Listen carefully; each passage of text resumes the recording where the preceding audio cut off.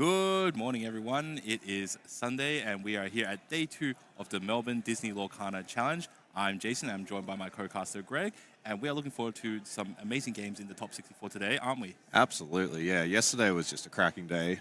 Really high-level gameplay that we saw on the stream. I thought was brilliant from all the players, and yeah, some of the people I've spoken to, just everyone says they've been having fun, and yeah, prizes were handed out yesterday. I know a lot of people who didn't make top cut still got a lot of tickets, and then they were able to buy the promos or the play mats or the hats or the shirts. All the prizes just look fantastic here. Yeah, So. definitely. So this is the first Lorcana Challenge, or the first party major event in Australia or Oceania. Yes. For the entire release of Disney Lorcana. Obviously, we received the product a little bit later than everyone else, so it's great to see that Disney and Ravensburger supporting our region and bringing some major events along. And it's the first time that a lot of these participants have been able to get some of these special promos that we see, overseas inside Australia. So it's great to see the support, and it's great to see all these players come and participate.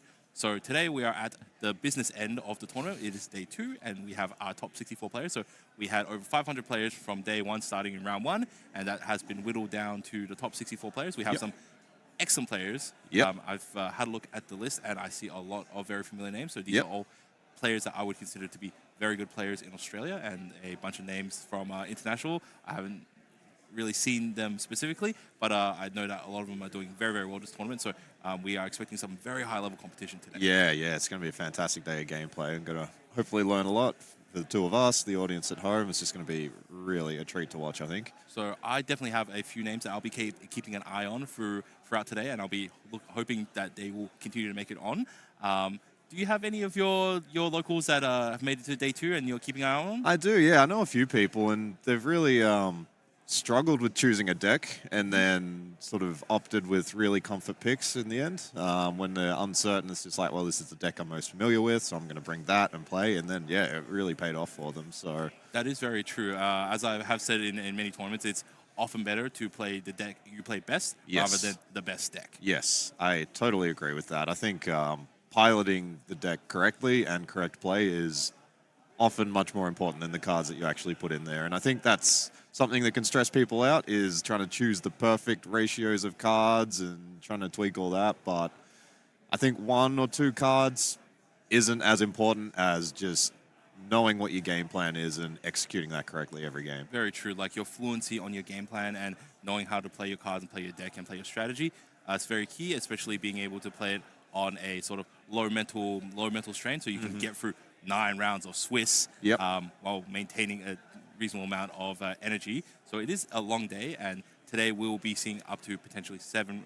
Well, we will be seeing 7 rounds of games, or some of the players will see potentially up to 7 rounds of games. So we have top 64. That will be 7 rounds of single elimination, best of 3 games, until we have one champion crowned at the end of the tournament. Yeah, I was definitely hearing that from some players this morning. They said in the later rounds, it was, the mental fatigue definitely started to set in. So, yeah, I think playing a deck that you're comfortable and familiar with in a long format is a very sensible choice. Because, you don't want to be overthinking it a bit too much when you have to make every decision. So, yeah, if you've got a clear plan and you can execute that well every game, then, that's often going to serve you quite well in these longer formats. Definitely very true. So yesterday, only 9 rounds of Swiss. Each Swiss round, only a 2-game format. So you're playing a maximum of 18 games throughout your day. Today, because we are playing best of 3, you can be playing up to 3 games per game. And if you're going 7 rounds, that's up to 21 games. So it's a little bit longer than yesterday. Obviously, the only person who's really going to get that far are the people in the finals. In the final, that's right, So I guess there's also a little bit of catharsis. Even though you might get knocked out in the tournament, when you're done, you can take a break, and then all that tension's released. Or at the same time, sometimes you get a little bit of that, a little bit of the feeling of like, oh man, I could have done a little bit more. And sometimes you make some mistakes or whatever. But at the end of the day, you can finish up, and then you can relax, go have lunch, go play some side events, and just enjoy the rest of the weekend.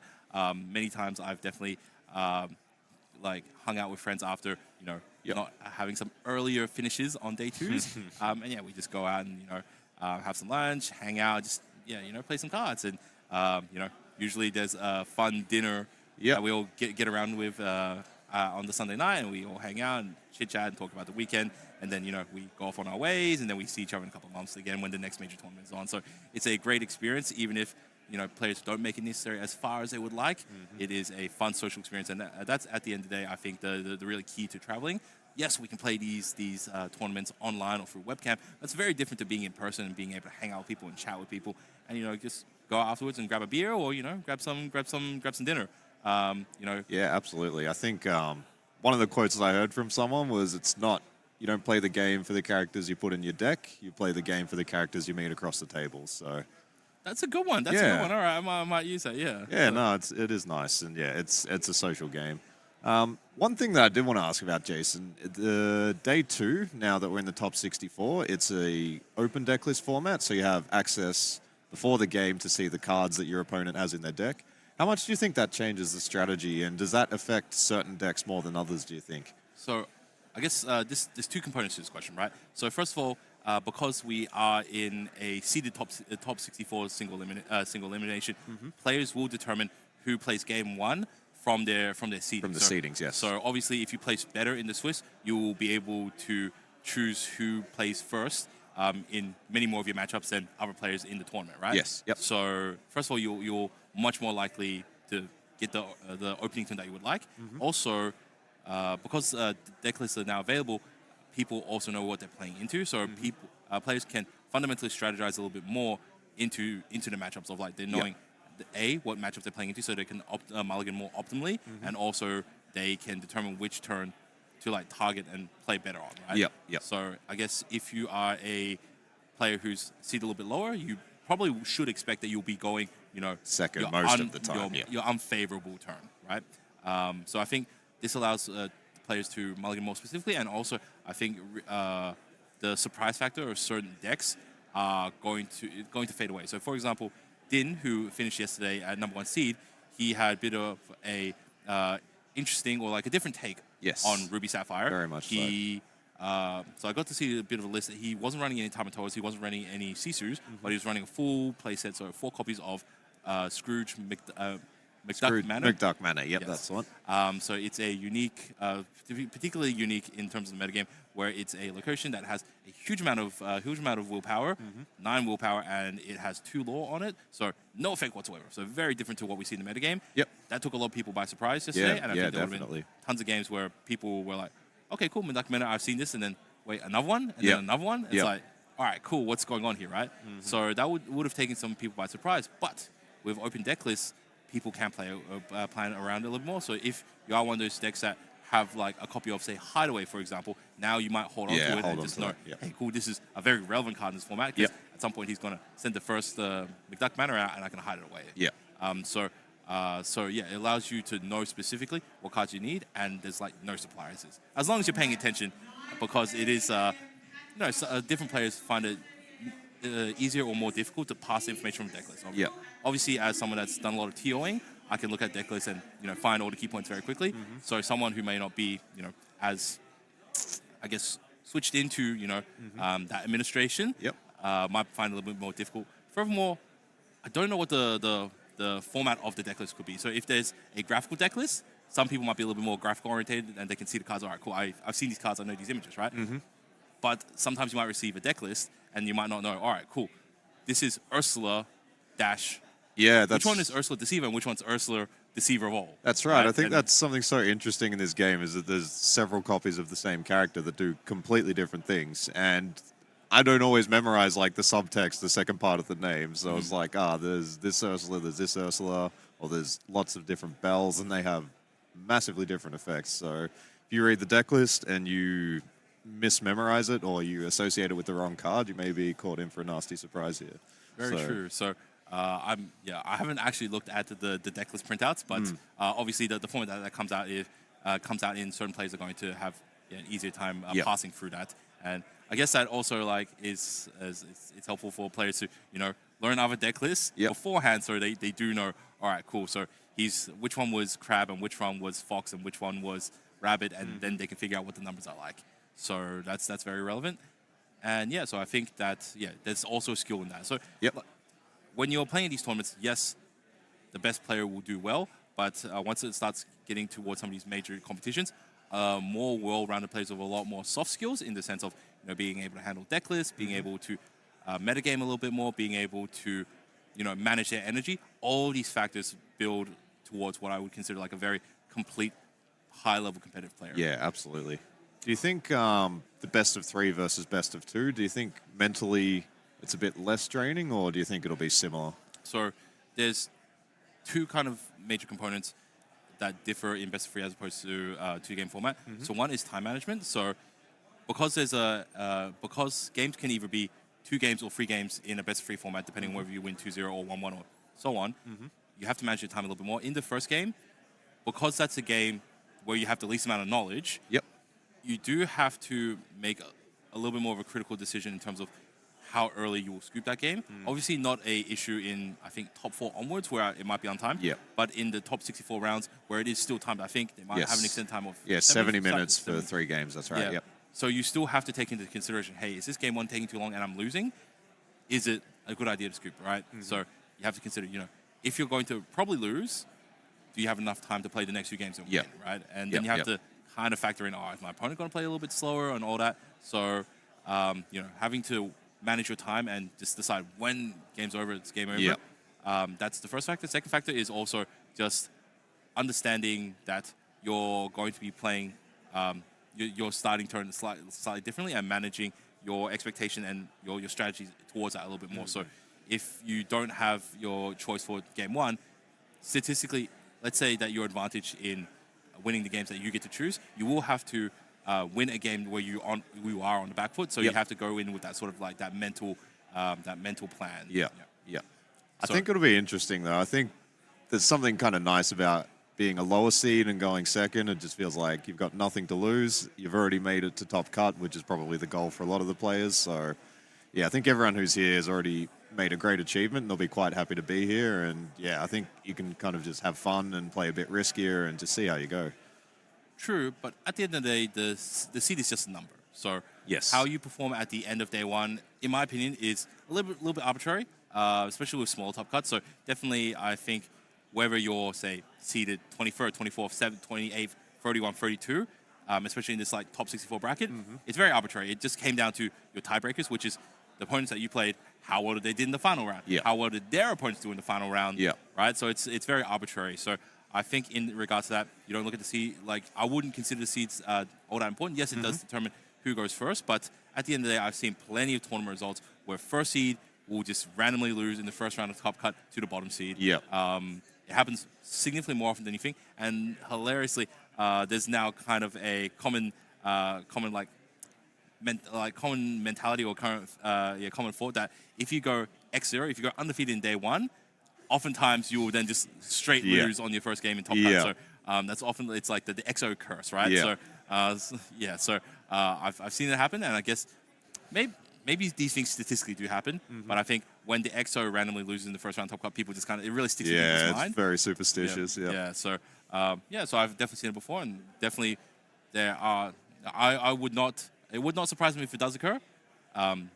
Stranger things have occurred, and we will be seeing possibly that happening today. So in our first game today, we will be looking at Nathan, who is playing against Din. So Nathan came in on the 64th seed. So he came in on the 64th seed on 4-1-4. A lot of the players came in on 4-1-4. There were approximately a third of them, I think. Didn't quite make it to the top 64 with 4 wins, 1 loss, and 4 draws. Yeah, that's right. There was a lot of people on 40 points. But the nice thing is they still got their promo cards too, and the Let It Go promo is just fantastic looking. So it's I'm a sure great looking card. anyone who came on 40 and didn't quite get in top cut due to tiebreakers, they at least still get that, which is, definitely. It was a very beautiful looking card. I had a few people showing it off to me. Yeah, me too. The artwork for these promos have really outdone themselves. It is just... Definitely. Just really makes it a little bit special, and it makes it feel like you've really earned something very nice for coming and playing this weekend. Yeah, and the other thing, even just the door prize promo, the Dragonfire card, it's just...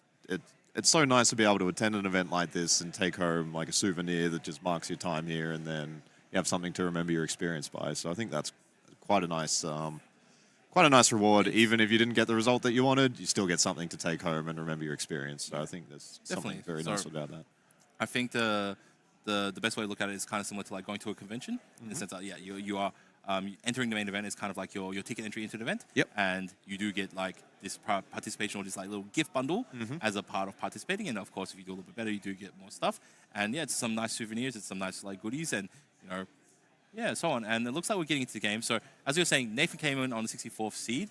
His opponent is the Goliath of this matchup, Din, who I believe he went 8 wins, 1-1 game. So he went, what would it be the number? Like 7, I think he went 17-3 or something.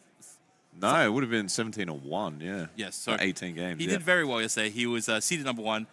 He didn't lose any of his games. Sporting some koala ears today. And so yeah, he's paired up against our 64 seed Nathan. I've got to actually, like, I've heard a lot of fun stories on the grapevine. So Nathan actually was a bit of a fanboy for Din. So yeah, so outside, when during one of the rounds, Din was just like grabbing a coffee or something, and Nathan like kind of was like real nervous, like, oh, like, I want to take a photo with him, and then he was like really nervous, and he's like, can I take a photo? And then Din was like, oh yeah, sure. So so we have a real David versus Goliath. Nathan, very very respectable player over here in Melbourne as well, very into the game, but he's playing against one of the players he admires. So we'll see how it goes. They say never meet your heroes, so we'll see how it goes. Well, Din's only tie yesterday would have been when he was on stream, so that's kind of the caster's curse, perhaps. No ties today. Only completions. That's right. Yeah, best of 3. What do you think about the koala mask that Din is sporting above his head there? Very cute, very cute. Does keep the drop bears away. Yep. Him blending in with his environment. Yep. I love it.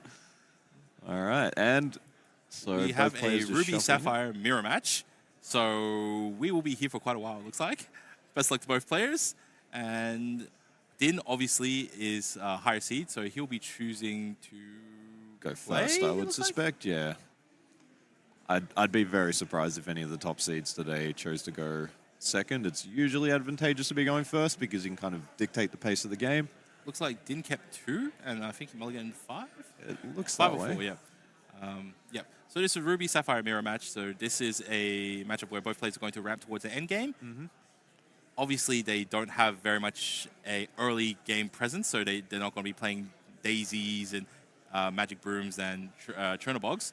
So we're going to see, not too much action in the early game, but both players just going to be aggressively ramping up towards the end game. Yep.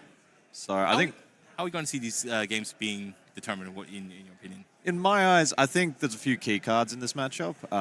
One of them is looking for your Hiram in the early game. You really want to ramp and then get some card draw to refill your hand.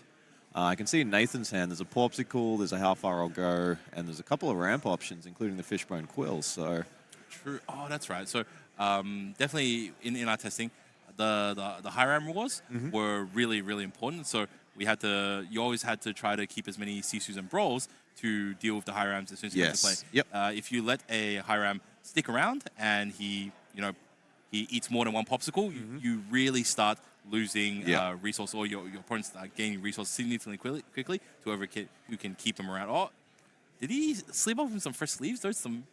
His deck almost toppled over. Oh. Quite possibly, yeah. I think a lot of people may have re-sleeved overnight. Re-sleeved overnight. Okay.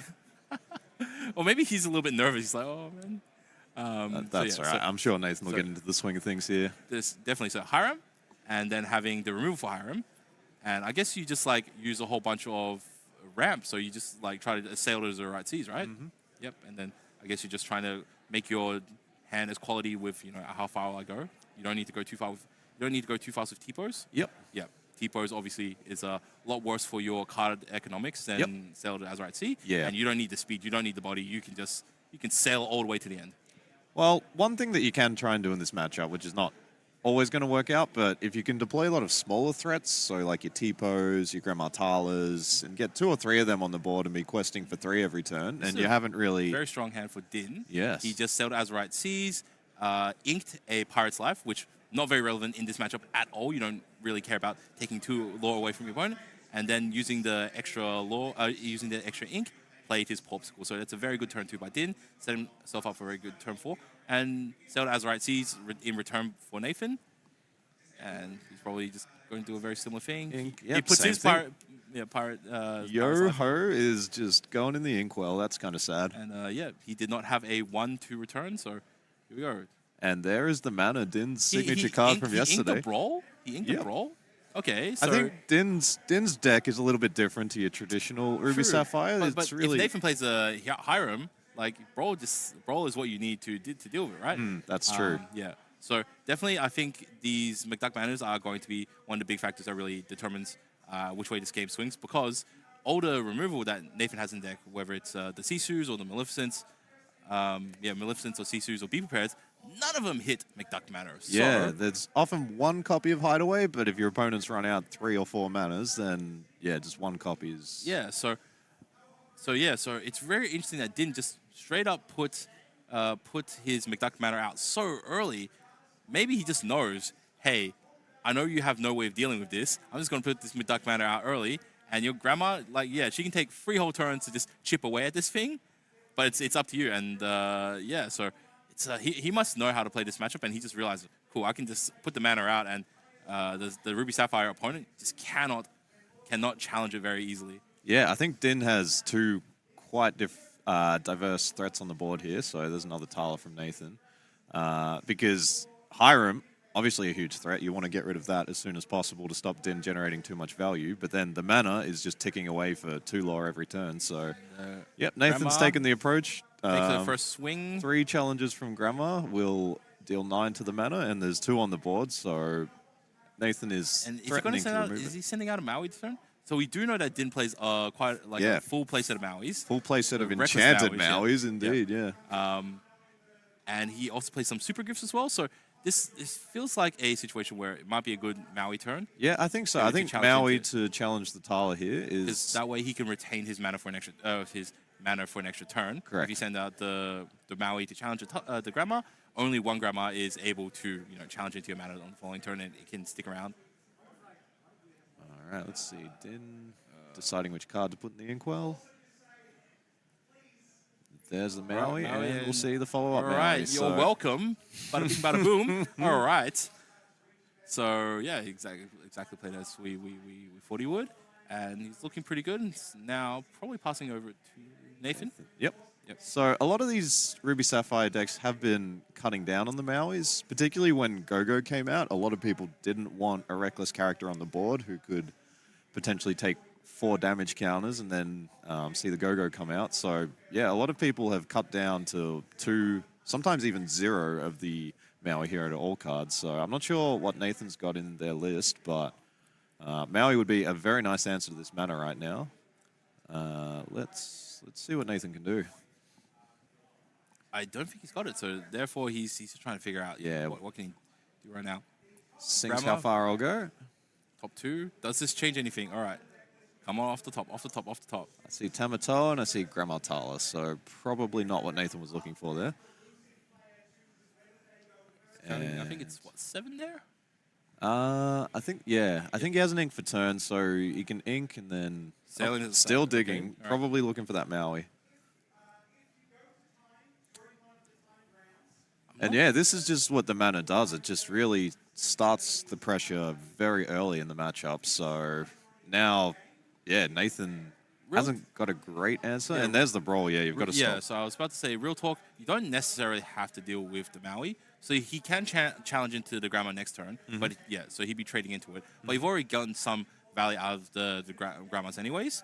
So, and otherwise he can't quest for anything. So you're kind of safe still. You don't really have to deal with this Maui. So he ramped up a fair bit. I think he could have inked a little bit more because he did sell that, right? Play the sale, yeah, but I think he just might want to run a little bit low on cards in hand. Definitely brawling the Hiram is definitely the much more important play. Yeah, I agree. Yeah, you just need him to stop drawing the extra cards. But he is ticking away these manas every turn. So like he didn't realize that these are pretty sick in the mirror match. Yeah, these are really, if you can get them out on the 4-ink turn, it really puts so much pressure on your opponent. This was such a crazy meta call where everyone just went completely one way of let's just focus and deal with anything that's small, anything that's to a strength or less. That's super like pigeonhole the entire meta, and then didn't go to the complete other way. It's like what happens if I go super big willpower locations and no one's got an answer? And he's just like playing Monopoly every game, charging people for rent, and everyone goes bankrupt. I saw some nice things in the 5 cards that Din's looking at here. There was a Maui Shark and there was a few other options. Ops for another Visions. And runs out another mana. I would have thought that like this is just like a second mana turn because Nathan just doesn't have enough board presence to be able to deal with these. He's already like struggling to close down the first mana. I think definitely the second one is going to continue on the pressure, and now it's just he's half the remaining clock that Nathan has. He's now gaining four a turn. And are we going to see Din banish the Popsicle here to heal up the Maui to protect it? I don't think so. I think Maui just challenges into Grammar. And just he's got plenty of additional Mauis to continue to deal with whatever else he plays, and this just makes sure that his existing mana just like sticks around for longer. Yeah. So yeah. And he can just keep his Popsicles because his deck doesn't run Tamatoa. He cannot recur the Popsicles, so he's only got a few amount of high rams he can trade this Popsicle, like a few amount of Popsicles that his high rams can trade in.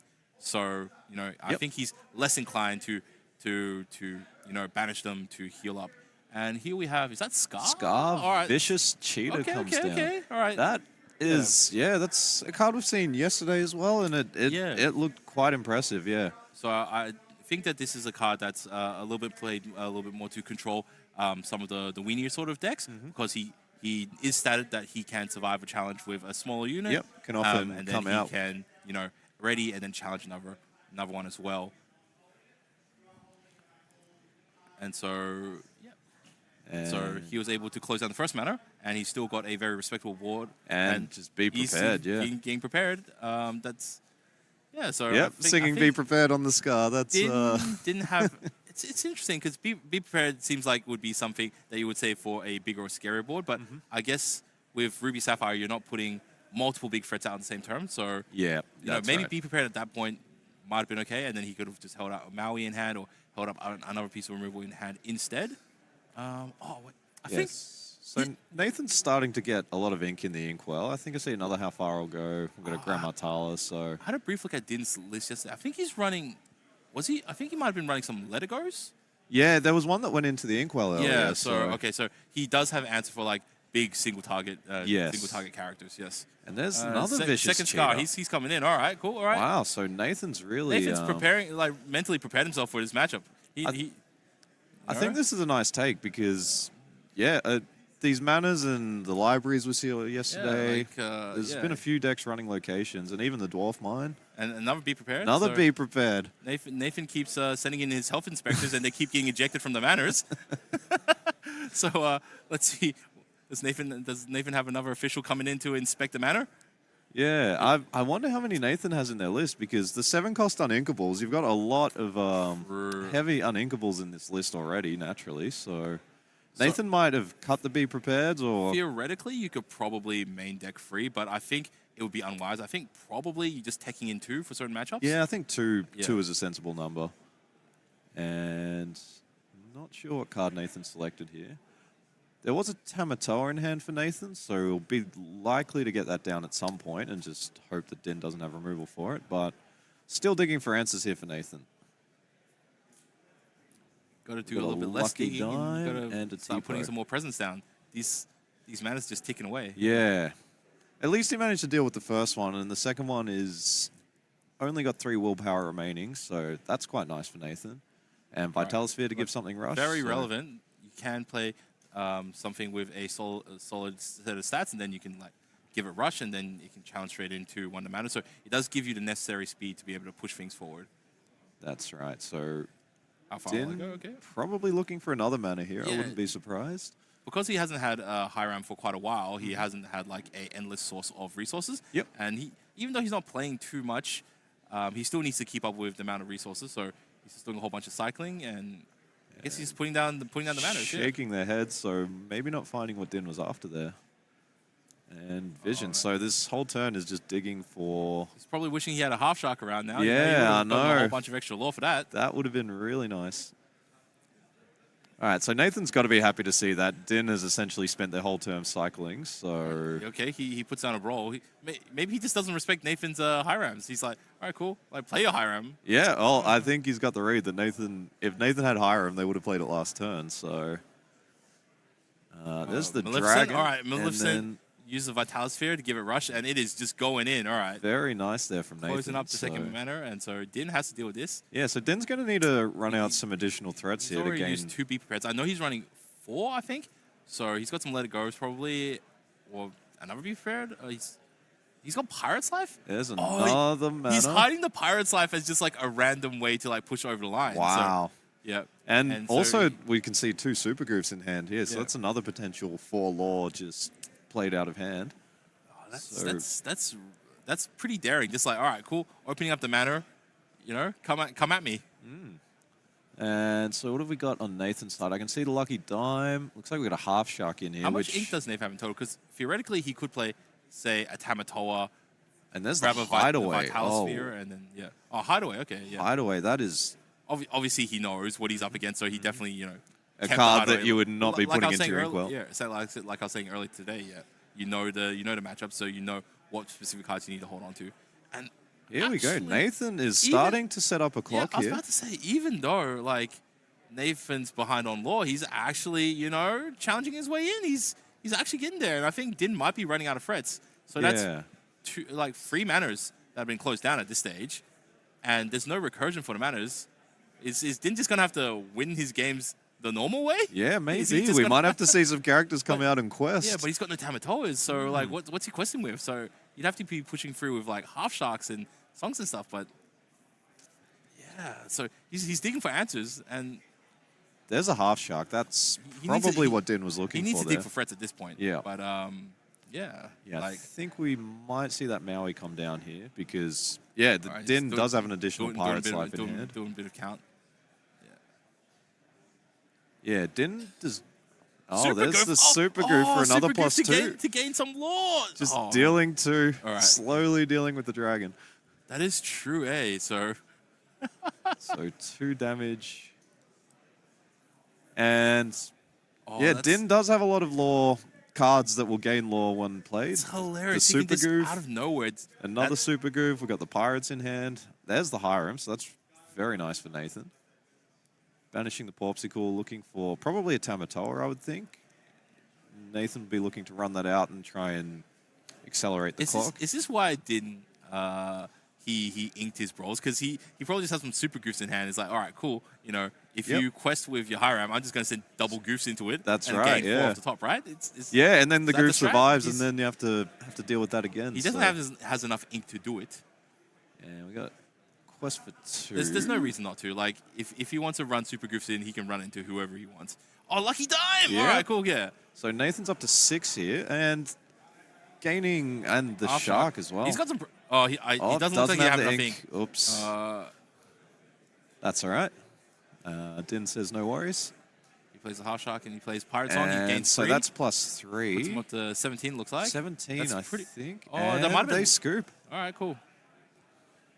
We might have missed the tick Yeah. of lore at some point, but yeah, looks like Din was able to make it over the line, and yeah, so It was- it's very interesting. He kept the pirates life at the end just so he can push himself over the edge a little bit. Yeah, Yeah, I think that's another. The Super Goof is not a card that we've been seeing a lot this set, but yeah, Din's plan is just get close, get to 10, 12 lore with these manas, and then run out the Super Goofs, run out the Pirates' lives, try and get some lore through your Maui Half Shark, and it just, yeah, it's a lot to deal with. I think about this, and as someone, if I was in Nathan's shoes and as a competitor, I would if I was in his shoes, I would be thinking, look, the amount that he's really tested this deck and really played through its lines is very experienced. Because I think about it, look, he knows in this matchup you can play the Duck Mana super early, and and other Ruby Sapphire decks are going to have a difficulty in trying to close him down, right? Yep. But also in the back of his mind, he knew that those weren't going to survive. So towards the later part of the game, he was holding on to those pirate songs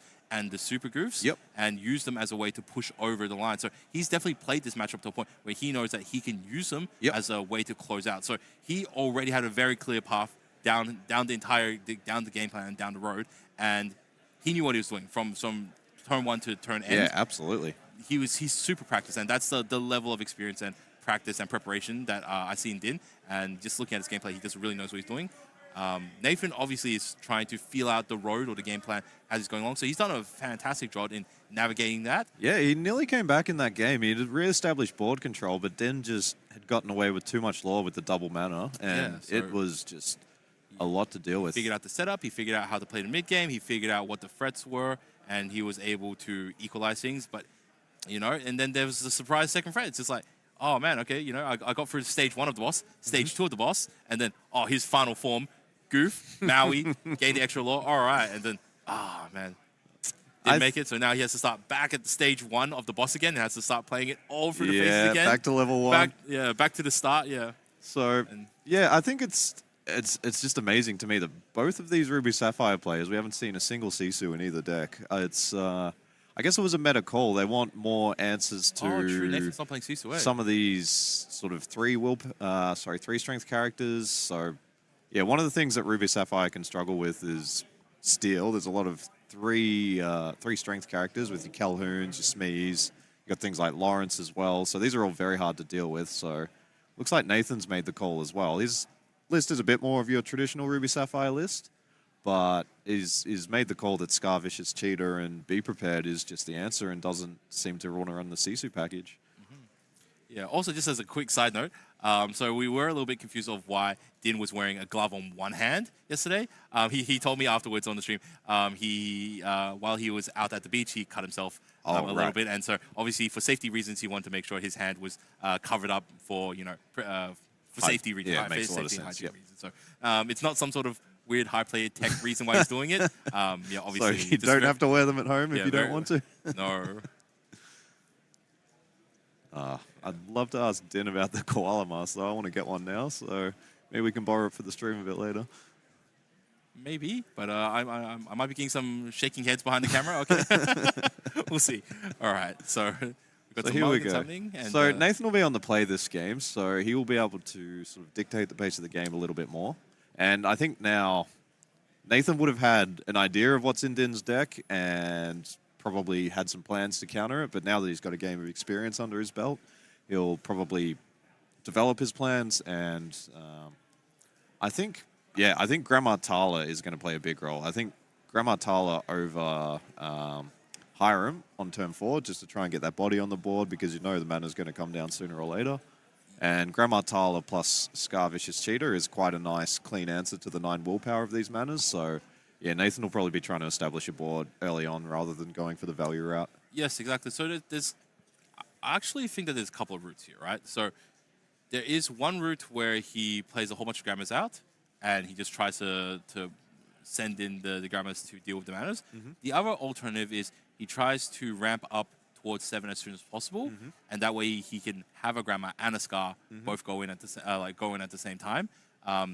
So I think it could go either way. I think having one grammar out is probably correct, and then he wants to ramp but not sing with the grammar to get up to 7, and that way Grammar and Scar can come in at the same time and close a mana together on one turn. Yep. Obviously, that's going to receive some return fire from Din in regards to a Maui, but I think he can continue to push on from there. Yep. So I think the key is get Grammar out, do a little bit more additional ramp, and then get Scar in. But it's definitely a very different change of pace to what Nathan might be usually used to, now being the aggressor in a matchup. Cool. So we see a Pirate's Life being inked early on and develop your mind. So just look at the top 2, put one in hand. Okay, and Nathan with the Vital Sphere on turn 1. So that's definitely going to be very useful in this matchup. So if he does need to push a little bit of extra damage, I think Half Shark is base strength of 7. So if you Vital Sphere, it goes up to 9, which is exactly what you need to be able to single-handedly push over a McDuck manner. So very important item in this matchup.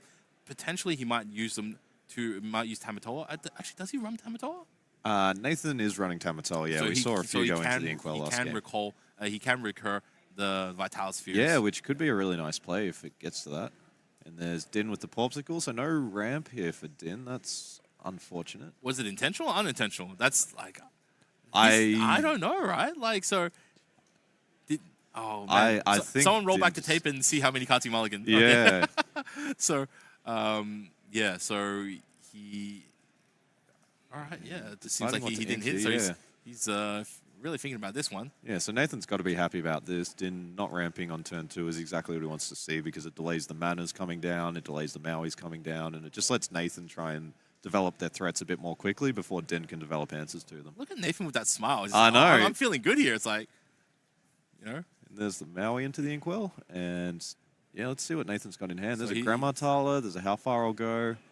So this is always an interesting one. I think you want to be, because Nathan's ahead, given that Din missed the inking the ramp. Grandma. Okay. Oh, we got another Grandma coming All up. right, okay. So Yeah, I think it's an you interesting can play, yeah. you can consider just playing the How Far I'll Go if you want to rush out something like your Maui Half Shark. But yeah, I think taking the slightly slower route, just playing the Grandma and then singing with her next turn is exactly what Nathan wants to do here. And that was the game plan last turn, but Din just established so much pressure on the board that Nathan wasn't able to sing on the turn that the following turn that it came out. Yeah, definitely. Oh, we didn't see that. Was that another Maui? That was another in? Maui, And another shiny Maui. Pass? Oh. Yeah, ink and pass. Oh. So Din has had a bit of a slow start to this one. Here we go, seeing how far I'll go. And yeah, Nathan is looking very nice this game, yeah. Moving ahead, and yeah, he gets to build another ink, and yeah, so he's currently sitting at 4. He can go up to 5. Does he have anything that he can take advantage with this 5? I'm not seeing anything in hand. I can see the Hideaway in hand. I can see the Brawl in hand. And yeah, just thinking Dragon, I think that makes a lot of sense. It's not the matchup that he's keeping. Yeah. See, like, this is why I think probably would have been best to have kept that previous Grandma on the previous turn. Yeah, to have at least something you to would have play had with something the to play, follow-up. yeah. Yeah, I think Nathan's valuing the Half Shark more, probably for the, as you were saying, the rush potential with the Vitalosphere out. A Brawl, on the high ram. And Usually it's a very relevant target, but I'm not sure how many items Din has to cycle through. But, you know, it's probably a safe bet to just Brawl out the high ram. yeah, I think Hiram on its own is just so scary with the value it can generate. And another How Far I'll Go for Nathan here. So this is looking fantastic Going for pretty Nathan far. at the moment. Yeah, Right, going very far indeed. He's got a lot of ink right now. Yeah, so he's definitely over 7. So Yeah, I think I'm seeing. he can send in scars anytime he need to for manners, and also he's probably a little bit short to play Maleficent and then Vitalosphere on the same turn, but he's pretty close to that. But otherwise, the first McDuck manner that Din's playing is probably going to get challenged straight away. Yep. Does he just hold off and just play 2 at a time? He still has equalized board, so I think they're both in a feeling each other out situation where if Nathan hard commits and plays a lot of characters, then Dim just be prepared to board. And otherwise, if Nathan is like just playing very cautiously and slow, I think Din potentially just has ability to just play McDuck Manor next turn. Yeah, we might see that come out. It's tricky here for Nathan. Because what does Nathan do here? Yeah, Nathan can play the Maui Half Shark, which does have evasive, so at least he can safely quest or sing with it, and it doesn't get answered by the Maui hero at all. So I think we might see that come out. But yeah, just starting with Develop Your Brain, probably looking for something like Hiram or. That's another Half Shark I think I see. No, that's a hero at all. A hero at all? And sends Hiram to the bottom. That's interesting. So he's highly valuing the Vitalosphere here, which I think is smart. He knows that Din's running a lot of McDuck Manners. That's part of his win condition. So it's like he's got 6 ink open. Yep. And Half Shark. That makes a lot of sense. And Din might be holding a Let It Go here. Popsicle. Cycle a card. Yeah, so we've got 2 Maui staring each other down on the Half board. Shark is one of the cards you definitely need to prioritize dealing with. And yeah, just judging by Din's body language here, not quite finding what they wanted. Got another Maui, which we got. Yeah, ink in the Brawl here. Not getting a lot of value out of that at the moment. And just seeing what he can find with the Grandma Tala. You see his has a look at it, it's like, nah. Oh, yep. And you just see he just did a little bit of drawing, a little bit of searching, and yeah. Right. Nathan's probably in a pretty decent spot right now, so he's got the board built up a little bit. Now he needs to try to just pressure. So at this point, at the very least, every time he casts like a Sail to Azurite Sea, he's getting a certain amount of floor. Board is a little bit stalemated. Both players do have like pressure on the board, so you can't really just openly quest. Although actually, The half shark because it quest has a with the evasive evasive, tag. Yep. it is protected. So Nathan's in a tricky spot here. So So probably wants to run out that Tamatoa at some point, but also doesn't want to overcommit into the be prepared. So too many, yeah. So I don't know about this one. This now feels like it's now worth be preparing. yeah. So we got one lore off the half shark here, and yeah, I think if Din has got be prepared here, it will be coming down almost certainly. But if not, then yeah, Nathan might have the read that he doesn't think Din's got it in hand. Oh, I think Din may have just hit it off the top here. So Din with his poker face. oh, Din is really not afraid, or Well, perhaps doesn't have the He ink. definitely does have be prepared in hand. I think I saw one. Oh, before, yep, just but got why the is let he- it go, I think. So we might see Okay, Maui so- sing let it go, or just a hard Oh, cast. so you sing it. So you. If you sing it, you do exert the Maui, and then you open yourself up Yeah. to the challenge. No, So you just play it normally. Yep. Put it onto the Tamatoa. Yep. And then Maui can just challenge. Oh no, Maui can't challenge the other Maui, yeah, Right. with the evasive tag. So Din still trying to filter their hand here. Not Doesn't look overly happy with what they found. So I'm honestly not sure what's And just what's pass. his lines of play. Is He's there- got some amount of answers, but is there a popsicle in the banish zone here for Nathan? If not, then there's probably nothing for the Tamatoa to fetch. So Din's just saying quest for two is not that threatening at this stage. could this be some 600 IQ play by Din where he's just pretending his hand's bad Oh, and then gets Nathan yeah. to commit more to board? He's like, oh, what do you know? I Oh. just drew into a be prepared. Oh, lucky me. We might be seeing something like that. Could it be? No. Yep. So Nathan so quest- really would like to see a popsicle here. Popsicle, and then you can banish it. Both and players, then both players are very just like kind of poking each other right now, not really getting too far ahead. They built up a ton of ink, and does Nathan just passes? Yeah. Not doing anything? he doesn't want to commit the Tamatoa because with the quest, the Maui and the Grammatala can, They can challenge it, challenge for the sure. Tamatoa. And there's the Hiram for Din, so he'll be very happy to be seeing that one. And now, yeah, Nathan's the one who's facing down a slightly scarier board. Yeah, Nathan is just They're both praying yeah. that he can find a popsicle here because that would generate a lot more card draw. And only 3 cards in hand, starting to run a little bit out of juice. Yeah, not having a popsicle and not being able to recur that with Tamatoa is just kind of slowing him down. Yeah, very, very unfortunate here. There's the let it go on the shark. Yep. Yeah, so that would is make sense. yeah, That's what- dealing with the evasive threat. Yeah, like Din has no natural way to being able to deal with evasive, and it is slowly gaining him a certain amount of lore. And if Din ever uses the grandmas, like the half shark could have like gained some actions to actually move the game ahead. So yeah, definitely it was the right call to get rid of the half shark. The evasive, yeah. And that opens the grandmas up to now be able to quest a bit more safely as well. So I think that was So another develop your mind. Yep. Yep, So and I think we may see Scar Vicious Cheetah come down here. I did spot it in hand for Nathan. That will answer one of the Grandma Talas and then either the other Tala or the Maui. Or, okay, another half shark. Okay. So Yeah. If it was good enough for Din to let it go with, then it's definitely good enough for you to play again. And here we go. This is the play we were talking about yes. earlier. So challenge the mana with the Vitalosphere half shark for exactly 9. Unfortunately, Maui does not get to pick up any actions from challenging locations. No, that's correct. There's a lot of cards that will I think most cards specifically say challenge a character as Yes. opposed to whenever this card challenges. Yes. So locations are immune to those effects fundamentally. But yeah, Nathan will be happy because can quest with the Tamatoa and fetch the Vitalosphere now. But not he's not still prioritizing going to hold that. back because the Tamatoa is still vulnerable to Yes. Maui if he needs to do it. But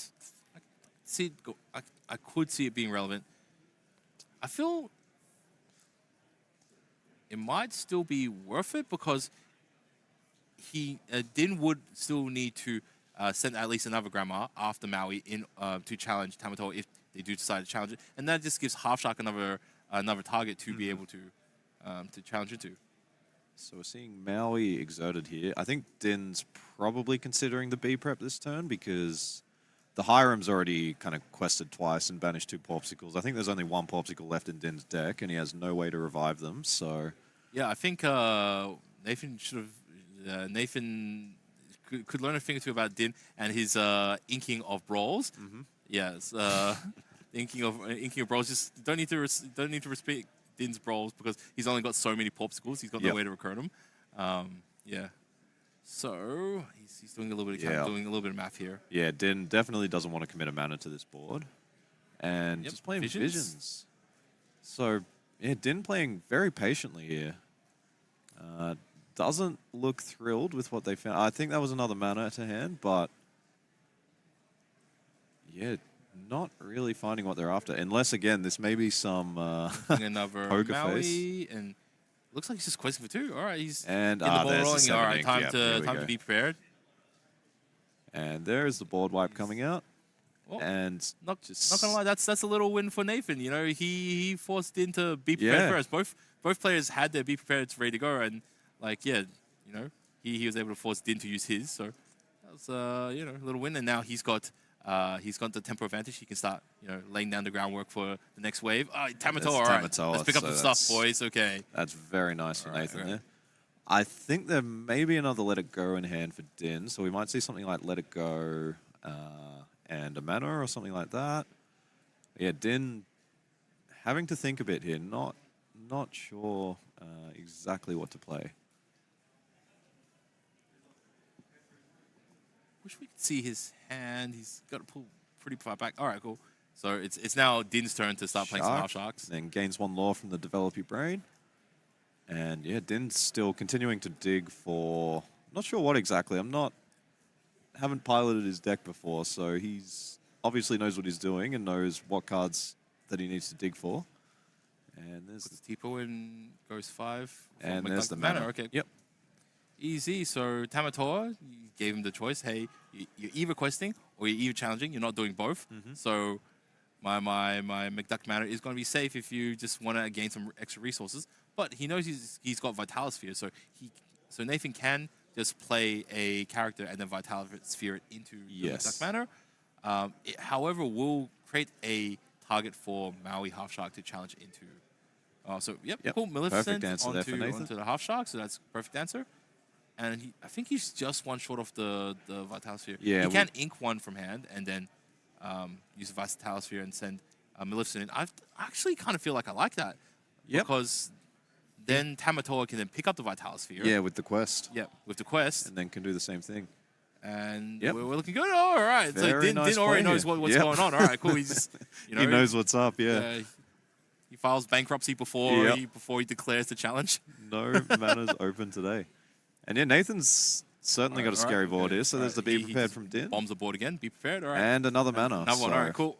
Yeah, it's not looking bad here for Din. I think this is a very close game. This is a great war of attrition. Yeah. So, Nathan pass? Oh no! Look at this card. Look at the banner zone. Okay. And Nathan is just like, where are my Popsicles today?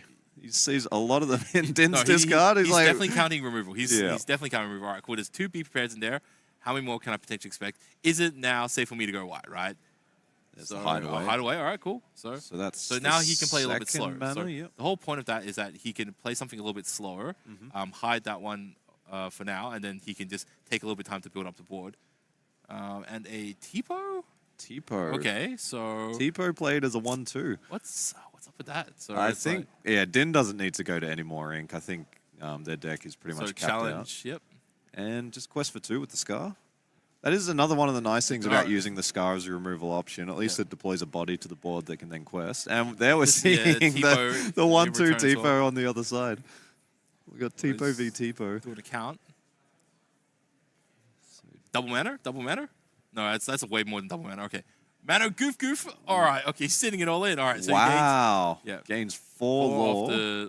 4 off the super goofs. And yeah, have that. Now it makes a lot of sense why the Tipo got played on the previous turn.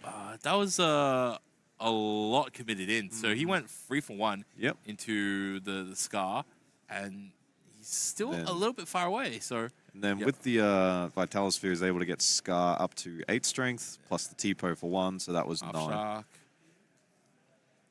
I think Nathan's turning this around. I think Nathan can close this out. Nathan is looking quite solid he's here. ahead. All right. Oh, wait, was that a thumbs up? Someone screenshot that. Clip that, chat. Yeah. So Oh, Nathan's feeling himself. Look at him. He's enjoying this game. There's Pirates just for 2. And pushes Din back 2. He saw last game, all right, Din out of nowhere was able to just close that game. So this time he's giving himself a little bit more room for insurance. And so it's like, when to challenge. I think he holds back. Yeah, I think not questing it. You can't let that Maui retrieve Din more is value going to out of slowly push up one lore at a time with this half shark. Doing it the old-fashioned way by questing. All right, and so Din has also gone through a lot of the both players cycle. are really okay. What's happening here? So what's quest happening? for 3. So quest for free. And he just says, "Come at me." All wow. right. So he takes a bite. I'm not sure about this one. Yeah, so he picks up visions for sure, right? Visions almost certainly, yeah. So all right. Plays the visions, gains a lore. This is very interesting. Yeah, like, we got another half shark here. We got how far I'll go. There's some good stuff for Din here. Although he's keeping his poker face on, pretending, ooh. I'm very curious what they keep here. You do know when I'm saying he's putting on his poker face, it's like I'm being sarcastic. I am not sure, He's a very animated player. Din. Okay. Whenever he's got good or bad draws, if you look at the camera, he's like very like, yeah. So he's very animated character. So, So I think Din's just going to be happy to keep cycling action after action here. Nathan's just like a very positive player. He does play at a couple of locals that I attend, and he's like always very vibrant, very energetic, very helpful from every time I've interacted with him. So great guy. And yeah, we have another how far I'll go. So he's just getting so much lore off this Maui half shot. This one Tipo gaining one, and there's another sail. Oh wow! This is game plan C. You know, yeah, just that's have right. half shark and then just push through a whole bunch. Oh man! Oh, Nathan finally finds the popsicle. Can he get the higher room to go with it? We got the how far I'll go in hand, I think. Yeah, geez, that one visions that Din was able to get from the discard just really accelerated the game. Top 2, he sung it. And we got Does he have? Yeah. He was singing for the millisecond. Nice answer there from Nathan. But Din will be quite happy about the way things are going. They were able to generate so much lore off that half shark, and then it still required an answer. Yeah, definitely. So now I understand why there's just like so many of these like cantrips that would just like keep pushing through. Yeah, that's another one of these just lore gains. Especially when you get to this ink total, you can play a shark, and then you can run out 1, 2, maybe even 3 actions, and just generate 3 lore while cycling through cards. So Nathan looks like digging here with the visions. Both players are literally just playing with fumes. They're just top decking and seeing what sticks. Yeah, but Nathan just has not been able to find a wheel here, not been able to find the Hiram, and just not had the popsicle when the Tematol was out. That's true. Nathan, if he can get a Hiram with popsicle, he can actually just like blow up in resources. Yeah, the hand size will just explode, but I think we've seen because none of them. Din, even though he has a lot of cards that will draw him cards, none of them increase the total amount of cards in hand. That's ultimately, right. At the end of the day, he will only really be just like replacing a card with itself. Yeah. That's right. Apart from the Hirams, which I think there's only one more popsicle in Din's deck, so it's fairly unlikely that they find popsicle and Hiram given the deck size. So Nathan, developing one or another vision. Okay. So visions into visions here, just really looking for that Hiram. He's got to get at this point, right? Oh, don't tell me. Well, Nathan looks happy, so perhaps that was the card that they wanted, but he's ordering them. Come on, Hiram, where are you? All right, that looks like 4. 8 ink. Is this a Tematol, perhaps? Maleficent. Okay. Maleficent. So Nathan's hand is now empty, but the deck is quite thin, so there's got to be some Hirams in there. See, like I sometimes feel like maybe Grandma wasn't the best target, but definitely like because you want to prevent the half sharks, and this half shark is now going to work now. Yeah, Din's just got so much pressure. Like Din's got a handful of cards. Half sharp, not waiting for the paint to dry. I'm going to work. I am putting some lore down. And was that a He just brawl he ran out with brawl. no targets? Yeah. I've never seen that before. So it just plays it with no targets just to gain the lore. And Nathan scoops. Wow, that was Nathan was looking fantastic, but just was unable to find Hiram, so couldn't just keep his hand full. Feels like definitely well done to Nathan. He was playing against an opponent that had a significantly more amount of experience than him, but he did very, very well. We could see him navigate that first game very, very well. He did an excellent job there, and on that second game as well. Sometimes that happens. Hiram is just in the bottom half of your deck, and you just cannot find it when you need it. So yeah, I think we've all been there. He played him basically to a stalemate. They both just like were left on fumes, and look, it could have gone either way. They were both like very close on the amount of lore for sort of the mid game, and their boards are very similar. Cards and hand were very similar. Very scrappy game, and the two were just sending cards backwards and forwards, and it seems like just the cards is tilted one particular way. Yep. And yeah, I think maybe and that's Din's been able to close it out. So yeah, it was just that one turn where Din was able to fetch that visions and then just started a cascade of action after action after action and got 3 or 4 lore just from the half shark passively, and yeah, that just pushed him into a scarier lore total, and then was able to sort of put Nathan in a defensive position, had to make some suboptimal plays just to stop Din from questing with some of the small threats, and then, yeah, eventually was able to run out another shark, and then, yeah, that was just unrecoverable at that point for Nathan.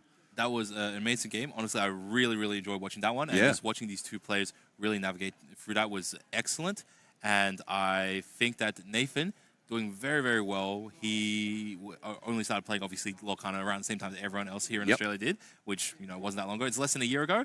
And I remember he's like went to locals and we got to know each other and like got to play some games. And it's very positive, very positive experience with him and his partner. And they play a lot of games locally. And I think he would be like, he should be very proud of making top 64. Unfortunately, he cannot make it any further into the tournament. But, he did get to play one of the best, possibly the best player of today. Yeah, we'll see. Yeah, Din continues their glorious run here. So after going 17-1 and then 2-0 in the first round, so he'll be feeling very good about his results thus far. Yeah, so yeah, he put up excellent fight and did a very good job. And now he can relax. He can spend the rest of the day playing some side events or watching some games and doing whatever he wants. And yeah, we have Din, who's I don't know. Maybe he's maybe a little bit worried that all right, some of these Australian players actually got some hands. Yeah, they can get in there, right? Yeah, if Nathan had have found that Hiram, had have found that Popsicle, I think they win that game and we go to game 3. But just this is one of the things with Ruby Sapphire. It's a semi combo deck, so you need ramp and then you need your Hirams and your items to refill your hand. And if you can't get all of those components together, then sometimes you just run out of cards in hand, which we saw there. And yeah, I think all the ink choices from Nathan were correct. I really like the way that he went about that game, but it was just, just the game plan from Din. He really seems like he's got this meta figured out. Yeah, definitely for sure. Like you don't go rogue and you don't go like way off the track without having a pretty good idea of like, all right, what's going on? What are people focusing on and what people not focusing on? And yeah, so it's been a really good meta choice, and he's had the time to test into it. He's like, all right, cool. If I run this into these popular 6 decks, what are people going to do? What's a game plan? What's a B game plan? And what's my response to those things? And he had an answer to it. So he knew, all right, hey, look, we have the super goofs to gain some lore. Like, super goofs, where I haven't seen that card for a long time. So, but yeah, so immediately, look at a free for stats, it's 2-4. Sorry. 2-4. At 2-4 stats, it's able to deal with a whole bunch of those lower cost characters that Brawl and Seesaw are supposed to deal with. Yep. It sticks around because it's got a 4 willpower body and it's got rush, so it can get in, and it also gets you some lore. So it's almost when you really think about it, it's almost just a red Calhoun. I think that's a good comparison for it, So, and it will, like you said, it will often stick around. If it challenges like a 1-2 or a 3-2 or something like that, it's still sticking around and it's still demanding an answer from your opponent. So it can often 2 for 1, or at least get them to answer it, or otherwise, if you don't answer it, then it can challenge again, gain you another 2 lore, and that's definitely not what you want. So yeah, so So yeah, so just like seeing the lines where, all right, cool, can gain some lore off those guys. Also seeing the lines where, look, you can play half shark and then just gain free lore every turn safely. Plus like whatever Maui is questing for, and like the McDuck Manners. There's just so many interesting lines to play that he's really sort of like pictured out. I could see it like a mental flowchart of, all right, if opponent does this, then do this. If opponent does this, then do this. And there's multiple different ways to win these games. And yeah, I feel it's a really fun deck to watch. So yeah, very much so. There's a lot of technical aspects to like how it plays out, and it's more exciting than seeing, like in my opinion, than seeing a whole bunch of like Merlins and Madamines turning sideways for two. You just kind of want to see, hey, where's this going? Is this chain of actions going to just keep going? And it really did that game. We saw it on a couple of turns, just action after action after action, and was able to dig through the deck and find the cards that he ultimately wanted. And then, yeah, it's very difficult to pilot because if you don't find the Hiram and the Popsicle, you're going to run very lean on cards because some of the cards in your deck, like Manners, they demand an answer, but they don't challenge anything. They don't remove any of your opponent's cards. So you really need to think carefully and manage your total cards plus your Inkwell very carefully. Yeah, so that game was definitely much more of a sort of like a scrappier game where both players were just like playing off the top of their decks. Yeah. And I think like it's just Nathan like did a very good job setting the pace of the game where he decided, hey, look, if we're both going to build up our systems, I know that my system probably not going to be able to crumble yours, so let's just both go in there with like our half-baked characters and let's see what happens. And he put the pressure on, and it seems like he was doing very well. I think like if he laid on the pressure and had a little bit more of the clearer draws, I think he would have pushed through. And I think so theoretically he had the right game plan. I think he theoretically had the right game plan. I think that one Tipo questing might have been the one, I think that turned the tide. Over, right? Yeah, that's when Din really saw an opportunity and he grasped it. So the challenge, fetched the visions, and then was just able to start the value train rolling. Yeah. So, but overall, like I think it's a very, very good game, and there's definitely a lot that that the players can learn from that situation. Yeah, very much so. Do you think we're going to see this Din deck popping up? Do you think at locals next week you're going to see? So I think I think it would be very popular. I think definitely a whole bunch of people, especially the combo players, are going to look at this and think, oh, okay, so this is both control deck and combo deck, and I think that's going to really resonate to a lot of people. So there's definitely people who might think some aspects or gameplay of Lorcana might be a little bit simple, and they might prefer a game that's got a little bit more depth or a little bit more complexity to its play lines, and I think that this offers that as well. And typically those people also enjoy playing a little bit more of a control strategy as opposed to a more sort of aggressive, speedier sort of strategy, right? And so I think that, this will be a very popular deck for people to try out. Obviously, it will require you to find some very popular cards right now, Maro Half Shark being the main one. And but if you're playing Ruby Sapphire, you've probably already got it's two not or much three of a Half adjustment. Sharks. I think you just get McDuck Manners and maybe some super goofs. Okay. Yeah, it's not a difficult deck to build because it's mostly relying on rares and commons and uncommons. So I think we'll see that popping up quite a lot. And whether they'll be able to pilot it like Din, I guess we'll wait and see. Curve, and then all of a sudden locals will all run to time every single round. Yeah, everybody playing Ruby Sapphire and there's just 5 McDuck Manners on the field and just chaos. So. Oh, I'll look forward to seeing that as it occurs. So that game was a 2-0 win to Din. Yeah, very Obviously, well done we're playing best of 3 for these Swiss rounds right now. So that means we have finished this round a little bit earlier. It's got a little bit of time before we move on to the next round. We will be taking a break soon. I'm just double checking with our support team in approximately how long we will be back until the next round. So we're hearing about 15 minutes. So, we might jump on a short break here and then... So stay tuned. We'll be back in about 15 minutes for the top 32 round of Day 2 Melbourne Disney Lorcana Challenge. Thank you for watching, and we will be back soon. See you then.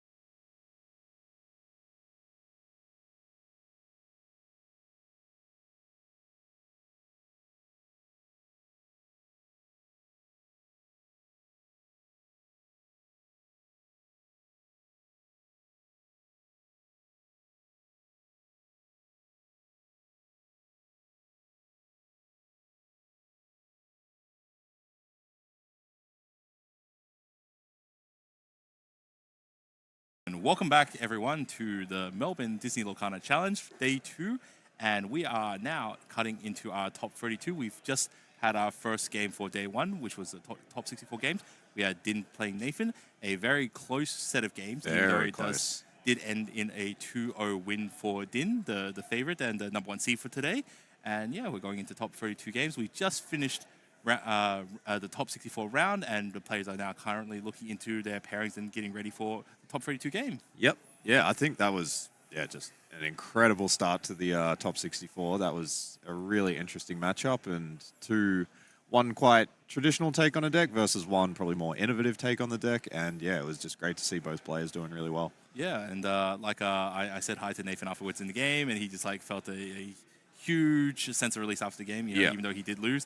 But he was very high intensity. He was really excited for the game. Yep. And, he was really getting into it, and he really enjoyed the experience. He's probably it's going to sit in his mind, some of his plays and some of his lines, and he's going to think about that and learn from it. And it's been a great experience. And definitely when we don't quite make it, sometimes some of those losses are what really help us to improve as players and really learn what we need to learn. And I think he got a lot out of it. Sometimes you get a lot more out of losing than you do get from winning. So they've had a great experience. And Din has been a very friendly person from the few interactions I had with him over this weekend. Even took a photo with Nathan during the weekend, so a very, very nice guy. And yeah, so we everyone seems to be having great experience, win or lose, and he seems to be having a great exposure to Australia as long as he's staying away from the beaches. So so things have been going great. We're going to go into top 32 a little bit sooner. So we're just seeing some names that are getting through, and it's getting to the business end, and you're seeing some of your colleagues and friends, still in, Yeah, there was definitely a lot of that talk. All the top 64 players are kind of grouped around the lounge and just how did you go? How did you go? So yeah, I know a few people have made it through, and they're looking quite strong. So hopefully they can keep it going and do really well. Well, we certainly do still have quite a number of Australians in the top 32. So they're all pretty spread out within the bracket, so we'll see how they go. Yep. Definitely one of the very interesting things of how bracket systems work. Obviously, it is a seeded bracket where first seed plays the last seed 64, and so on. There's a big web that tangles into each other. So not necessarily if a player upsets their pairing, they then kind of move up into a very weird part of the seeding of the bracket. Yep. And now it plays very weirdly. So the whole bracket gets jumbled up at this point. We don't know who's playing who, and it's very difficult to predict who will be playing in following rounds. Yep. But yeah, so it's very exciting. So will be interesting to see how the matchups pair out. Even the TO and the stream director has not really decided who they want to get into the next round. I know who I want. Yep. I've been pushing for a certain person. I don't know if he's going to get picked, but if this person wins their top 32 round, I am definitely going to strongly petition to get this person in the top onto the stream match for top 16. So I've got my eye on certain people, and so just waiting for everyone to logistically work through the system. And yeah, definitely it's a very stressful morning. So obviously, we were talking this morning about deck lists, and so someone showed me what the deck lists were. So there's a number of logistical hurdles to get through these deck lists. So one of the logistical hurdles is different languages. So some of the players were from Germany and from France, and they might have submitted their deck lists in their own native tongue, which is fine enough. It's correct. But obviously, deck lists. A lot of things happen there, and so that's one part of the components of the tournament, and also everyone it is open deck list. So as we were saying, players got to review what they will be playing against, and as I saw that previous game with Nathan and Din, having that knowledge and that extra understanding of the gameplay really allowed them to prepare a good game plan against very much so. Yeah, we're just hearing that we're getting the pairing sorted out now. Have you had any sort of interesting stories that you've heard over the weekend? I know I was talking to some friends, and there was one lady who they played, and everyone she played, she handed out this little Alice in Wonderland pin with a nice little signed card that said good luck questing or something like that. And I thought that was just a really sort of lovely additional souvenir that you could take home from the person that you played against. Have you heard any sort of interesting ones? So maybe not this weekend. I've definitely heard of plenty of stories where there is someone who's more there to just be a part of the experience. And Yeah. you know, they've dressed up and Yep. or they really get into character or something, and then they might be and they usually play something very unique, and then they've got like a whole bunch of these like, you know, sign cards or like some sort of like goodie that they just hand to each opponent that they play in each round. Like, and they're a really lovely experience. Usually, almost all those people are very nice and you know, very positive. And yeah, so like I've definitely heard stories. I didn't get to interact with too many people here on that end, so Yeah, I didn't get to hear that story. I did hear the story about, for one of the side events, there was a young lady who played a sealed event. It was a chaos sealed event, and in her seal pool 6-packs, she got free enchanted. Yeah, that is wild luck. So it's insane. So I think so her first chapter pack, she got a Rockstar Stitch, and then she got a Badanon and a Baymax, one of the more recent ones. Yep. And so like free enchants out 6-packs, and like it's like she would, like you could hear her in the background. Yeah, I heard the cheer in the that was background. insane, It was right? like another one. That was just We were running the numbers, incredible right? luck. Yeah. So supposedly like enchanted rates are about like 1 in 100-ish packs. Yeah, so, something like if that. If you run the numbers, it's like, all right, cool. So it's 1 in a million. Then you do some mathematical permutations. So it's 1 in a couple hundred thousand. So it's like odds are like really insane. Unbelievable. And it just So, like landed. So like she would have had a good time. Yep. She would have been very happy with her with her pack. Yeah, your 6-packs, you get free enchanted. You don't even care what happens there. Yeah, right? absolutely not. You just go home at that point. Yeah, you drop and you're like, you still won more than everyone else. So so it's some really lucky packs and some fantastic experiences. Yep.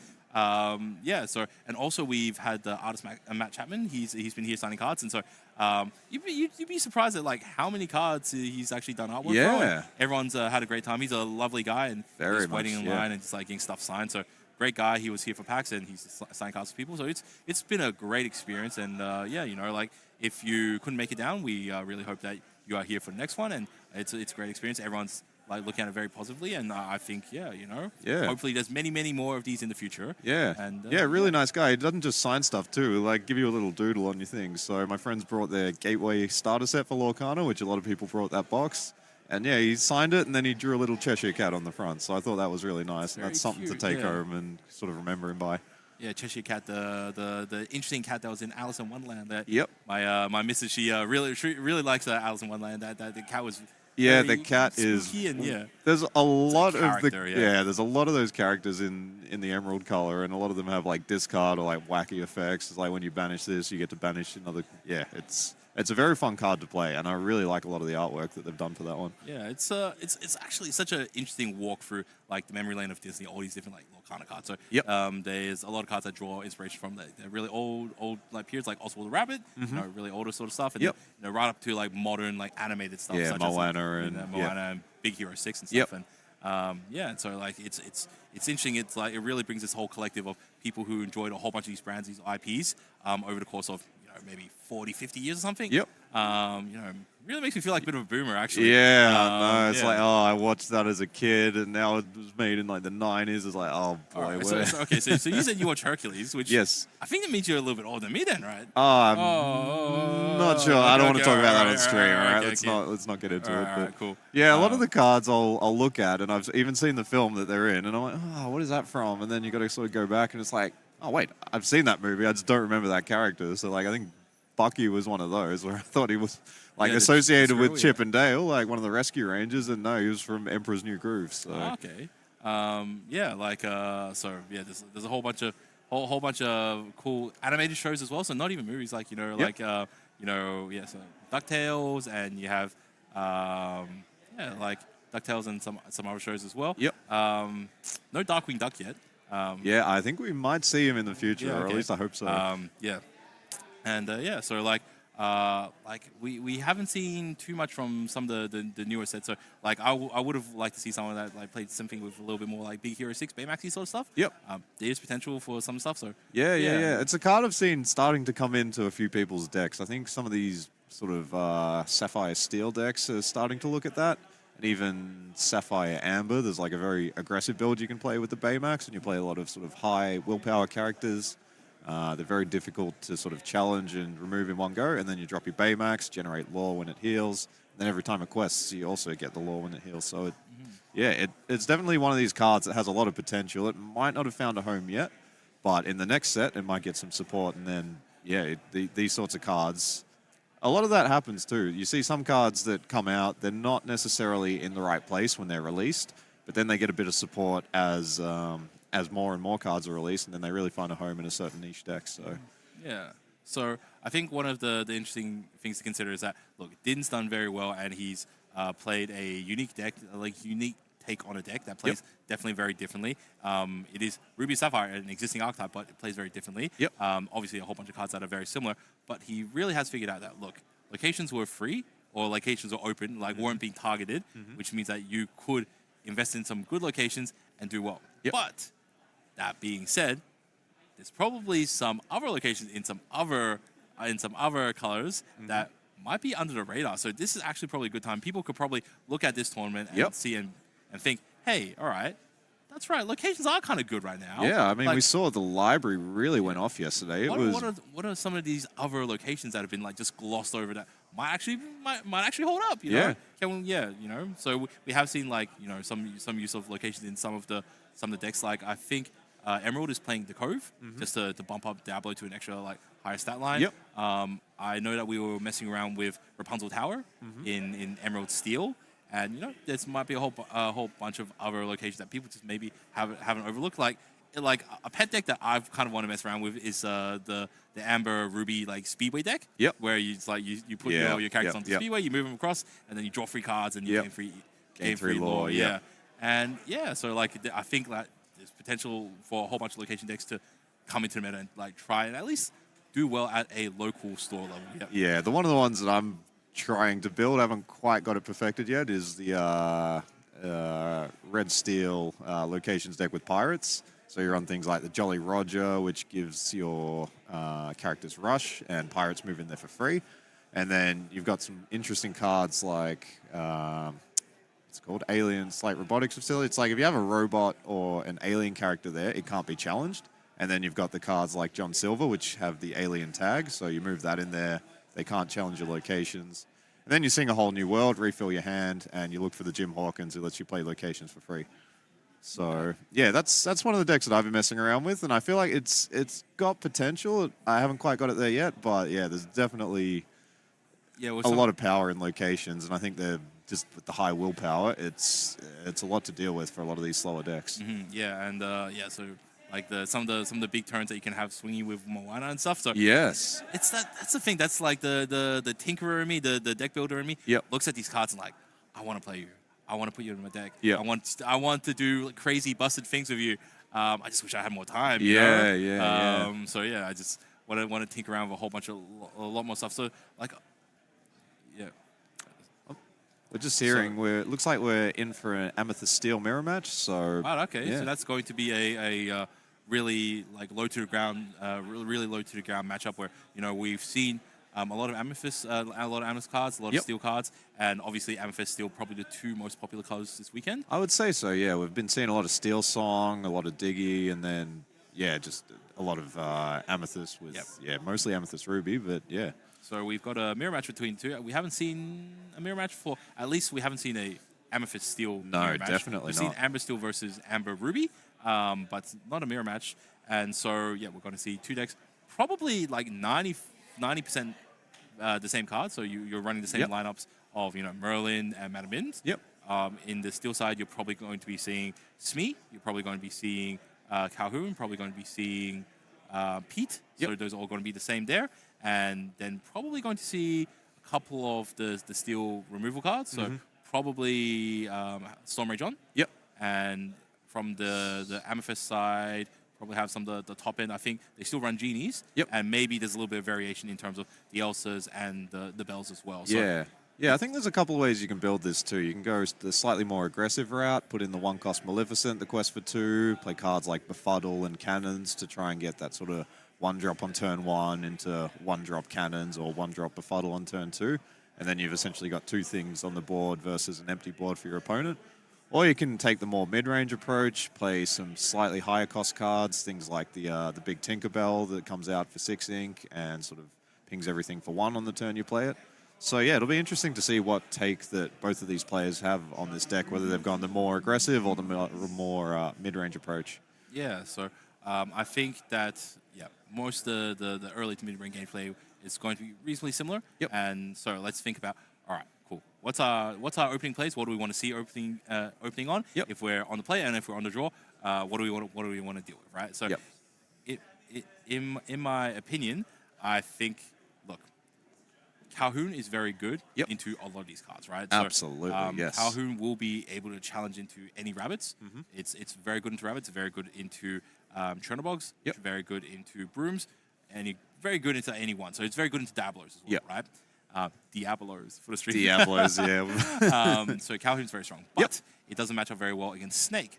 So because it's a free, it will trade it. Yeah, right? it trades so 1 for 1. Yep. it seems like if you are playing, you want to prioritize Madam Mim Snake a little bit more, just because it has more even stats to deal with Calhoun. Yep.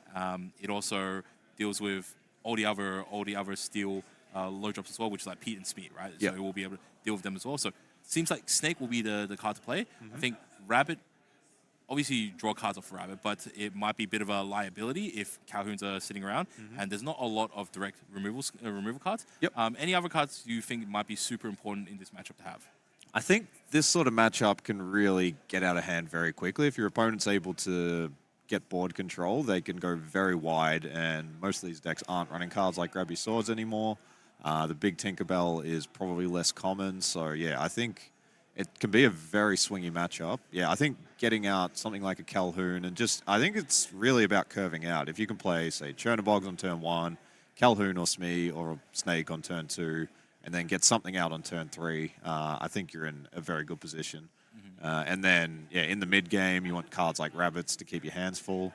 And one of the cards we saw yesterday, which I think we're going to see again today, is the library. So if you can get your library down first, move some cards into it on, say, your 4 or 5 ink turn, and then have those cards challenge.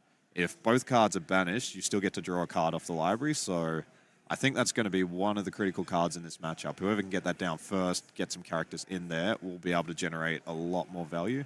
And then it could be very hard for your opponent to catch up. 100%. I think that definitely playing library at the right turn is going to open up a huge resource deficit or resource advantage.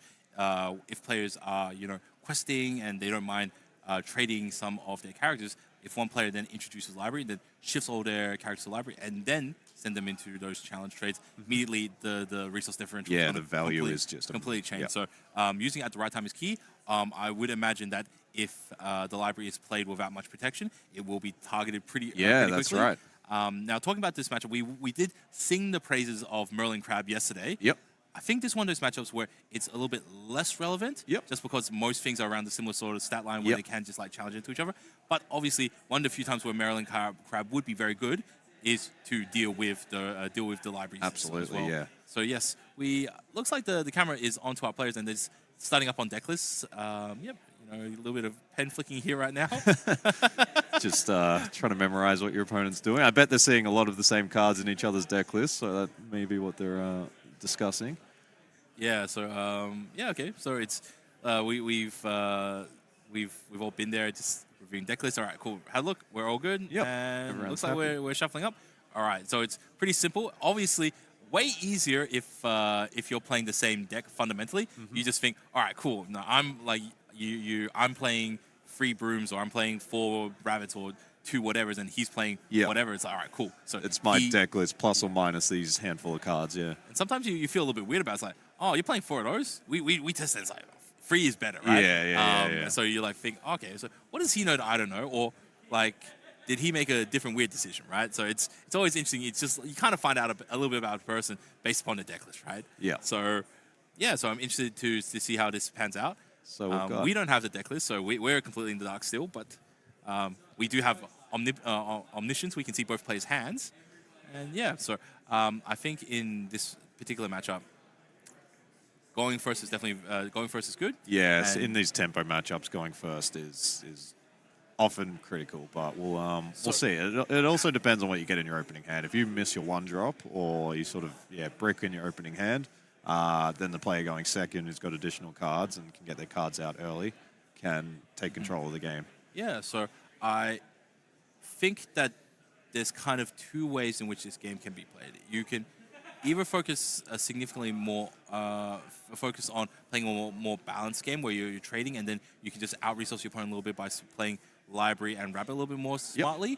or you can focus your gameplay where you are bouncing board, but you are focusing on a little bit more questing for lore, and then you can finish your opponent while keeping ball control with the goats, with the roses, right? So you can trade against your opponent's characters, but if you're playing goats and you're playing roses, you're incrementally gaining a small lore, advantage, and then you'll just be able to one turn push yourself over the line from like 17 to 20, right? That's right. Yep. Is this So we got Peter. right? So it's not. Oh no. All right. Okay. Cool.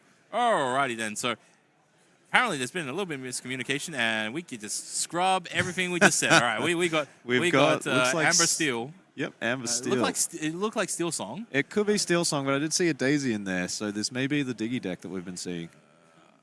So Hannah is on Amber Steel, and Peter is on Amethyst Steel. Yeah, okay. So Peter's on Amethyst Steel.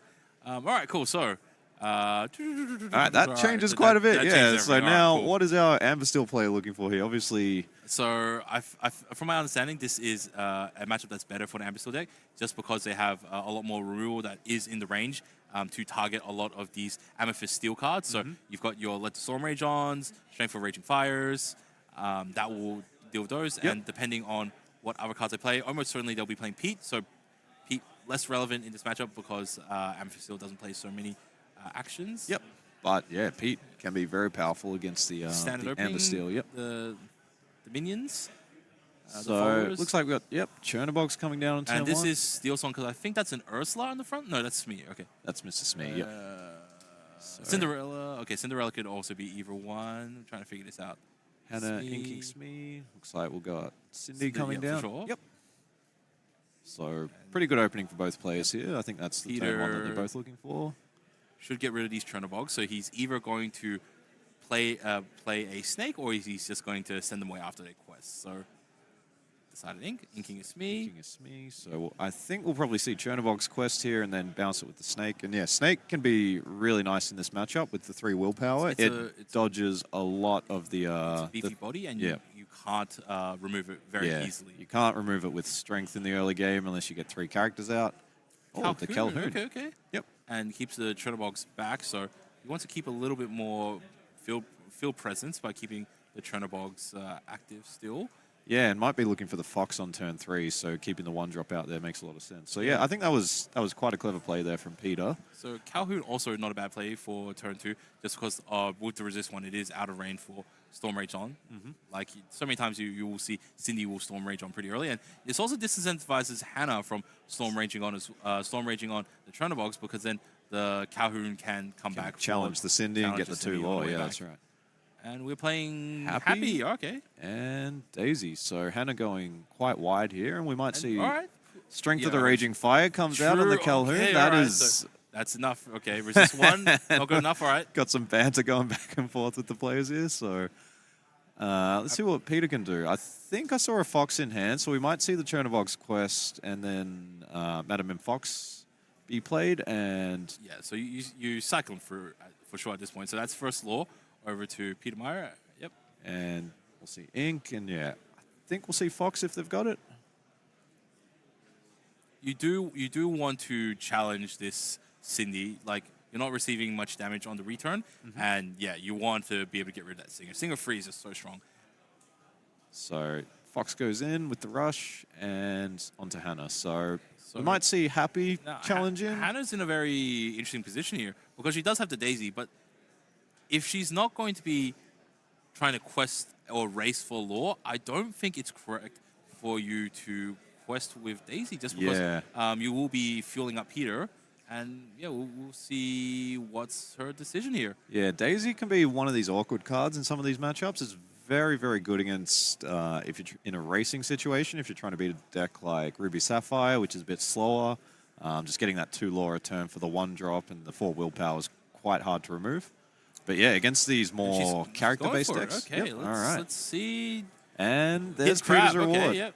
Oops. So we have 2-1 and 3-1 with the Happy. So yeah, I think Hannah, not playing traditional Steel Song, playing the Diggy deck, probably wants to go a bit faster and wants to try and win the game through tempo rather than value. So it can go either way. So like if you are applying lore pressure, it means that you prevent your opponent from having the opportunity to slow down with rabbits, right? Look, if you are pushing 11, 12 lore, your opponent can't, pay 4 ink and play a rabbit and sit on it, right? They have to send in foxes and snakes, right? And then that's just going to like run their juice out a lot faster. So we have a Pete coming down, and that locks out all actions on Hannah's next turn. Yeah, Pete referee. Probably one of the most powerful cards in the game, I would say. There's not a lot of cards that sort of interact the way that Pete does. We've got a few that can make your opponent discard cards from their hand. Definitely, I would call it meta-defining. Yeah, very much so. It can really shut out games.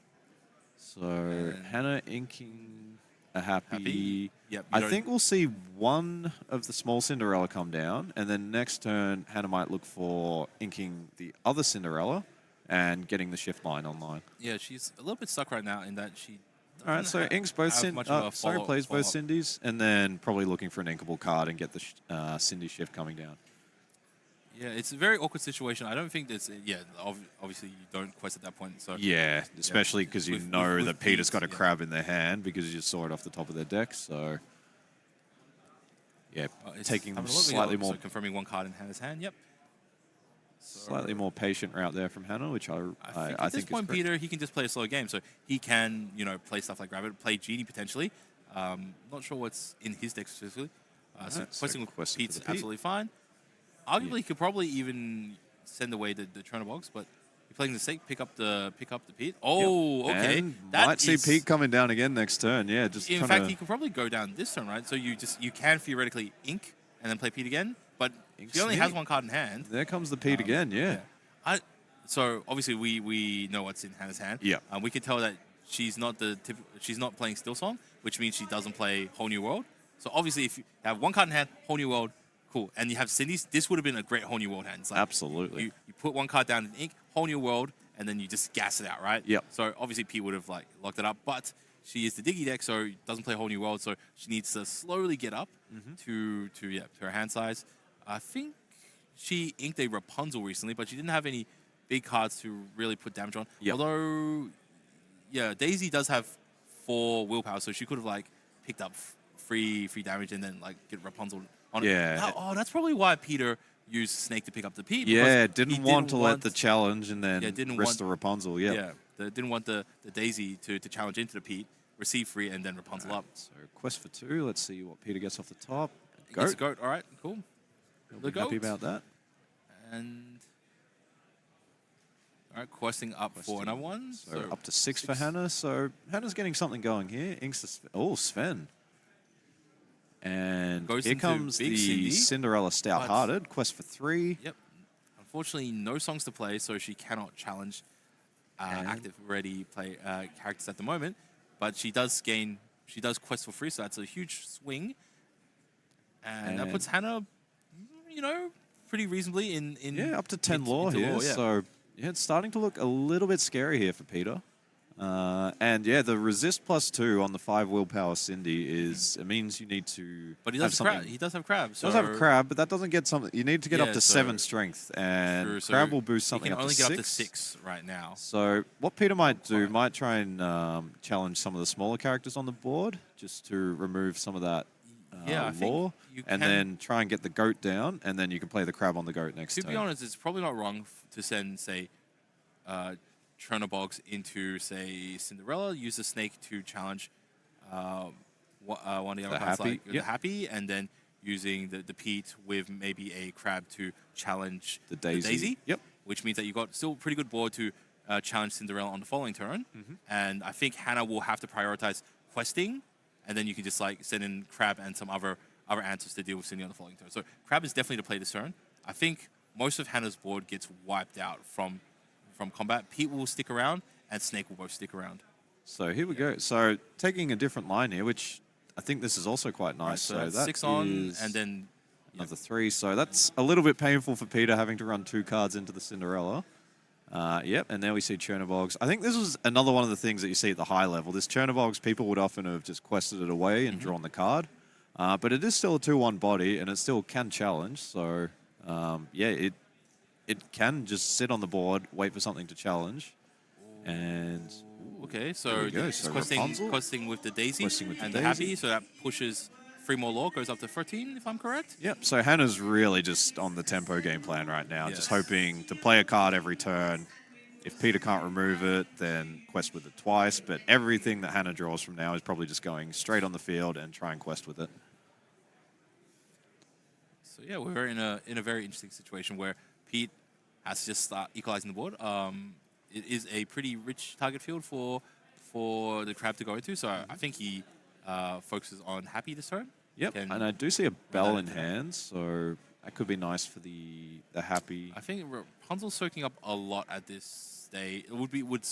Rapunzel's willpower is very strong, so I don't think it will be the target, but definitely Daisy, I could see a target. So yeah, you could be right with the Elsa coming in. Here comes the Elsa. Rush into the Daisy, and you just get... Oh, no, actually Belle, so you get to move the one damage count onto the Happy, so not finishing off the Daisy here. That's okay, interesting. And pass. Okay, all right. So we have 4 here. That puts us up to potential 17. What is the top deck? I can't quite make it out, but I am looking forward to seeing it. I think you would want Doc at this stage, right? Is another that Daisy? Another Daisy. Oh, okay. That? All right, so another Daisy. Would be quite nice. We don't know what Peter top decked, so that puts them to 17, right? 17. And then you play Daisy, but unfortunately 17 is an awkward number. You want to be at 18, right? That's you want to right. be at 18 because then one of your 2 questers can push you over the line, but... Right now, Peter is not showing the answer on board. But I think there was another bell in hand, so perhaps can do something with that. Challenge away. And there's an Elsa in hand too, so he can challenge away. He can 2 of these. Yeah, that's right. But he can't challenge away 3. So if Hannah can then top deck something and for that to stick around, then she might be able to limp over the ledge, right? So you go... Here's the line that I think I would play. I think I would go Bell and move 1 damage counter onto the Rapunzel. That means your 4/4 Bell can then challenge the Rapunzel, and your Crab can challenge the Daisy. And then the following turn, when Hannah plays something onto the board, you've still got Elsa, and you can exert that character. And then you should be able to remove both the existing Daisy that's readied, as well as whatever character Hannah's able to play next turn. But let's see how Peter plays it. So there's the challenge. Crab challenging into Daisy. Into that one. Crab picks up another damage. Yep. And then we might see... You have to send the bell. You can move the last point of damage over. This is much better. Yep. Yep. Cool. So that occurs. And yeah, I think holding the Elsa for the following turn, because Peter would only... Hannah needs to dock right now. She needs to dock right now. Because... And there's a Pete. Okay, so Pete's not good enough, I don't think. So... But Peter is only at 2 law, so even if he's able to remove the next card that Hannah plays, he's going to need to keep finding answers, because Hannah's questing up to 19 here. She goes up to 19. So literally anything surviving is going to... And picks up a Chrono Box, all right? And then, all right, he puts down Pete, locks out the actions. Doesn't matter too much, but all right, cool. Let's see how well you go. All right, cool. So Peter's really looking for removal. Does he have the Elsa in hand? Does have the Elsa in hand, then yeah. If he has the Elsa in hand, then he's no problem. Then you just play the Elsa, you exert the Pete, and then you just focus on taking them both out. So, yeah, we'll see probably Belle challenge Daisy, Belle challenge Pete. So they both survive and get the value. But Peter just needs to keep finding answers, because if Hannah's able to find characters and keep deploying them every turn, one character sticking is going to win the game. You got to play the Chronobox. You play the Chronobox for the only reason is if you need that extra draw, you can quest the Chronobox and just dig a little bit deeper. Yeah. Peter going for the ink efficiency route. Yeah. On the mine, that is so that's a bit of a break there for Hannah. Oh, okay. Just don't play it. Just hold it in hand. Just hold it in hand. Yeah, it's well, if Hannah plays it, it at least forces Peter to challenge it and not continue to gain law. I don't think so. If you play it, Peter may just ignore it.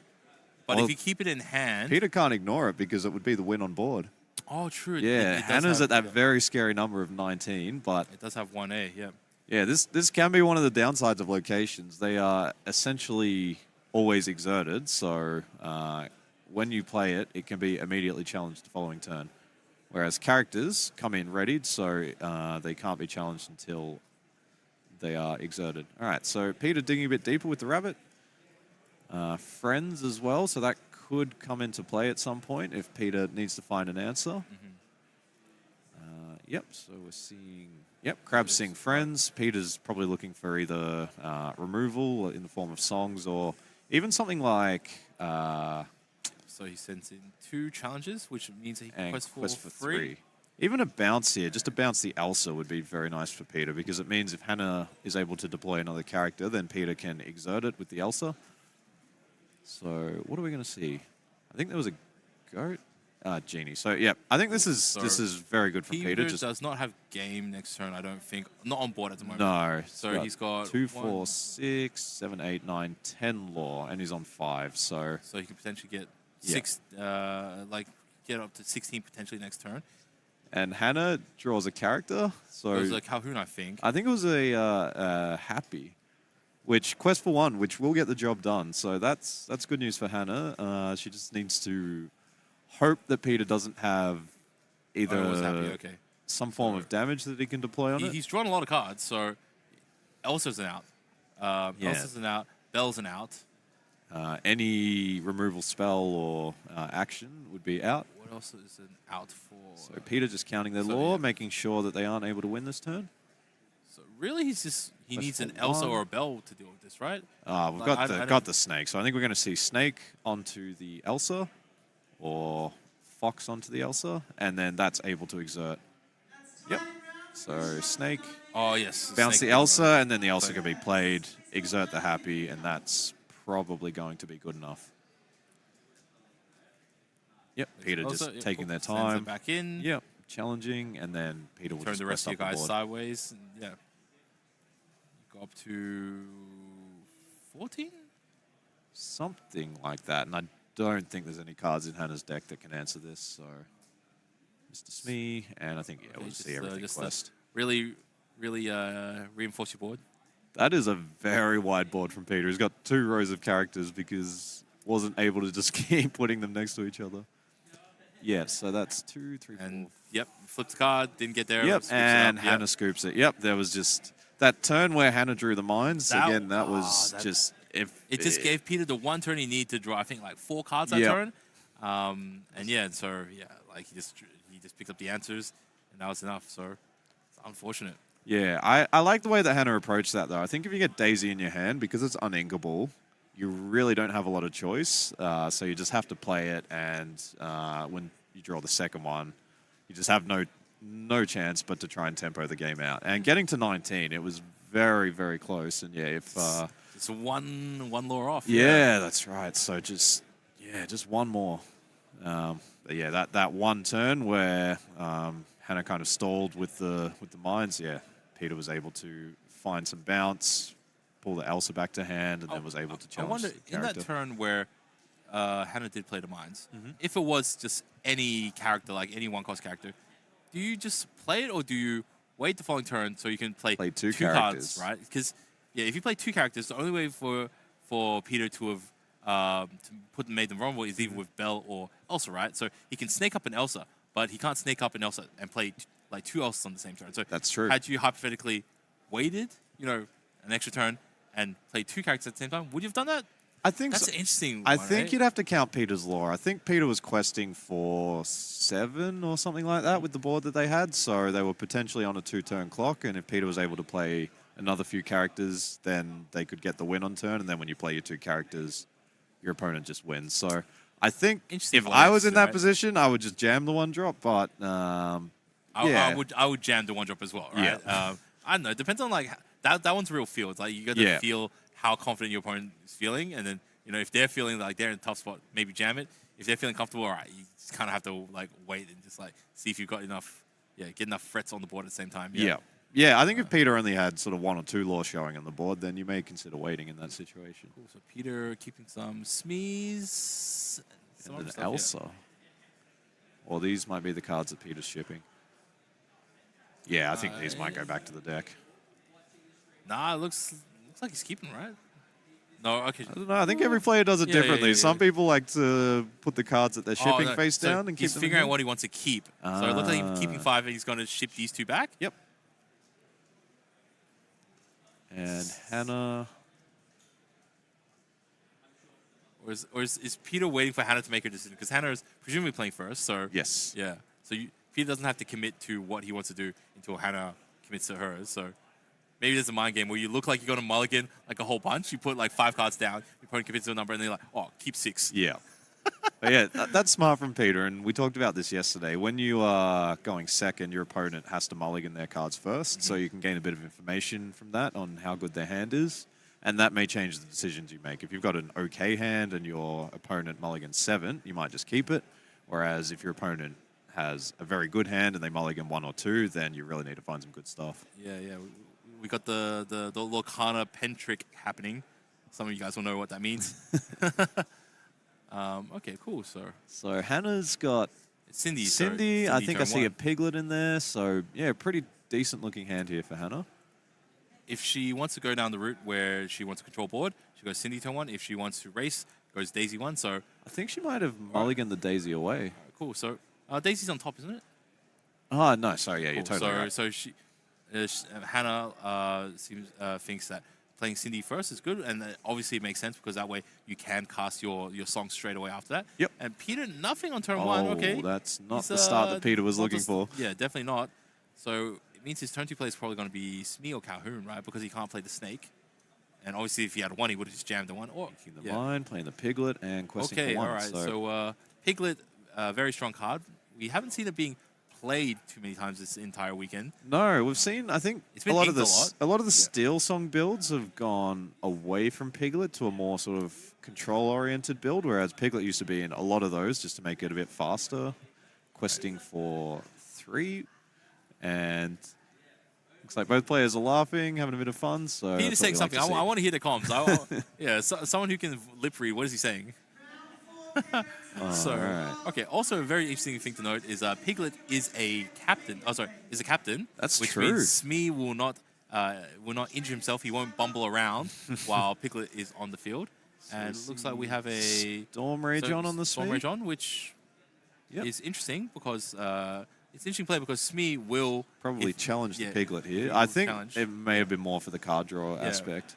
And we've got Lawrence coming down. Quest Yep, questing for 3. So we've got 4 to Piglet 0. having the special ability where it is able to gain 2 additional lore when you have 2 additional other characters on the field. So Smee having 2 marked on it, it looks like he's going to go on a mission this turn. Yep, So the question is either Piglet or Cinderella. There's arguments for both, but I think you go after Piglet just because right now he's currently got. I think so, yeah. I think lore and Piglet on this board looks scary, and Peter doesn't know whether the... And Lawrence is going to be questing for another 2 next turn. So if you go for Cindy, he's still representing at least a minimum another like 4 next turn. Yeah, that's right. So yeah, I think Peter just wants to slow the game down here. Peter's got a rabbit in hand, there's a few Chernobyls. And both players having a lot of fun this game. This is what we like to see. So Hannah's back on the play. Hannah does have the shift Cinderella in hand, but needs to find more inkable cards. Get up to 5. I can see play that. Daisy and Calhoun in hand. So yep, inks the small Cinderella. We'll see, Calhoun, Daisy, and I think we'll just see Quest with the Lawrence here and keep Cindy readied so the shift is online next turn. So this puts Hannah into a bit of a vulnerable spot because Peter can theoretically challenge with the Chernobyls and then challenge with the Smee into Lawrence, and so the Smee will receive no damage. Chernobyls does trade away, but it does go up the curve. So potentially that might be the play. Looks like Peter's got Crab. Crab, Yep, all that right. is a really Just nice send answer. that So straight in, onto the Chernobyls. All right, easy, and then Smee probably just Quest. Yeah, I don't see anything on the board Like, that's particularly threatening to Smee. So ink the bell and. Actually, he might chill just because you don't want the Calhoun. Even though fundamentally the Calhoun and the Smee are probably going to trade into each other, you don't want Hannah to gain additional 2 lore just because she's a little bit up right now. It's not a decisive amount of extra lore, but yeah. So it goes up to 5.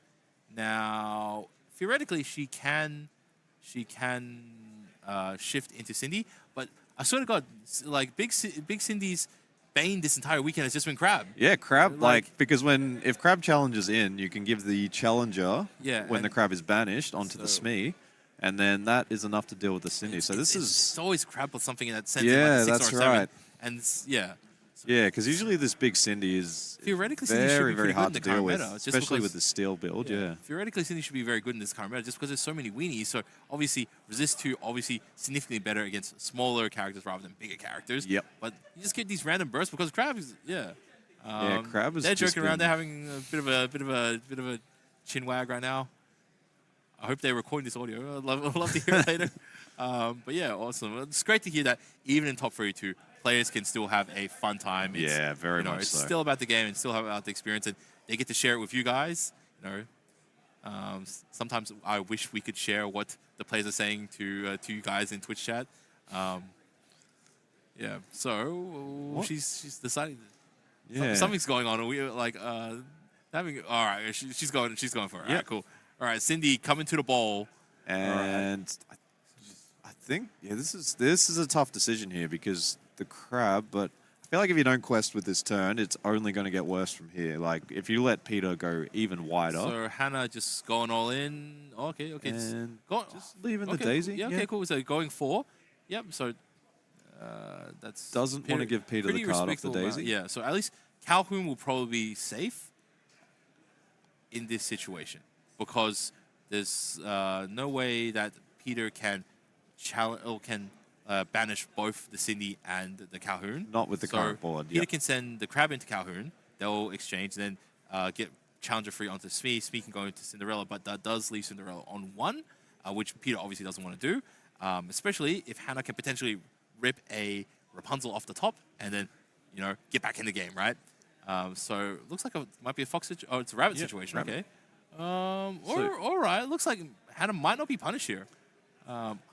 So Peter can go Crab into Cindy and deal And Cindy then- 1 damage, and then puts plus 3 Challenger onto the Smee. Smee can then finish off Cindy, and then Peter Yep. just has a rabbit, which means Calhoun doesn't get to challenge anything on the back, and he does equalize the Cindy, which does quest for free law. So that might be the best play Peter has here. Yeah, Peter's also got the Zeus in hand, which the rabbit can potentially sing the next turn. It's going to be a very interesting one because Hannah's run out of cards in hand, but they are on 10 law and questing for potentially another 3 next turn. And Peter's probably going to have to clear off most of their board in order to deal with this Cinderella threat. So, this one, who would you say is winning at this point, Jason? Who would you rather be in their think- position? Look, Hannah needs to get lucky in order to win. So this is one of those situations where if they had the percentage chance wins in poker and stuff, I think it would be a situation where Peter is probably going to be like the 55% and Hannah's like maybe like the 44%. Right? Yep. So Hannah can still win, but she needs to draw some outs. Yep. And maybe Peter- she has not been rolling hot with her luck recently, but we could see if she turns it around. Oh, she puts the card straight down. And What is it? What can is it? quest for 5 What is it? here, What's it? and It's not a Rapunzel then. keeping us in suspense. It A might bit be of a dog. showmanship here from I'm Hannah. feeling it's a dog. She was thinking about just slamming it down. So quest for 2 up Quest to for 2, 12. all right. See the Elsa, that's all right, that's bad. That's not bad for Peter.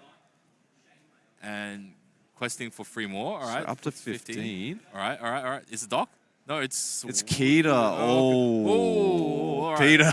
All right. So Keita. Throwing up. Is this the first Keita we've seen all weekend? That is the first All right, Keita we've so seen. Keita has a ability where it gives all of your opponents -3 strength until the end of their turn. Oh, But it doesn't count any new characters that are played. So right now, Merlin, Rabbit, and Crab are both zero strength characters. Obviously, an Elsa can come in and will still have 2, and a Fox can come in and it will have 4. From my understanding as well, from rulings, characters' strength can go into the negatives, so that they need to achieve more to get up. So, for example, Rabbit is on two strength, then yep. got -3, which puts it technically on -1. Yep. Functionally, it's 0. But if Merlin were to give it Challenger free, it has to go from -1 +3 to go up to back to 2, as opposed to 0 and then back Challenger free. So that's my understanding that strength does go into negatives, even though functionally it would just operate as 0. And So Peter's going wide here. I do see the strength of the Raging Fire in hand. So strength onto Crab the... can. Oh, Strength for Raging Fire. Daisy, and then Merlin he can sing sung the it. Zeus. And that This is so very, close. very nice here from Peter. Oh, this is going to be exactly like the previous game. We're going to be super on edge. Right? And Hannah knows that Peter has that Elsa in hand. So. Hannah better pray to not see mine again. Yeah. Is that mine? So Hannah, it may depend on what they draw here. But yeah, that Elsa is really the trump card in Peter's hand right now. Hannah can get to 18, but probably needs to draw characters that quest for 2 a couple of turns in a row. What's your draw? And she's once again keeping us in suspense. Looks like it might be a... let's see... Rapunzel by the looks of it. All right, so he just jams Rapunzel and quest for 3. Yeah, I think trying to play value at this point is a bit of a lost cause, or... I think that... Okay, yeah, so we're in a very tough spot. So Peter has an Elsa in hand. We saw it got Daisy Duck to his hand. So... And it looks like he just drew another Zeus, which is another perfect answer. What happens if Hannah might have been able to put one damage onto Cindy if it challenged into the crab? Yeah, challenging into the crab causes Peter a lot of headaches here. So the thing is that it also prevents Peter from giving challenge. The challenger, yeah, that's right. So and she only receives 1 damage because she has resist 2. So I think possibly it might have been better to challenge into the crab, take only 1 Rapunzel, draw 1 card, which you might be able to play or do something with, and then your board's a lot better because the remaining Rabbit and Calhoun and Diablo aren't able to effectively challenge into Cinderella, and you've got a Rapunzel. Yeah, so that's my opinion. You wouldn't be at 18, but you would be pretty good board. Plus and close to dealing 18. with that crab means that this Cindy is still causing your opponent a lot of issues. Yeah, so... All right, we see the quest with the Diablo. So Peter has finally stabilized the game. Yep. And now it's a top deck wars, you know. Hannah, can you pull something off the top before I find an answer? Smee off the top, smee off the small. Oh, that's happy. Oh, that's not what Hannah was looking for. Not quite there. Not quite there. But it's another situation where Peter's got the Elsa, but needs to continue to find answers. Can Peter pick up his rabbit? Because that would be his priority. That's another play that's available here is just keep digging for some more answers. So you quest your stuff, and then you just play whatever you can to pick up your rabbit, and then just play the rabbit again just to dig, right? Allow your opponent to go to 19. Goes 5. Elsa? Yeah, Elsa. All right, cool. All right. So taking the slightly safer line here. Yep. And then just questing for 2. He is vulnerable if Hannah picks up like a 2 quester, so... Yep. And Hannah gets the Rapunzel. That's a very nice find. Hard slam down. All right, cool. Yep. All right, next answer. Yep. Peter needs something off the top here. And Peter doesn't have a fast board, so it's unlikely that you keep chaining removal into removal. Yep, so quest with the rabbit. We're probably going to see a bounce here and just see if Peter can find the answer. He ripped the snake off the top. So snake. So bounce the rabbit, look for an answer. Really needs a song. Calhoun. Yep. So I think he just reveals. He just think Hannah's got it, yeah. So very well played from Hannah there. That was, I guess that's the game plan of this deck. You just want to get your high questing things down early. Can he sing? Oh, he can potentially sing. He could sing, yeah, but doesn't find it. All right, cool. So that's one each, and we are going to a third game. Here we go. We got the decider online. Peter will be going first for this one, but we saw that Hannah almost snuck the win in game 1 on the draw, so it is definitely not a sure thing for Peter. Definitely, just it's just barely getting over the line. But that's also something very interesting to know about this game. Even if you are all inked out, you've used up all your ink, you still have potential plays. There's still reasons to draw because you can sing songs. That's right. Yep. You still got options even if you've exhausted all of your resources. Yeah, as long as you've got, some of your characters that are still ready, they can be singing songs, you can still get Zeus off the top, and Yeah, and that's one of the most powerful things about songs. It lets you play, you may only have, say, 5 ink in your inkwell, so you can play a 5-cost character, but then you can sing a 4-ink song, so you've essentially got 9 ink out that turn for the price of 5. And that especially with cards like Rabbit, where they're really just there. It's a 2/3 body. It's pretty unimpressive. But the fact that it can then sing Along Came Zeus or Strength of a Raging Fire, it's just another piece Very of true. utility that this card adds to your deck. Yeah, so it's just a very interesting quirk about this game, and yeah, like how the cost of cards and songs really sort of make this game unique. Yeah, Yeah. Like if you front load a whole bunch of value into a card with its anti-play ability, yeah, with a higher cost, it means yes, you get most of your value back because you get the value of the card, and then eventually you can sing high level songs as well. So yeah, it's very interesting game. I also like to imagine the voice of the character singing the song, singing that particular song. So I had Iago singing Friends on the Other Side, or we saw Merlin singing Along Came Zeus this game. So True, okay, yeah. like the kind of crazy old man singing, "Oh, Along Came Zeus." I am not musically inclined enough to be able to imagine that, but I get what you're saying. I get your headcanon. Yeah. All right, cool. So, all right, so I got a Calhoun in hand. That's probably one of the key cards that Peter's looking for here. So Peter is on the play, presumably. Yeah, Calhoun's really like the bodyguard of this set. It's like if you want to turn your card sideways, go right ahead, but it answers a lot of the early game threats. Yeah, I wouldn't say it's a bodyguard. It's more like security. So like a bouncer, yeah. So it's like bouncer stops you from getting in, right? Yeah. This is more like you broke it in, you've done something wrong, and then the security shows up to arrest you. Yeah. Yeah. So Calhoun is a retaliatory sort of card. Yeah. So it really depends on what sort of personality type are you. Are you someone that will go ahead and do the stuff and then let the cops chase you, or are you someone that's going to just avoid the cops to begin with? So I think I can see that's a 3-cost blue in Hannah's deck. We haven't seen that card all weekend. No, it's a interesting bodyguard. Yeah. With a unique ability to it gives you it gives you 2 law yes. as it's banished from play. So sending it back though, this is not really the matchup that it's targeted for. What is the Keita? Right. Piglet. And did we have 1? 6 mulligan, yeah. So Hannah kept 1. She kept... Whereas Peter kept, I think Peter kept 3 and sent back 4. So both players, still laughing, still talking to each other. So having a very friendly game and having a lot of fun, even though the stakes are pretty high. Yeah, I wonder if they know each other, the locals. Presumably they have to know each other at some point. If probably bumped into each other at a set champs or something like that. Yeah. Oh yeah, chin wagging for those people from across the pond is just having a bit of a talk, bit of a chit chat. Yeah. And across the pond for people across the pond means people on the other side of the sea. All right, so has Peter got a 1-drop? Oh, okay. So not the start that they wanted. And there's Lilo. Do either of them have a 1-drop? All no. Right, cool. All right. Wow, Peter breathes a sigh of relief. Oh, okay, cool. Boy. We still got a game here. All right. What's happening here? Peter was ready for the punish. All right. Looks like we got a slow game. All right, cool. So, Peter's got 2 Calhouns, got the Cogsworth. Cogsworth, one of these cards has kind of cropped up recently, and I think when you pair it with the Calhoun... He inked the friends from the other side. The friends, yep. Does have the rabbit in hand, so... Look, so neither player has played once, which means this is probably going to be a slower game. It seems that friends from the other side to give you just a little bit more advantage, maybe more relevant.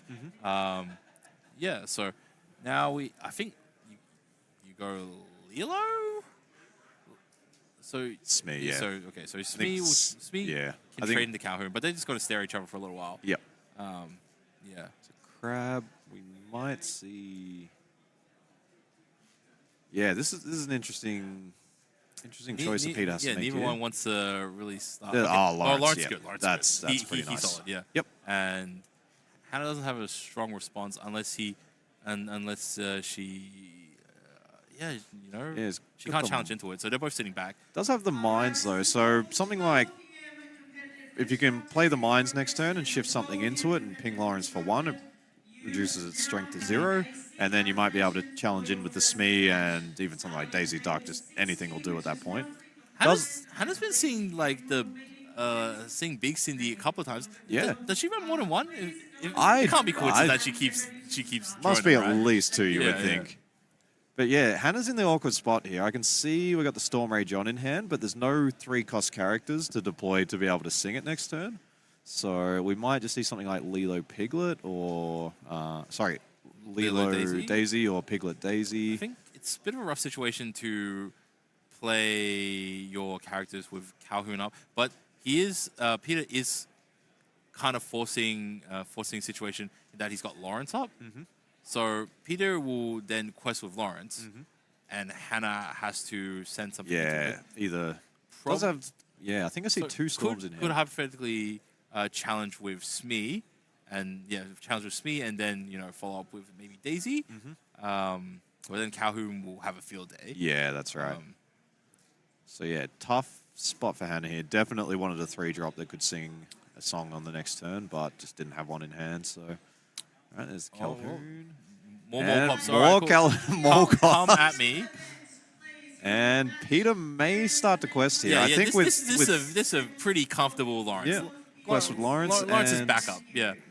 just keeping the Calhouns there to just keep anything Hannah can do at bay.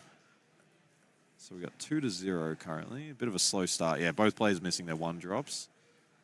And yeah, I think this favors Peter. I think Peter has the more value-oriented deck with a bit more card draw, so the slower game, I think, will suit them. Yeah, Hannah's kind of on the back foot right now. She doesn't want to quest with this board up, and challenging is not great either, so she doesn't want to exert too much. This is one of those boards where you want Simba, right? You want to just like, cool. Yeah. We'll Quest with everything, all, and then ready it all up, and then quest with the next turn. Yeah. It's a bit of a sticky situation. Yeah, Hannah's behind on She's tempo got here. Lilo, she's got Mines. Mines can do something, but then Mines will just get challenged by... Yeah. Actually, I think maybe Mines might be a play. So you play Mines, you move something over to it, and then you can ping Lawrence for 1, and then Smee can go in. Yeah, and then Smee can go in, Inks and then Cheetah. Calhouns will start like... Calhoun's probably target Mines and start challenging into him. Yep. And one of them will trade into Smee, but then you've got like some other units that can do some stuff as well. Plays the Lilo. And pass. So, yeah, Hannah just trying to get Peter to exert some characters. Yes.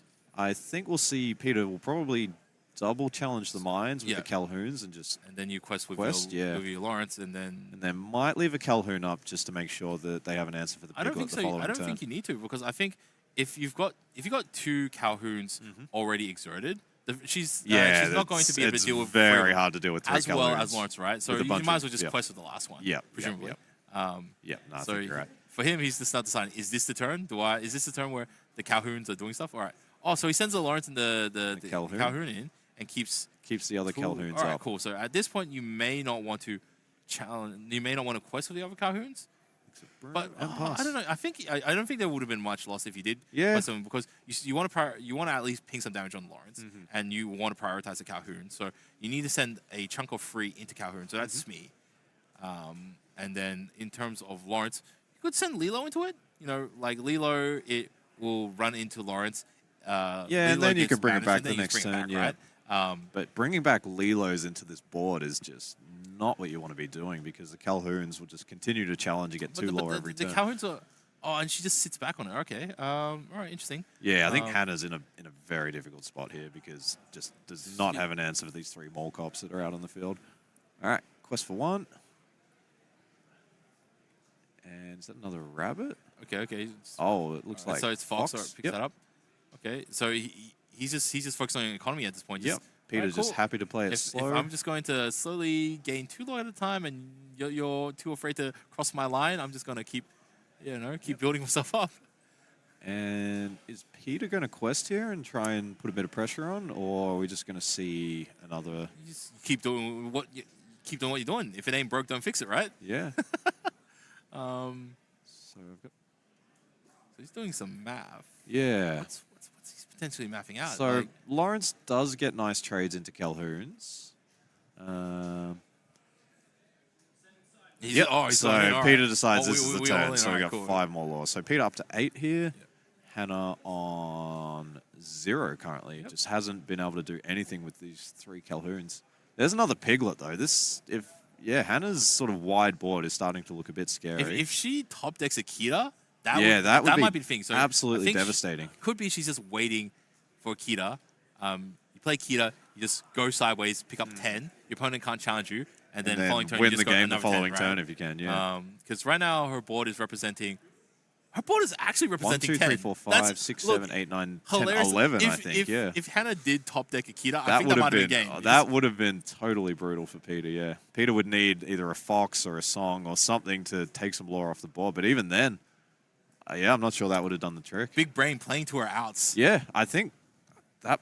Yeah, we did see one key to go into the Alright. inkwell recently. That was a few turns ago. So is Peter on 2-turn clock or 3-turn clock? So Peter currently has 5 with those two. And Peter has 7, and he's currently at 8. So next turn he go up to 15. After that, he will win. So Hannah, So Hannah can't wait for next draw to Kita and then do it again. Yeah. I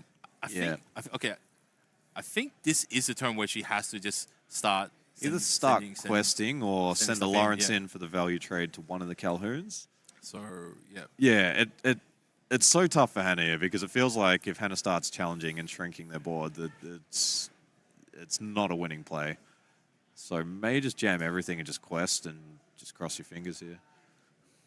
Did she have a Storm Rage on? Yeah, there is a Storm and there is a Piglet, so we might see Storm on the Lawrence. Yep, Storm on the Lawrence. And then allows you to spend a couple of smaller cards to it. Yeah. So I think Hannah's Lawrence will challenge a Calhoun, and then Hannah's Smee will challenge another Calhoun. You can use Storm Rage onto Lawrence, which means the remaining probably send the characters. Smee into that Lawrence, so it survives.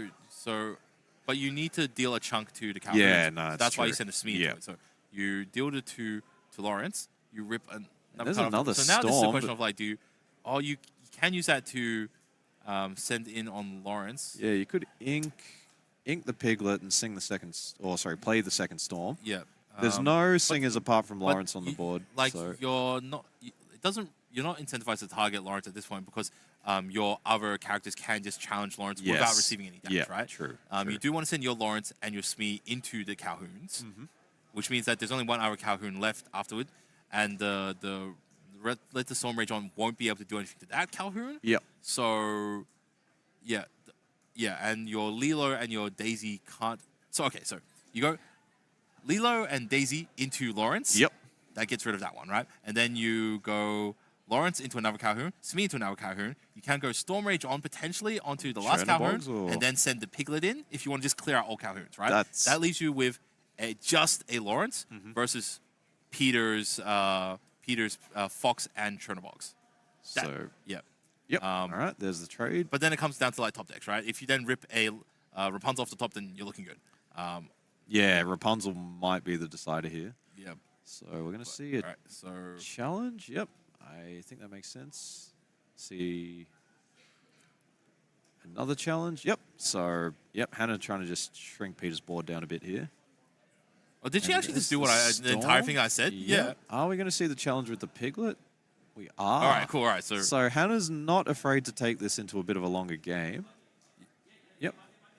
Cool. So, just checking that she exerted those inks in order to play that second Storm Rage on.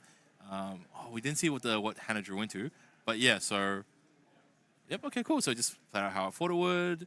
And we'll probably see the rabbit come down here from Peter. I think Peter will be very happy about this situation because he is playing the slower deck, probably got the higher value cards, and Hannah's down to 1 card in hand. So all Hannah's stuff quests really hard. Oh, yeah, okay. These trades are just fantastic pretty for Peter bad, here. okay. So it's looking good for Peter here, but Rapunzel or Doc? Yeah, Doc. Doc loops. I think Hannah needs a Doc off the top here and just. We see a lot of happies, not enough Docs. Yeah. Yeah, that's true. We haven't seen any Diablo. Docs this game from Hannah.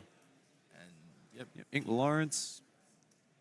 Yep. So I think Peter's just cruising here. Like, so the longer this game goes, I think the more and more chance that Peter has of winning the game.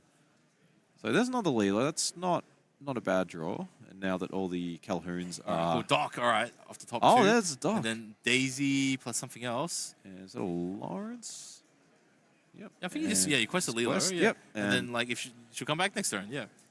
Right, cool. So she's at 2, so she's at the bottom of the mountain, slowly climbing her way up. And there's another Fox in hand for Peter. I see a Chernobog's and a Crab by the looks of it. So you could crab your Diablo just to draw the card and see what you get. Otherwise, you could do something like Quest with the Rabbit and play the Fox on it to draw the card, or even Challenge with the Rabbit if you really wanted to. Yep, Quest for 1. So Peter up to 9. And we'll see the Rabbit bounce, and then it can be played again. I feel there still is an argument for challenging into the Lilo, just because it does disrupt the Lilo. If you don't challenge a Lilo, Hannah can just quest with it again, right? Yep. No, I think this is very clean play here from Peter. And then you just quest And with the then, rest. yeah, I think quest everything here. I think you just leave the Chernobyls on the I think field because you Hannah leave the- yeah, Hannah 'cause- doesn't really want to be challenging at this point. Even if she does challenge, it's going to trade one for one. Yep. For actually no, it won't. Like I Well, think you could send the happy in, but You can I send the think if happy in. Hannah has to try and play the value game Yeah. here rather than trying to race Peter, I think Peter will be very happy with that. But Peter opts for the card draw. Might be looking for something inkable. I think it's too late to out trade Peter. Hannah kind of has to focus on Law, even though she's Yep. pretty far away. Yep. Just because, Yeah, that's hey, just you the know, hand that like they've been dealt this game. you know, my three guys might trade into say 4 or 5 of your guys, but you still got One. 4 more cards in hand. And hey, you've already got like 5, 6 cards in hand. If Daisy gives you another one, what's the big difference, Yeah. right? So Yeah, yeah. yeah. So brings a Lilo back. There's a And we've got a Rapunzel. Rapunzel. She would have been nice a couple of turns ago. Yeah, that's right, It's but- actually no. We No, still there's- set up some. So there's 2 foxes on the field. There's nothing to set up. that can survive a challenge from the fox. Yeah. Okay. Cool. So Daisy doesn't have enough willpower, nor does Doc or Lilo. So yeah, I think Hannah just needs to There's play a one of these that's cards, a Lawrence. possibly the So- Lawrence. So you play the Lawrence, and you just quest with the rest of your stuff, Yeah, right? So I you, think so. You quest Yep. for 5. Yeah. And then Peter's gonna probably just challenge everything. Quest for 2. Quest for 2. Let's see. Quest for third one, and then Lilo's already quested, And no she's quest holding with the back the Daisy. Daisy. All right, cool. I think that's fine. I think the turn that Daisy quests, it is getting challenged by one of the foxes. So whether you do that now or on a Fair. following turn is probably not going to make any difference. So just giving Peter less cards now will potentially limit their options. Crab onto the Diablo. Okay. Yep. That's going Very to nice. presumably a dock, just because Probably it has the dock, yeah. free. Or It actually doesn't matter because the foxes are going to be challenging in anyway, right? well, we might see one of the rabbits challenge. It depends where Peter wants to spread. Spread if the you've got damage. challenger free, you just send it to dock, right? Yeah, that Okay. seems like a clean trade. Yeah, I think Cool. the only Alright, easy. time First you card. wouldn't send it into dock is whether you were going to ignore you the dock can't- completely. Or, like more so if you were like needed to take into consideration law and you weren't going to challenge everything else, right? Yep, that's right. Yeah. So in this particular case, he's got reasonable law lead, and he's definitely got the card lead by a huge amount. So yeah, so he's try to keep this clean, and you can challenge into the Lilos. And we might see the Elsa come down just to exert the Daisy or the Lawrence, and then see the Fox challenge one of those characters. That is true, because like challenging into the Lilos doesn't really change the board. It just chews up a whole bunch of ink on Hannah's side. So yeah, I But think the other stuff isn't too much threat. Like I don't think you're too worried about Daisy. If she gives you an extra card or 2, you're kind of okay with that, especially at this law differential. And Lawrence, okay, cool. You can just send a Fox into it. All right, cool. He just wants to keep the game simple. Just keep Hannah out of the game. All right, cool. And it's questing, okay. Don't even worry about the Lilos. And that's Yeah, okay, cool. it's So now interest- Hannah's just hoping for Akita. She's just Yeah, like, Akita want would to go be- 6 and then Akita, right? I think that's a okay. happy. I So, thought that was okay, a dock. I so got a bit This excited. is actually good. So Hannah can send Daisy into a challenge against Merlin Rabbit, and then she can Rapunzel off for that for 2. Yep. Yeah. Peter is at 13 though. And he's representing plus 4. 4, Yeah. so 17. That was a very bold play there from Peter to quest. I feel like there was another line that you could take there, which is challenge the Lilos and just try goes and into Rabbit, keep yep. the law to a minimum. Put 2 on it. Yep. And think we'll immediately see push it off Rapunzel. with the Rapunzel. Yep. Yep, cool. Draw Draw 2 2. cards. That's a nice play. Piglet is Cool. could be really impactful here. 2 piglets. Wow. And then Do you just ink one to Piglet, play Piglet, and then play Happy? play Or happy. is that Yeah, that. Because That's a you tough don't have call. many turns after this. Yeah, you might get. It depends on what you calculate. I think if you calculate that you're going to have 2 more turns, then you don't go for that line. Yeah, okay, cool. You might as well Lilo while you can still Yeah. Lilo. So you take the extra 4, go up to 9, Yep. and hope that Peter has not drawn good cards. Yep. Even though he's drawn, He's got like, a whole lot bunch. of cards in hand, so Yeah. I'm not seeing any answers for anything on the board, It's though. like 5 cards. He's got a Calhoun. Got a Genie in there, got a Pete. So So Peter can still clear off a lot of the law on Hannah's side here. Can he can challenge challenge both the Lilos. Can I think obviously the first priority is Daisy, so he sends a Fox into Daisy. Mm-hmm. Yeah, he's doing counter. All right, does she have game? Does she have game? She does not have game yet. doesn't have game yet. She's on yeah. up to 9, so I think we've got 9 to 13. Yeah, so she's got exactly 10 law on this board, so she's just a teeny tiny bit off. 1, 2, 3, Yeah, 4, 5, so 6, 7, 8. Fox almost certainly goes after Daisy. Yep. Yep. And Also then he challenges sent, in. Crab will probably challenge the Lilo. Yep. Makes sense.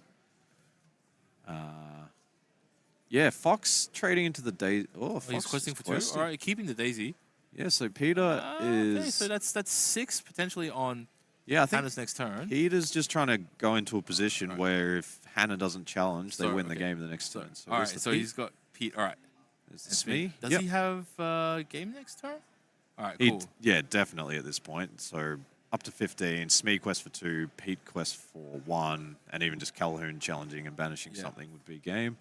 And yeah, Hannah. So he's got 4, 5, 6, 7, 7 at least 8 if you can consider Calhoun's challenge. So have to remove 3 or 4 off the board. While Yeah. also, yeah, there's no way you can. Yeah, not without a No, song. no way you can build enough lore without also stopping Peter. Yeah.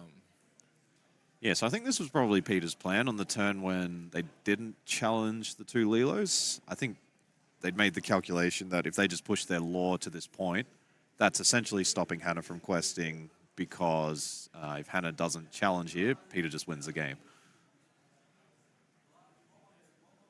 And Hannah just looking through their cards, seeing if there's anything that they can do. I think you just need to... There is a dock in there, so yeah, I So- think you just dock and hope for the best here. Inkita? The strength. Oh, and Rapunzel. Yeah. Strength. Yeah, there's just... Yeah, I so- don't think there was anything that Hannah could Yeah, find there so to you- get them out of that Or you situation. you can't even challenge your way to not game at this Yeah, point. that's right. There's a bunch of rated characters. There's 4 exerted characters that you would have to deal with, so... Yeah, you know. Yeah. Hannah just making sure staring that- down into yeah. the inevitable, and all right, let's be a good sport and let's just play it out Yeah. right until the end. All right, cool. Oh, okay, all right. Oh, Rapunzel, all right, looking all right. for... What songs? Yeah. Do we have anything? Nah. No I juice. think Hannah had accepted it at that point, but it's always better to check. You gotta believe somebody. Yeah. Gotta believe. Then Peter. Quest for okay. 2, Oh, she's still doing quest for stuff. All right, cool, 3. yep, cool. Yep. All right. Oh, yep. Go into challenge. All right. Cool. And Yep. And Pete. Peter will just... Yep. Yeah, And they they're, skip him. they're laughing up, and Yep. that's it. So, yeah, fantastic sportsmanship from both players there. They're both Good job. clearly Well having a lot done. of fun, congratulating each other, and, yeah, just very well played. I thought both of them, again, just piloted their decks very, very well. And, yeah, I think on the play, if Hannah can't get off to a really... Sorry, on the draw, if Hannah can't get off to a really fast start there, the Amethyst cards are just going to draw too much value, and it's going to be too much of a hill to climb, which we kind of saw there. So yeah, that was excellent, very fun game to watch. Definitely a different change of atmosphere compared to some of the games we saw yesterday and even early today. In that these are 2 players who were just really enjoying their time with each other, playing this game together. We don't know what their relationship is or how they know each other, but they definitely do seem to be friendly with each other. And you know, we get to see like 2 people enjoying the game, having fun, and win or lose, you know, they had a great time. And yeah, so I think that's really what it's about. I think so. I think goal number 1 when you come to an event like this is to have fun. If you didn't have fun, then it's just another day at work, right? Yeah, that's right. So like this is a game that it's played for fun, and just love to see it played like that with people chatting and making friends, and just having a good time with each other. That's one of the bonuses when you get to play one of your friends. Like look, like Hannah, she's definitely got to be happy with coming top 32. Yeah, top 32, And, fantastic result. Yeah, her friend, moving on to top 16, so Yep. potentially even further. So, they're both feeling great. Now you got your friend you can root on for. You can be watching their game. Yep. You can go, have a break, grab some lunch. So, it's a win-win situation, you know. As if we're all having fun and we're enjoying ourselves, then it's a great experience, and it's best played with mates and friends. Yeah, and I think with games in general, if you're having fun, you will play a lot better. If you're playing a deck that you don't really enjoy, you're not going to be thinking creatively. And if you're playing a deck that you do enjoy, playing against a friend, I think you're both going to play very well because you just know, you know how the deck works, and you're confident, and you'll just be able to make the correct plays and find the right lines. Yeah, so those were some real nail-biting games. Yeah, like, that game one was so close. It was just like top decks and like who has the answer and who's drawing into it. Like, can you get over the line? And we were just nail-biting. All right, what's he draw and what's he get? And it was crazy. So on the edge, both games 1 and 2. And third game, it's a little bit more of a slide into into the finish. And it appears that we have a graphic on screen right now that shows us some of the results from some of the other sections. So looks like Peter here has moved on to top 16, which means that he'll be in the top 8. So this is the left half of the bracket. So that was... Sorry, that was the top 32. So now we're on to the top 16. So Peter would have moved on to top 16. And he's playing against Fabian Bonfante. I believe he was the Ruby Sapphire player that we had on stream for round one yesterday. I think so. That's right. Yep. And played very well. Looking at some of these other rounds. We got Ben Simmons, another familiar name, against Eric Vandenova. And... Eric on Emerald. Oh, yeah. That'll be nice. Yeah. Haven't seen a lot of... There's, I guess a few flavors of that, but we haven't seen a lot of discards, so that would be a fun one to watch. And then, we got some more Emerald Steel for Zijuan Liu is playing Emerald Steel into what looks like a Steel Song deck. So yeah, that's interesting. We're seeing a lot of Steel Song, and we're seeing a lot of Emerald Steel in these upper brackets. Right. In the top right quarter, looks like Nolim and John Chow are into the octofinals. And let's see we've still got Damon Baker in there. Had him on stream yesterday. He's my boy. I hope he goes all the way. Asri Tan, I think he would have been seed number 2, so he's probably still hanging in there. And we got lots of Ruby Sapphire again. So it looks like a lot of these games are still resolving. There's still a few minutes to go in the round. I'm just going to bring the cat out of the bag. So the person that I have mentioned that I really do want to get onto stream, and I want to spotlight this person a little bit. Whether he gets on stream is another matter, but the person in the bottom right there, Fergus Bell, he is a 15-year-old, has come down from Newcastle. Wow. So interstate, has traveled with some friends that's here, and he finished 10th seed yesterday, and he's really doing well. I don't know how significant amount of experience or practice he's got on for this, but he had a 5-1 free record yesterday. So 5 wins, 1 loss, and then 3 of the 1-1 games. So he's doing really well. His friends and family are cheering him on today, and I keep following him. So I really hope that he makes it to the top 16, because I really want to see this young one succeed. It kind of reminds me of my younger days when I was 15 years old and I also made it to a major top 8. And you see like a group photo. Here's the top 8. It's like all adults and then like one kid in the front. 15-year-old. So I hope he makes it down. So get some Fergos in the chat. Get some Fergos in the chat and we'll get him on. That's maybe, I don't know. So great to see too. Like again, we talked about it yesterday. This game appeals to older players and also to younger players. I think.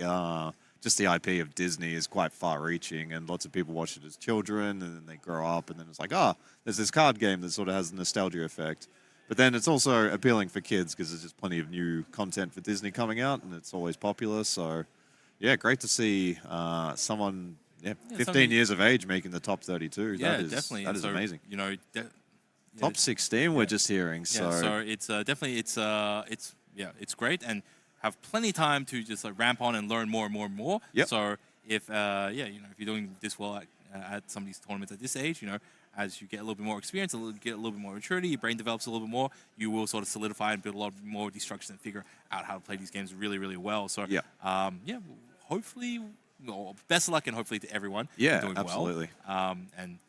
So I'm really looking forward to seeing some of these games. I would like to see him on stream. I'd like to see like some of his quality play. And you just see some of these younger players, they really absorb games like a sponge and Yeah, just studying and just learning everything just there is to know about all the yeah, intricacies. they just absorb the information, right? Yeah. It's like, yeah, they're just able to get really fanatically into some of these games, and like that's really cool. As an old man, I find it difficult to get as passionate as some of these younger people do Yeah. about their IPs or their cards or their decks and all these sort of games. And I miss some of the innocent enjoyment that you can get from just playing some games. Yeah. It's great to see that pure enjoyment, that pure like enjoyment and involvement in the hobby like that. So it seems like it is going to be a little while before we are getting to the next round. We will double check with the stream with approximately how long before the next round. I think it's probably looking at about 15-ish minutes before the next round starts. So we may go to a break soon. But definitely I do recommend everyone stay tuned to the stream. We will be back in a little short break. And we have excellent games coming up. So I think we heard there's 4 minutes left in this round. Four games left in this. So a few people round. still going. So quite a little while. But we will put a timer up on screen and we will let you guys know when we're back. And we'll do a little bit preamble before the game starts. So you'll get to see our faces and hear our voices before we get into the games. Looking forward to it. Yeah, awesome. We'll catch you guys back in a couple of minutes. See you soon.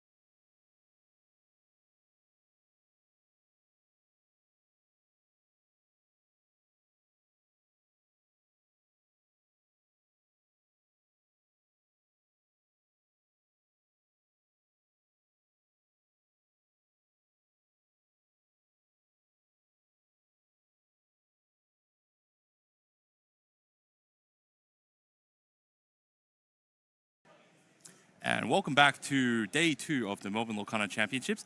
We've had 2 fantastic games here so far. We've cut from top 64 down to top 16, so we have our top 16 players for the event all ready to go. And we've got some big names that we are going to have some potentially great games to see. Yeah, absolutely. And I'm hearing we're getting our first Sapphire Steel up, so a bit of blue steel for people who like that deck. Wow, okay. Yeah, I've seen a bit of it come up recently. It used to be a bit of a niche deck where you just kind of go ramp, ramp, ramp, sing a whole new world and just try and hit threats like Tamatoa and Lucky Dime. But now it's a bit more kind of mid-rangey. People are playing a lot of ward characters, which seems to slot in nicely into the meta. So yeah, I'm quite looking forward to seeing what they have in store for us. Yeah, definitely. So Sapphire, obviously a color that's known to be able to ramp up a little bit higher. Yep. And Steel, obviously very strong, very versatile set of cards in the form of, Calhoun, Pete, Storm Rage, all that. So it's a very stable color, and it just often gets splashed to a lot of stuff. So, we'll probably end up seeing, what would happen if you have some good removal, some good solid bodies attached to some ramp, and then, you get to play some of your bigger characters at the end. I haven't seen these lists so far, but from my understanding is that there are like a couple of like stronger removal pieces in the form of like usually Hades and Let It Go, and some of the list also runs cards such as Alice that allows you to quest for a little bit more and also protect some of your larger characters by giving them ward as well. So yeah, definitely one of my favorite cards in the new set, Alice. There's just something nice about being able to play it on turn 3, play your Hiram on turn 4, and then give your Hiram ward, so you can get this sort of the guarantee that your Hiram's going to be on the board the next turn and get the additional value of the quest.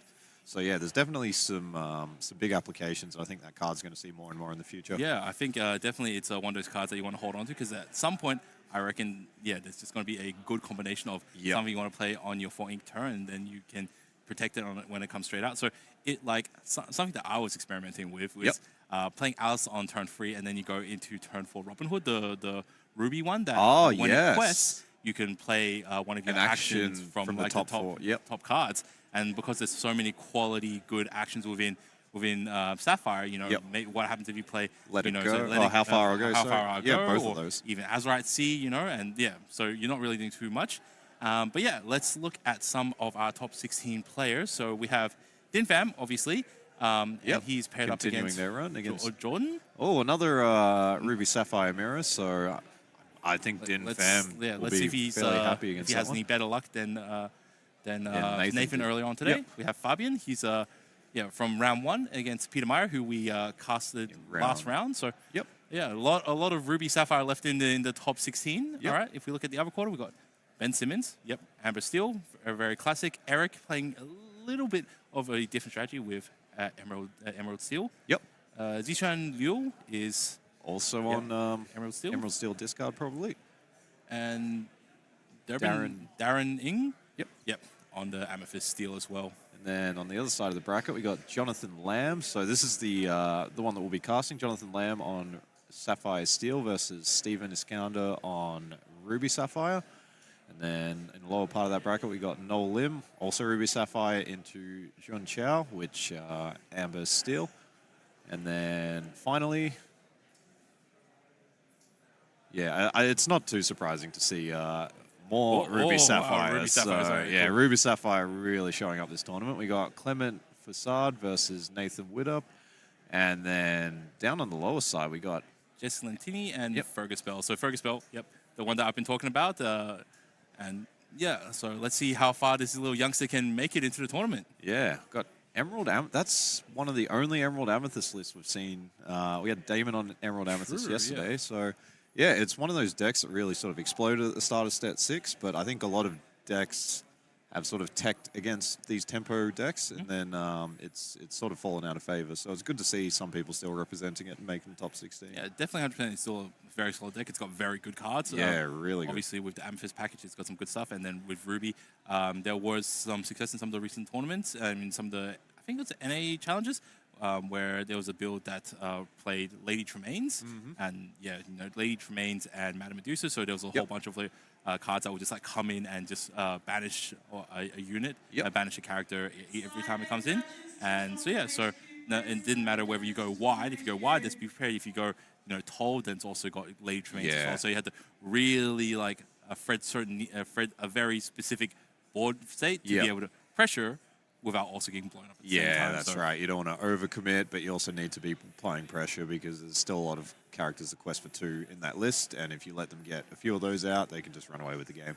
yeah, definitely. So now that we're in the top 16, we are really at the business end. So Yeah. we've been able to carve 500 plus players down to 16. So really, this is the cream of the crop, and we are seeing the players who've partially gotten lucky, but definitely the players who have really prepared themselves, Yep. who really study up on games, and who really have been playing it for a while. So definitely, like amongst Australians, I've seen a whole bunch of these names playing at the local store championships a lot, and so yeah, obviously, just like it makes sense if you are winning store championships and you're playing very frequently, you're going to get reasonably good at the game, and if you Yep. have a good set of testing partners and people to play with, which I know a whole bunch of these people do, yeah, you're going to get some very good practice, and yeah, you're just going to come in, and the tournaments are just another day at the office. You just come in, play your games.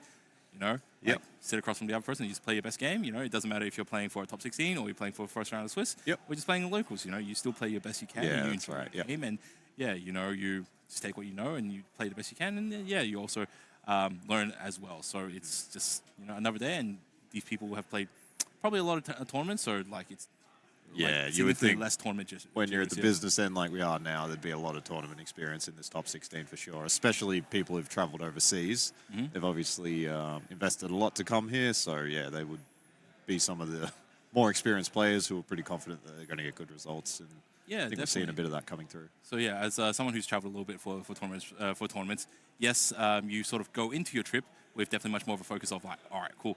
I want to prepare the best I can. I Yep. want to really figure out what the meta is. I want to make sure that I'm coming in with something technically advantageous and give myself the best chance of winning. But after you're done, whenever you finish your tournament run, the rest of your trip is actually really free. So Yep. oftentimes it just becomes a pseudo holiday on the back end where Yeah. you're grabbing food with people, you hang out with people. Sometimes you might stick around a little bit longer. You might see some of the sites. So it is a great excuse to go out and see the world. So Yep. obviously, if you can, plan a little bit, you can get like flights and accommodation. If you plan a little bit further ahead, and you could book a little bit earlier, and if you like make some budgeting preparations as well.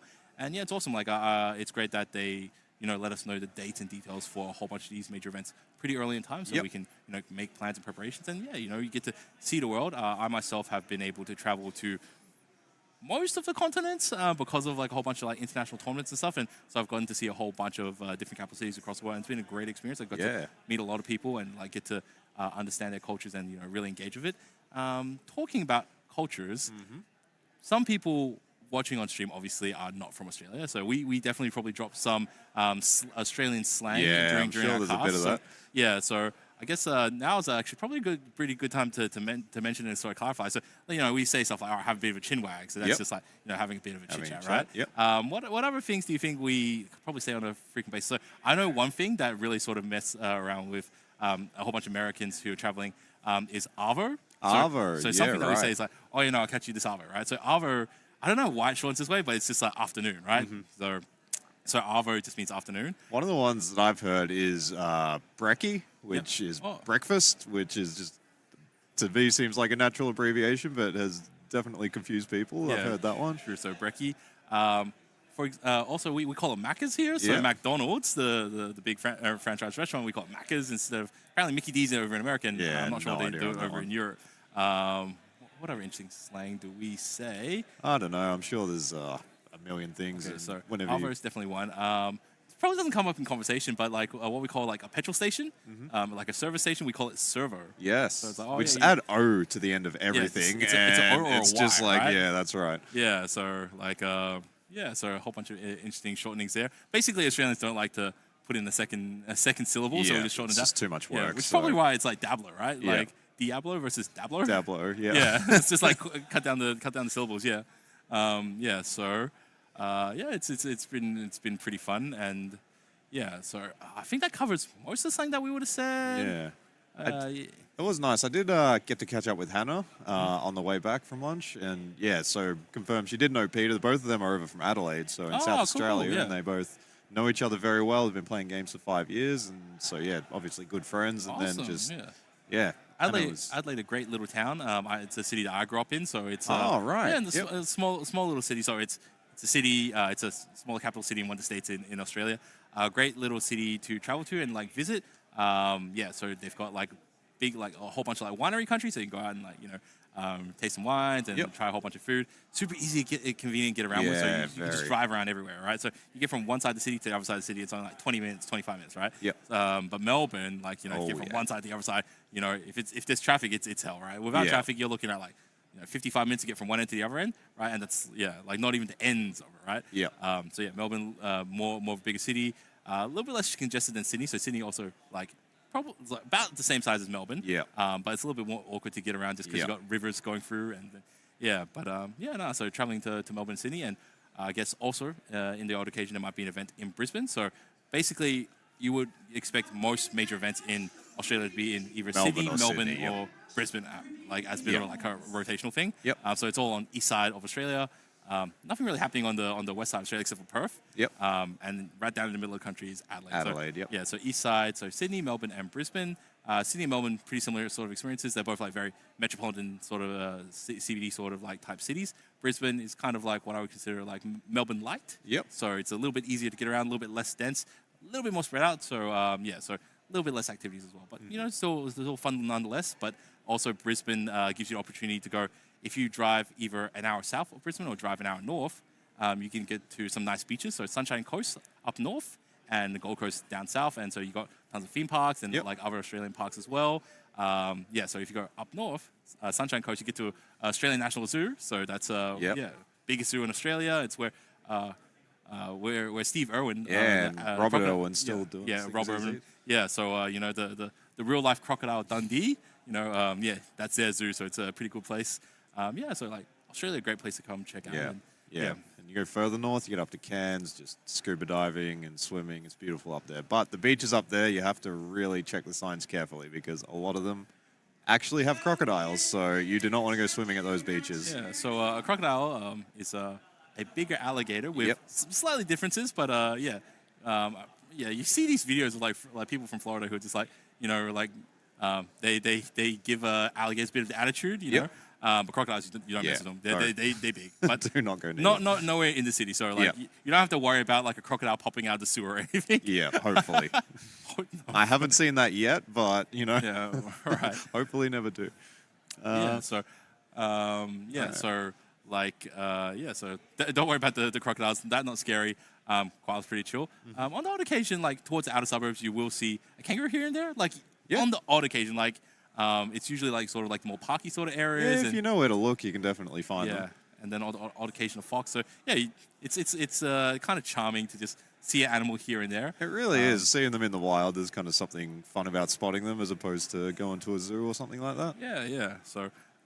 Australia, great little place to come visit. So definitely come visit. Please do. Yeah, so we welcome you, especially if you want to come play Lorcana. Like for sure. This DLC, it's brought a lot of international tourists in, and like you say, hopefully they stay for a few days and see some of the sights and bring some tourism into the city. And it's just fantastic way to travel, like you said.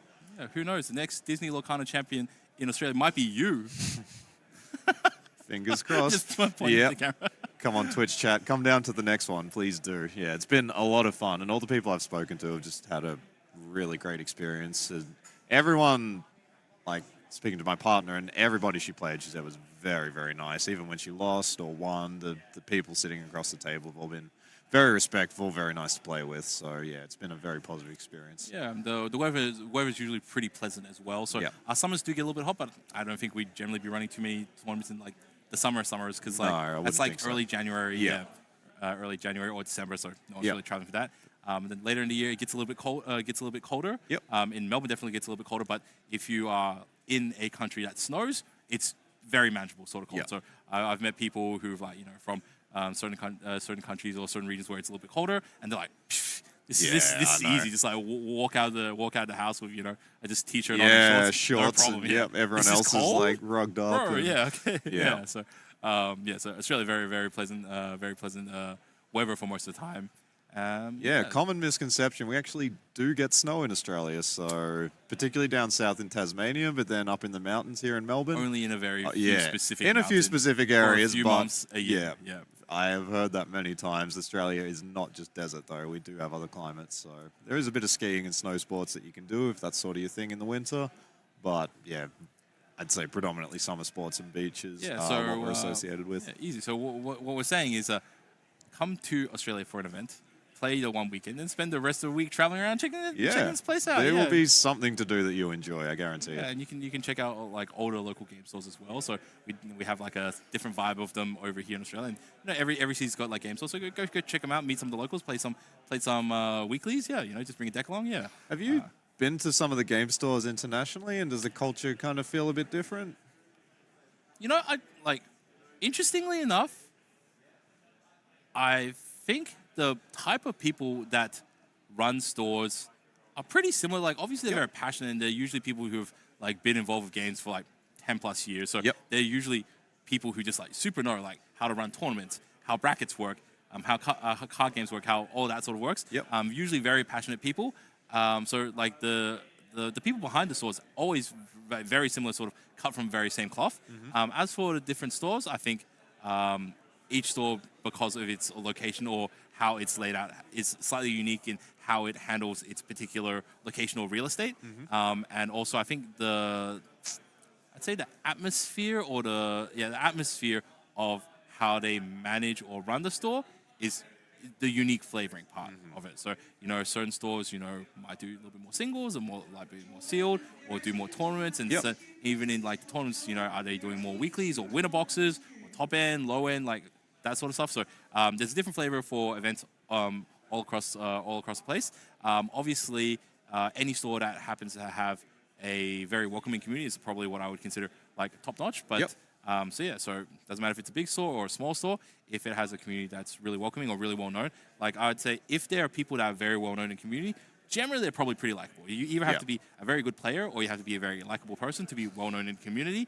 And if you're not seeing tournament results, they're probably just a likable person. And those are probably people that you can just like have a chat to. It's like, hey, what are some great stores to go to? And they'll usually, because they know a lot of people, they'll just like, hey, these are great places to play, or these are great stores, and I check out this or that. So I think that like whoever's in your community who's really vocal and very well liked, just ask them for their opinion, and I think they'll lead you in the right direction. I think there's great people in every single community, and like there are great stores all around the place, and just go check them out. And if it's not for you, it's not for you. I know with Lorcana too, a lot of the locals I've been going to started off with like 4 to 6 players on one of the side tables, and that just keeps growing and growing, and now it's like 2 or 3 tables full of Lorcana. Have you been sort of seeing a similar trend? I think there's been a big uptake in the game over the last 6 months. For sure. I think that Lorcana has been growing and growing continuously over in Australia, and that's no doubt because of the great efforts that the team who markets it, as well as all the various different stores, as well as all the team of judges and volunteers that help demo these sort of games. They've all been doing great work to show off what's great about this game.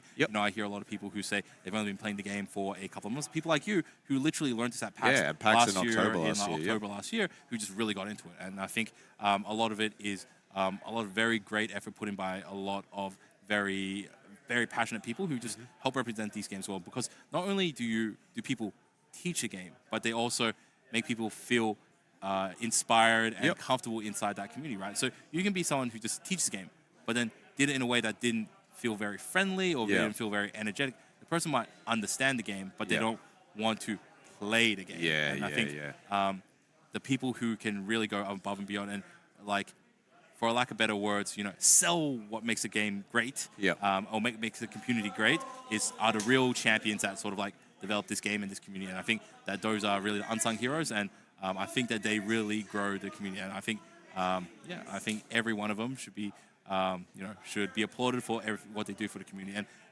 and I guess some people aren't so people inclined, so they might be people that might be more helpful online. So some people are just not people, but they're more like online people. So and they can like write a whole bunch of great content online, or direct people, or direct discussion. And I think that everyone has a way that they contribute based upon their own strengths and weaknesses and their personalities. And I think everyone does a great job. Just first of all, be a participant, learn and be involved, and then you just grow from there, because you'll find your strength eventually, and yeah, you just do what you're good at. Yeah, I think one more thing, like when you go speak to top players and you ask them about their deck, it's not like anyone's trying to keep state secrets or something like that. Like their face kind of lights up and they get excited. So people love telling you how they came to these conclusions and all the sort of interesting choices they made and why they did it. And yeah, even at the elite level, they're very friendly people who are very happy to sort of help you and improve your game as well. Yeah, definitely for sure. I think that definitely you get a different sort of people. Like definitely, if you kind of certain people when they do figure out something a little bit more secretive, they might Want to keep it under wraps. keep it under wraps a little bit. Like they might keep it in the testing group, but after you've like debuted like your nice strat at a tournament, then like the cat's out the bag, right? Yeah. So it might be McDuck Manor this weekend. Yeah, right? yeah. So but just because someone keeps something secret that's a little bit spicy, a little bit close to the bag, doesn't preclude them. I think a lot of people will be like very willing to help you out or give you advice, right? If your deck is optimized or you don't know how to play things, you can ask questions on like how to play certain matchups.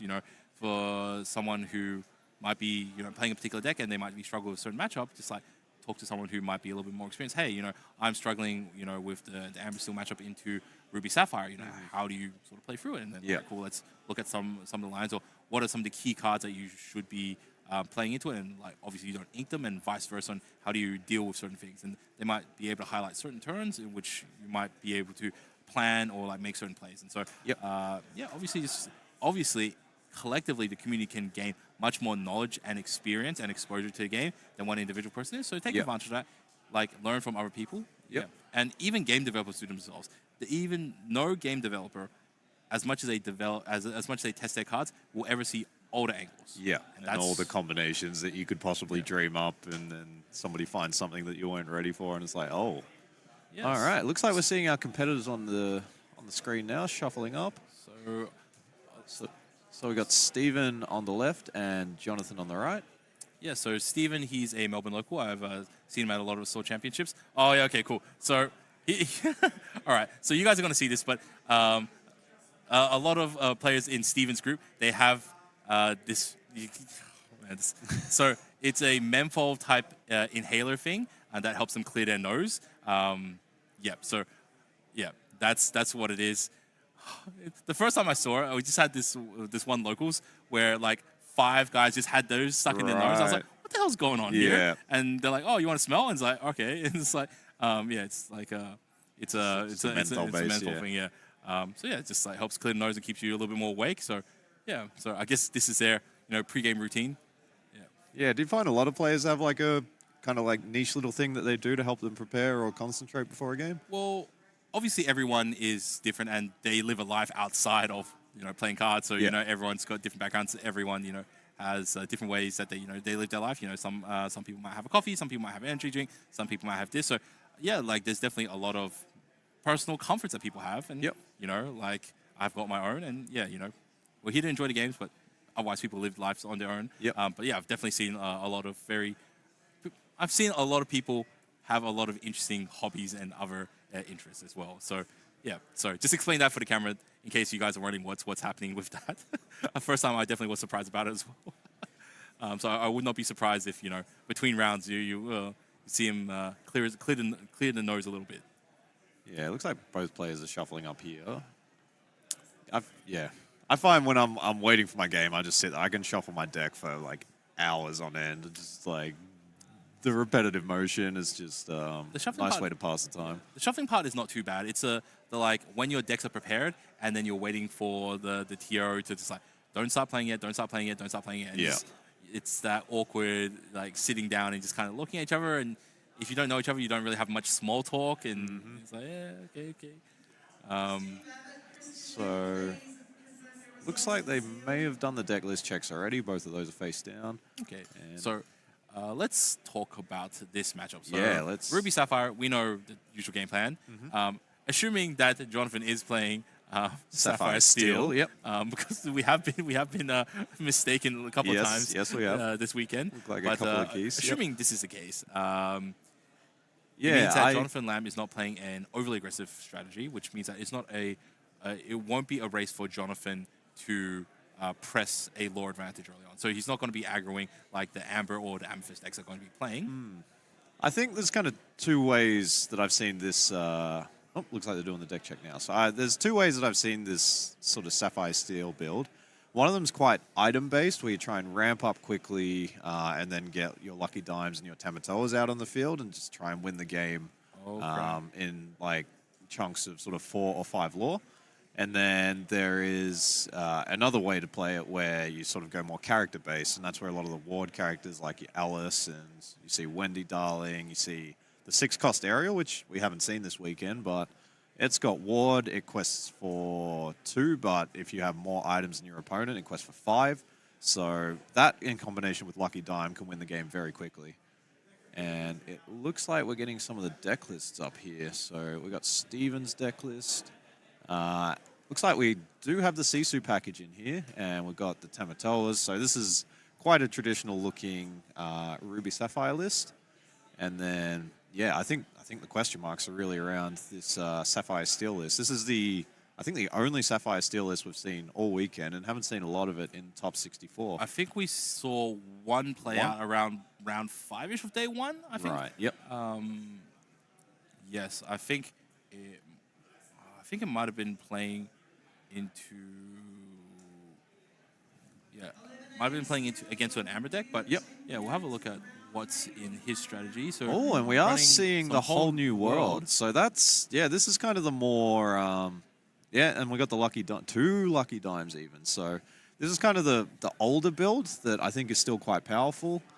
And we've got Argus Cyclops. That is not a card I've ever seen in competitively. We've got Aerial Treasure Collector. So we got the Giant Fairy, 4 copies of that. There is Simba Future King. Some wild cards in this deck. Twinfire. Okay, yeah, sorry. Yeah, Twinfire is a card that I've had my own for a little while. So yeah. It is a 2-cost action that will deal 2 damage to a character, and you can discard an additional card from your hand to make it deal an additional 2 damage to another character. So it deals a lot of damage for the amount of ink that you have to pay for it, but obviously you're sacrificing card in hand in order to make that happen as well. Yep. So it's a tempo play that converts additional card advantage into extra damage on the field. So yeah, it's if you can make the trade, sometimes it's what you need to do in order to keep the board stabilized. Obviously, in this matchup, not going to be relevant at all. Yeah, probably not going to see. And that card might just get cycled with the whole new world. Yeah, chunks of 2 damage are not relevant in this matchup.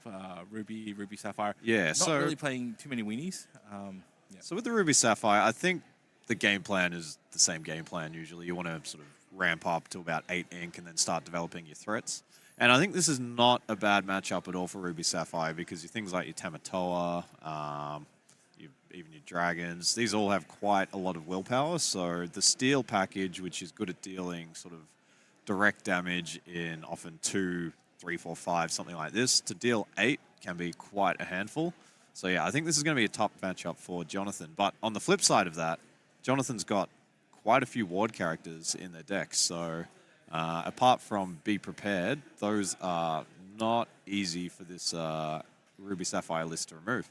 So yeah, if Jonathan can get some items going early and get these aerials down on turn 6 or on the 6 ink turn, they might be able to just run away with the game because there's not a lot of removal that Red-Blue has targeted at these ward characters. Yes, I think definitely it really comes down to who has a smoother ramp up. Yep. Definitely you're looking for Zelda Azurite Sea on turn 2. Tipo is a runner-up for turn 2, but when you get to that 4 ink turn, what happens after you play the Grand Matala or after you play the How Far Will I Go, that's where you can really have a differential in terms of how much ink is available and how much cards in hand is available. And that's going to really dictate the ability for both players to play into each other in the following turns where they are swinging backwards and forwards into each other with 8 to 10 ink available. And you have like a whole bunch of big characters coming down. So that's going to be what I think is going to occur. Realistically, this is probably going to go to a best of 3. I think that the games are probably tight enough where we'll probably see 1-1 and then probably go to a third game. And definitely these are going to be long games. So we are working for the full 75 minutes for this round, probably. Yeah, quite likely. I think the game, a lot of it will also be dictated by the Sapphire Steel player. I think if they are able to sort of get their ramp down early, shrink their hand, and then play their whole new world and refill, if the Sapphire Ruby player hasn't managed to ramp up as quickly yet, then you can get a big IG advantage, but you don't have the downside with the whole new world because you get the big ink advantage. Your opponent hasn't been able to convert their cards into ink yet, and then you both draw 7, so your hand sizes are the same again. That can really give you a lot of control over the game on that timing of the whole new world when that comes out. True, and also I guess one other side thing to mention. So, Ruby and Sapphire has a great ability to draw cards with its Haram and its Tamatoas and its Popsicles, and it's able to cycle those. Whole New World is an alternate win condition for Jonathan, because if Steven draws a whole bunch of cards, Jonathan may be able to push him over the edge with a couple of very strategic time Whole New Worlds. Yeah, that's not a win condition you see very often, but it is not impossible that the Ruby Sapphire player runs out of cards. And in Lorcana, if you have to go and draw a card from your library, which you have to do at the start of every turn, if there's no cards left in your library when you go to draw one, you lose the game. So that is not out of the bounds of reality that we see that in this matchup. So to be honest, if there was any match this weekend in which we would see a player deck out, I think this is probably the matchup. Yes. Like, you have a go long deck and also another a deck that can go long, as well as force the other player to draw. So, yep. Yeah, I think sometimes, like myself, I'm a Ruby Sapphire player, and I'm sort of jealous of the Sapphire Steel decks. It's like you get to run the Fishbone Quill, you get to run all these greedy ramp cards, and then you just refill your hand with the Whole New World. And one more thing on that, the Whole New World with Ruby Sapphire, you've got a lot of cards like Visions of the Future, Grandma Tala, and these are good at sort of filtering through your deck and finding your high value cards.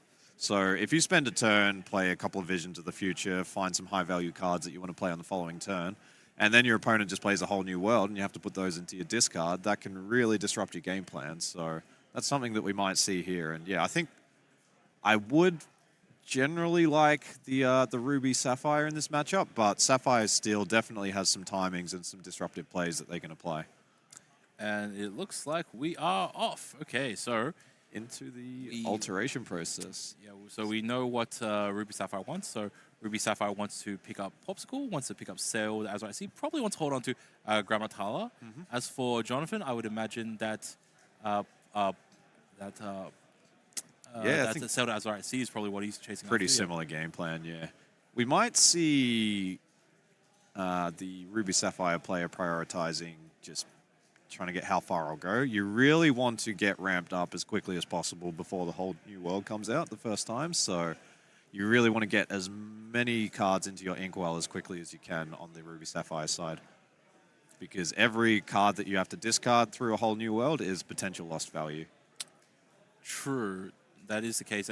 But sometimes it's a little bit hard to know, just because there are times where you're just going to have uninkable. So look, you might think your opponent's not going to play a Whole New World because they still got 4 cards in hand, but you didn't realize that, hey, 3 of them are just uninkable, so they kind of have to do it now in order to get a little bit further. So sometimes it does occur. I guess it's a little bit less prevalent when you have access to Sapphire, simply because you have access to Tipo. So and Fishbone Quill as well, if you're on that. And Fishbone Quill. So just in the situation where, look, you've got a whole bunch of inkables, hey, you've got to play the Tipo, and the Tipo can help you put it there. So yeah. And I think looks like Jonathan might be altering 4 back. Yeah, they're both having to think quite hard on this one. Does that mean Steven is starting?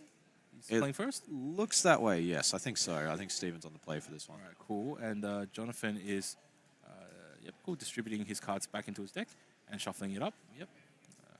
Cool. Make sure he's sufficiently randomized his deck for this.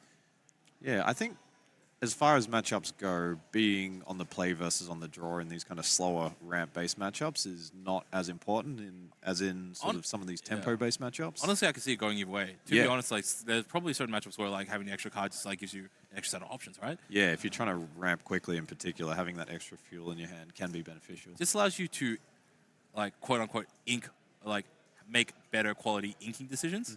Yeah. And he just, Jonathan it was Sapphire Steel on the play. So we saw Pleakley go into the Inkwell. Another one of these set 6 cards that I've experimented with a bit. I didn't quite find a home for it in Ruby Sapphire, but yeah, Jonathan's clearly found some nice use cases for it. Maleficent and goes to the Popsicle. Pretty standard. So pretty nice start there for Steven. And Jonathan, turn 2. Do we see the turn 2 Azurite Sea? We sailing? Got another Pleakley in hand. So Pleakley on the Tipo can be really nice because you can then turn Tipo into ink as well, which is what you want to do in a lot of these slower matchups. And yeah, difficult to see what Jonathan's got in the hand here. Yeah. So Pleakley is the card that we don't see too often. My understanding, it's a free cost character card that allows you to put one of your characters into your... One of your characters into your inkwell, correct. So it's sort of anti-tempo, but then it turns things like your Tipo, which you may not care about the 1/2 body on the board for the long term. So if you can just turn that into ink, that's essentially drawing a card for you. Yeah, also, my understanding with one of the rules for Lorcana is if you have a card that's shifted on top of another card and you put it into your inkwell, both cards actually go into your inkwell. Yep. Same if that gets bounced back to your hand, you get both cards. So, and there's the Tipo. So I think Stephen will be quite happy with the way that this early game's played out. I don't think Argus, which is a 4/1, that quest for 1, is really targeted at this matchup. But we may see Argus quest here and get put with Pleakley into the inkwell. And then we've got the Pete. That's another card that's very powerful against Ruby Sapphire. If you can prevent them from playing any actions on their turn, that can really disrupt what they're trying to do. All right, so Jonathan just deciding what to ink, inking the Pete. Well, yeah, this always feels bad, inking Pete against Ruby Sapphire, but when you need the third ink, then yeah, there's not a lot you can do. And we've also got the Fishbone Quill, so... And that's this is a little bit of weakness going first. You just sometimes that one extra card would have just very small. Yeah. I can't quite tell if Jonathan's got the whole new world in hand. So if they do, they'll be happy to just put as many cards in their inkwell as quickly as possible and then play a whole new world to refill. Yeah, this is a really interesting build from Jonathan. Yeah, it's really hard to know what are we in store for. Like, I haven't really... Yeah, I think I see a Pyros in hand, which is, yeah, a card that is amazing in Limited because it can challenge and then reset another character. So might be going for sort of a combo deck where you can play your Aerial and your Pyros, and then if you quest with your Aerial, your Pyros challenges, you can ready your Aerial, and then it's one of the few cards that does let you quest again. So... All right, so we got Simba being deployed by Jonathan. I think Jonathan's looking for a whole new world here. So Simba's going to draw a card and then discard a card. One of the interesting things about Pyros is when it does challenge another character, it allows it to ready another character. Yes. But it's one of the very few cards that allows you to ready another card. And quest. And that character may quest as well. So yeah. It does lend to some very interesting combo strategies later on in the late game. Yeah, and I wouldn't be surprised if we see something like that from Jonathan. So I think Steven's going to have to play around that. So we have Tipo challenging into the Argus. And yeah, that was an interesting one. Jonathan played the Simba, but did not draw a card. So I think the thought that Jonathan had there was they had 2 cards in hand. One of them's a whole new world. The other one's inkable.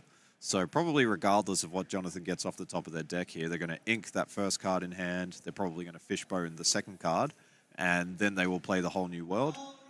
Whereas if you draw a card, you just reduce your library size by 1, and it's probably going into your inkwell anyway.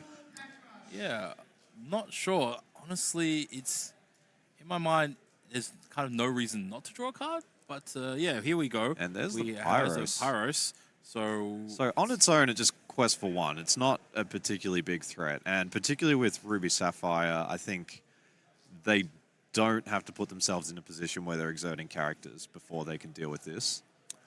Interesting thing about Pyros. So when it is also not limited to once a turn as well. So if there are multiple characters that it needs to challenge, it can constantly ready itself. That's right. It can ready itself up. Potentially, if you are able to give it, resist, it can challenge multiple smaller units. Just plow its way right through it.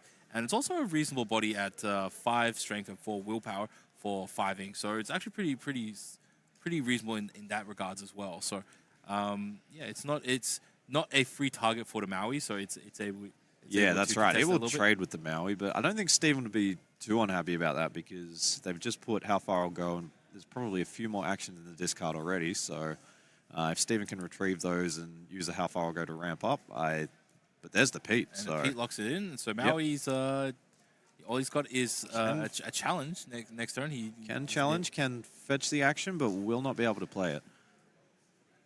And there's the Hiram. Will Jonathan probably won't banish the Fishbone Quill this turn. No, they may consider doing that in the stick future. Around for a little while, yeah. Yeah, that's because he's got a whole new world, right? So you just, yeah. So you just So you Fishbone, stack up your inkwell as much as you can, and then you whole new banish world, it and once then after that you can Hiram.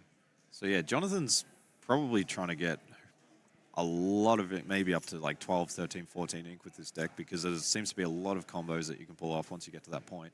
And particularly with the double lucky dime, you can do all sorts of things with that build. Yeah, that's definitely true. Like, it effectively allows you to convert a whole bunch of extra ink into just like extra speed for lore as well. So yeah, which I think Ruby Sapphire used to do that game plan, but yeah, particularly with set 6, it's really pushed the pace of the meta forward a little bit, and you can't run these greedy builds where you're trying to ramp up with some of the older cards like Chicha. So yeah, we just see our first quest of the game, I think. Oh, second. I think it's one apiece at the moment. I think we did see Argus quest earlier. And there's the Maui Hero to All. So we got 2 Mauis on the board briefly there. Hero to All challenging into the Argus. Yeah, I think Jonathan identifies that it's completely safe to... sorry, with the Pyrus. It's totally fine to lose the Pyrus. This is not a matchup where the Ruby Sapphire player is going to leave things on the board exerted for the Pyrus to challenge. True, and it doesn't seem like it's got too much of a value right now. Like, I don't think it really had too many targets against Steven's deck. Its only relevant targets probably is like the T-pose and the Grandmas early on. Yeah, and after that phase, really not a super major need to keep just there as a singer, around, so pretty happy to send that into the discard. So we got Grab Swords. This is one of these cards that, again, used to be played in almost every Steel deck, but it just hasn't found a home in a lot of the newer decks. This deck's interesting. So one of the advantages of Fishbone Quill is that you can get away with playing significantly more uninkables because the Fishbone Quill can put them in and put them down. So actually, you can get kind of greedy with some of your cards, and like it was, as we were saying this weekend, grab your swords. It's a good amount of very good card, damage dealing spell. So yeah, I think we may see it into the Inkwell here though. It's probably not the right necessary in this matchup for it. matchup. It's more of an anti-aggro tool. Yeah. So Jonathan inking the Vision. So they must have something in their hand that they want to play. And there's another whole new world. So sending Steven's hand into the discard. And let's see what Jonathan can find. I think the card they're looking for is probably Lucky Dime and Aerial Treasure Collector. There is a couple of Be Prepareds in the discard pile. So if Jonathan wants to quest or wants to sing here, Steven will be able to retrieve one of those. So yeah, Jonathan, the strategy seems to be just build up quite a big stack of items, get a lot of ink going, and then probably later in the game deploy something like Aerial Treasure Collector, Tamatoa, and then tap that dime and just get a lot of lore in big chunks. Yes, 100%. And being able to remove items is something that literally Ruby and Sapphire deck cannot do. So Jonathan can just play with knowledge that his items are safe. If you get a lucky dime out there, it's sticking around. Yeah, there is Hideaway, which is a card that has been teched in as a one-of in a lot of these Ruby Sapphire lists. Not everyone's running it. It's more to deal with the locations that people struggle with. But yeah, it's I'm not sure I've seen it in Steven's hand at this point. And that might be one of the reasons Jonathan's running 2 lucky dimes. If your first one gets dealt with in some way, you might want that second one. And yeah, that's just what this Quill allows you to do. You can run these greedy, expensive, uninkable cards and not worry about them clogging up your hand, because in the wrong matchups, you can just put them into your Inkwell. Yeah, definitely, for sure. So it breaks a lot of conventions that we are currently seeing in decks, and that's why this deck is such an interesting game to watch. And I think this is... it must be so new. If you didn't really know what's going on, and yeah, you just you face up into this, you might be super confused. Like, what's the line of play here? Yeah, right? what is the win condition? What are they ramping into? So none of Jonathan's characters are really any threats other than The Hiram. Yep. So I guess Maui can challenge Possibly into challenge- you challenge the Hiram, of course, right? I think you challenge the Hiram, and then fetch you should pick be something- prepared. Even if you don't want to run it out this turn, I think that might be the line that we see. But yeah, Steven's got a lot of cards in hand, so I do see a small Sisu as well, which might play into the Hiram. All right, so Alright, Ice cool. Block. Yep. So Steven building up he's- their items. He's Makes building sense. up items as well, so Might even see some ramp here. Steven might be feeling like they're falling a bit behind, and their opponent has 9 ink. They're only inking up to 7 on this turn, I think. I So- wouldn't worry about it too much. I think if you can slowly, you don't necessarily have to build up your ink super fast. At this stage, I think both players are still kind of feeling themselves out. Obviously, Zelda Azurite C will cycle you to whatever you need, so you can just ink a little bit more stuff. And there is the McDuck's Manor. That's a card we've been seeing a lot of in some of these Ruby Sapphire successful decks. So we may see that come out after the Be Prepared. I think running it out at this point, it's going to take... there's only, 4 or 5 strength on the board. So we might just see that get run out. But yeah, I think the Sisu deal with the Hiram, turn off the draw engine. That makes a lot of sense. And then, how much ink have we got? 4. There is the Mana. So we've been seeing so much of that card. We've seen Din deploy it to great success. And yeah, it's just a handful for a lot of decks to deal with. I'm not sure whether Jonathan's running a card like Hideaway or Emperor Kuzco, just to send that into the Inkwell. But I don't think Jonathan will be too nervous. It's been a pretty slow clock that has been set up. That's the advantage of playing the deck that's a little bit off meta, that you can have practice against the meta decks, but certainly other players won't have any experience playing into yours. So he's probably faced definitely at least 2 to 3 Ruby Sapphire decks. This weekend, at least, right? at least. There's been a lot of it around, and particularly we've seen how many of those have made the top 64. So as you get into the later brackets and the top end of Swiss, I'm sure Jonathan's had 3, possibly 4 or 5 matchups into this. So he should be reasonably familiar with this matchup, but Steven has to, wing it.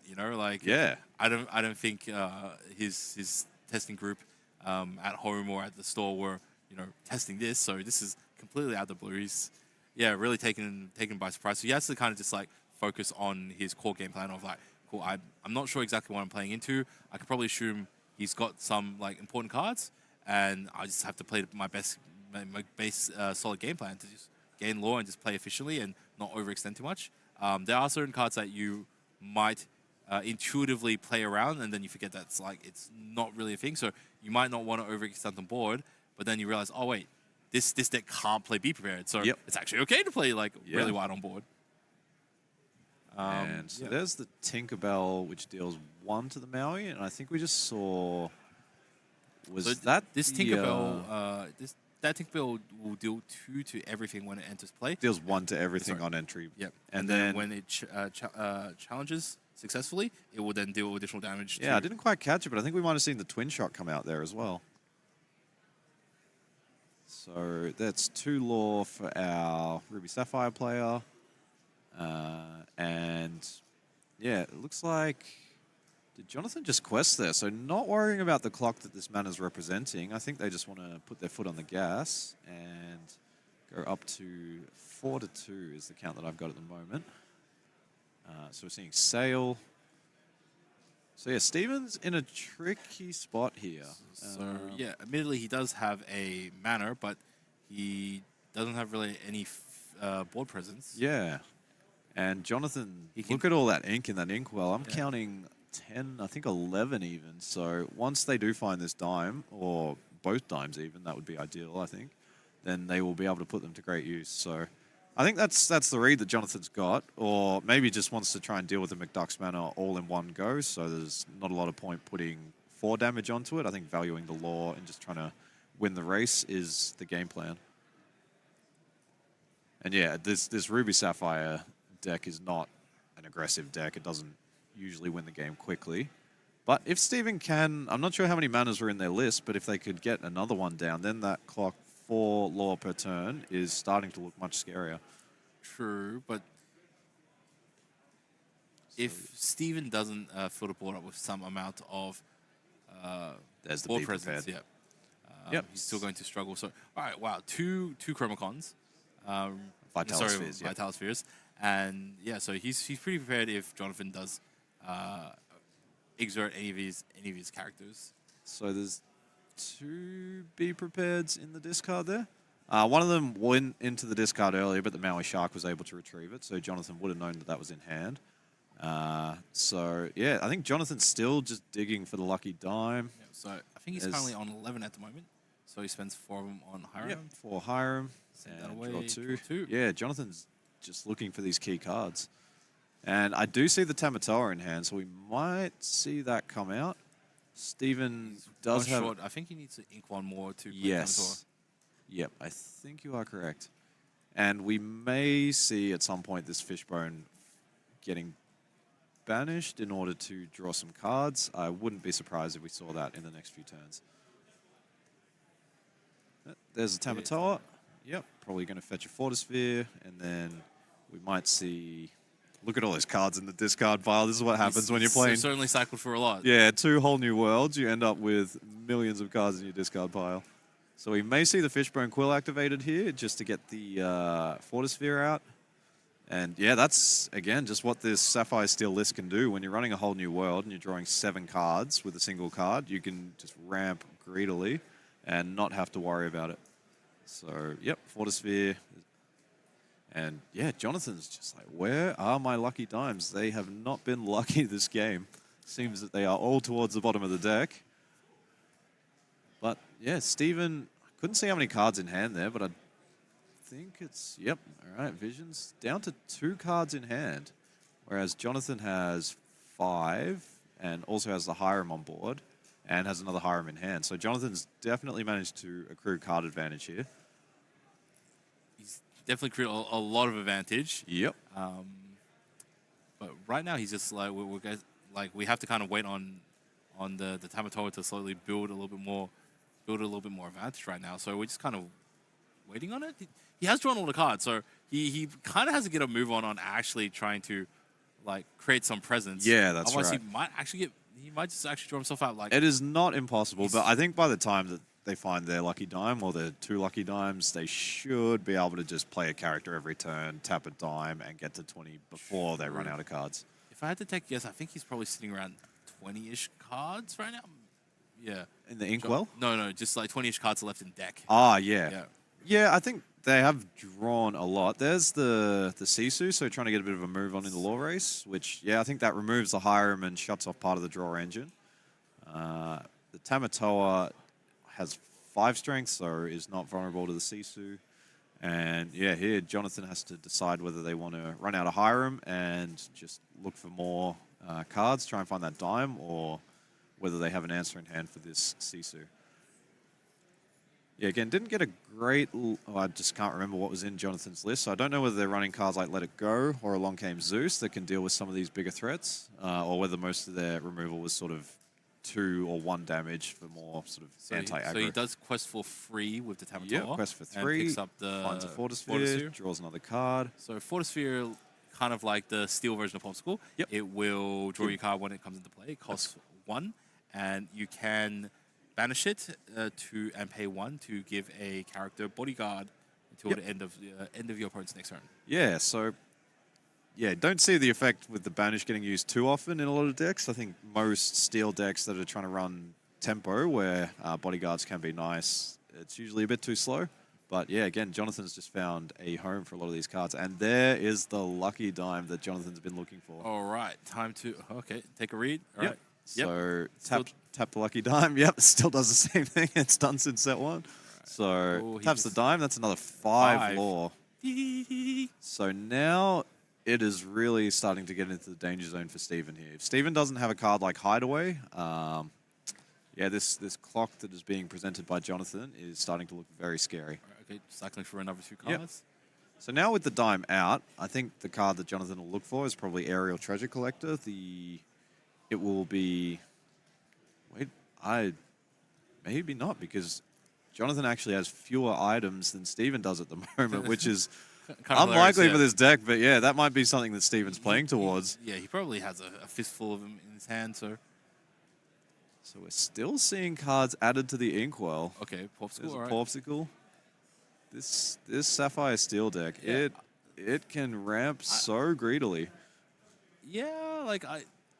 Okay, cool. So I've definitely lost count of how much he's got. Yeah, he's it's got, approaching like, 20 at the very least. Quarter of a deck, all right. So, oh, very smooth here, just like lays it all out. I think that was I think- 2 lines of I think- 6 and a line of 3. So I think we're up to 15. Like I was about to say quarter deck, right?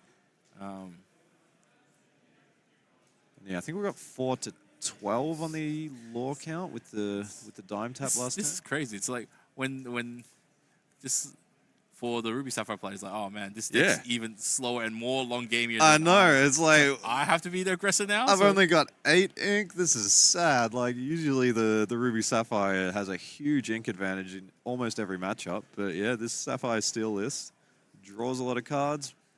Are we going to see the mana down or? Yeah, Steven doesn't seem to have a great answer in hand for this Tamatoa, which is presenting the win on board at the moment.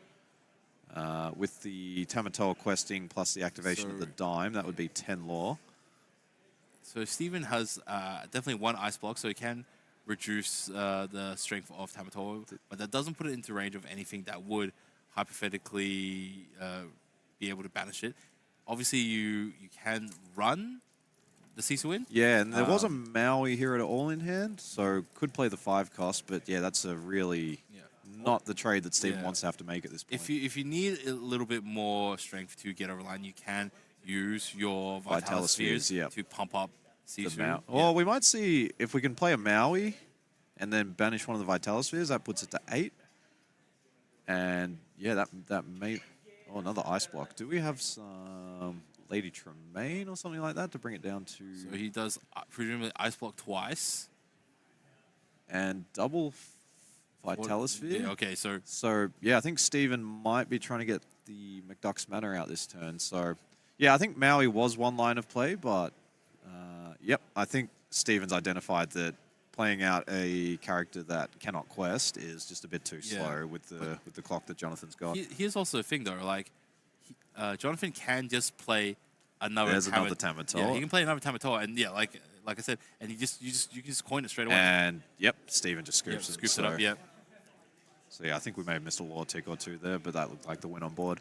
So, yeah, really well played by Jonathan. And, yeah, this is sort of what we identified with this Sapphire Steel list. You can ramp so greedily and then just refresh your hand with the whole new world.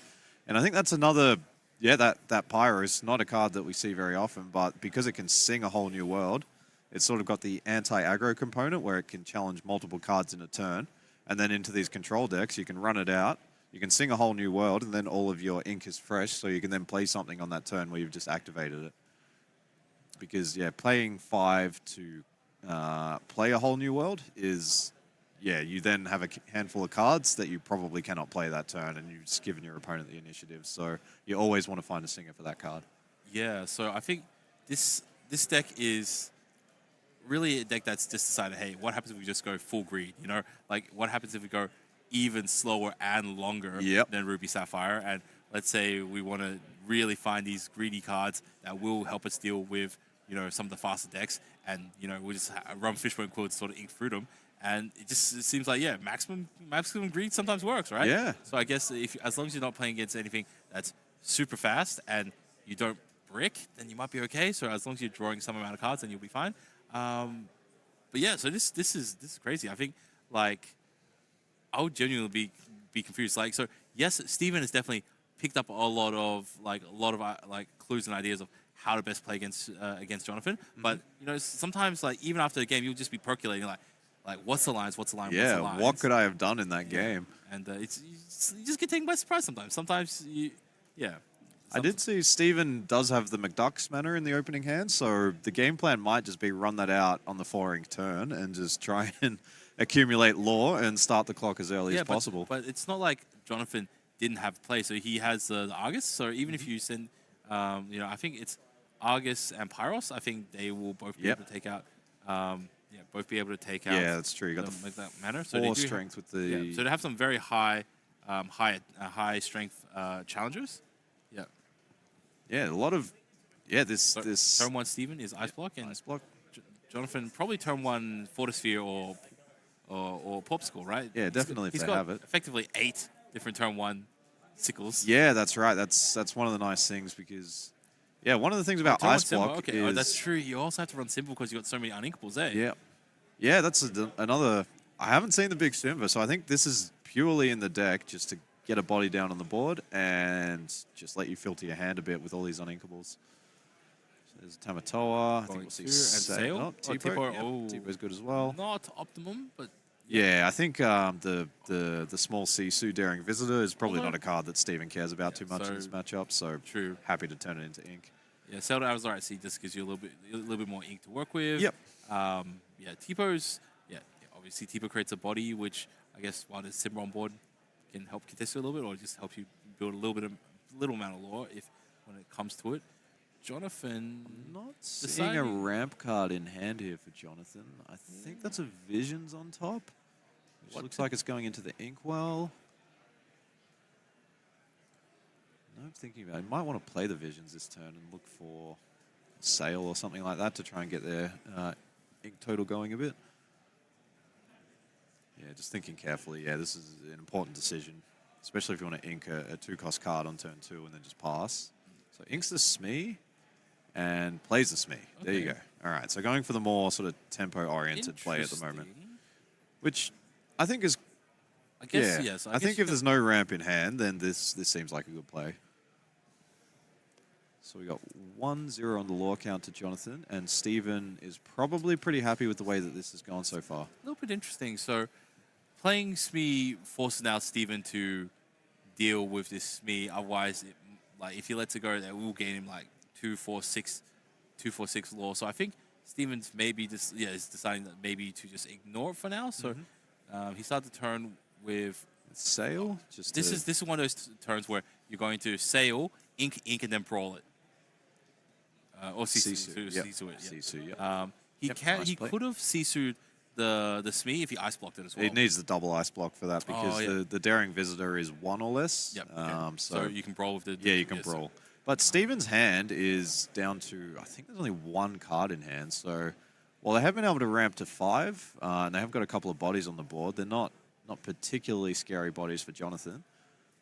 If Steven can find, say, a Shift Sisu and get that 3 questing out on the board, that could be nice. But I don't think it's like shifting into Sisu is super high priority. I think, I think they need to find some card draw here, ideally. You get some ramp and you get some card draw. And this is a case where this is a game where Jonathan will be disincentivized from playing a whole new world because they have a lot of cards in hand. Their opponent has very few. So you don't want to refill your opponent's hand, especially if the cards that they draw. Any Ruby Sapphire player who has played knows that often, maybe not often, but sometimes you just get a handful of uninkables and you just can't do anything with your deck. You're stuck on 5 ink. You've got a bunch of 7 and 8 cost cards that you can't put in your inkwell. And yeah, depending on what Steven draws and what's in hand, Jonathan might just be quite content to let their opponent sit there with not a lot to do. It's just me, but it seems like a lot of cards in Jonathan's deck are foil. Like, yeah, just look at them and it's like they're a slightly different hue. Yeah, I think the Fishbones are both foil. I think the Smee is foil. The Ice Block is foil, I think. Twin Fire is foil. Yeah, okay. Yeah, that's not surprising. I guess when you get to this, the more serious parts of the competition, a lot of these players have probably put some resources into their deck, so you'll see a lot of foils. And I mean, we saw like Din's deck with the 4 enchanted. That was such a flex. So,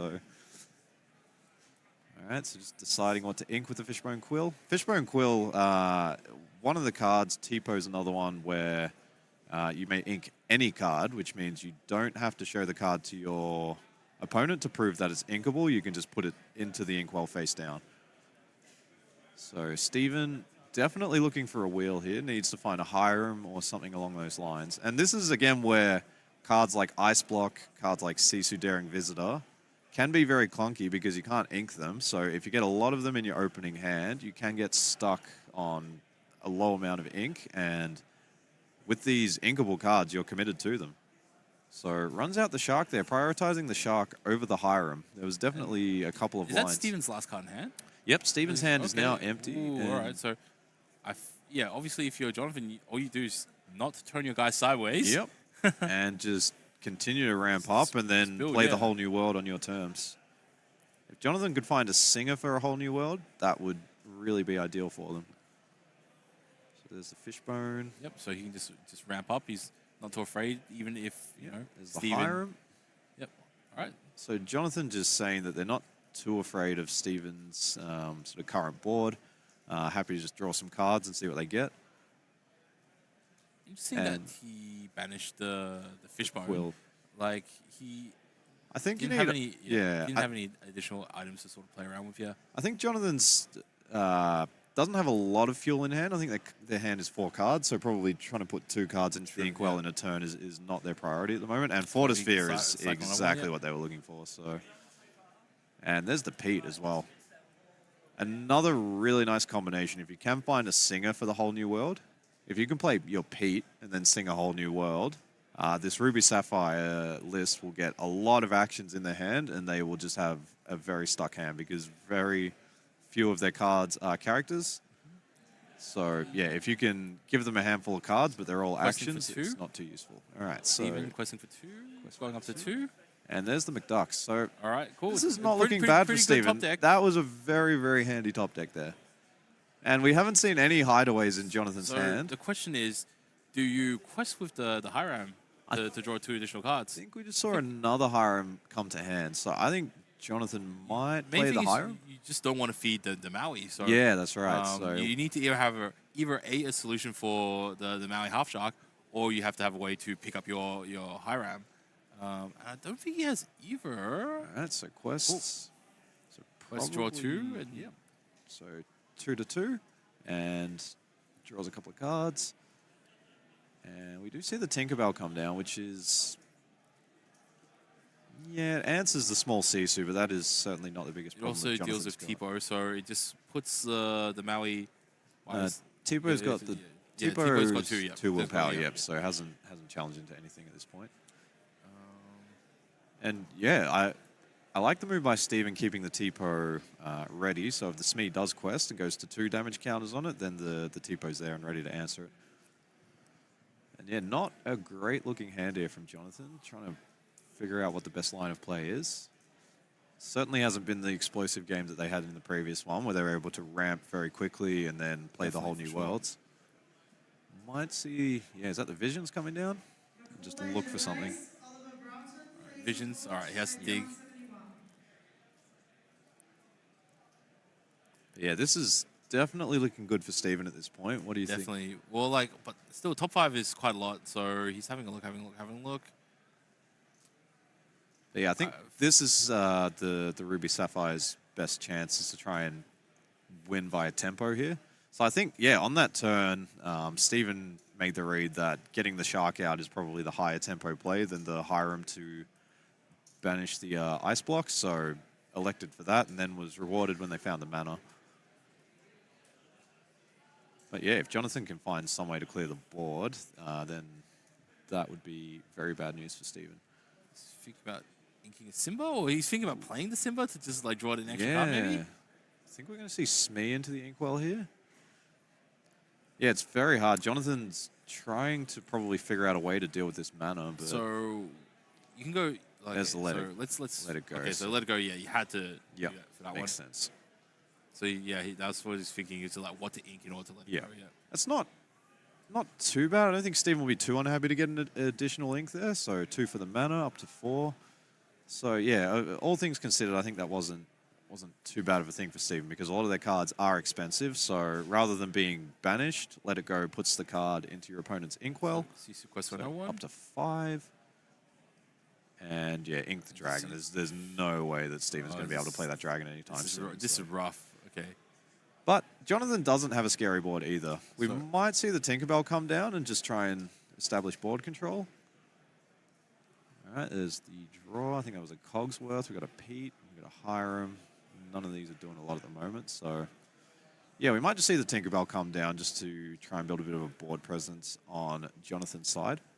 Steven's up to 8 ink, or is that 7? I think they're on 7 ink. Yeah, that's on 7 at the moment. Yeah. And don't believe he's inked this turn yet. So potentially 8. He's so in this board match, you kind of just want to just keep playing. There's the Tink. Yeah. Yep, so that'll put 1 damage counter on the Tipo. Yep. Questing for 1. And yep, quest 1, so up to 3. Questing with the Hiram, no items to banish, so just a 1/6 body that quests for 1 at the moment. So Jonathan probably thinking, like, he can probably... Realistically, there's nothing to punish him for going wide, except unless Steven top decks a Be Prepared. But you don't live your life assuming that your opponent's going to, like, draw Top deck that, yeah. I think just going wide here and, yeah, what are the chances? I think Steven... I'm not sure how many B preps are in the list, but most decks will run up to 2. So Steven gains 2 off the mana. 1 for the Ice Block. And yeah, again, this is where cards like Ice Block, Uninkables, you're committed. Once you put them in your deck, if you draw them, you have to play them. On the upside, though, now if he does play a Sisu, he does have a much higher range on the Sisu because he's got multiple Ice Blocks here. Yeah, that's true. So Jonathan going straight to Tamatoa? No, okay. Pete and all right, so okay. So just going very wide and Cogsworth questing. Gives all your characters resist. Quest for 6. Call correctly. I think I might have missed a lore trigger on Steven's side with the McDucks, so it might be up to 7.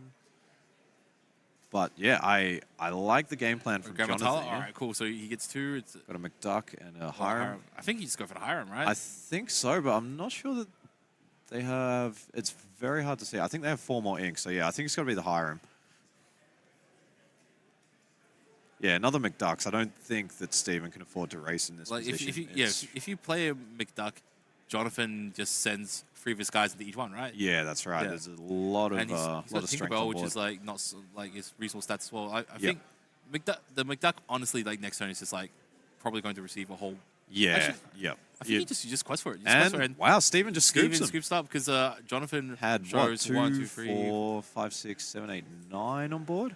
Yeah. So yeah, we may have missed a couple of lore triggers there. It might have been the win on board, but yeah, that's just an example of when you play Ruby Sapphire. If you just ramp and ramp and ramp, you're shrinking your hand very rapidly, and then if you can't find a wheel, it is just. Yeah, you run out of cards and you just ramp into GG. So definitely, this is like a textbook situation of what happens if you bring in something that's a little bit off meta. I think we've seen both in this matchup as well as Din's matchup earlier. When you bring in cards and strategies that are a little bit off meta, a lot of players just won't really know how to deal with it. And I think that he just really took advantage of that. So Steven, great player. I've seen him play a whole bunch of tournaments, and I know he definitely deserves to be up here.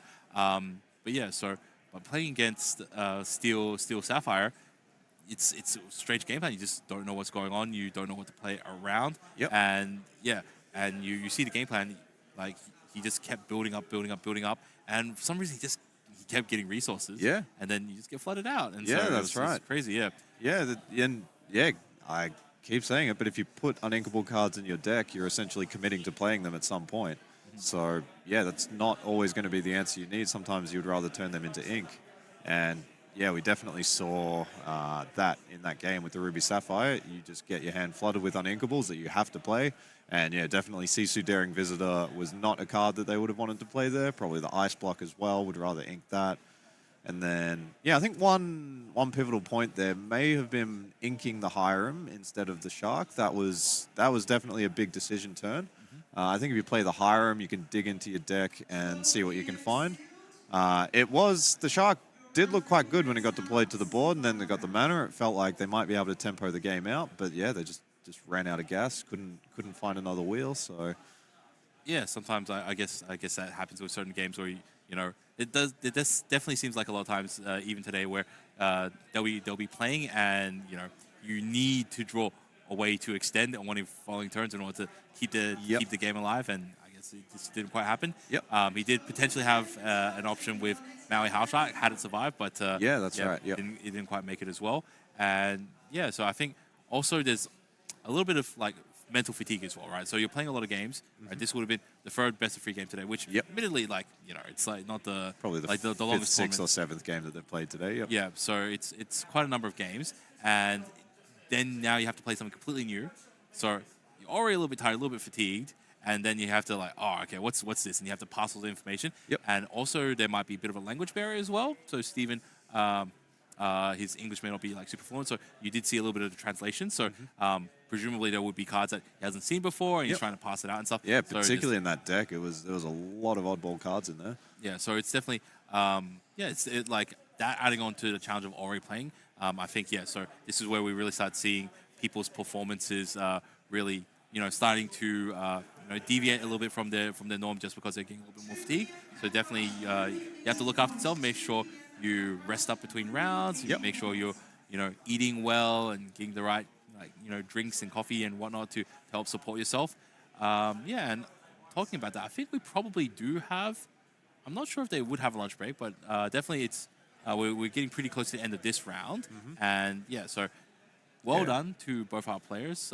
So we have Stephen who has finished in the top 16, and Still fantastic result. Yeah, anyone who's made it this far is obviously an incredible player and has had a really good run at this tournament. So yeah, congratulations to everyone who's made it this far. Even just making day 2 is a huge achievement. I know if I were to be playing this tournament, I made day 2, I would just be incredibly happy. And even if you go out in the round of 64, that's just amazing result for these players. And they get the nice promo cards. There's lots of prizes up. So definitely. So that would now mean that we are now heading into the top 8. Top 8, potentially really we might have some getting down to graphics. So I presume that quite a number of games have been pushing into the top 8. So here we have Ben Simmons is moving in from the top. Yep. So that would have been one of the top seeds.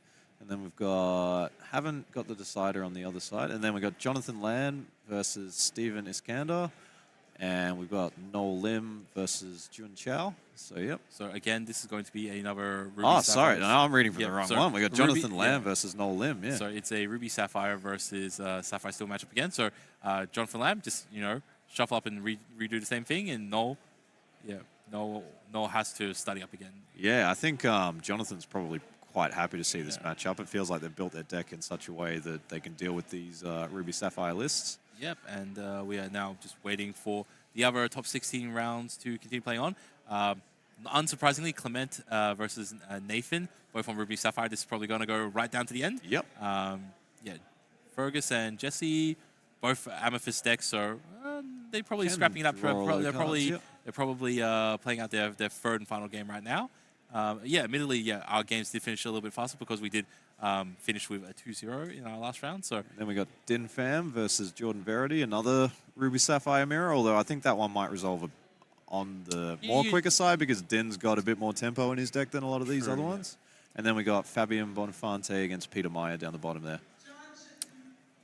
So yeah, a lot of players that we've seen on stream already from day 1 back on day 2. So it's pretty crazy. So maybe some of these internationals were right. Like I thought that maybe Ruby Sapphire was maybe not the deck to play, but it just seems like it's working well for a lot of players. So I definitely have heard some comments on some of the players who have played Amethyst variants or Amber variants that after seeing some of these international and some of these high level players play Ruby Amethyst, Ruby Sapphire. Yep. Yeah, they think.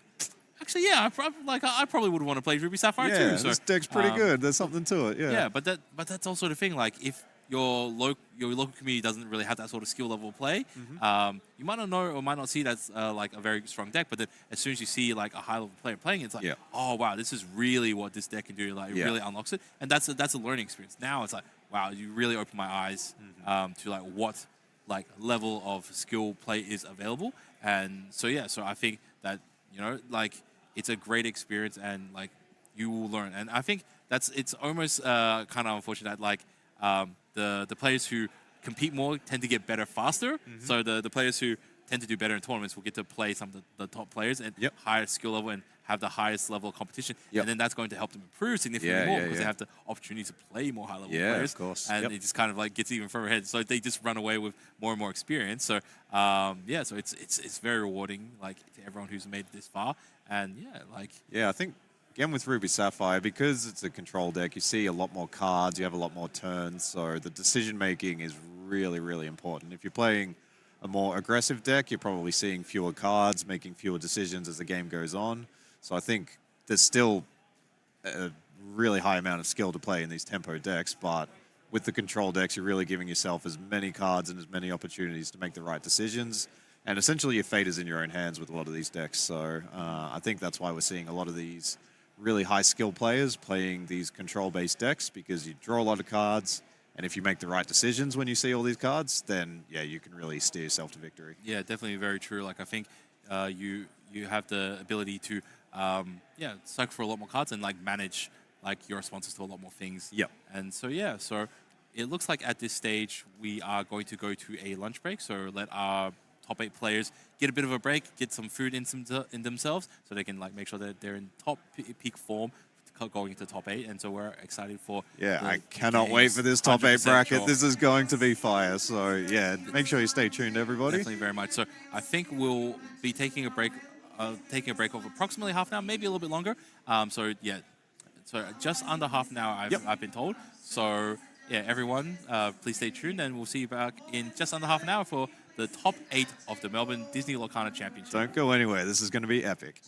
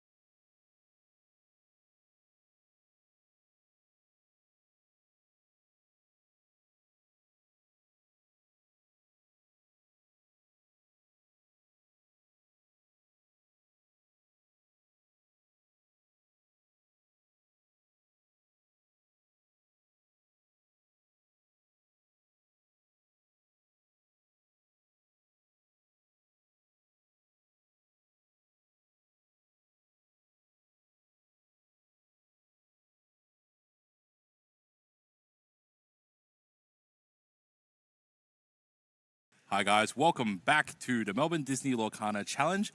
It has been a great weekend and we are now at the final part of the tournament. We are down to our top 8 players and man, it has been an exciting up and down tournament for this weekend. Yeah, very much so. Yeah, it's been really high level stuff.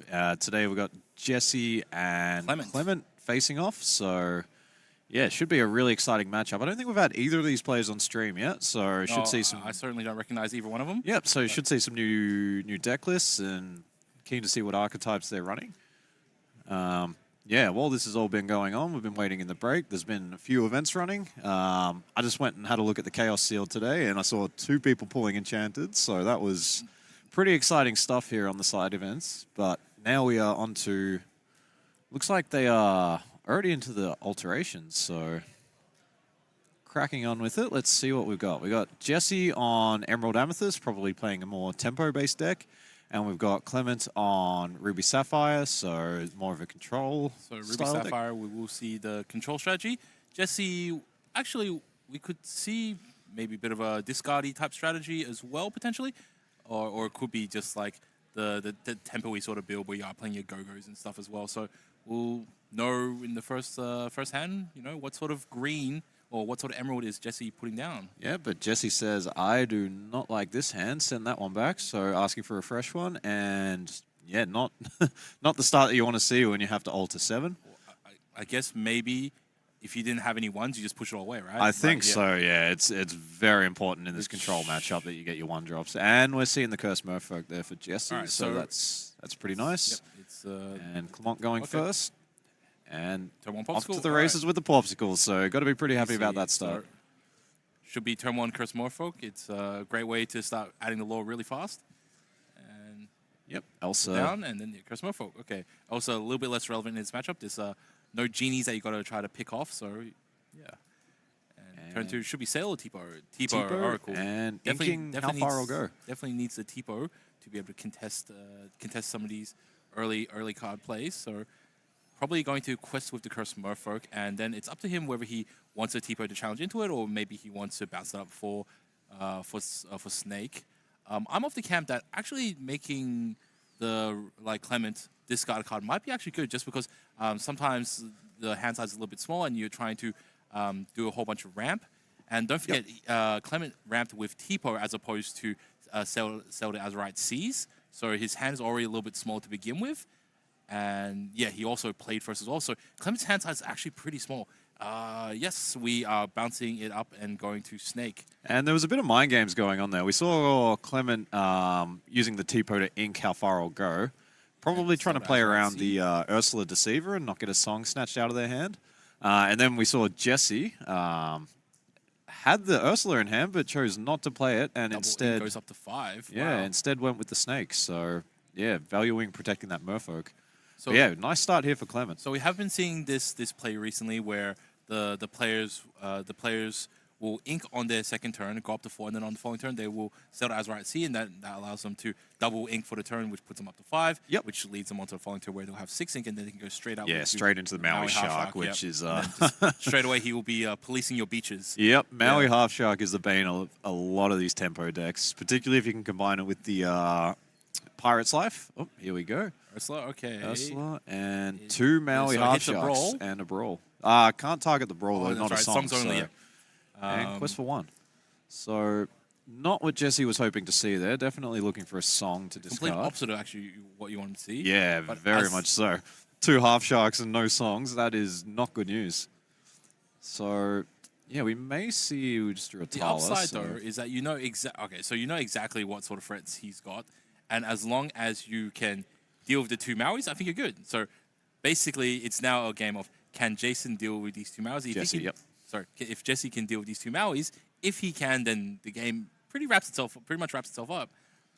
So the question is, how will he go about doing that? Yeah, that's a pretty tall order for this deck. There's not a lot of removal in the EA list, so yeah, it needs to find... What you are going to need, you're going to need some evasive challenges, and you're going to need some crabs. Yes, yeah, definitely. Yeah, so Jesse... oh, that's right. It's only Jesse's 4 ink turn. Yeah, I know. It's looking very good for Clement here. The fast ramp into the Half Shark, that's really a way to shut down a lot of these tempo decks. Yeah, on the upside though, Clement doesn't have any way to force Jesse to. Jesse just quests it all out. Gains 4. 4, yep, up to 7. So he's just saying, hey, Maui, you can take your pick. Take your pick. Yep, all right. And he picks up the Curse Merfolk. And then... And plays it again? I think we might see it played So again. he definitely inks again. So he inks up to 2. Yep. And what's the follow-on play? He plays So Hiss. So no, Hiss. Hiss, So okay. that's, probably in this deck. Some of these Emerald Amethyst decks have been It's a free one running a lot evasive. more evasives to try and deal pretty with. scary because if the Maui gets 1 chomp in before the Hiss can finish it off, or like with a crab. Yeah, we can see the Go-Go come out, put 4 damage counters on it, and get 4 lore, which would be, definitely a nice boost for Jesse, who's already up to 7. So is starting to approach that scary point. Clement would have to challenge into Ursula here with his Maui half shark. If he challenges into a snake, it allows Jesse to just swing back, with the Hiss and trade off. Yep. And Clement, looks like we've got another half shark. We've got the Brawl. So half shark and Brawl, we both know, like Jesse knows as well because of the Ursula. It's just the one new mystery card that we're unsure about. So it goes to the Ursula, puts 1 damage onto it, and we're just waiting. Oh, he plays second Plays Maui. another shark, yep. All right, so he's putting on the pressure, and he did pick up a card. Sail the Azurite Sea, I think it Azurite was. Sea. So it means he does have a draw later on. Or might just put that into the Inkwell. So, I think Clement is probably pretty happy with the way things are going. Tipo quest for 1. Extra 1. So not too worried about losing the Tipo to a challenge. And that puts him up to 8, I believe? No, puts him up to 2. Yep. 7 to 2. Yep, cool. And Jesse, does he have the crab? Because this is the turn where he needs a crab. Yeah, the crab would be a nice answer to one of those sharks. That's not a crab. That's not the Merlin we're after. And Cloud inking the Kicker? kit. Yeah, the Kit. kit. This is not a kit matchup. So playing the Diablo, yep. Not a bad turn for Jesse, but just has not found. Probably looking for cards like either Crab to deal with one of these sharks or the Go-Go, because Go-Go, if you can get that and probably bounce it or find a second Go-Go, you can really accelerate your lore gains. Pass it over to Clement. Now, whenever he casts Azurite Sea or any action, he'll be gaining 2 lore. So this is where things can really switch itself around. Yep, So and we might see Azurite Sea, ink twice, and then he can go like Visions, or he can go Focus Your Mind, and he can potentially he can probably gain easily 6 to 8 lore off of the ability alone if he wants to. Yeah, with the double shark getting 2 lore for every action, that can be a big problem. So, all right. So here comes the sail for +2. +2. Yep. So up to 4. Draw a card. Looks like a Tipo off the top. Wouldn't worry about the Tipo. What's the other guy? He does have a Brawl, right? So he can Brawl something? Does have a Brawl. I don't think that just got Brawl inked. for value? Yeah. I'm Actually, just no, but happy like, to play it slow. Yeah. And Grammar, okay, cool. I think that was a Visions and another shark off the top. So, yep. So don't think they need a 3rd shark there. That would be a bit excessive, so it keeps the Visions. And, yeah, we may even see Clement just pass here, or not. They elect to quest. okay, questing. All right. Yep, Interesting. so up to 7. Yeah, I think passing and just saying you're going to force your opponent to quest, and then fetch the actions. So Tipo, he doesn't really care about. Yep. There's only one evasive challenger at the moment, which is his, and he requires a crab in order to make it able to run into a Maui. Yep, and effectively deal with it. Yep. And he can tell that he doesn't have it, otherwise he would have played it last turn. So that's true. He's trying to draw into it. So the bet is, hey, my opponent drew 1 card off the rabbit, and he draws 1 card for turn. I don't think he's going to draw a crab in those 2 cards. Yep. And outside of being able to pick up his Merlin rabbit, I don't think he'll be able to get into grab. That's probably the bet that Clement is making here. He does have 2 inks available because he did play Sail to Azurite Sea, but the hand is getting a little bit tight, so he's opted not to use the inks. Yeah, Clement's hand is looking questing in good, for rabbit for +1. Yep. Goes Quest for 1 up to 8. And he plays And mystery looks like a card. It looks like a fox. fox. All right, picks it up. And did he get a crab? Because he can actually can ink and then he can ink a card as long as boost up the one of the hiss. cards is inkable. Because rabbit is not inkable. And did he get the crab? I don't Actually, think so. I think I saw a no, rabbit there. I think there's a merfolk in there somewhere. He doesn't. That's 2 ink available or free. I think it's free. Yeah. So yeah, he can. Yeah. So he doesn't have the crab. So right now he's got rabbit, and he plays something on the end there, and just turns everything sideways. Yep. All right, so Jesse just going with the quest up plan and hope to win the race. So that's up to 12 law. Challenges the Tipo, and This could be the final turn of the game, yeah, there's depending on how nuts Clement's hand goes. there's a visions in there, so Okay. might go digging for another action and getting 2 law with every action that they play. So he's starting off with 7. He can do 3 from his guy, so he needs 5 actions this turn, which might be a bit of a tall order. Yep. But if he can, it's just like Yeah, that would be straight a game. pretty Yeah. crazy And end to the it's game. kind of non-committal because he can just do all his actions and then he can just like challenge if he doesn't quite make it. Oh, the Mauis can also challenge as well. Yeah. So that each one of them can pick. So he can actually go like develop your mind, pick up some stuff, Yeah. send in a challenge with a Maui, pick up a Find the visions, find play it again, challenge with another Maui, find the visions again. So yeah, it can definitely generate a lot of value. But Jesse is up to 12 law now, so it is getting to the point where Clement does have to worry about things like Go-Go. If Jesse can quest with a few of the characters and then play a Go-Go for 3 or 4. I think here's the line, right? So Grandma probably Challenges the fox no, or the it snakes. quests, Quests? puts you up to 8, right? Yep. So you need 12, so that means you need to play 6 actions, right? So each of the Mauis can challenge and then pick up an additional action. So each Maui can pick up an action each, which you just play Developing Mind for 1 if there's 1 I available. think that's visions in the okay. future though, so Yeah. probably doesn't have the ink for that could line. potentially do sales as well. Yep. So each one does challenges sales, which gains you 2 law. So as long as you can gain an additional 8ish law. So if you Ooh, can there's get some Pirates yeah. Life. That was a nice find. I think Clement will be happy about that one. Pirates. Oh, Yeah, Pirates. just to you can sing just Pirates to Life. yeah, to gain sing it additional with one of the sharks, and I then think that might actually be game.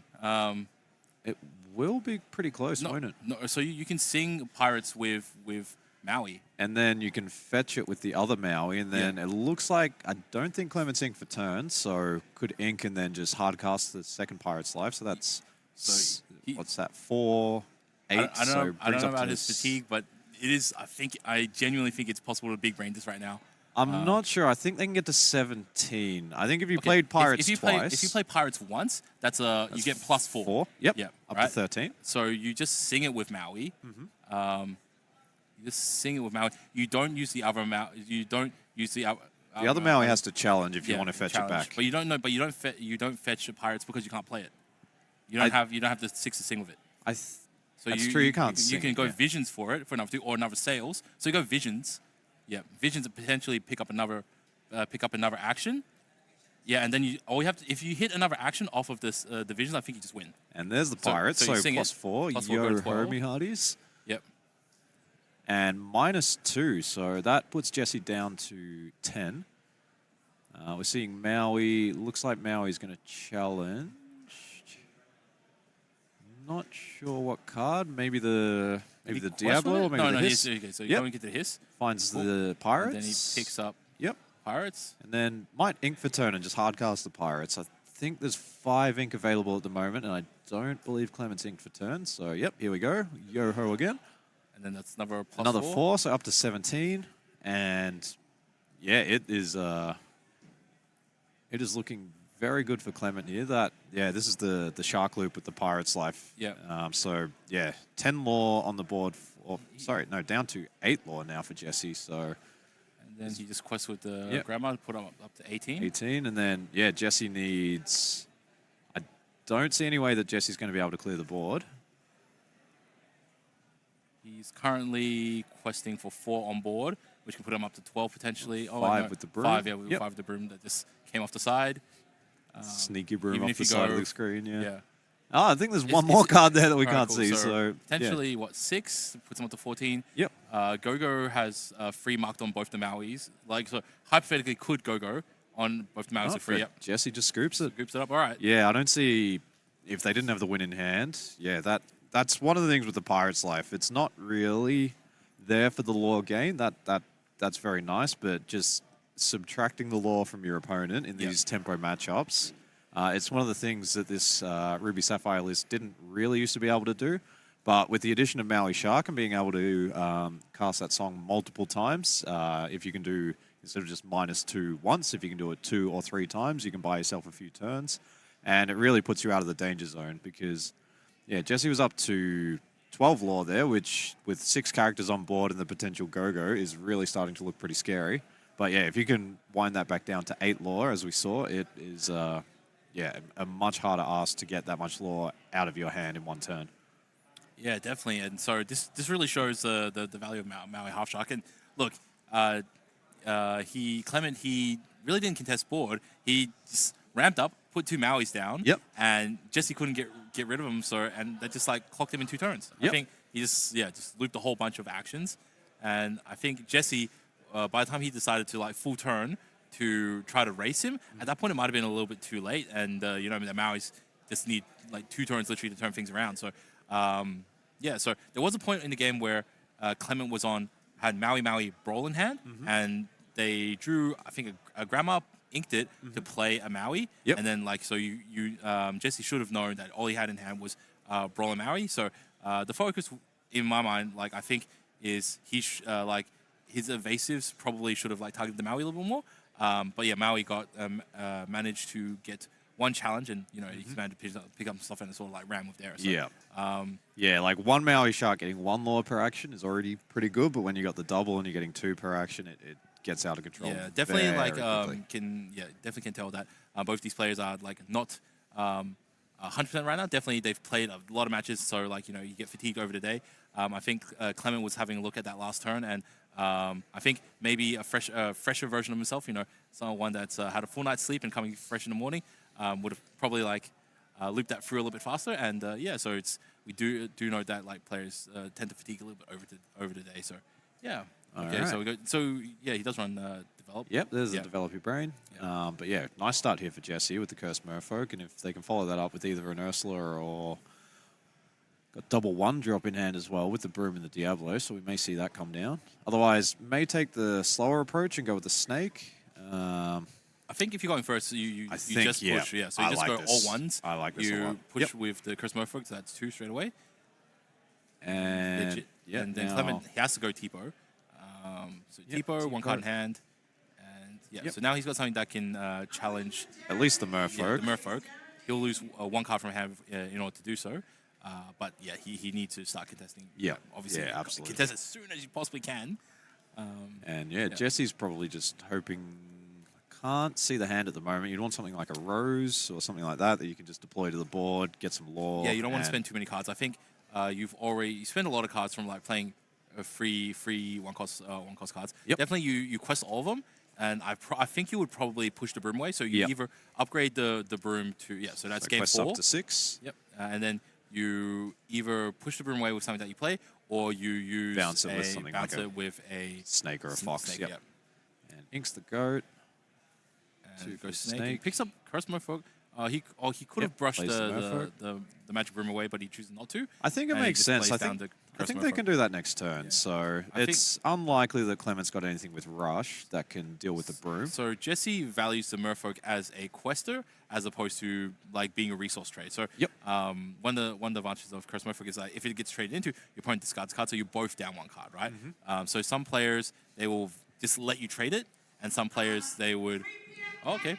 There's the Brawl and there's the Diablo. So, yeah, pretty nice turn for Clement there. And that's one where it's showing the power of the Sail the Azurite Sea, that your ink comes in readied. So yeah, we've seen this play a couple of times this turn. So on the 4 ink turn, they will just Sail the Azurite Sea. Then they will like ink twice and then just go into the Brawl. So so it's also a very good play. So one of the things that card is unlocked because in the past cards like Tipo, the ink comes in exerted. Whereas with Sail, you get the 2 readied inks. So the way the math works, if you're on 3 ink at the start of your turn, you can Sail, you can ink twice, and then you've got another 3 inks. If you're on 4, you can Sail, ink twice, and then you're on 4. So the math works out. Whatever you're on at the start of your turn, you could potentially do that as well as a Sail. And that's, one of the easy ways to remember it if you're starting out playing this deck. So Jesse quests up to 8 there with the Broom and the Snake. And yeah, definitely a bit of a loss in tempo here for Jesse. Getting the Diablo and the Merfolk removed on the same turn was very nice there for Clement. Clement's hand is only 3 cards at the moment. I think the next character you play, you just pick up the broom. I think we might see that, but actually, it depends. So broom is 2 willpower, and Tipo isn't able to challenge it by itself. So you go White Rose. There's White Rose up to 9. So you gain another 1. Yep. I think you keep the broom at this point. Oh, yep. Yeah. Okay, so it picks it up. Yeah, Jesse's hand is starting to run a little bit low, so yeah, I can see why you wouldn't want to risk running into a brawl or another. I would imagine having the extra card. So yeah, so I guess like a brawl or a Sisu could target the broom, so he can cash in his card now. He's also notably his hand's a little bit smaller, but it's like, would that extra 1 potential quest from the Magic Room have been relevant? Because Tipo wouldn't have been able to challenge challenge out the broom. So so Grammatala. Looks like we got How Far I'll Go and Hiram in hand. Yep. So next turn is going to be a productive turn for Clement, but Jesse is also in a pretty good spot where he'll be pushing in for like 4 lore next turn. Yep, and they're up to 9 with that White Rose. So yeah, it is exactly what this EA tempo deck wants to do. They want to. So this is actually like a much closer game than one would think. Yeah, very much so. I'm a little bit interested to see what Clement 50-50'd on there, and he inks a Tipo. Tipo just questing for 1. All right, cool. Yep, I like that. I think Clement knows that you might as well get some value out of Jesse it, does not really want to challenge. That's not part of the game plan. And if Jesse challenges, it's essentially -1 lore on the potential quest. And Ghost Rabbit picks up a card. So things are slowing down a little bit, but as long as Jesse can finish the game out a little bit, so he gains +4, goes up to 13. 13, yep. Yep, which is a very good, healthy amount to be on. And especially, I think he's got like 4 cards in hand, and he has an ink, so he'll be down to 3. It means that potentially, future turns he's looking good to like go or just like play regular goat to try to push him over the line with some of these inkable cards. Clement does not have a little Sisu, which means that he won't be able to wipe the board with Sisu. He can potentially go up to 7 and be prepared next turn, so that is something that Jesse should be potentially prepared for. Yeah, I do see a Ruby card in hand for Clement. I think it might be Scar Vicious Cheetah, which, if they were able to deploy this turn, it could challenge the Merfolk, the Rose, and the Snake, which would be a huge tempo swing. So Jesse taking a bit of a moment to determine what he wants to ink, I think. Yep, or whether to just pass. They might be satisfied. Looks like they're at 4 ink at the moment, and the deck is on the lower side of the curve, so they might just decide to keep all the cards in hand and try to play them in future turns. So just talking about body language, right? So Clement off the Grammatala, he really thought about that one, right? Yeah. But when you think about it, if it was a be prepared and he didn't have a be prepared, you would have just snap put it into 7, right? Absolutely. Which means that he didn't draw a be prepared off the top with the Grammatala. He either has one, so he would have either had one in hand. Yes, so he would have had to have one in hand probably from early in the game, right? So that's how you 50-50 determine whether you think Clement's got be prepared or not. Yep. So that's why he was probably thinking, do I? And here comes Scar Vicious Cheetah. Right, cool. So Scar, he goes into Curse Merfolk. Yep, for sure, just to reduce. I think that's a guarantee. That's you go free into refresh. White Rose, I think, just because if he has any way to pick up White Rose and replay it, that's an additional lore gainer. Yep. And then that readies. And statistically wise, it's the same as Snake. So yeah, you go into White Rose. Yeah. So here there was a you really can challenge again. Yeah, that's right. So there was an interesting line there where Clement cracks the Popsicle to heal Scar for 2, which I think in previous sets you would definitely do that, but with Gogo in the current set, you do not want to leave that sitting there with 4 damage counters on it when your opponent's on 13. So yeah, just another way that Gogo has completely changed the way that some of these matchups play out. If you try and take the value trade and leave your characters on the board with low health, then sometimes the punish can be quite Jesse brutal. with another Curse Merfolk. He's played a lot this game. Yeah, is that number 3 or number 4? I'm not quite sure. I think it might be number 3. But he has picked one up, I think, early this game. Yeah, that's true. And inks the broom. So he didn't quest with the rabbit. Yeah, because he had a rabbit from previous turn. I would imagine. Interesting call there. Yeah, I'm not. I'd imagine he wouldn't be too worried about his rabbit being challenged by the Tala. By the Tala, because he just draws an extra card, See right? the Visions. And he just gets one ink a little bit closer. Visions, top 5. Got a Pirate's Life, which you could sing together here if you were trying to wind down the lore a bit. We might see that play, or might just take something else and try. Also, Pirate's Life is a sing togetherable card, so you can get Tala and Tipo to sing it and together. Here we go. They are Yo singing ho. a she shanty. Yo ho ho, Pirate's Life for me. So we're up to 3 lore for Clement now, and Jesse is down to 11. Yep. So, yeah, that is a really quite nice turn there for Clement. I think that was one of the cards that they were probably digging for. And yeah, just you could see the power of that Scarvicious Cheetah. We've seen a couple of these Ruby Sapphire decks picking it up this weekend. Cleared out the board, yeah. Yeah, like instead of committing the Be Prepared and wiping your own board, I think it's a nice kind of proactive card, and you don't have to remove the Tala or the Tipo. And we're now seeing some of the value coming out for these cards. So. It's lined up, and he had a field day. One of the nice things for Jesse, though, with the 2 rabbits on board, if Clement does draw, say, a Be Prepared or a big Sisu, at least Jesse refills their hand a little bit with the draw 2 from the rabbit being banished.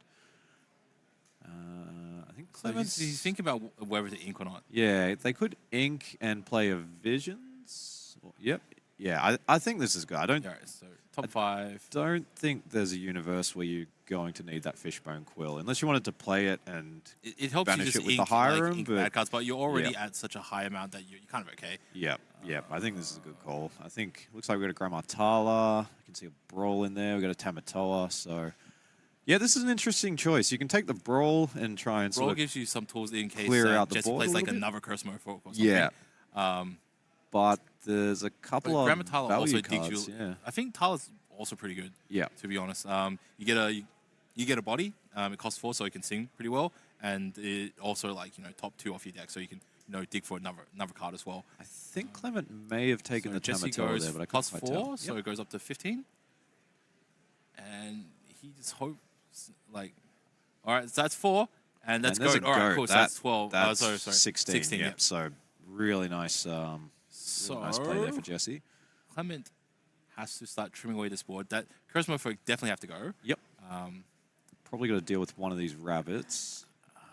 Do we have a Be Prepared here? Yep, there it is. Okay, so bomb that, and then he gains 1 lore. 1 lore, so up to 17 and 2 cards. 2 cards, all right.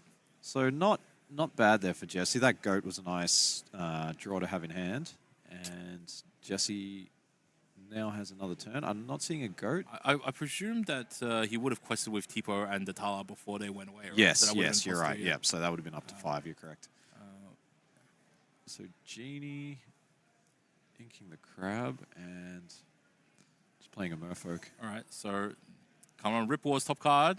Yep. Was that a big Sisu? No, Tamatoa, So and that's it. I think the win is on board if we have got the lore right. That is GG. It should be. Yep, quest to 20, and they scoop them up. it up. So all right, cool. well played by So Jesse. we got the 1-1. 1-1. We're going for the third game. Here we go. All right, so yeah, I think that was not really the start that Clement wanted. It felt like you really want the Maui Shark to come out on the 6-ink turn. It kind of stalls the game out a little bit more. And I think that's, just with this sort of Ruby Sapphire deck, it was really missing that mid-range threat that a lot of these decks would want to run, because it was often, you had cards like Tali, you had cards like Hiram, and they come out on 4 ink. And then you did have the Reckless Maui that comes out on 5, but then you really didn't have a lot that you wanted to do for 6, 7, 8 ink. A lot of the older lists used to run like Tremaines or Medusas, which are good cards, but they are uninkable. So yeah, just having that Maui to kind of bridge that gap in the mid game between 4 ink and 8 ink is just a really nice addition to this deck.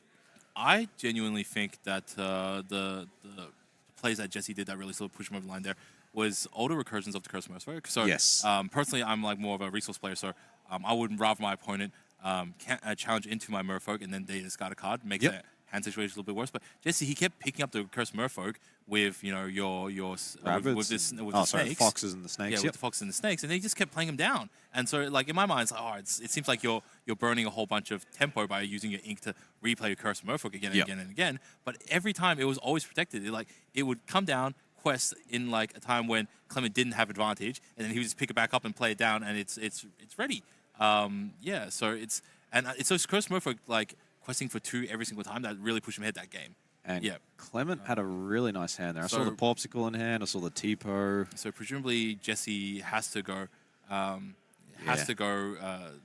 play second. So he has to he has to play aggressive. Looks like Jesse's keeping 2, so probably a Merfolk and something else. I think in this matchup, if you don't have Merfolk, you just mulligan your whole hand. That card is just so powerful. It must be those 2 cards that you kept, right? It would have been either like probably Snake and Merfolk, right? Something Presumably, like that, yeah.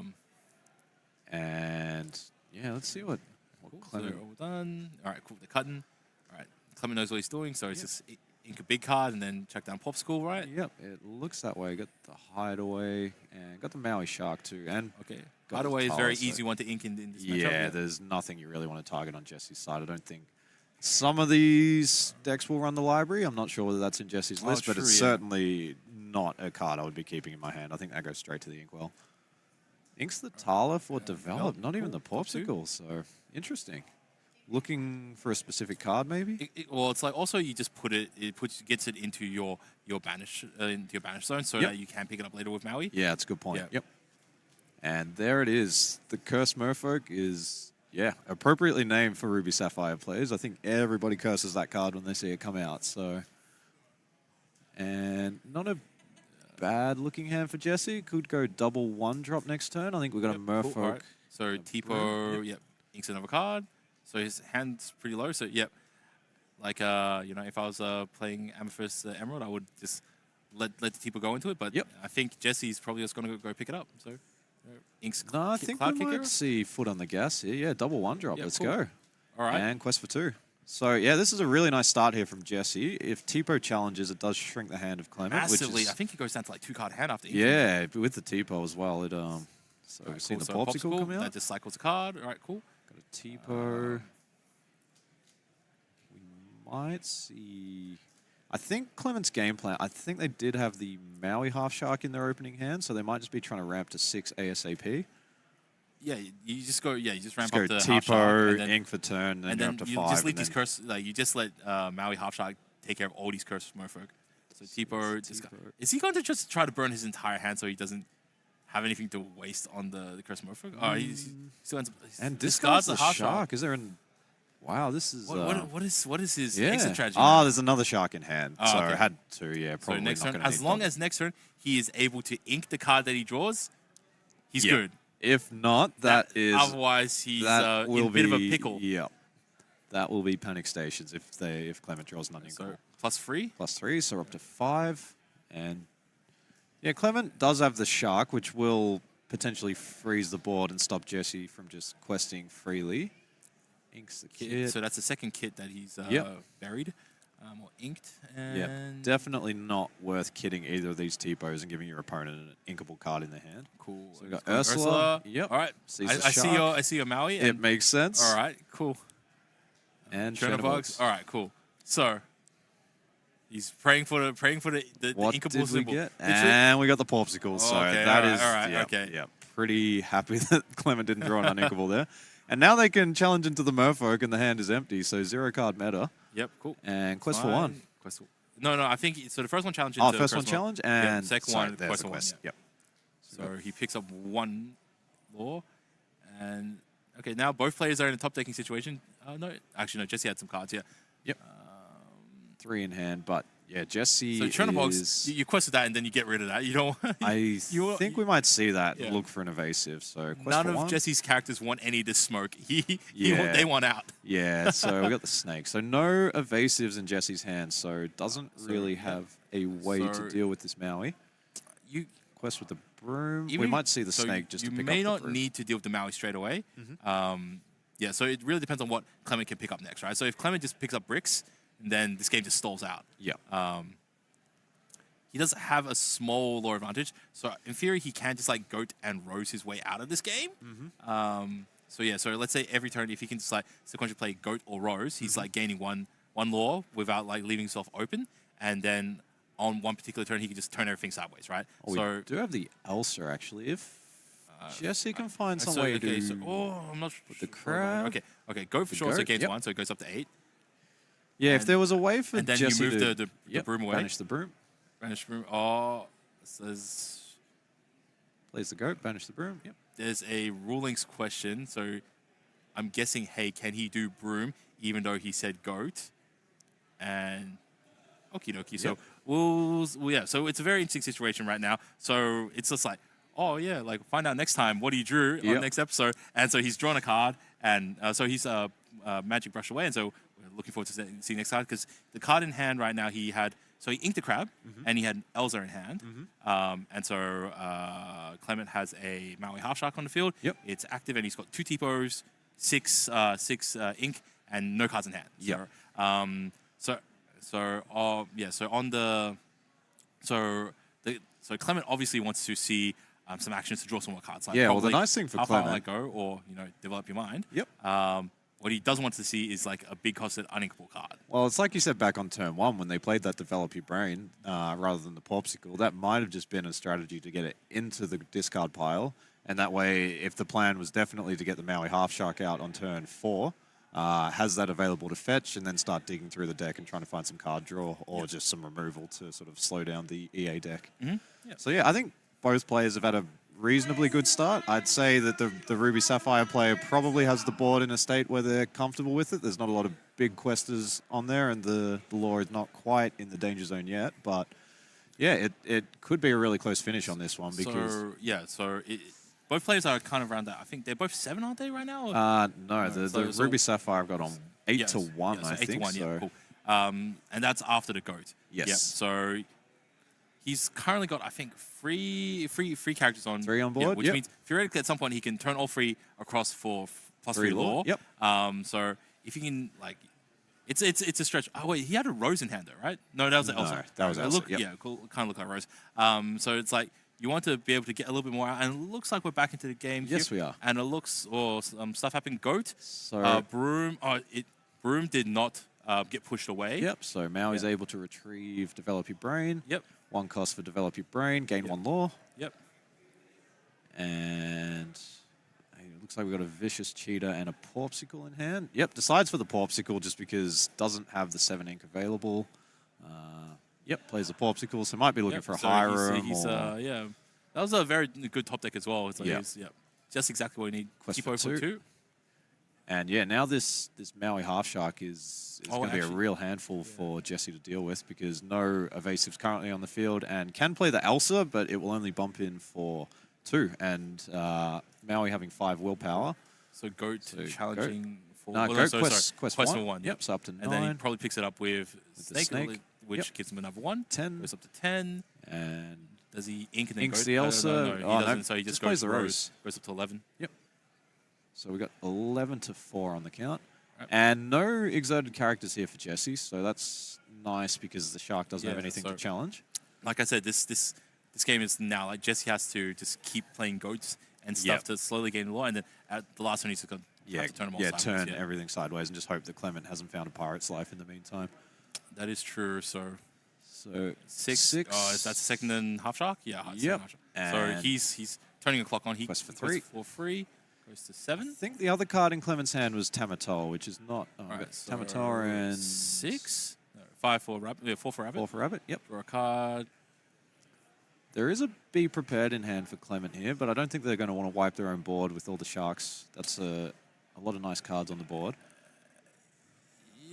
It's not looking bad for Jesse. That was probably the best top deck that they could have found there, the rabbit. So there's 2 things that Jesse could be considering in his mind right now. Either he's thinking, hey, do I send in some of my characters to challenge Tipo? And also, do I ink a card, right? So I can't see what the card... It looks like we got Ursula and Goat. So if Jesse has the read that Clement's got to be prepared, we might just see no quest here and just hold off and try and pull it out of their hand.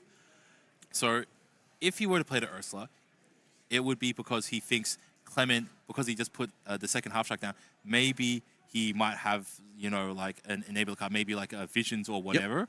So he wants to be like, hey, I'm going to get rid of the Visions from his hand now, so he can't go nuts with it. No, you can't pull Visions, though. Not a song. True, it's only song cards, not action cards. But so Jesse may just want to take a look at the hand here. I think,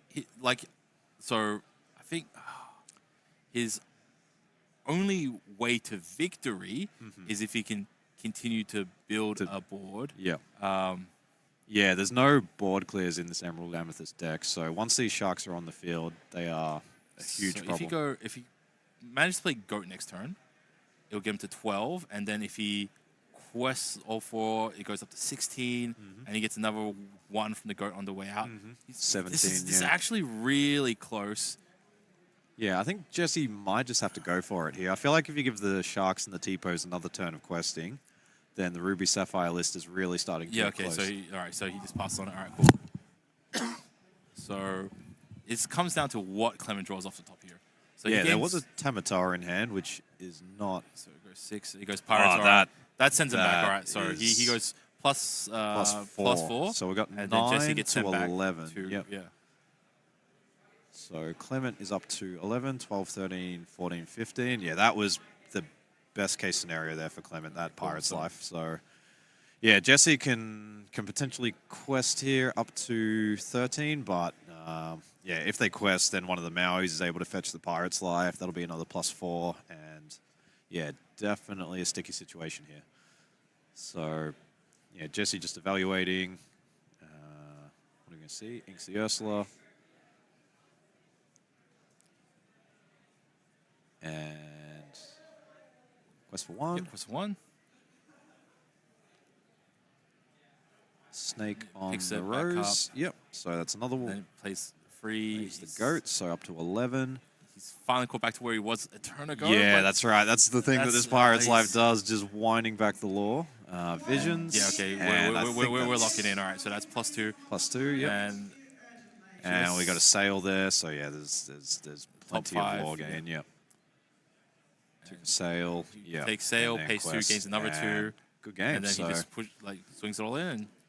Yeah, so unfortunate there for Jesse. It was looking like a very good start with the double merfolks, but yeah, Clement just managed to find the answers and get that Maui half shark out on curve, and then yeah, once your deck achieves that, that's a very, very big problem. That card is another one of these cards that just freezes the board. That and Calhoun are 2 cards that came out this set that really disincentivize your opponent from questing. So if you're able to keep fetching back cards like Visions of the Future, develop your brain, and just dig through your deck, it can really put you in a nice position. And it just gives you another vehicle to gain some lore, which this Ruby Sapphire, again, it used to be the old strategy was you got your Lucky Dime, you got your Tamatoa, so you really need to push it into the late game before you're able to start gaining any lore. But with the 6-cost Maui, you're just kind of passively gaining lore, doing things that you already want to do, playing cards like Brawl, Visions, develop your brain, filtering through your deck, removing threats, and then gaining lore at the same time, which is just such a powerful card. It's one of the best cards, probably top 5 in this set, maybe top 3, and it's just really pushed Ruby Sapphire to another level. Definitely, I think it used to be Tamatoa was the final strat. Yep. Where if he stuck around, then he's going to build these small items. you and get quest 10 with it. items on the But board or Now it something just like does that, the yeah. same thing, but with a little bit more style. You know, he comes in, you have to jump through a couple more hoops, and that he has to challenge to pick up that extra resource instead of questing. But whenever you play an action, you're getting additional lore from that as well. So yeah, it seems like it's a new recon, and it comes in at a early stage of game. So instead of trying to have to ramp up to 8 and then having to spend more lore to be able to to assist with that Tamatoa, you can just send these guys out from as early as turn 5. Yeah, it's changed, turn 4? changed the shape of the deck a lot, because it used to be you'd run a lot of uninkables and then you'd have your Fishbone Quill to essentially filter through your hand if you get ink stuck. But now it's like, you just want T-Post Sail, you want to ramp on turn 2, and then Sail's that nice card that you can ramp a bit later in the game without having to get punished for it, because it draws a card, it lets you double ramp, and then your ink comes in ready, so you can still do something useful if you're on 4 ink or 3 ink, whatever it might be. And then, that half shark, just bridging that gap between sort of the early game and the mid game to allow you to freeze the board, slow the game down, and eventually progress to the late game. Yeah, so very well done to Clement, who managed to finish and win that game in a 2-1 fashion. That was a very close game. Yep. Very close both sides. Both players got down to no cards in hand. Yeah, it was looking tight there, but just the power of the Ruby Sapphire. And we've just seen it all weekend. It's just been a deck that's performed very well. Lots and lots of Ruby Sapphire in the top 64. Definitely, for sure. When I heard at the start of the weekend that Ruby Sapphire was the deck to play, I did not know that Maui Half Shark really has the versatility that it has. And really, I think they were right. It was the deck to play. Pretty good card. Evasive, fetches actions, gains lore from actions. There's a lot of text on that card. Yeah, so you think about you think about people playing Amethyst because there's entire Amethyst package. Yep. People playing Ruby Sapphire just because Just the half shark, yeah. pretty much, The one card package. So, and just, So we see Clement has moved on to the semi-final. So he's in the top 4.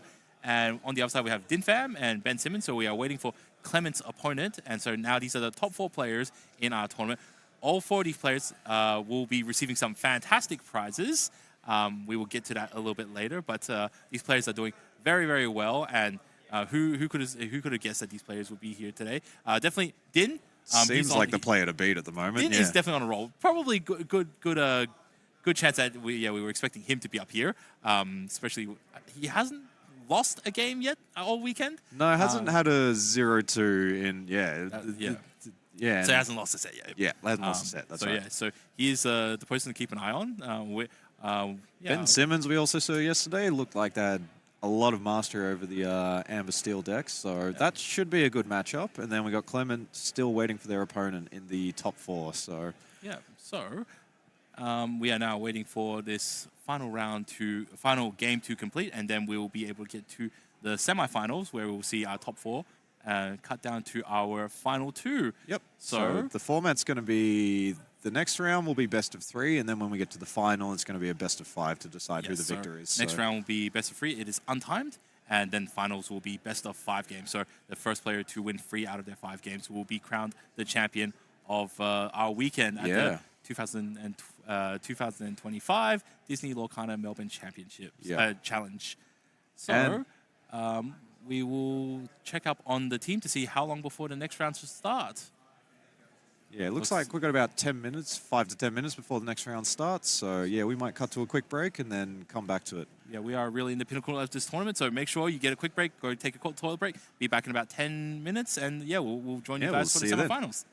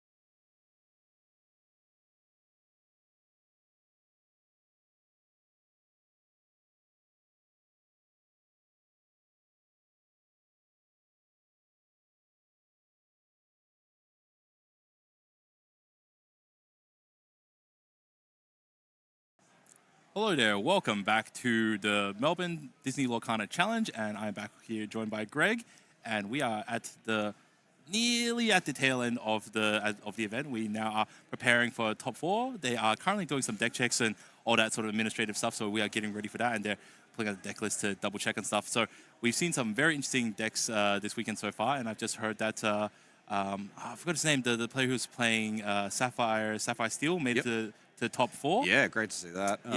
Yeah. I think that was, again, one of these innovative decks that we just hadn't seen a lot of other players being able to pull off. But yeah, just with like the anti-aggro components, with the grab swords, with the Tinkerbell, it just seemed like it had, and the Twin Fire, which I haven't seen that card a lot in competitive play, but it makes a lot of sense. It's like 2 fire the cannons essentially, but for the price of 1, you do have to discard your card, but yeah, it just means you don't have to run so many uninkable cards. So True. really nice meta call there. It does have, it does give you the ability to pressure, and react to pressure, multiple targets, and that's kind of a thing that we see a lot of decks struggling at the moment. It's like, yes, there is plenty of good removal to deal with 1 target. Yes. But what happens if your opponent has 2 guys, right? Yep. 2 guys and you have 1 card, or you only have 1 piece of removal, and so it's very difficult to deal with multiple. And so we've seen Amber still have similar sort of issues. Like, yes, we've got let the Storm Rage on and Strength of Raging Fire. You can get rid of 1 guy, but if they go wide, every single time it's just like you have to work very hard to like try to get rid of like multiple characters on the board. Yeah, that's right. Twin Fire, it's a very cute piece of artwork. Just the 2 boys with the little pea shooter. Yeah. From what's that? Was it Peter Pan? Peter Pan, right? Yeah, the Lost Boys. So. So like, look, the way I see it, if you don't mind spending an extra card with Tipo, you probably shouldn't mind spending an extra card for Twin Fire because absolutely. you need it, right? Yep. So, and the tempo is 2 ink deal 4. That's a pretty good deal. Like you do have to pay the extra, but yeah. So like I think I could imagine it being very relevant against, say, Amethyst Emerald or something. So let's say they go turn 1 guy, turn 2 1 cost guys. So they got 3 on guys, the right? field. Yep. Then if you're going second, all right, cool. Now it's your 2 ink turn. Ink a card, all right. Maybe you have a 1 cost guy that can go into the Cursed Merfolk or whatever, and then oh man, all right, still got to deal with 2 guys. Twin Fire, both them down, right? Yeah. Also with I think particularly with this blue steel deck, a lot of the 1 costs are just items or actions. So you're probably not committing anything to the board on turn 1. So you're just looking to react to what your opponent does, and then being able to remove potentially 2 threats on the same turn. Yeah, that's huge. Yeah, so. Like I could see it being relevant in other matchups, like if you're going into Amber Steel, maybe if they go, Smee and then like Quest with Smee, so it goes down to 2, and then let's say if they have a Lilo, or let's say if they have a Cinderella, it's like cool, 2 guys. Yep. Pew, pew. You gotta make sound effects. Gotta make when you play the sound effects. You have to do it when you play the card naturally. So Twin Fire, great card. Yep. We saw a interesting card, Argus. Argus and Pyros as well. Yeah. So it's like there's probably a little bit of a world where someone sees you play this, like, are you playing some weird Titans? Yeah, you're gonna play Hades next turn and like Quest, and then ready all your Titans. He's playing like Titans, Titans Tribal. I'm sure And then, during the closed deck list, people were like, here comes Hades. Like, I think everyone's tried to build that deck at some point and failed. So when's it coming? When's it coming? Yeah, it just never comes. It's like, okay. He's just playing good stuff from here. All right. Yeah, I know.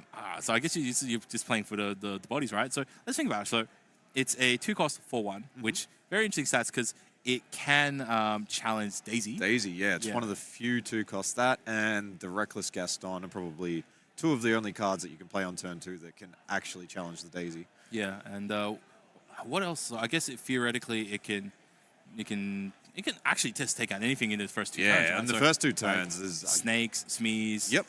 Even Calhouns. Answers a lot of the 2-drop cards that people are playing at the moment. So I guess, so it answers everything. Yep. And the one willpower actually isn't too bad. No, the only thing that it would really struggle against is maybe the Dwarf Mine. But I mean, you need to play the mine for 2 ink, and you need to move something for 2 ink, so you're probably not worried about that. That's a very slow turn if your opponent's doing it. Yeah, other than the mine, which is usually supposed to deal 2 damage, there's nothing that really deals 1 damage to a lot of different things at the current meta. So it's actually surprisingly safe. Yeah. And against certain matchups like Sapphire Ruby, all this stuff is, banished based upon their strength, and this guy's got massive strength. Yep. It doesn't matter what its willpower is. Yeah, that's right. Red can't deal with it. Yeah. Like Ruby can't deal with it. So that was just great meta call for that one. Yeah, so that one was pretty good. And then Pyros, which is the 5/4 that whenever it challenges, it can ready a card, including itself. yeah, and no limitation on its questing. So I think it might be just like kind of Scar light. Yep. Yeah, so you can go into one guy and then come back up and go into one guy. I guess if you're lucky, if you're playing against a strategy that has a whole bunch of weenies that don't have a lot of strength, like let's say if you have a whole bunch of Curse Merfolk, you just dump your hand and like go into this Curse Merfolk, go into this Curse Merfolk, go into this one, and then take something else out on the way. Yeah, and one of the other things, probably you can play the pirate, no, not the pirates, the Argus on turn 2, the 4/1. You can quest with it, and then if your follow-up is ink a card, play Pleakley, you can then put it into your Inkwell, and you've essentially done a slightly convoluted ramp. But yeah, I think Pleakley's another interesting one. I haven't seen that deck, that card played successfully in any decks up until today. One interesting fact about that card: if you play it on an empty board, it must ink itself. It does not have the word may in its trigger, and it just says chosen character. So if you have an empty board and you just jam Pleakley on turn 3, you have just paid 3 ink to just ink itself. So it's it's not so good. I've played it in sealed before, and it seems great in theory until you find out, if you haven't played anything on turn 1, if your turn 2 has had to challenge something and you no longer have a 2-drop, then you're essentially spending 3 to ramp. Maybe it's the secret strat in Pack Rush. You go, like, you get your 2 tokens, you ink one straight away, you play him, Pleakley, you go straight up to 4, so that means, like, your second turn, you're just, like, going on 5, so you just play big beaters for the rest of the game. Yeah. Have you Secret strats, yeah. There's another card that has an even more hilarious effect. The Scar that comes down that essentially has Teeth and Ambitions on it. It has to target something, and if there's nothing to target other than itself, it has to deal 2 to itself. Oh, yeah. So if you just play that on an empty board, it banishes itself. Or worse, if your opponent has nothing, if you play it, it has to target something for 2, and then it must target another chosen character for another 2, so it has to either target itself or another one of your characters. Yes. So yeah, there's some kind of hilarious play when things don't have the word may in their trigger and they have a somewhat negative effect. Yeah. You have to be pretty careful when you choose what to play. Sometimes also some interesting wording on when it doesn't specify whether it's like yours or opposing stuff. So one of the interesting cards that has seen some amount of play recently is the 5-cost Amber Queen, where whenever it quests, you can give one character -4 and give another quest +4 strength. Yep. So you must give the -4 strength to your opponent's characters, but you can give +4 to anything. So some of those decks are playing World's Greatest Criminal Mind. So you can -4 on one day guys, and then you get +4 on another one that guys, you want to remove, and then you can use World's Greatest Criminal Mind to like banish it. So that's some interesting tech. Wow, there. and you can even sing it with the Queen too. Yes. Oh, well, like if you're questing with them, yeah. But it's pretty cool. So all right, so let's get down to brass tacks, right? Yep. So after the game between Steven and I've got his name, the player who's playing Sapphire Steel. Yep. Steven came up to me and he's like, Jason, what do I do? Like, and I told him like, sorry man, I actually don't have. I don't have the answers against that deck. Yeah. So like, it's crazy because like the whole Ruby Sapphire game plan is, hey, if you can get to the late game, you will win because you will like slowly outvalue your opponent, and increase resources. But what happens if a deck that's even better at doing that, right? Yeah.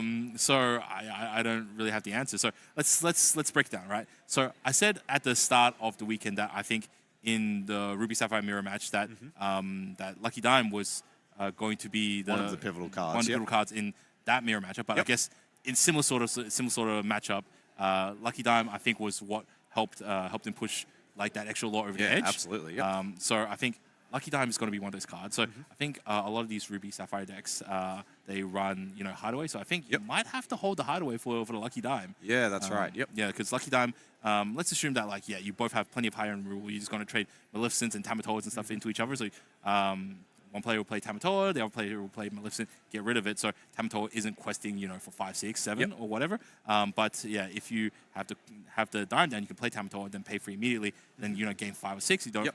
Like, yes, Maleficent will be able to banish it on the following turn, but at least you've gained, like, 1/3 of your win con. Right? Yeah, absolutely. So I think, like, maybe, like, you just have to keep Hideaway, and you have to just hold it for whenever that Dime comes out, because that's really when the game switches on. Yep.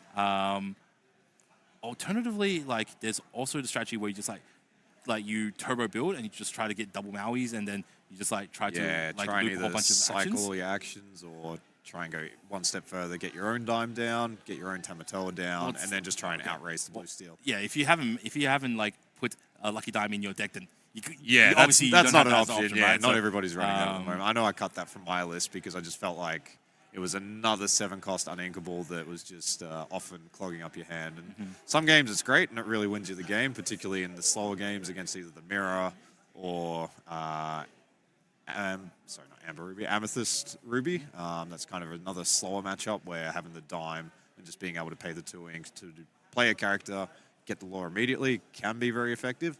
But in other matchups, like against aggro, it is just feels horrible when you draw it. So. Another interesting card is McDuck Manor. Yeah, we've seen that a lot this weekend. Yeah, so we saw Din play it pretty early on. I think it says he played it like on a 4 Yeah, turn or something super early. Yeah, on the 4-ink turn. So it was something like item, ramp, into mana. Is that the strat? Do you just like you hold McDuck Manor, you hold Hideaway, you just slam down McDuck Manor on 4 and say, all right, hey, if I can't get rid of your mana, you can't get rid of mine. Yeah. But I'm going to get the ball rolling. So, maybe that's a strat as well. Yeah, I think so. I think that, I mean, it's not impossible. They are on other sides of the bracket, but it is, I mean, it's 50-50 who makes it through in each of those. So there is a real chance that we see Din's deck take on the Blue Steel deck. And yeah, that's a matchup I would really like to see. Yeah, so we are in the top 4 right now. So Din's deck is playing against Amber Steel Song. Yeah, Amber Steel. Yeah, it was either Steel Song or Diggy. We saw it on stream. I can't. Yeah, which means can't remember exactly which one it was. Clement, who won our last round, he'll be playing against. Steel Sapphire. So let's theorize that one because that's like the main matchup that's like really unique actually. Yep. So Steel Sapphire against Steel Sapphire against what was it? Ruby Sapphire? Yeah, I think Clement was playing Ruby Sapphire. No, he was Ruby Sapphire. Yep. How would they go about it? So so I think the strategy for the Ruby Sapphire player for in that damage, matchup. Yeah, I don't know. I think if you're running Dime in your list, I think you just want to turn 1 item, turn 2 ramp, turn 3 hopefully high room and get some cards coming into your hand. And yeah, you really just want to get your Dime developed and your own Tamatoa out as soon as possible because one of the weaknesses of Steel, it does have a lot of removal options, but most of them are direct damage based. So if you can get down your threats like your Tamatoa, which has 8 willpower, they need to commit multiple cards in order to deal with that. And yeah, I think that's really the win condition that you want to go for. You want to get that Tamatoa out as early as possible, and yeah, you just want to find a way to ramp into it and then get your wheel going with your Popsicles and your Hirams and just try and win. Because if you can get your Tamatoa down, you can get it to stick, and you can get your own Dime out, you can run away with the game pretty rapidly. Yep. So yeah, in the slow matchups, dimes are like very critical. So oh man, until we see the next set out, the metagame's really going to be in a very interesting spot. Like, because now we found tools that's good against the high end, we've got tools against the low end, and now what are players going to do at that locals? Are they going to focus more on protect dealing with the low end by having more of the stuff to deal with that stuff, maybe adding some super goofs and whatnot, or do you start putting like coin back into your deck so you can start handling some of the top end matchups? So so it's going to be an interesting trade off. Yeah, I think we're going to see a lot of this Din style deck. I think it's just performed so well. We've seen it on stream, so yeah, I would expect to be running into something like that at locals. It certainly is a breath of fresh air. Like, it's hilarious that like in a game where there's so many like fun characters to play with. Yep. We're all kind of wanting to just slap down McDuck Manor. Like, and Super Goof too. Yeah, like, right? So we just want to, so like we just want to like play around with like super weird, obscure cards. Yeah.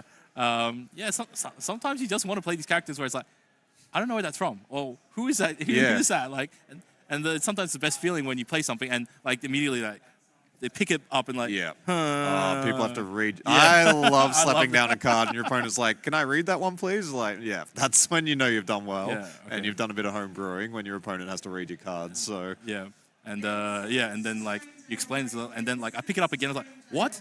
Eva players? Yeah. Oh, I thought it was just like I know. It's like I should have read that a bit more carefully. I would love to see somebody on turn 2 play the Argus and it's like, can I read that, please? Like, yep, okay. It's a 4/1 that quest for 1. What's the catch? Okay, there's no text on this card. Like, why is this in your deck? But yeah, clearly it's been performing well. So it should be a full art. It's like it should just be a whole. Actually, that'd be pretty cool. We don't have any of those in this game. Okay. So while that's happening, we've like got a whole bunch of side events running this weekend. Yep. So one of the formats that like you've seen, and like I definitely want to see a little bit more of his draft. So Yeah, so we got Sealed, which for people who aren't familiar, Sealed basically you get a number of packs. It's typically 6 packs in this game, which have 12 cards apiece. So you crack your 6 packs, you get 72 cards, and you have to build a deck of 40. There's no ink color restrictions on this, so you can play all 6 color combinations, which is kind of unique to the format. But then another format, which I'm hoping gets introduced at some point, is Draft, where essentially everybody, you've got a group of players, you all crack a pack, you choose one card, and then you pass the rest of the cards on.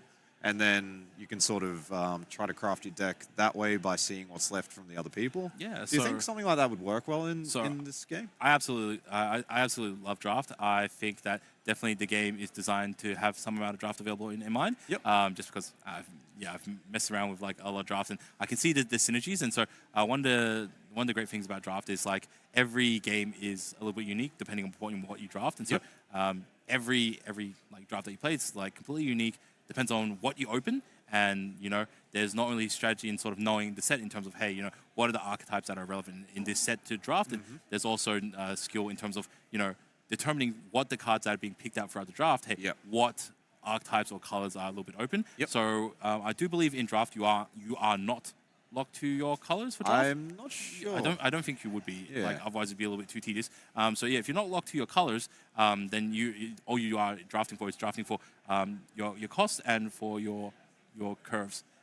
So so you can get a pretty good feel from like what you're drafting, what other people are drafting, what archetypes are being drafted, and filling the best cards that fit your specific deck. So if you wanted to know what it would be like to play an all-star deck where you just had all the pirates from every Azrael color, Seas, that would be pretty. That would be amazing. Pretty sick, you know? Like, or it's like all captains or just pirate synergy, or like if you could just get inventors from across the board, which all the inventors are just all emerald and sapphire for the set, right? I think in this set, but we're probably going to see some of these carried forward, maybe. And so then, these synergies will probably get more powerful over time. Yeah. So. So, so... Sounds like we're just getting some word. We're going to get the brackets here again. So, we've got Clement versus Jonathan. That was the... Jonathan, okay. That was the Ruby Sapphire versus Sapphire Steel. And then on the left hand, we got Din Pham versus Ben Simmons. Both of these have been on stream. So that's going to be our stream game. We're going to see Din against Ben. So, we saw Ben on day 1. It might have been one of the earlier rounds, I think round 2 or 3, and was looking really clean, just smooth play the whole game. He must be feeling good. He's made it up here into top 4. Yeah, amazing result for Ben. Is Ben a local? Do you know him, Jason? So I actually don't know him personally. So so I don't know much about Ben, unfortunately. But it's I definitely good job representing Australia and doing well. I know. I think I'll cross my fingers for Ben. Let's see how he can do. And then, it's the stakes are very, very high on this game. Obviously, a top 2. I believe there's 2 Worlds tickets available for the top 2 in this event. So. I'm not 100% sure on what they're playing for. All I know is that they are playing for some. Playing for some very nice prizes, and so everyone will want to win, and let's hope that may the best person win their games and represent Australia on the world stage at the best possible level. Well, the good news is Din is also representing Australia here with the koala mask yet again, so he's been favouring that one while on stream. Is he wearing the koala mask, or did something happen? Did he bump his head and he's actually covering something? Who knows? Or is that a real koala? Oh, the gloves are off. Oh, he's full power. He's unleashed his final form. Yep. All right, so we've got the gloves are off now. Shuffling up. Just having a bit of a chat before the game. Looks like they're on friendly terms, so that's nice to see. And do you think Steel Song has a lot of? I know Steel Song often, or Amber Steel often has a few problems. This is the Steel Song version, right? This is the Steel. Okay, if I remember right, I think so. Din's strategy is he's got the Mauis and he's got McDuck Manners, right? So. And he's got super groups. I think this is the only unique. These are the particularly unique things about his strategy, right? So Steel Song doesn't play Zeus, right? It does play Zeus. It does play Zeus. It does play Zeus. Yep. So that's a nice weapon against the Maui. That's good. It's good against Maui. It's also good against the Manners. You can just like take a big chunk of the Manners because they do target locations as well. Straight for Raging Fire does scale out a bit, so you can reach the levels that you need to be able to damage the half sharks. Yeah, so I think this might be a reasonable matchup. I think this might be a reasonable matchup. So we got John Silver, Captain's Cook or something. I can't remember the exact So text he's on got, that one. look, he revealed him Chen Po there, Yep. and yeah, he's So- looking at the deck list. Yep. I think he might not stand a bad chance. I think like Din might have teched maybe a little bit too much against other Ruby Sapphire builds, and maybe Ben's got a fair shot. Like Yeah, I think so. I think if Ben can get some early questing power down in the form of Smee, don't remember if the list runs daisies or not, but yeah, if they can get some of those 2 lore questing cards down early and put a bit of pressure onto Din, then that will force Din to react. Okay, so how many characters does Din play, right? So that's going How to many really characters? that's going to determine like Daisy's effectiveness, right? Yes. So we know he's got four of each Maui, so that's 8 at Maui's. Yep. He's probably running 4 T-Pos, 4 Grammatalas, And then the Super Goofs. 4 Super Goofs. So what's that? That's we're immediately up Yeah, to. we're getting list on screen here. So we got 4 Pirates Life. Wow, Din has gone hard on the yo-ho. 3 Talas, 3 Hiram. Only 3 Hirams.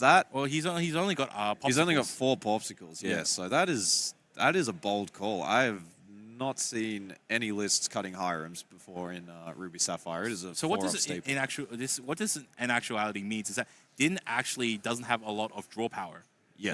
Once he's spent, he needs Maui to refresh. So as Yep. long as he's like spent his entire hand, Maui's all he's got left, right? Yeah, that's so right. and we have seen in some of the other matchups where like often didn't have a massive hand. So yeah, that could be it. And here we've got the Calhouns, we've got the Chempos, But- Cinderellas. Do we have the dates? So there is Daisy. So I think Daisy is kind of for this matchup. I think the reason I you think play Daisy was Daisy good because is the character count is so low. So quest for 2, character counts low. Yeah, it does a lot of work. Yeah, and I think you'd probably you'd be altering for most of your curve. You'd be altering for Maui's, you'd be altering for T-Pos. Yep. Which means that there's going to be even lower concentration of characters in your deck. Yes. Daisies might miss like 2 or 3 times. I think. We've seen I think Daisy looking really good in wasn't this there like matchup earlier a in the game that we saw yesterday where Daisy went 3 times and all 3 in a hit? row. Yeah, that's right. Yeah. So like, I think Daisy might not be too bad to like apply pressure. I don't think you go all in and just focus on pressure, but I think Daisy gets the clock moving, so Din has a much shorter range of time in order to like finish the game. So like if you can Daisy say 3 times, put yourself on 6, that gives you a little bit of breathing room. Once Din starts, putting the McDuck manners, and you can potentially just ignore the McDuck manners. And just try and. So Ben's version of the deck. So we got the mines in there. We got the John docks Silver. in there. He's got Lawrence's. Does he run Robin Hoods? No, He I'm does not seeing the He Robin. runs Chempos instead. So Yeah. So I wonder how good the Chempos are going to be. Chempos are going to be big satted bodies. Yeah, so with the 7. Okay, yeah. So the 7 willpower means it is still challengeable by Half Shark. Yep, But but not Hero by Toll won't be Hero Toll. able to Correct. take Yep. it out in one go. Yep. So that could be nice because Din's got the B prepares, but apart from that, there's Okay. So wait. only a sort of moderate amount of removal. Yeah, and all have we right. got the Pete? We've also got the Pete, so I think that's going to be one of the cards to look out for here Yeah, for Ben. so- I think if Ben can afford to go wide and then get the Pete down at the right time to prevent the B prep, then they have a really good shot. Yes. But also, what do you do with the whole new worlds? There is no whole new worlds in this deck. This is That's right. the This- Diggy that- version, so relying on the dock for the card draw and the Rapunzel. okay. So All right. So it's not the Steel Storm version. It's the version. All right. yes, Cool. yep, All that's right. Cool. Yep. Yep. So, yeah, I think I would prefer to be playing the Diggy version because it's a bit more aggressive and But that means he's not running Zeus, right?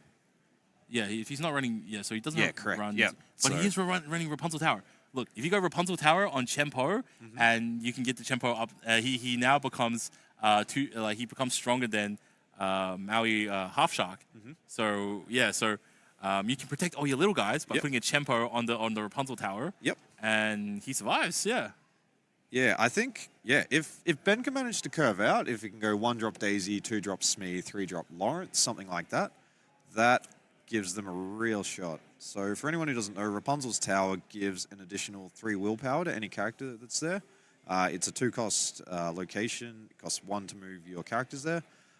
So probably not targeted at the traditional Din kind of starting turn Ruby style. 1. as his right is being seed number 1. Yes.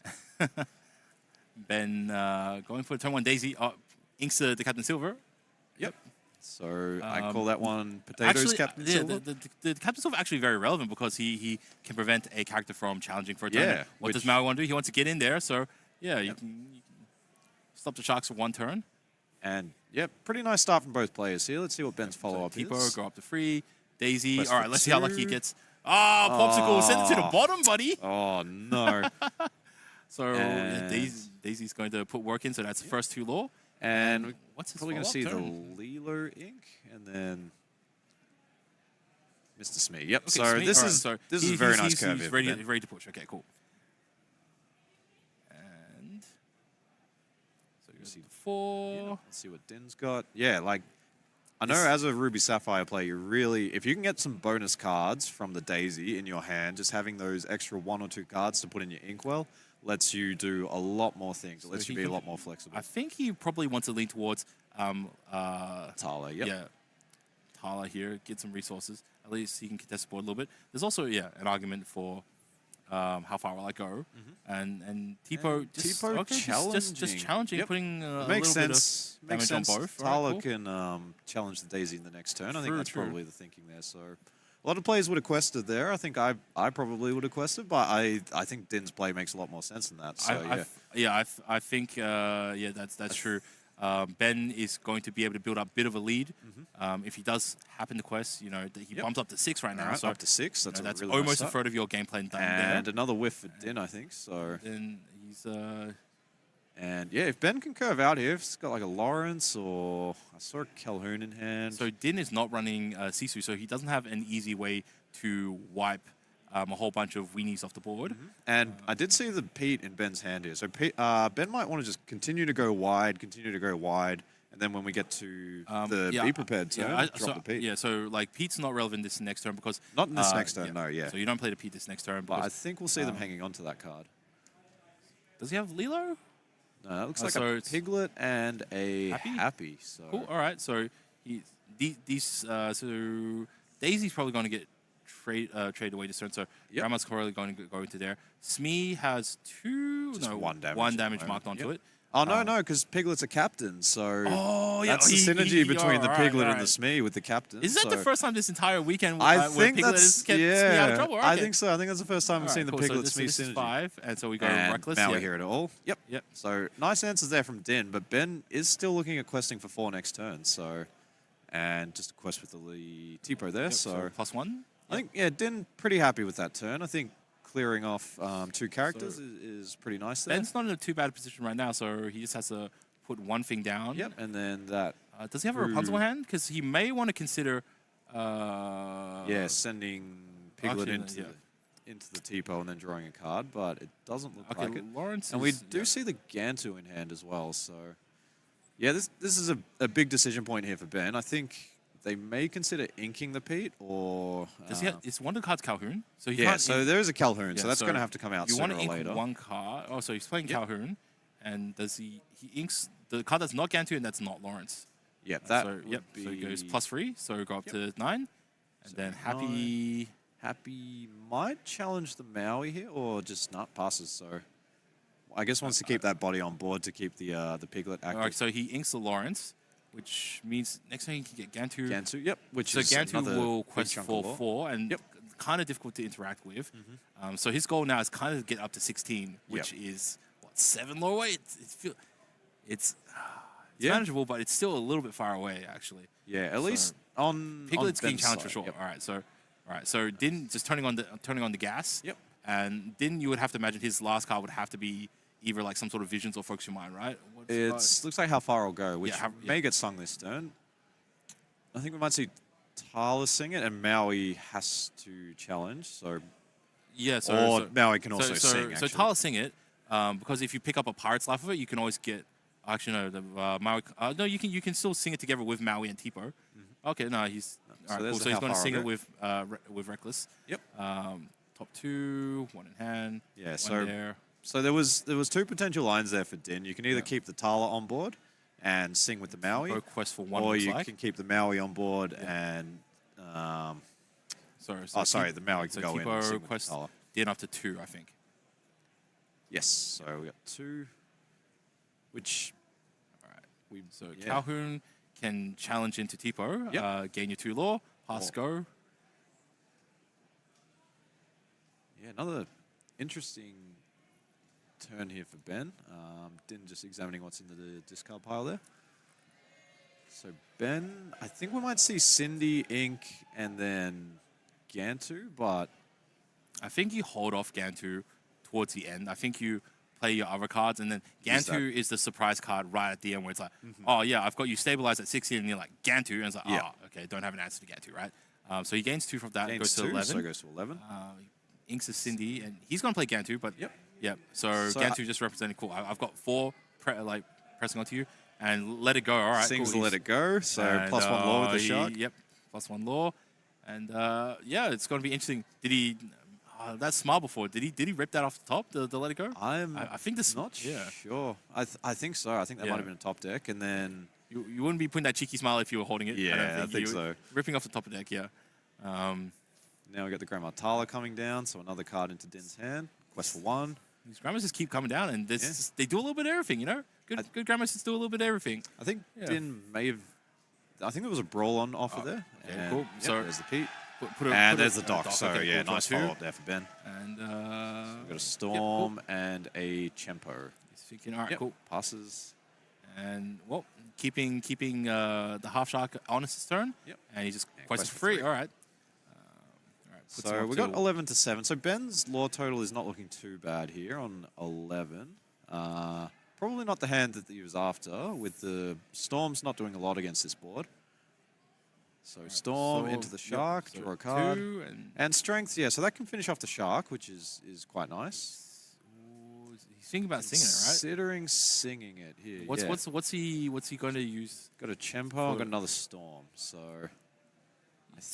Use the Strength for Raging. Oh, it's a time issue right now. So Yep. you do want to use the Strength for Raising Fire, but you kind of also want to quest, right? So don't you just use your Ink to pay Strength for Raging Fire? 3. Finish off the Maui, and then you can just quest for free. Yep. That puts you up to 14. And then just hoping to draw some more of these high lore characters like again. Yeah, if you go 14, it means that your Pete will trade against the Grandma or the Maui, and then, okay, cool, just like holding back apparently. Yeah, so Ben, I think the patience here is because they've got the Bodyguard in hand, they want to get the Chempo down on the turn that they quest, so then it's defending the characters that are on board. The downside to this play, and we see a... Yep, so right, cool. What was that, how far I'll go? I think we saw a Develop Your Brain as well, so Din just looking for some cards. And... Pirate's Life there. So that goes down to 9. Yeah, down to 9. 9 each, all right, cool. And then Quest. +2, so Din is now up to 11. And now the tables have turned. Yeah, so that Pirate's Life, again, just setting your opponent back to lore can be such a powerful effect. A lot of these decks kind of just want to get over the line at 20 lore. It's like if the game was to 21, you would not get to that. So they're really trying to cut it fine and get to exactly 20. And cards like a Pirate's Life can really disrupt the play patterns of some of these decks that are tuned to just get over the line. Man, like, I look at this deck and it just looks so clean. It looks... Yeah. Everything has a simple task. It's like Grandma just like gets the pieces together. Yep. Maui goes in, just challenges the big stuff. And Maui Half Shark is just going to sit there and... Generate value, Generate value. It's so clean, like... Yeah, I'm not seeing any sort of major weaknesses. Yeah, I can't think of a thing where it's like, what archetype or what cards would I include in my deck to really just kind of race this deck down? Or did we like overcomplicate Ruby and Sapphire with all these moving parts? Yeah, I know. Why are we playing 1,000,000 items and draw cards? Ben Simmons, I think he quested for some. He requested for free. 2, I think. There was Pete Sung and so I think the 2 dwarfs. Yeah, so that would put him to 11 apiece. I think we got 11 apiece. Maui just sung for a whole. Has to challenge there. So we've got the Super Goof coming out there. Okay, so he gains 2 off that. I think he gained like 1 or 2 off a song. So I think because the Half Shark got the Half Shark is down. Yeah, there's just a Maui here all left on the board. So Tala may challenge here. It might challenge the Pete just to not give the Calhoun a target, or it might just quest. There's a few targets here, so this is a just going to one of the Happies, right? Because Happies gain evasive as well into the docks. Oh, docks, yeah. And then there's a brawl. So cool. So yeah, I think Ben Ben is actually not looking Ben bad at can all actually here. go all right here. Yeah, if Ben's able to find either there's something like a some sort of card draw. We've seen 2 of the Storms come out. Another one would be really nice here, but or just a big questing character. Calhoun is enough to take out Maui, right? Yep. So into the Maui, Into a Maui, +2 law. law, goes up to 13. And both players are in So you top can probably deck quest mode. that. Oh, And Piglet. All right, all right, Piglet. all right. Yeah, okay. Does Alright, Ben run? so- Does Ben run Lilo? Does he have a Lilo? Not Oh, he doesn't have a Lilo. Okay. currently. Okay, so Din. And there's Din has okay, found a wheel. Top 2. All right, cool. Oh, that Alright, was that was a He's- very so it was develop your brain into the Porpsicle into the Hiram, and then Yeah. Hiram eats the Porpsicle. So that was Yeah, a okay. really nice series of draws there for Din. All right, so he's thinking. All right, he's. And All right. develop, probably looking for a brawl here if they can ink and then brawl And the then Piglet. goes into Pete. And, All right, yep, cool. into Pete. Yeah, he wants to make Piglet as lunar as possible. So it was Dock off the top, looking. dock off the top. Oh, No, not dock off the top. All really right, cool. needs the dock. So Oh, just one. quest for Oh. 1. Yeah, because the think the you have to Hiram, quest here, yeah. Hiram, Hiram doesn't present a challenge. Yeah, but he's like what? Maui maybe? Or Rapunzel. Oh. Ooh. All right, Yeah, so quest that goes for to 1. Yep. All right, And now Rapunzel does quest for 2, so can get them up to 16. And yeah, if he's just Piglet- hoping Din doesn't draw into a Maui or a super goof, right? Yeah, if Din doesn't have an answer for the Oh, Piglet, they're comparing Law Toys Yeah. right now. if Din doesn't have an answer for the Piglet or doesn't have an answer for the Rapunzel, then if Ben can get another character down next turn, that Piglet's questing for 3, Rapunzel's questing for 2. So that's quest for 5 in By total. my count, that would Put get him them on up to 19. Yeah, So the players are just comparing notes here. yeah. And we got Din. Hopefully our score is right. Yeah. There's a potential. Now, the goof off that the top. was quite the answer that All right, Din cool. found So for that yeah, one. so it goes +2. So So it goes 15 to 15. 14. This is neck and This neck. is so All right, close. cool. Questing for 1. 16 No and, value. Oh, and make that there's the All right, mana. all right, It's cool. over. And The mana is over. he moves him in. He moves Goofy Yep, in. moves Goofy in. All right, cool. And I'm not. Ben needs he- probably a storm here. Needs a storm. Quest on for the 2, go to Goof, 16. And Oh, yeah, they Daisy, scoop him. and So that's it. All right. That was right down to the wire. really close game there. It was Yeah. both players were in top deck mode, but I guess the Ruby Sapphire has sort of a higher card quality in the later games. So if you're both Yes. top decking, you're more likely to find good stuff. And as we saw there, didn't manage to find the wheel. And Most of Din's cards, they are standalone good, so you can just play pretty much most cards. Yep. They will have some function. Like even Sailed as Right Sea, at the very least, it's got to draw you Cycles, another yep. card, right? I think Tipo arguably might be the worst card to draw. I would think so, yeah. Everything else is good. Like Yeah, everything else, the Popsicle, Cycles. anything else will at least draw your card. Yep. Like Grandma puts you another card. Most of the characters are all just good solid Yep. bodies. Yeah, it's all good. So But yeah, Ben, that's the closest we've seen Din pushed in a few games. So yeah, it looks like I think Ben has a nice matchup here because he's got a very aggressively built deck, particularly with the Daisy Duck. It's just quite hard to remove in the early game, and it's questing for 2, and it's not generating a lot of value for Din. see Ben, because he's looking towards like the bottom left corner of his eye, he's thinking about that game. He's running it through his mind, like, all right, what happened to the games? What are those critical turns? You know? Yep. He's trying to really review here. All right, cool. He's got the choice to whether go first or second. So this is his time to like take the initiative back into this game. So he's just picturing it in his mind. All right, cool. Turn 1, turn 2, turn 3. Yep. And I think he's like, cool. Daisy turn 1 was good. Well, let's stick with that. Turn 2, like Smee was was all good, right. yep. Smee was all right. Potentially Piglet might be all right as well. Yep. So you can go turn 1 Daisy, turn 2 Piglet, and then Yep. before you quest with the Piglet on your third turn, you do play Play your third Play your character, third yep. character. So that turn you're like pushing for 5, so it puts you up to 7, and that's before Din's reached reached that point where they can drop the Mauis and they Yeah. can drop the cards that can kind of answer some Maybe of the that's stuff. the strat, right? So I think so, yeah. I think that's the cards Ben will be looking for. Definitely Daisy. Or even Daisy So- into double Daisy is probably the Yeah, dream okay. here. If you go triple ducks, I think that might be the way to go. Yeah. I think that's just winning the game on turn yeah. 2 there, but All right. yeah. Look at both these guys with their smiles. Yeah. Yeah, both having fun, both respect Yeah, each yeah. other as players, and yeah, just really playing at such a high level. Despite whatever's on the line, remember to smile. Yep. That's the most important thing you wear every day. Not this koala mask, but your smile. Also important for the koala mask. Let's not doubt the koala mask, but Okay. All right. and a fist bump All there. right, That's what we cool, love to see. So I'd really love to see a game 3. Yep. So Ben, I'm hoping you'll make it a third game for us. I think there's a This really is, good chance. This is not exactly what you want to see. I think Din seeing the T-po there, so at least he's got the ramp, but everything he else. just keeps 1, right? Yeah, Like- I think so. I think you keep the T-po All right, and cool. send it back. What's he's getting rid of And 3? So Ben's got some stuff. All right, Pretty okay. good hand. All right, if you're cool. keeping 4 cards, so it looks he's like got Lilo, he's got Piglet. I didn't see the rest. I saw the Lawrence there, so at least He's Ben's a got the curve. 1, 2, All 3 right, curve. okay, Yeah. Cool. What was his turn 1? Was it Daisy? Daisy. All right. And then Cool. All Yeah, right, I want to so- see this. All right. So Ben's on the play here, and I think the deck, because he's playing a tempo-oriented deck that's quite aggressive. Let's see what happens when he goes quote unquote optimal line early game. Yeah.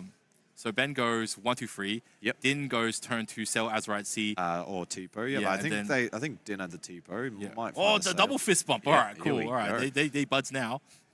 All right, so what has Ben got to ink here? Yeah. I think I see a mine in hand, which I would consider inking. It's If probably Ben, if not. Ben goes turn 3 Lawrence, Din will go turn 3 Grandma. Mm-hmm. If Ben can get Lawrence to run into the Grandma, he can And then then Rapunzel. draw it. 3 All right. cards, That might be the That's line. the All right, dream, cool. yeah. So he goes develop your mind. Cool. Puts one hand, one to bottom. Brain, All right, yep. cool. And inks All the right. Tipo, so okay, now he's probably- just got to hope. All right, no value. All value. right, quest for Off the 2. top. Oh, no how value. far How far it'll it'll go? Goes right Never to the bottom. lucky. That's how far it'll go. Never punish all them, right, Ben, cool. so that's what we like to see. Inca 2, and then go. Play the Lilo, probably. I think Lilo is kind of nice in this matchup because you Yeah. keep bringing it back, Oh. but the Super Goof and the Shark do have a good time if you keep playing that Lilo back. So, yep, inking the mine, playing the Alright, Lilo. Lilo, cool. Yep, just trying to put some pressure on Din here. Yep. I think that's a good approach. And Din nods his head. Yeah, respect. I think that's Cool. Tipo. Tipo. All right. And what are we going to see put in the inkwell? Yep, Din just thinking carefully here. Doesn't have to reveal this card due to the Tipo effect. You can ink any card. So, yeah, even we will not see what it is. And, yep, looks like Din's made their decision and passes Cool. over. All right. So, Ben's Ben's off to got a 4 on really the strong board. start here. All right. All right, he's yeah. rubbing the top All right, decks so on the that's ground. plus So that's 4, plus puts him 4. up to 6. 6. And Din finally So hits is there it- with is a it big Lawrence? smile. I think it was a Super Goof. All right. So he's going Cinderella, Cindy and then and what? Smee? Another Oh, Lilo. Okay. Yep. Cool. All right. Okay. All right. Yeah. Let's see. Lilo, come on. You got to redeem me. I've been saying, Come on, yeah. I've been saying how good You've you been are. saying how good it is all weekend, All right. and sail All right, for cool. Din. So So- Din just looking to ramp So up. he's going up to 5 this turn. All right. Is he doing the classic double ink brawl? I think he will if he's got it. We did see a brawl inked earlier, so whether Can he there's do another goof? one in hand. No. No, Goof costs Goof 4, for- so yeah, yeah. So double So we ink got brawl. Yeah. 6-0 at the moment. So yeah, Ben's got to be feeling good about this. Din really needs to hyper ramp into the B prep, but B prep into the Lilos does not feel great. Like if you can just bring both Lilos back, I think Ben, and because Ben had 2 Lilos here, he's happy to play the line rather than trying to go for card economy and play a 3-drop. Just play Lilo plus a 1-drop, put maximum pressure on, and then just keep bringing the Lilos back. You can really feel he's just like, oh, what do I do about this? All right, Yep. cool. There's So one the goof goes down and he Yeah, brawls. brawl on the probably duck, on I the- think. Yep. Yeah, the daisy, because and quest yeah, one. you can challenge the Leos a little bit Yeah. better, even though the daisies can give you some resources. They just haven't been very successful. Yeah. So yeah, you'd rather keep the easier bodies to challenge later on. All right, so that's plus 5. That's for 5, to 11. up to 11. So yeah, maximum pressure very mode nice. activated So here for Ben. Do you ink and go Lawrence? I think there's a Chenpo. I think Lawrence got put in the inkwell Okay, earlier. yeah. So, Happy. 1 for happy, and then the cards in hand look like a Chenpo and a strength. So Ben. Oh, Ben, don't- he was a player like from yesterday that just like stayed on like free ink for ages. Yeah, didn't he? yeah. He's like- not afraid to play on low ink. he's but I did not invest in his ink futures. Yeah, we see the Chenpo going, which makes sense. If you're on 3 ink and cool. you put the So- Chenpo into the inkwell, you're never going to be able to play the he Chenpo. didn't spend free ink, so he passed on it. So Yep. Din was able to play Shark, and I think So Ben can find a character here, though. He can sing and he finds the Piglet. That's a really nice one. So Cindy but can what he- sing. Yep. Yeah, Got he the needs singer sing. so you need the strength perfect. of raising fire. All right, Yep, cool. and quest for Turn another- 5 more. Okay, all right. So we're what- cooking. We're cooking. 16. Yeah. I don't think Din has the answers for 6 ink here. So, or no, Din must be on 7. Is there the B prep? There is. So here we go. So Ben puts everything into the discard pile, but Ben can potentially, double Lilo there for the maximum value. Draws a card and just passes. Yeah, I like it. So Din just needs to keep answering these Lilos because, let it go. That's what we were talking about yesterday. okay. It's the one sort of permanent answer to the Lilo, but the second one's still there. Gets up to 18, and we got a Smee, we got a Chenpo in play. I think we might just see the Chenpo deployed here. Yep. Yeah, okay. I like it. And yeah, I'm not really. There's another B prep. Oh, okay. So Din just stalling for time here. Putting it back out. This is How many answers have you got, buddy? I know, and I think we'll just see Smee would be lawful here if we see that played. Goes for the Piglet instead. I think that's just patience there from Ben. I think awaiting another B. Is it Pirates? Pirates might be nice, but you're really just treading water. Okay, yeah, all right. Like in these situations, if you just play Pirates, you're just buying another turn, but Yeah, you're not it's- actually developing a board. I think Super Goof Actually, is the Pirates wouldn't have won probably the idea. game. Like, wouldn't have like survived the turn because he would have just played like another character. Yeah, true. All right, cool. So yeah, okay. that's probably the best answer that Din had. Goes up to 4 law. But he and- just revives and plays another dude, and then yeah. So yeah, I pick- think yeah, so- Din's just hoping that Ben can't deploy 2 yeah, characters just- here. as long as he remembers to play Lilo at the start of the turn. Yes, and then play the Smee before questing with the Piglet. Don't goof up, Ben. Don't goof up. Indeed. Don't Don't goof against goof the up. goof. That's what. Oh. All right. Well, cool. I see we're thinking the same thing here. All right. Yep, we get Correct. the Lilo. We see the Smee go down. Good and job. Wow, Woo! look all right, at this. All right. Game 3 on our hands. This is what we want to see. Okay. Wow, that was, Ben just had the perfect curve that game. Yep, And yeah, okay, so I think I was... Rinse and repeat, baby. Yeah. Yeah. When I saw Lawrence go into the Inkwell, I was like, Are we gonna Ben have must to have had upset a plan, yeah. Like, yeah, are we gonna have to upset here? maybe. Like, I think, Ben... is this the crazy thing where, look, Amber Steel is supposed to be bad into normal Ruby Sapphire, Yeah. but now Ruby Sapphire in this version has just like shifted itself where it's now Yeah, it's unfavored? trying to play the tempo deck. Yeah. Because Din's certainly more of the tempo Ruby Sapphire build, and we're getting it against the proper tempo deck, which is the Diggy Hole deck. And yeah, geez, that just looked so good for Ben. Like, Din just couldn't do a thing that game. Yeah, it wasn't able to out-sustain the resources. Yeah. And just at the end there, just like those Lilos, if you're in like a almost game situation and those Lilos keep coming back, Keep coming back. Yeah, he you was need... just forced to keep doing stuff. Yeah, That's right. If you got Sharks, if you got Super Goofs already established on the field, you can kind of deal with them and gain resources. But if you don't, you can't just run out a Shark and let these 2 Lilos quest. You need to keep removing them. But yeah, it was just too much pressure from Ben there. Just had such a smooth early game. Turn 1, Daisy. Turn 2, I think we saw the Lilo. And then turn 3 was Cindy Lilo. Just so much pressure. And yeah, Din doesn't have... Also, Din on the play, and he's excited to get into it. I think Ben's pretty excited for this game as well. Yeah, so one of the lines that the traditional Ruby Sapphire makes All it right, strong so we got against Daisy these on the decks. left side. So keep the Daisy, keeping the Lilo, and I think you keep the Lawrence. Oh, is Din just shipped all 7? Oh. Yeah, that's not what Din wanted to see. All right. And Ben hasn't altered Ben's their got- hand yet, so they know that Din... Oh, he's got 2 or 3 Lilos. got 3 Lilos, got a Daisy, we got a Cindy, so... Do you just keep the cards that you don't want as well, so you've got guaranteed ink? And also got the Storm, which you might want to sing with the Cindy. So yeah, you might keep the Lawrence and ink that. But yeah, no, I don't think Storm's good in this matchup. Yeah. Yeah, you would potentially consider keeping Lawrence and just inking it, and then... Yeah, because you can just always go 1, 2, and then 2, 1, and then 2, and et cetera, et Yeah, cetera. and then, yep. So yeah, this is a... Man. Yeah, I look forward to the turn where he gets board wiped and then immediately pays 6. Yeah, pay triple 6 Lilos. and triple Lilos straight back on the board. So yeah, be prepared does not Wait, really answer is Lilo. he think about it? Is he? Come on, please hold on to it. I want to see the meme. Yep. Yeah. So He's keeping a Cindy. keeping a Cindy, possibly to ink. Yeah, it reserves him the option depending on what he draws. Yeah. Yep. So I Yeah. think if he happens to draw like Strength of Raging Fire and Storm Rage on, Yep. he wish he still had a Cindy to Yes, to cast sing him, that right? card. Yeah, Yep. Otherwise, yeah, you can put in your Inkwell and probably want to play the Daisy on turn 1 here and just Alright. go for maximum pressure. So let's see what Din got. Din had to alter 7 cards here, so it is a complete random what they've got in their hand at the moment. Din is talking like Yep. he's I definitely- think he's saying looking a some- little bit nervous here to yeah. me. Din, well, sometimes talking also just kind of settles your nerves. So sometimes, yep. you have certain players that would just like not say a single word and like be very minimalistic, and some would just blurt out tons of fun stuff. And But yeah. I was saying earlier, one of the nice lines that Ruby Sapphire has on offer is turn 1, Popsicle, something like that. Yep. Turn 2, Ramp.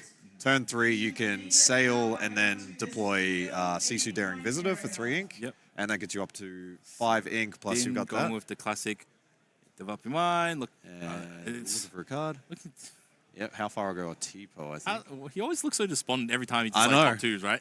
So many top twos, and every time he just doesn't feel like.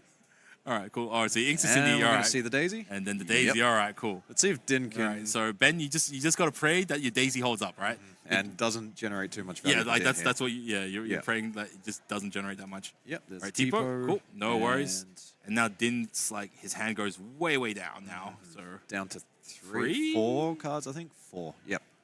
So, yeah, these additional cards from the Daisy could be critical here. If Din's going to ramp up quickly... He's they doing the counter, really all right, Yeah, cool. yeah. Going to shrink the hand pretty rapidly. I think there was a how far I'll go in hand, so that will generate an ink next turn plus a card for Din, so that could be really good, but it's also on the slower side.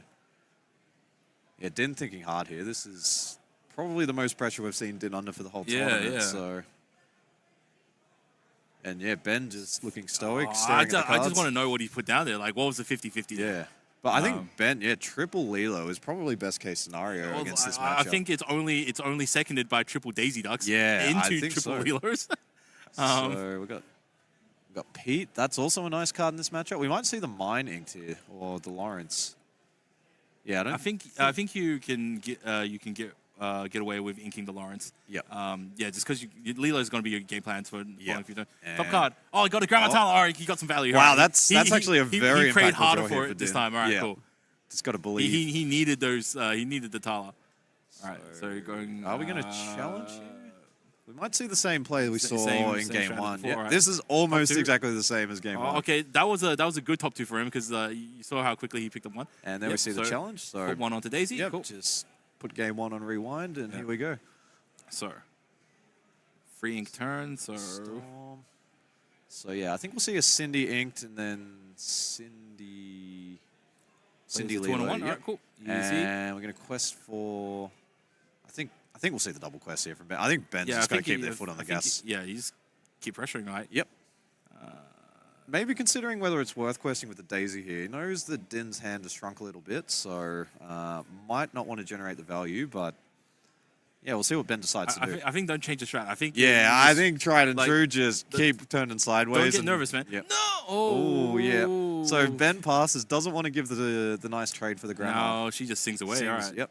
Top 2. And yeah, if Din has a Maui hero all in hand, even though it can't challenge this turn because there's nothing ready, I think you just deploy that here and get ready to start chomping these Lilos. So Din, yep, inks the sail. There's the Maui, yep. And will we see the quest here from the Tipo? I'm not sure what additional value the Tipo could give this game, so we may You just might see as a well quest. quest with it. Yeah, Like, I think so. I don't think any. Yeah. I don't think You're I think, not worried if it gets challenged. It's Yeah, actually that's good for right. you if it gets challenged. Yeah, it kind of it slows keeps- the game down a bit. Okay. Maybe he. Okay, so literally the only reason you would hold up is he doesn't want him to Rapunzel it. Yeah. Like run into it and Yeah, Rapunzel. that might be Yeah. what Din's playing around. The one law is just not Yeah, worth so the he's risk. like, all right, yeah. So yeah, this could get interesting. If Does Din, he have Raging Fire? I think there was one. Yeah, so we might. Yeah, there's a strength, there's a Pete, there's a Lawrence. So I think we see the Lawrence and then Cindy will sing strength. So the thing is, like, do you strength for Raging Fire to Maui now, or do you strength for Raging the half shark that comes out on the following turn, right? Yeah, that's. Yep. How far I'll go, so that goes to the bottom. So that's Yep. that's good. So he moves up to 4. And Ben, yeah, considering inking the Pete, this is a tough call. Very, very tough call here for Ben. I think 3 and playing the Pete. Yep. Makes sense. All right, cool. Sing the Sing strength, and just quest for 4 here. Goes 4 here. But what's to stop Din from just going half shark? Probably nothing. And I think if Din has the half shark or super groove, they're going to want to run out one of those this turn. I think half shark might be a little bit slow. There's a lot of pressure on the other side of the board here from Ben. So Popsicle, all right. Popsicle. Yep, we got the half sharks. We got Let It Go, but unable to play that this turn due to the Pete.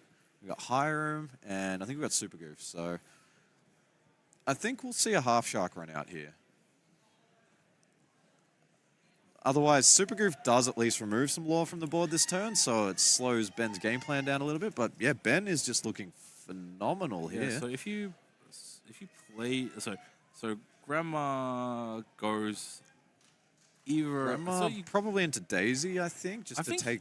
I'm not sure if you're too worried about Daisy. Like we randomly get some more value, but you don't really want to bother with the leaders here. So I guess, yeah, you go after Daisy because it's I think free. Daisy because Yeah. you can't bring Daisy back the next Yeah, turn. and then Super Goof into either Lilo or Cindy, but I could imagine Cindy being probably more relevant because you want Ben to overpay if he does have to do Strength or Raging Fire. So, yeah, Din just looking a little bit stumped here. I think considering you can run out the Shark, which doesn't challenge this turn. It doesn't remove anything from the board, but it does sort of threaten fetching How Far I'll Go or Develop Your Brain from the discard pile. Otherwise, Super Goof at least answers something that's on the board right now and slows the game down a little bit. Or plan C would be and you play around, like, play Hiram and you eat that popsicle and try and find the B prep. I think we might. Yeah, this is a tough call here for Din. I think we might see the Super Goof come out and just try and slow Ben down a little bit. So he's genuinely thinking, all right, cool. If I go half Shark here, go Ink half Shark, can he do a lot next turn, right? So Ben basically has effectively one turn to like really push a lot right now. So if he turns all this sideways, he gets +6. Yep. So he is really hoping for Strength of Raging Fire. If he has the Strength of Raging Fire, he locks us down. Yep. No, we've got Double Storm and Lawrence in hand. So I think we might just see run out the Lawrence and just quest with everything. Just keep trying to apply pressure, keep going wider and wider, and just hope that Din doesn't have the Pirate's Life. I think if Din's got the Pirate's Life, it's looking a bit grim here for Ben. Grandma Tala has one on her? Nah, Grandma Tala got healed up by the Popsicle. Oh, so, okay. Yeah, Din not worried about the value game. Now that he's deployed the Shark, not too worried about using the Hiram. So we might sing this. Yep, right, cool. Just to and then draw maybe a the Strength card. into Raging Fire? No, it's got a Rapunzel. Which hasn't done anything most of these no, we games. haven't really seen Rapunzel go off this tournament yet. So Pete considering challenging the Tala here, which given that Din, which means that yes, because he can sing an extra song with the Tala if it's still up. Can also sing the Storm with the Pete as well. 8. So he can go. He could hypothetically go number 4, go to 12. It's so far yet so near, but yet so far, right? Ben had such a hot start, but the game has just slowed down a little bit here. Okay, so is there any realistic chance that he's going to be able to use this Rapunzel, right? No, all right, cool. Strength for all right, cool. Storm Rage on. One line that I have seen. What do we rip? All right. Oh, here we go. Cool. Plus 4, he goes up to 12. All right, so he's locked things away. He technically does have some. The 12 or 10? I've got him on 10, but I think I may have miscounted here. I think it's 10, yeah. Because, and Pete's blocking. Yeah, so Ben's just played the card upside down to show that it was played this turn, so it's not exerted and it's not able to quest. Yep. I've seen some players doing that this game. Yep. I think it's 10-0, so. I think he was on 6, yeah. So, and so, yeah, Din. But he turned over 2 Lilos, didn't he? Yeah, but didn't quest the previous turn with one of them, so. Okay. All right, so we might see the Super Goof come down here to answer one of these Lilos. Shark is on 4 now, so that double Storm on the Shark, I think that was just to put it in a position where... Well, I think he was just digging. He was just like, all right, need to see if I can get another card, right? Because he was hoping that, the next card would either be another Storm or another Strength for Raging Fire. So now he can run it in. He does pick up one thing, but he does pick up an action, but the Maui get traded off. So can't play actions this turn here for Din, so we might see the Super Goof. I think Maui here. Yep, that's nice. At least takes. What did he pick up from his Maui challenging in? I didn't see whether it was the Develop Your Brain or the How Far I'll Go. So Ben and only Quest 1. Yeah, so Quest 1. So Ben only with 3 ink, so he can't res both Lilos. Yeah, this turn from the discard. Maybe he should have inked one of his cards. Yeah, maybe the Rapunzel or the because he's locked out. He there's a lot of stuff that's holding back if he doesn't revive these. I think you still do revive them, right? I think. All right, so Ben's so he's not too worried about the value game at this stage. I think you have to ink this turn for sure. I think Ben, the game plan might be send Pete into Tipo here and then draw off the Rapunzel. And yeah, there's no obvious trades on the board here for Ben, and played a lot of the removal out of the deck already. I think we've seen one strength. And So he's got Rapunzel in hand. He's got yep. Lawrence out. Lawrence out. So this is probably the Lawrence play. And then Doc? Happy. No, Happy. So I think that the plan here from Ben is just to keep bringing the Lilos back for the rest of the game. So it's essentially play whatever's in your hand out if you need to, and then just keep bringing the Lilos back. I don't mind this from Ben. I think holding onto the Rapunzel, you could play the Lawrence that turn, ink the Happy, and then try and get the Lawrence into the Tala and draw 3 cards from the Rapunzel. But I think Ben might find that line a bit slow and just wants to put as much pressure on the field as possible. And Right, okay, yeah, half shot. that is bad news for Ben there. All right. Develop your brain, Gains so one. +1. And yep, Din does not mess around when he selects cards. He looks at the 2 and just within a couple of seconds has made a choice. Sings, So puts let it go Lawrence on the away. Lawrence. Yep, Gains 1. gains 1. And double sings Yo-Ho. So +3 up to 6. -2 for Ben down to 8. So yeah, it feels like the tide has turned on this game, and Din has pretty nice control over the board. So we've got 6 to 8. Ben pays 4 to bring the Lilos back. And yeah, now this Half Shark is just going to have a field day with these Lilos. So Yeah. Ben's got 5 in the Inkwell, I think, and 1 card in hand, something like that.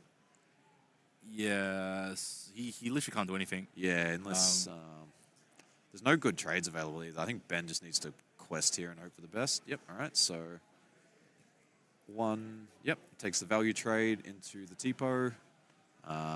Could send the Happy into the Tala, but yeah, the longer this game goes, the worse it gets for Ben here. Ben really needs to win the game in the next probably 3 turns, otherwise Din's just got the card his quality. Lilos are exotic, which means Yeah. Maui goes in, And grabs then another one, fetches grabs more another value, yeah. It's another Pirates, and Yeah, so Yeah, it's looking very good for Din here. It was looking a bit scary. I think Ben had a really hot start, but just Din managed to slow the game down in the mid game.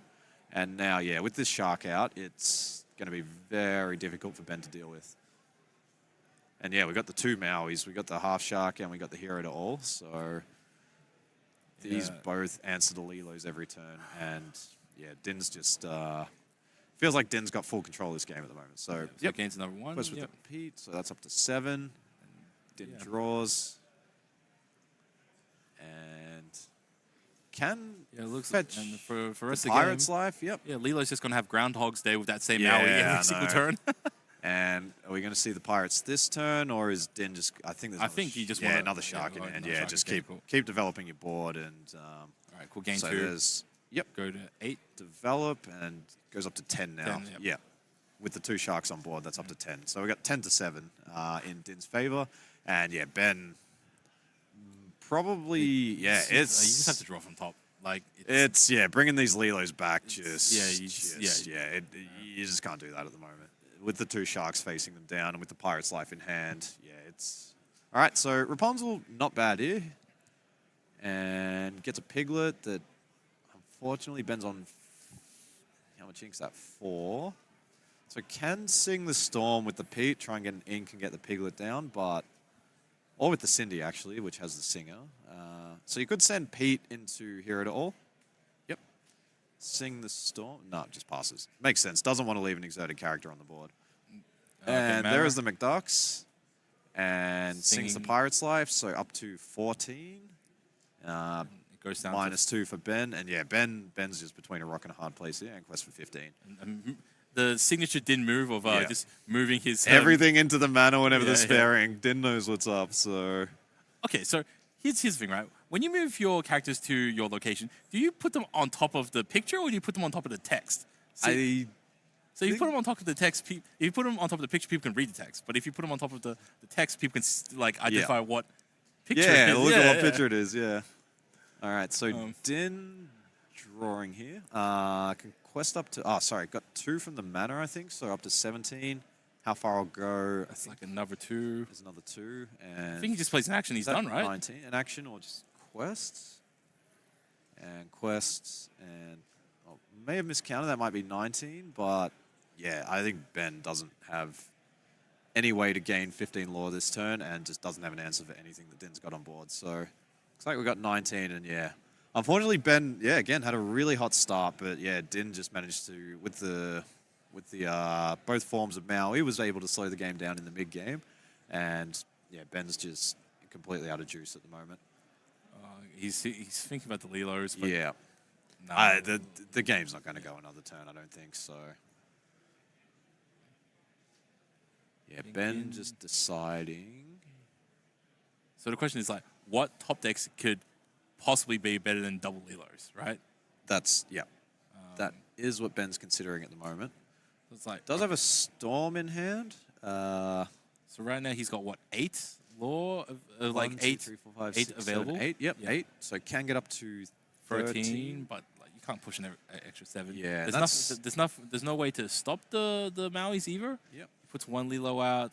All right, so we're going to sing Storm here Oh, and just look for a top deck. okay. All right. Gets the Calhoun and scoops it. Yep. Good games. Yep, And well that played. is Din getting. Yep, Din breathing a big sigh of relief there. So, yeah, Ben really pushed him to the limit, especially in game 1. That game 1 was so close, and Ben was just inches off getting to 20 law. But yeah, Din just showing the power of the half shark there with the cycle. So if you can keep playing a Pirate's Life, bringing it back with the half shark, and then playing it again, you're just constantly setting your opponent back, and it just buys you turns. That's the real power of the card. It just buys you 1 or 2, or depending on how many times you can play it, multiple turns, and that just slows these tempo decks right down.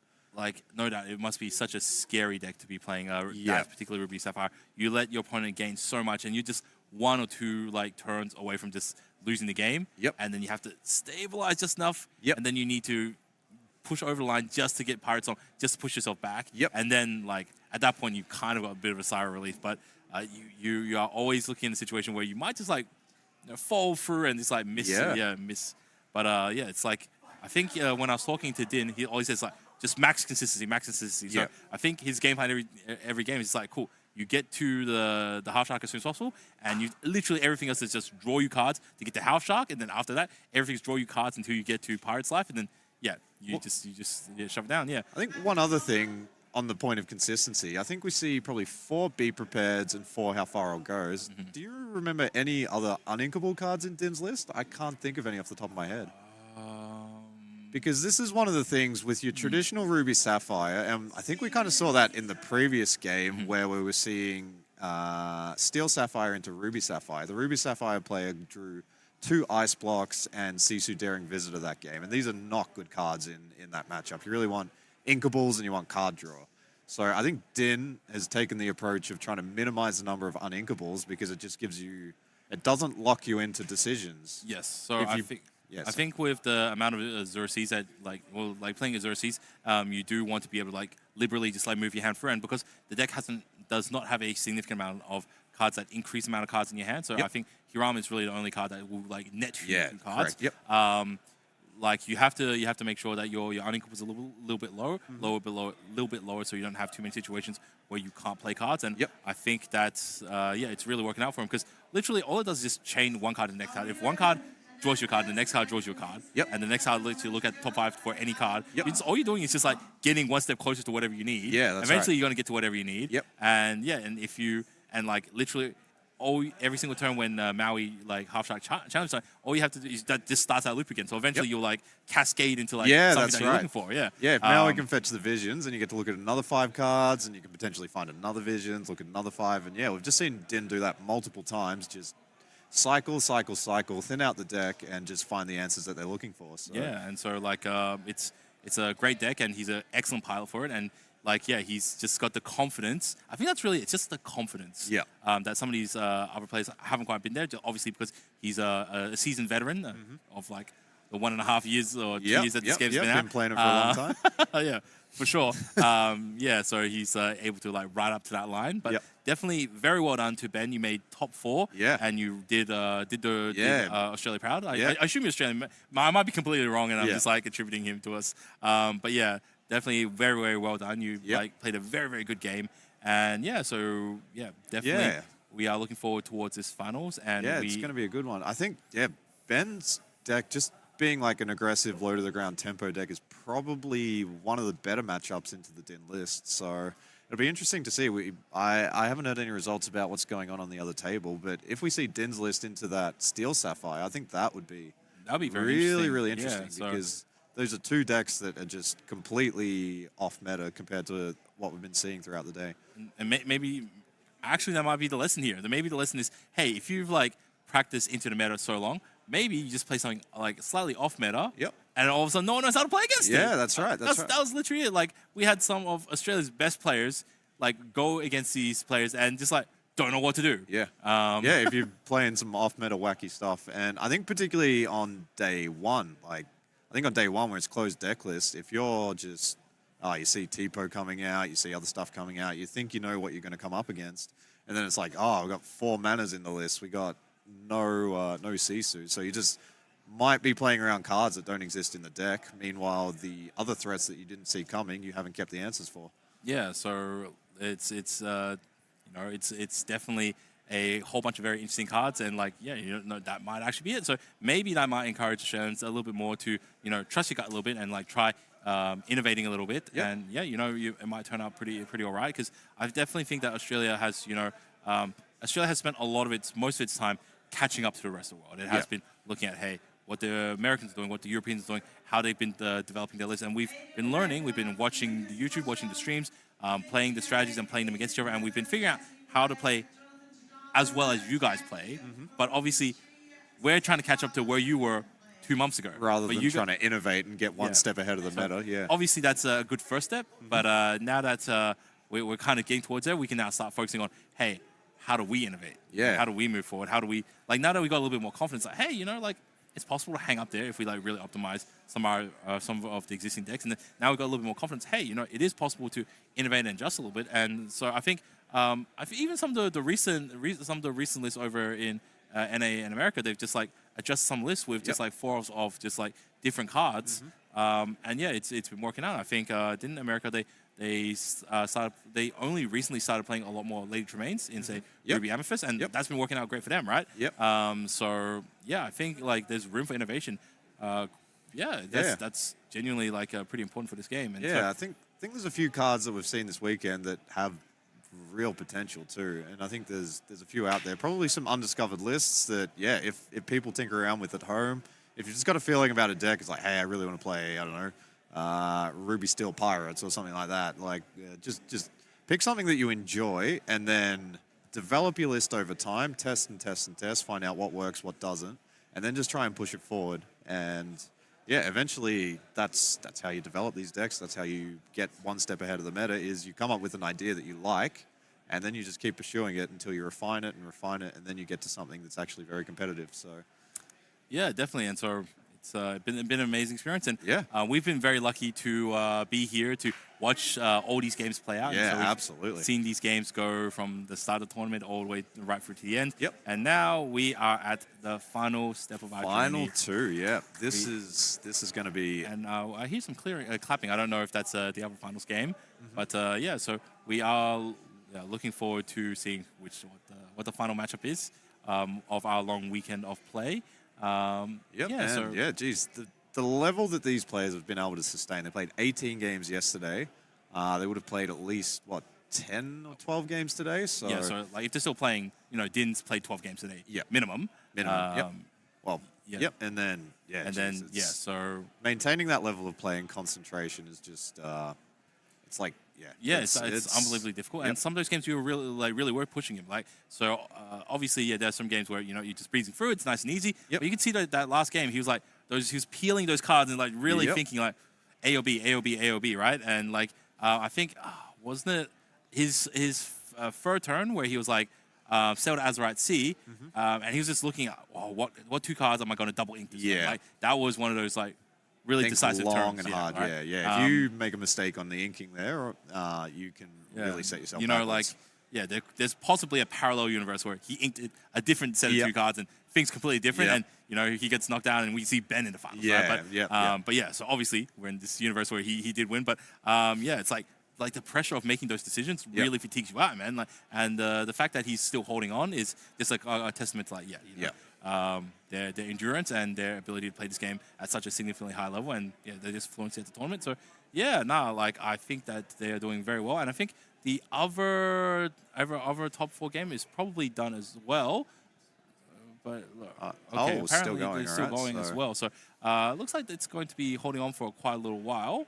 Oh, we're just hearing word. We're just getting some confirmation here to see whether the game's still going or not. There might be some news, but yeah. Yeah, sure. While we're waiting, is there any decks or archetypes that you think have sort of potential that you've tinkered around with but haven't quite been refined yet, Jason? So okay, so let's break down what some of these slightly roguier decks have sort of has kind of shown us, right? So I think it is what it has shown us is that there's still potential to be a little bit more greedier. There's still potential to play late gameier sort of strategies, like such as like the Sapphire Steel strategy. Yep. But in order to do that, you need to have some more aggressive tools to deal with the lower curves of the aggressive decks. Yep. But the trouble is the uninkables, right? Yep. So potentially decks can start being a little bit more creative if they know how to manage those uninkable cards. So we see like the Sapphire still doing that by running Fishbone Quill, right? Now there are some other cards. There's I forget which card it was. There's an Emerald card. There was an item that gave all your hands Inkcaster. Yep. Yeah, Inkcaster, Hidden right? Inkcaster. So Yep. what if there's a world where you play a significantly greedy, significantly more greedy, Emerald X build, Emerald whatever build, and now you have Inkcaster, and now you can have Deals with the uninkable problem. You deal with the uninkable problem. Like maybe you can play, grab your swords. Yep. And like if you don't need it, it's Ink it, inkable. yeah. Yeah. Right. So I think in actuality, right, maybe what the meta is showing is like, hey, it is now potentially worth playing these cards that to make your uninkable cards inkable because they're so good in so many matchups. Yep. That maybe that's the consideration, right? Yeah, and I think that's one of the unique things about this game. It's like in order to balance the more powerful cards, you can put a penalty on them by making them uninkable. And it's like, well, yeah, you want to obviously fill your deck with powerful cards, but if you push that uninkable count too high, your gameplay can become very unstable, and you can, in some games, get stuck on 3, 4, 5 ink, and then again, we've seen that with some of the Ruby Sapphire lists. They run 13, 14, 15 uninkables. Yeah. And in some games, you're going to get 3 or 4 in your starting hand, and that just really reduces the consistency of your deck. Yeah, really. Imagine what you could do if you had Inkcaster and you're playing Whole New World. All of a sudden you can just ink anything. Down to like last card, then Whole New World. All right, number 7 cards, and you can just get maximum use out of it, right? Yeah. It's like So I think there's some exciting things to do about. So. I have been told that the grand finals, which will be best 3 out of 5, a very long set, will be happening shortly. We'll be going on a roughly 10-minute break, Yep. and we'll be back for the finals of the Melbourne Disney Lorcana Challenge. See you soon. Don't go anywhere.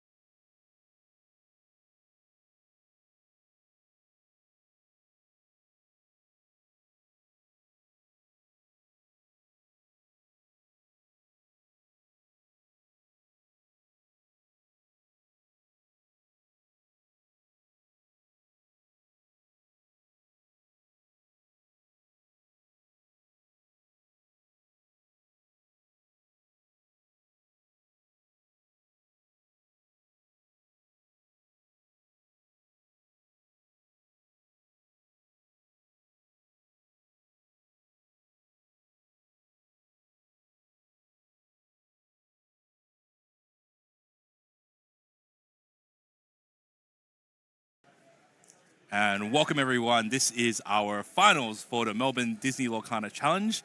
It has been an excellent tournament, and after 6 rounds today so far and 9 rounds yesterday, it's been 15 rounds, and we are finally down to our last 2. Yep. So unfortunately, it is no Australians in the finals. It is 2 internationals that have come in, but it's excellent that our Australians have put up such an excellent fight right until the end. Yep. So in the finals, we have Din Pham, who is a international player who's come from, I believe, Hamburg, Germany. Yep. And on the other side, we have Clement, who is a player from Paris, France. Yep. And he is representing his team called Inkless. So there's a number of high-level players in their organization that play Lorcana.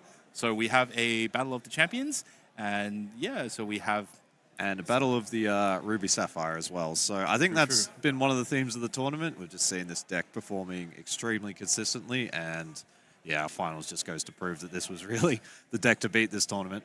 And I think Clement has a quite traditional take on the deck, whereas Din, we've seen plenty of their deck today. So we'll see what Clement's got in store, whether he's got a plan to deal with some of the different cards that Din's running compared to what he's probably been seeing in some of the other Ruby Sapphire lists. Yes, I would imagine that these two gentlemen have probably interacted on some degree over in Europe from their tournament plays and from all their involvement from the various competitions. I would imagine that they probably know about each other, and I think through the grapevine, Clement might have heard a little bit about the spice that Din was been working on. So maybe he's formulated a plan. Maybe he's having a chat with some of his international play teammates and trying to figure out from the stream and from the stream and from the VODs to see what is the strategy, what's the line of play. So that's one of the benefits of playing as a team. So not every team has to be a top-level competitive team. So a team is really just a group of friends who want to associate themselves and maybe get some cool shirts made up. So so obviously one of the benefits is that you can share knowledge, especially if you have one team member who's pushing right to the end of the tournament. The rest of you guys are chilling, watching.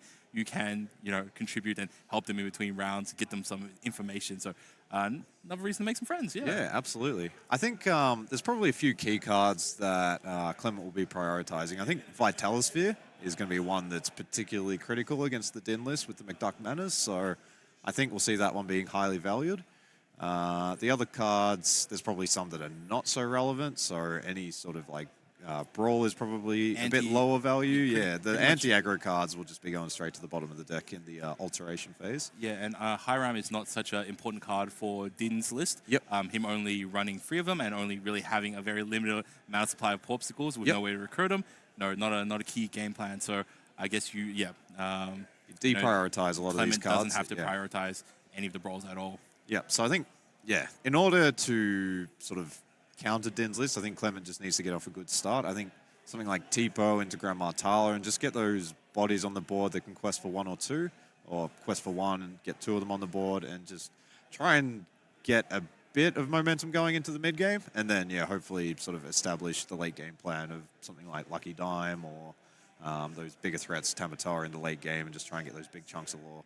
So it's really going to be a challenge though. Din has just shown that he seems to have a lot of mastery over this matchup. I'm sure he's played into Ruby Sapphire probably hundreds of times, or at least dozens of times with this deck. He would have play tested it a lot, judging by the results. So I would imagine it's probably coming close to triple digits at this point, right? Yeah. I mean, even this weekend, from probably testing, played, practice, previous tournaments.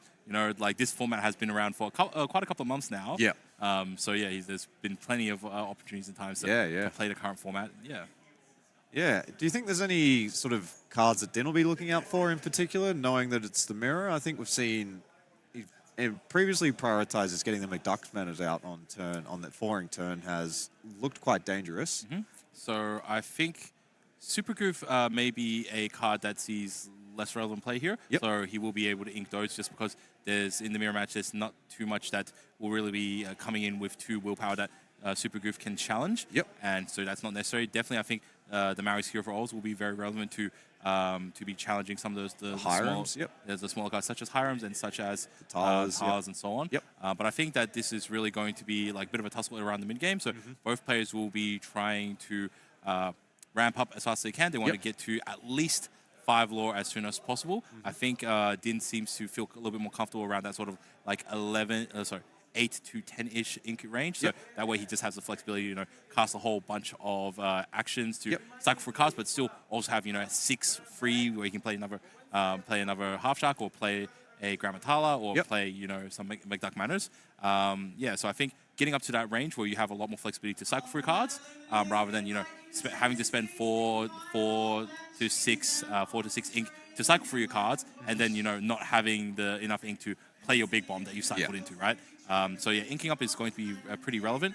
So I think that, getting up to that point is very good. You can just kind of ignore some of the early stuff, and you can just, turbo in. You might even go, aggressively, triple sail to seas if you really wanted to. Yeah, I think another one of the unsung heroes this tournament has been How Far I'll Go. Just every time that card's come out, it draws you a card, it puts a card in your inkwell, so you're essentially netting +1 card from that. And with Din's list being so lean on the card draw and the cards that actually sort of net positive you cards, so like the Hiram and the Popsicle is really the only one that sort of gives you that. He's really been relying on the How Far I'll Go and getting that and using that to get up to sort of the 6, 7, 8 ink range without having to ink cards in his hand. And that has allowed him to just keep things like Brawl, even keep things like Super Goof, which maybe aren't immediately useful now, and even the Maui Hero to All as well. It's like you don't have to play them right now. There's not a threat that you need to address, but you'd rather have that card in your hand than in your inkwell. So he's been very patient with that and just trying to ink up with the How Far I'll Go, because that forces you to put one of the 2 cards that you see into the inkwell. So he's really utilized the ability of that card to its maximum. Yeah, so I think at the end of the day, this game is really going to be down to who can keep their Half Sharks on the field for the longest, right? Yeah, that's going to be a big part of it for sure. Yeah, if it sticks around, then you're just passively gaining a whole bunch of lore. And the moment anyone exerts or quests their characters, Maui will be able to take advantage of that by collapsing in on them. So I think it's going to be, that's where the real tussle is going to be, to see who can force the other player to have to engage with some cards and some quests before the Maui comes down. I think Maui's going to really slow things down because if you have a Half Shark on the field, your opponent has to be very careful of using the Tala and using the Tipo to sing their cards. And quest, questing is irrelevant, but like the singing, right? You will be using Grammatala. You wanted to use her to sing How Far Will I Go, but if a Maui's around, you better be very, very careful about that one. Yes. So, looks like we have both our players setting up and shuffling in some decks, and we've got the deck list here, so they're just kind of having a quick look at what's going on, having a bit of a chit-chat. Din still sporting the koala mask, representing Australia. Love to see that. I think, this should be a very, very interesting. So like we said, this is going to be best 3 out of 5. For the rest of the day, or for before this one, it's all been best 2 out of 3. So it'll be a slightly longer format. And I guess both players will have... Looks like the light just dropped. Okay. Oh, we're going for a bit of a spooky setting for the finals. Some technical support here. All right. Well, we waiting for the spotlight. So we waiting for a drum roll? There we go. Yep, and the lights are back on. You did it, Jason. Well done. You fixed it. I am magic. Yep. All right, so both players shuffling up. Do you remember any particularly interesting cards in Clement's list? I think it was a fairly standard take on the Ruby Sapphire. Reasonably standard. I can't remember off the top of my head. One card that could be nice here to deal with the Half Shark would be the Maleficent Monstrous Dragon. So if Clement can get up to 9 ink and get that dragon down to remove the Half Shark, that is essentially a +1 card exchange, because he's put a body on the board and remove 1 on the other side. So yeah, that could be one of the key cards in this matchup. So one of the things to take into consideration is, look, if you get the 2 Half Sharks out there, you are able to gain a lot of lore as you are playing your actions. But if you put 2 Mauis out there, your opponent is very likely to be prepared you. So it's a very interesting question of feeling out your opponent of, hey, do I think they have to be prepared? If they don't, then we can go second Half Shark. If not, I have to just hold 1 Half Shark and just kind of slowly chip my way up. And potentially, like, there might even be a world where this game goes to deck out, because both players will just be recycling like pirate's life, right? Yeah, and they're both just subtracting lore from each other. So potentially, who knows? I I don't think the mathematics works that way, but definitely it is possible for this game to go out long. And we are playing a best of 3, so don't forget that. So best of 5, yeah, 3 out of 5. Best of 5. So the player who will win this game will be the first player to win 3 games. So we are going to be sticking around, and it's a longer game. Upside is that both these players are some very experienced international players, so they will be playing it at a bit of a faster pace. So I can hopefully get home for dinner tonight. Yeah, so having a look at this. Oh, having a bit of a chit chat. All right, cool. So they know each other. They're just poking at each other's lists. Hey, oh yeah, I can't believe you're playing this many Ds. Oh really? Oh man, this card's bad or that card's good. Yep. Oh, it's been doing pretty well. Yeah. Yeah, it's again, just Ruby Sapphire, really the deck to beat this tournament. We saw a lot of Steel Song kind of make the top 64, but not just Steel Song, Diggy. And that's been another one of the powerful. We haven't seen a lot of Ruby Amethyst, which I think is a deck that's done very well in some of the other tournaments, but I think some of these Ruby Sapphires have just figured out the answers, and yeah, maybe the meta's slightly different in Australia, so it's been a sort of different way that the Ruby Amethyst fits into it. Yeah, so I refer back to the experience that both these players have and just knowing how to play these lines at a significantly higher level. Yep. And competition really just breeds more competition. So the better your competition, the better you're going to get because you're going to be having to play at a higher level because of your competition. Yep. And, you know, that breeds like even better and better players. So I think the advantages that the Europeans and the Americans have is because they've had the experience to really sort of like, you know, grind their steel against the anvil and get sharper and sharper and sharper against each other. Yep. And where we're coming in still dull, but you know we will catch up the fastest because we're significantly behind them. So that's the thing you will notice that regions, even though they start way behind, because the differential is so big, it's way fast for them to improve. Yep. And you know, by the time that there is another challenge, I could foresee, you know, possibly like a whole bunch of Australians really challenging some of the top players. Yeah, I could see some Australians getting on a plane and flying to some of the other DLCs and just sort of testing the metal over there. Oops, card slip there for Din, but no problem. Just handing it back to Clement to shuffle some more. Shuffle and then just just making sure that card wasn't. Okay. Gotta get all the bad juju out of the deck. Okay, cool. All right, back to it. so we're about to get underway here. So fist bump. Okay. And so Din will be on the play for this first game, being the top seed. Okay, so how do you which way of drawing cards do you think is better? Do you go like Dim and just pick one card up at a time, or do you pick up the stack and then just like, you know, pull 7 cards off the top? Myself, I like to put 7 cards face down and count them several times to make sure I haven't grouped it up. I do like doing that one as well. Yeah, because if you draw that 8th card and you already know what it is, you can't then just put it back. You need to shuffle up again. So. All right, so we see the Lucky Dime for Clement. We got the Fishbone Quill in this build. That's right. He's got Lucky Dime in this one. So yep. So if Clement wins, it's probably going to be because of Lucky Dime, and he's just been able to like sneak in a whole bunch of extra lore as cards are played. Yep. If Din wins, it will probably because he's got two. Probably because like his manas just don't go answered. I think. Yeah, I think so. That would be my guess. So I think that's really going to be the card that pushes Din. If Din can get 1, maybe even 2 manas down on some of the earlier turns, it becomes very difficult. to answer. So it comes down to whose tech is better, right? Yeah. Are your dimes better than my properties? Than my manas, yeah. Yeah. And yeah, it's I think Dime is definitely one of the cards that you would want in this Din matchup. Yep. So we've seen that a lot of times this tournament. Cool. We got the top 2 standard play for Din. All right, cool. So flips the deck around. Yep. Clement draw for turn. I think I saw a Tipo in there. Yep. Inking a Pirate's Life, probably into not Popsicle. too relevant. All right, good opening so far. Yep. So both players probably pretty happy with what's going on here. Din does not ramp on turn 2, so not good for Din. All right. Can ink and play a Popsicle here, but Super Goof into Popsicle. So you know, a good amount of cycling, but his following turns has to compensate quite a bit. Yep. It is possible for him to go double sail to Azurite Sea next turn. You can, sail Azurite Sea into sail the Azurite Sea. To ink and then do another one. Yep.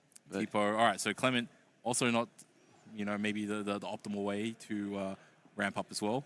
But I think just getting 1 card on the board and just questing for, if that Tipo can get you 2 or 3 lore early in the game, that can just get you closer to that mark. I think the main advantage for Tipo is that Tipo with Tala will be able to sync together for a Pirate's Life. Yep. So we've seen like very often it's like Tala 2, then Tipo 2, Tala 4, and then like they're ready for the Pirate's Life. Yeah, name a more famous duo than Yeah, Tipo I and know. Pirates. I'm sure of all the sort of sing-togethers, that's probably one of the highest combinations you would see in the game. It happens so frequently. So, Oh, yeah. Haram. Yeah, cool. Din did hit some ramp on that turn, so at least keeping up on Ink now, and we get our first quest of the game, so Clement gets us underway. But yeah, I think Clement's had the better start of the two here. Just having the ramp on turn 2 into the Hiram on turn 3, that's really very efficient. Yes, so... Yep. So Din 4 for how far I'll go. Both sort of caught up with each other, yeah. So how far I go. Yep. Nothing special there. He just ramps up, and yeah, potentially next turn we can see the some Maui shark sharks, coming out, yeah. And yep, inking here at all. So if Clement does have a Popsicle here, they can generate a lot of value with this Hiram. Here we go. Yeah, he inked the hero to hole. Yep. I would imagine it would be relevant to challenge Hiram next turn, so he probably has another one in hand. Yeah, that would be my Quite guess. possibly, yeah. Otherwise, maybe he just thinks, maybe he's not too worried about the Hiram. Yeah. Yep. Surprised he didn't brawl him, unless he's like going for a super long game where he just like thinks Clement's maybe you're going to mill himself out, and that's why he's like not stopping the Hiram. Hiram questing for 1 there, so we're up to 2. And yeah, really smooth start here for Clement. Has been able to draw lots and lots of cards. So drawing 2 more off the Hiram, and then how far I'll go gains 1 in the inkwell, 1 in the hand. So yeah, he's got a lot of tools to work with. I think Din is definitely on the back foot, but if we see the hero to all come out and challenge the Hiram, and then I did see 1 mana at least in Din's hand. If he can start to get those down, they might just be a bit of a problem. Quest for Tipo is also another one. Up to 3. Yeah. True. So Din's deck will never get a huge amount of cards just because of the way he built it. He's very much more. It seems like his deck is much more quality over quantity of cards. Absolutely. So we do see the shark now. So that makes Clement have to think a bit more carefully before questing the Hiram, because that will let Din fetch either the how far I'll go or the visions out of the discard pile. All right, so Clement just ramping a little bit. I think Clement's goal here might be get to... He just wants to cycle to his important pieces, I think. Probably try and get to 9 ink and get those Maleficent Monstrous Dragons online, and that's the best tool that his deck would be running to deal with the Maui Half Sharks. Yeah, well, mainly you just want to get to a slightly higher amount, so yeah, you have the flexibility to play some stuff and play a big character at the same time. Yeah, so, absolutely. So we might see something inked and play another Hiram here. Yep, so this 1 ink, I think cashes in the Popsicle without... has an ink available off the seas, I believe. I think you're right, yeah, I only see 1. So this is something that a lot of high-level players do. When you ink a card for turn, you leave it face up until you pass the turn back, and that just reminds you and the other player whether you've inked 1 or, in this case, 2 cards for your turn. Yeah, so definitely. As my experience from like a lot of competitive play, it's more of a courtesy thing where you just do it. Sometimes you might flip it a little bit too fast and your opponent doesn't get a chance to look at it. But if you keep it face up, your opponent can pass out what you're doing while you're just doing your other stuff. You might be doing develop your minds or and whatnot, and they can see what you're doing while you're going about your other stuff. Yeah. Yep. So while we're chatting, looks like Din has just jammed another shark and then played Develop Your Brain. So getting the win con online to. So it starts pumping up. Yep. Start getting that passive lore from that Maui effect. Basically, this is just Din saying, "Hey, do you have Be Prepared?" Be prepared, or Clement might be content to just if they do have the Monstrous Dragon in hand, I think just inking. Did Clement run Scar in his build? He did, yes. That was the deck that was running Vicious Cheetah, but Scar can't challenge Evasive, so these Mauis are safe from any of the rush removal that that Clement would be running. I would imagine with the limited number of threats in Din's deck that Be Prepared would just have to be the answer here. Yeah, true. Taking 2 of the 4 sharks would be a big win for Clement. And then Din would just have to dig through the rest of his deck for his remaining 2 sharks, right? And as long as you have enough field presence to challenge the matters, and you got the games locked up. Yeah. But Clement doesn't look too concerned. Happy to just he picks up a Popsicle probably. Yeah, just go threat for threat here. So with the Tamatoa, we might see an ink here and then ink into Popsicle. Yep. Inks a Hiram, decides the 3rd Hiram might be overkill. And yeah, there is the lucky dime in hand for Clement. He's going to keep the Hirams active. Yep. All right. Wow. Okay, yeah, of course you do that just simply because you Yeah, Here you we don't want go. to commit anyone to the be prepared. Didn't Right, so put he the gets foot on the gas. So oh, 4 2 Pirates life. All right, cool. So that's like so plus back 8. to 0 for Clement, and Din is up to 11 here with Yeah. 2 manas on the board. So even though Clement had a really good start and he's been doing what he wants to do, I think Clement the previous turn thought, Yeah. playing the crab, develop my own threat, play lucky dime, and I'll be in a good spot. But Din is just racing ahead here. So So the question is, do you just challenge all your guys into 1 manas and then be prepared? that's not even enough to take out one of the manas. We've got 5, 6, 7, 8 on the board showing. So yeah, this 9 willpower has just proved a tough nut to crack over this whole tournament. So we could see, I think there is a Vicious Cheetah in hand. So we could see Vicious Cheetah plus... Yeah. Upside, you can always sing to be prepared on the Tamatoa. On the Tamatoa, So you yeah. have a little bit of, so you have a little bit of initiative to play some of the other stuff. But yeah, just the diversity of threats, having characters and locations. I can't think of any cards that remove both types. There is a couple of niche cards, but... So you go, Hiram, banish the popsicle, draw 2. I think Yep. so, yep. So back So to go 1 law 1. for Clement, yep. And then Sees a shark. I think that's a be You- prepared on the top. you So we go into might the, see... so he quests for, no, goes double into challenge one on the mana, yep. So that's 2, and then he just sings it, yep. Sings a be prepared, yep. And then we'll probably see the Vicious Cheetah come out and just put... Finish one of them off, yeah. Can't finish it though. I think it's a No, he's 6/5 and there's yeah, only okay. 2 damage on it. So yeah, Clement was looking very solid here, and somehow Din out of nowhere is just up to 11 law.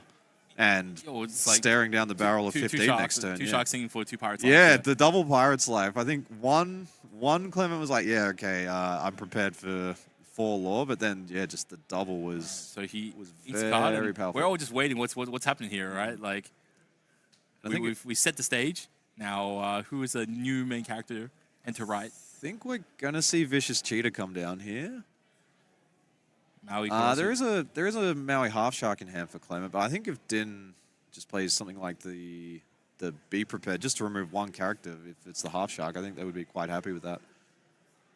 So looking at 6 ink, so that tells us that Clement's considering the half shark here. 7 for the alright. Vicious Cheetah goes to 8 damage. So yeah, just even with that quite wide board that Clement had, still just didn't have enough juice to deal with one of the manas. And we're seeing Clement ramping some and more. Tipo adds another. So Tipo can challenge that 1 mana And now and Din finish just it off. starts and then, looking. Oh, sorry, up to 15 for Din here. Cool. Then, So Din's... Oh, yep, finds the Hiram. yep. He. There's another popsicle. popsicle. Yep. It's just the cycles. Yep. So the scary thing here is Top Yep. 2.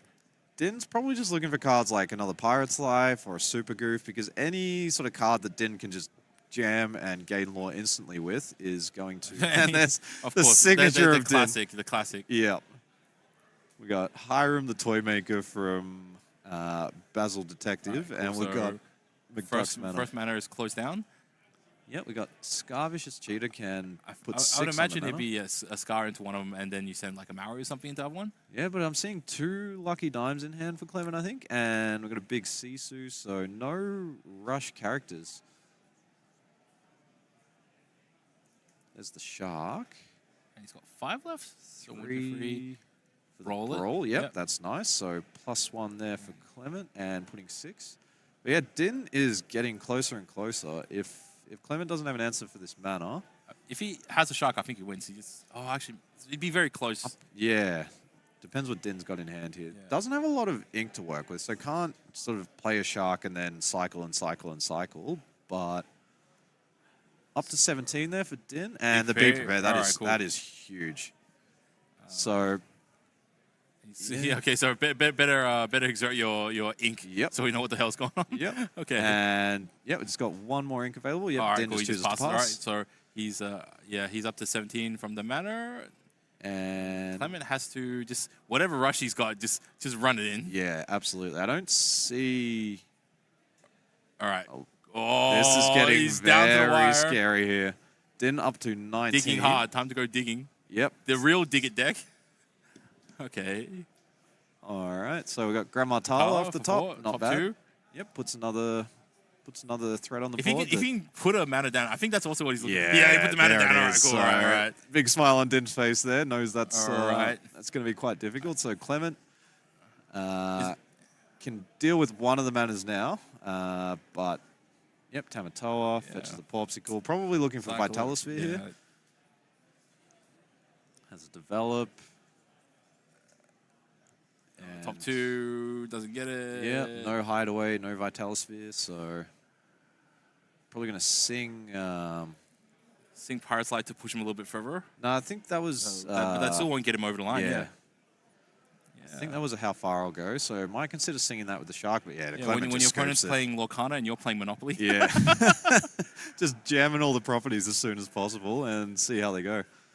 So yeah, First again. game, over to Din, Yep. all right. So Din was on the play, so does have sort of the advantage of going first, and that gives you the initiative. And even with no ramp on turn 2, was still able to find the win just from that big turn with the double Pirate's Life. That was, that really pushed him ahead. So it went from something like... It went from, I think, 8 to 14 or something? Yeah, something like that. It was, no, it was on 6 and he went gained to 14. 8 and went to 14. Yeah, something like that. And also reset Clement back to 0. Yeah. So maybe the lesson is don't even try. Just don't even try. You're going to get Pirate's Life at some point. Yeah, that Pirate's Life is just, it's such a handful. Like, 4 lore when you got the double Shark on the field. Yeah.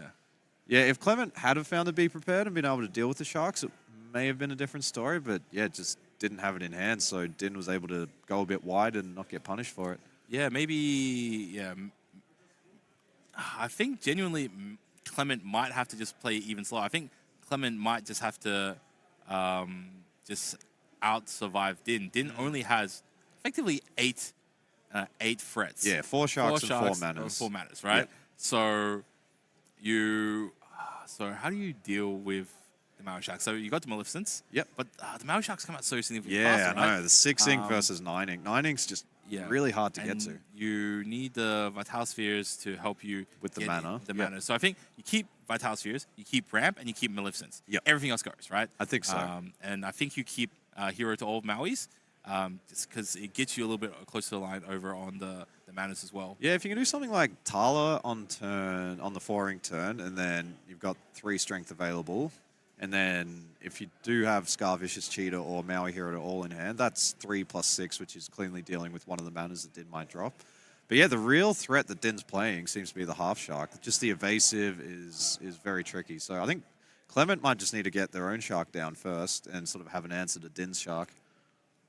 But, okay, neither player in general is really challenging with the Shark. It's just sitting there converting all your actions into lore. So I don't think Clement playing Shark, playing his own Shark is the most important part. I think Clement ramping is the most important. Yep. So he can take advantage of these Maleficents, right? Yep. So if Din only has 1 Shark, you get a Maleficent to banish it. And if he plays 2, then you just be prepared. All right, so I'm seeing Develop Your Brain. It looks like Sail has right C, and we got How Far I'll Go, and the mana in hand. So, yep, thank you, Din. He must have heard us. So, he's not supposed to hear us, so it'd be pretty bad if he could hear us. So we're... All right. And we got the Hideaway in hand for Clement, so that's going to feel good. At least that's sort of a very efficient answer. If an early mana comes up, then you can hide it away. But yeah, one of the tricky things that Clement's going to have to navigate here is I think there was a Vicious Cheetah in hand. So if you've got Hideaway that you're just sitting on, sort of waiting for the mana to come out, you got another uninkable card. You've essentially only got 5 cards in your hand that you can work with. Yeah, like I don't know if I saw Tipo, but like Tipo can just like ink it. So that's true. Yeah, I think that would not be bad. And Clement, if they do have Tipo, I could see one of these heavy uninkables going into the inkwell. And was that a dime in hand as well? That would be really, really ugly. He's inking the half Shark, okay? Ink half Shark and pass. Oh, and pass, okay. Ooh, all right, yeah, all right. I think there is a lucky dime. So Clement's got 2 7-cost uninkables, Okay, which... So top 2, yeah, grabs that one. Pretty fast decision. All right. Yep, didn't have double Sail in hand there, so not afraid to ink one. Yep, there's the Tipo. Tipo. At least that deals with... the Scar, right? Either the Scar or the dime. He does run 2 dimes, so I think inking one now and trying to find one later is okay. But he got rid of the dime, it looks like, yeah. Yeah, I think you're more inclined to play the Vicious Cheetah early than you are for the dime. But yeah, definitely it might take you forever to draw the second dime, though. Like, yeah, that's true. Yeah. It's really been between a rock and a hard place here for Clement. Needs to find a wheel, so... Yep, is the Tala. Looking for a Popsicle could be good, and then, probably Popsicle next turn and really wants to find a Quest for Hiram. one. So quest for one. On board for Clement. Okay. So if Clement can draw Hiram off the top here, it's not looking bad at all because you can play that Popsicle, you can draw 2 cards, and then you've essentially refilled your hand. Crazy thing, this is exactly what happened last game. Like last game, he also had like big board and Hiram. And there's the mana. Cool, yep. So just turn 4 mana. So we might see Hideaway and Dime here. So like this is an epitome of efficiency. Like don't do that much. Just slap down a mana. All right, cool. Yeah, that's all you need to do. Just play McDuck's mana and you win the game. Apparently, that's been the story of the tournament so far for Din. Man, this game is so easy. Just play McDuck's manas.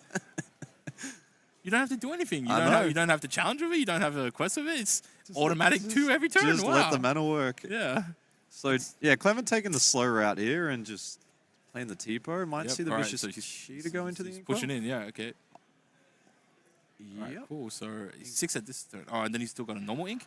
Yeah, so 7 in total. Yep. So all right. So he's pushing 6 ink total. Yeah. Yep, 6 ink. So and there's a super goof. So there's 2 plus the 2 for the mana. So Din is up to 4 lore here. Takes 1. Yep. So and 1 more to put it into the mana. Din just for extra style points. This Vicious Cheetah could come out here. It could challenge the Super Groove and then bump the mana. So that's pretty nice for Clement, but the hand size is going dangerously low right now here. the mana currently has 3 on it, I believe, right? 3 or 4. I think it was 4. Yep. Yep, so, Vicious Cheetah bumps the groove, resets itself. So every time it challenges and banishes something, it resets. And quest for 2. So, yeah, pretty nice turn there for Clement. But, yeah, 1 card in hand, which is Gramartala, and... yeah, really needs to find a Hiram, otherwise they're going to run out of gas. 5 at the moment, he plays 4 for probably Grammar, and then...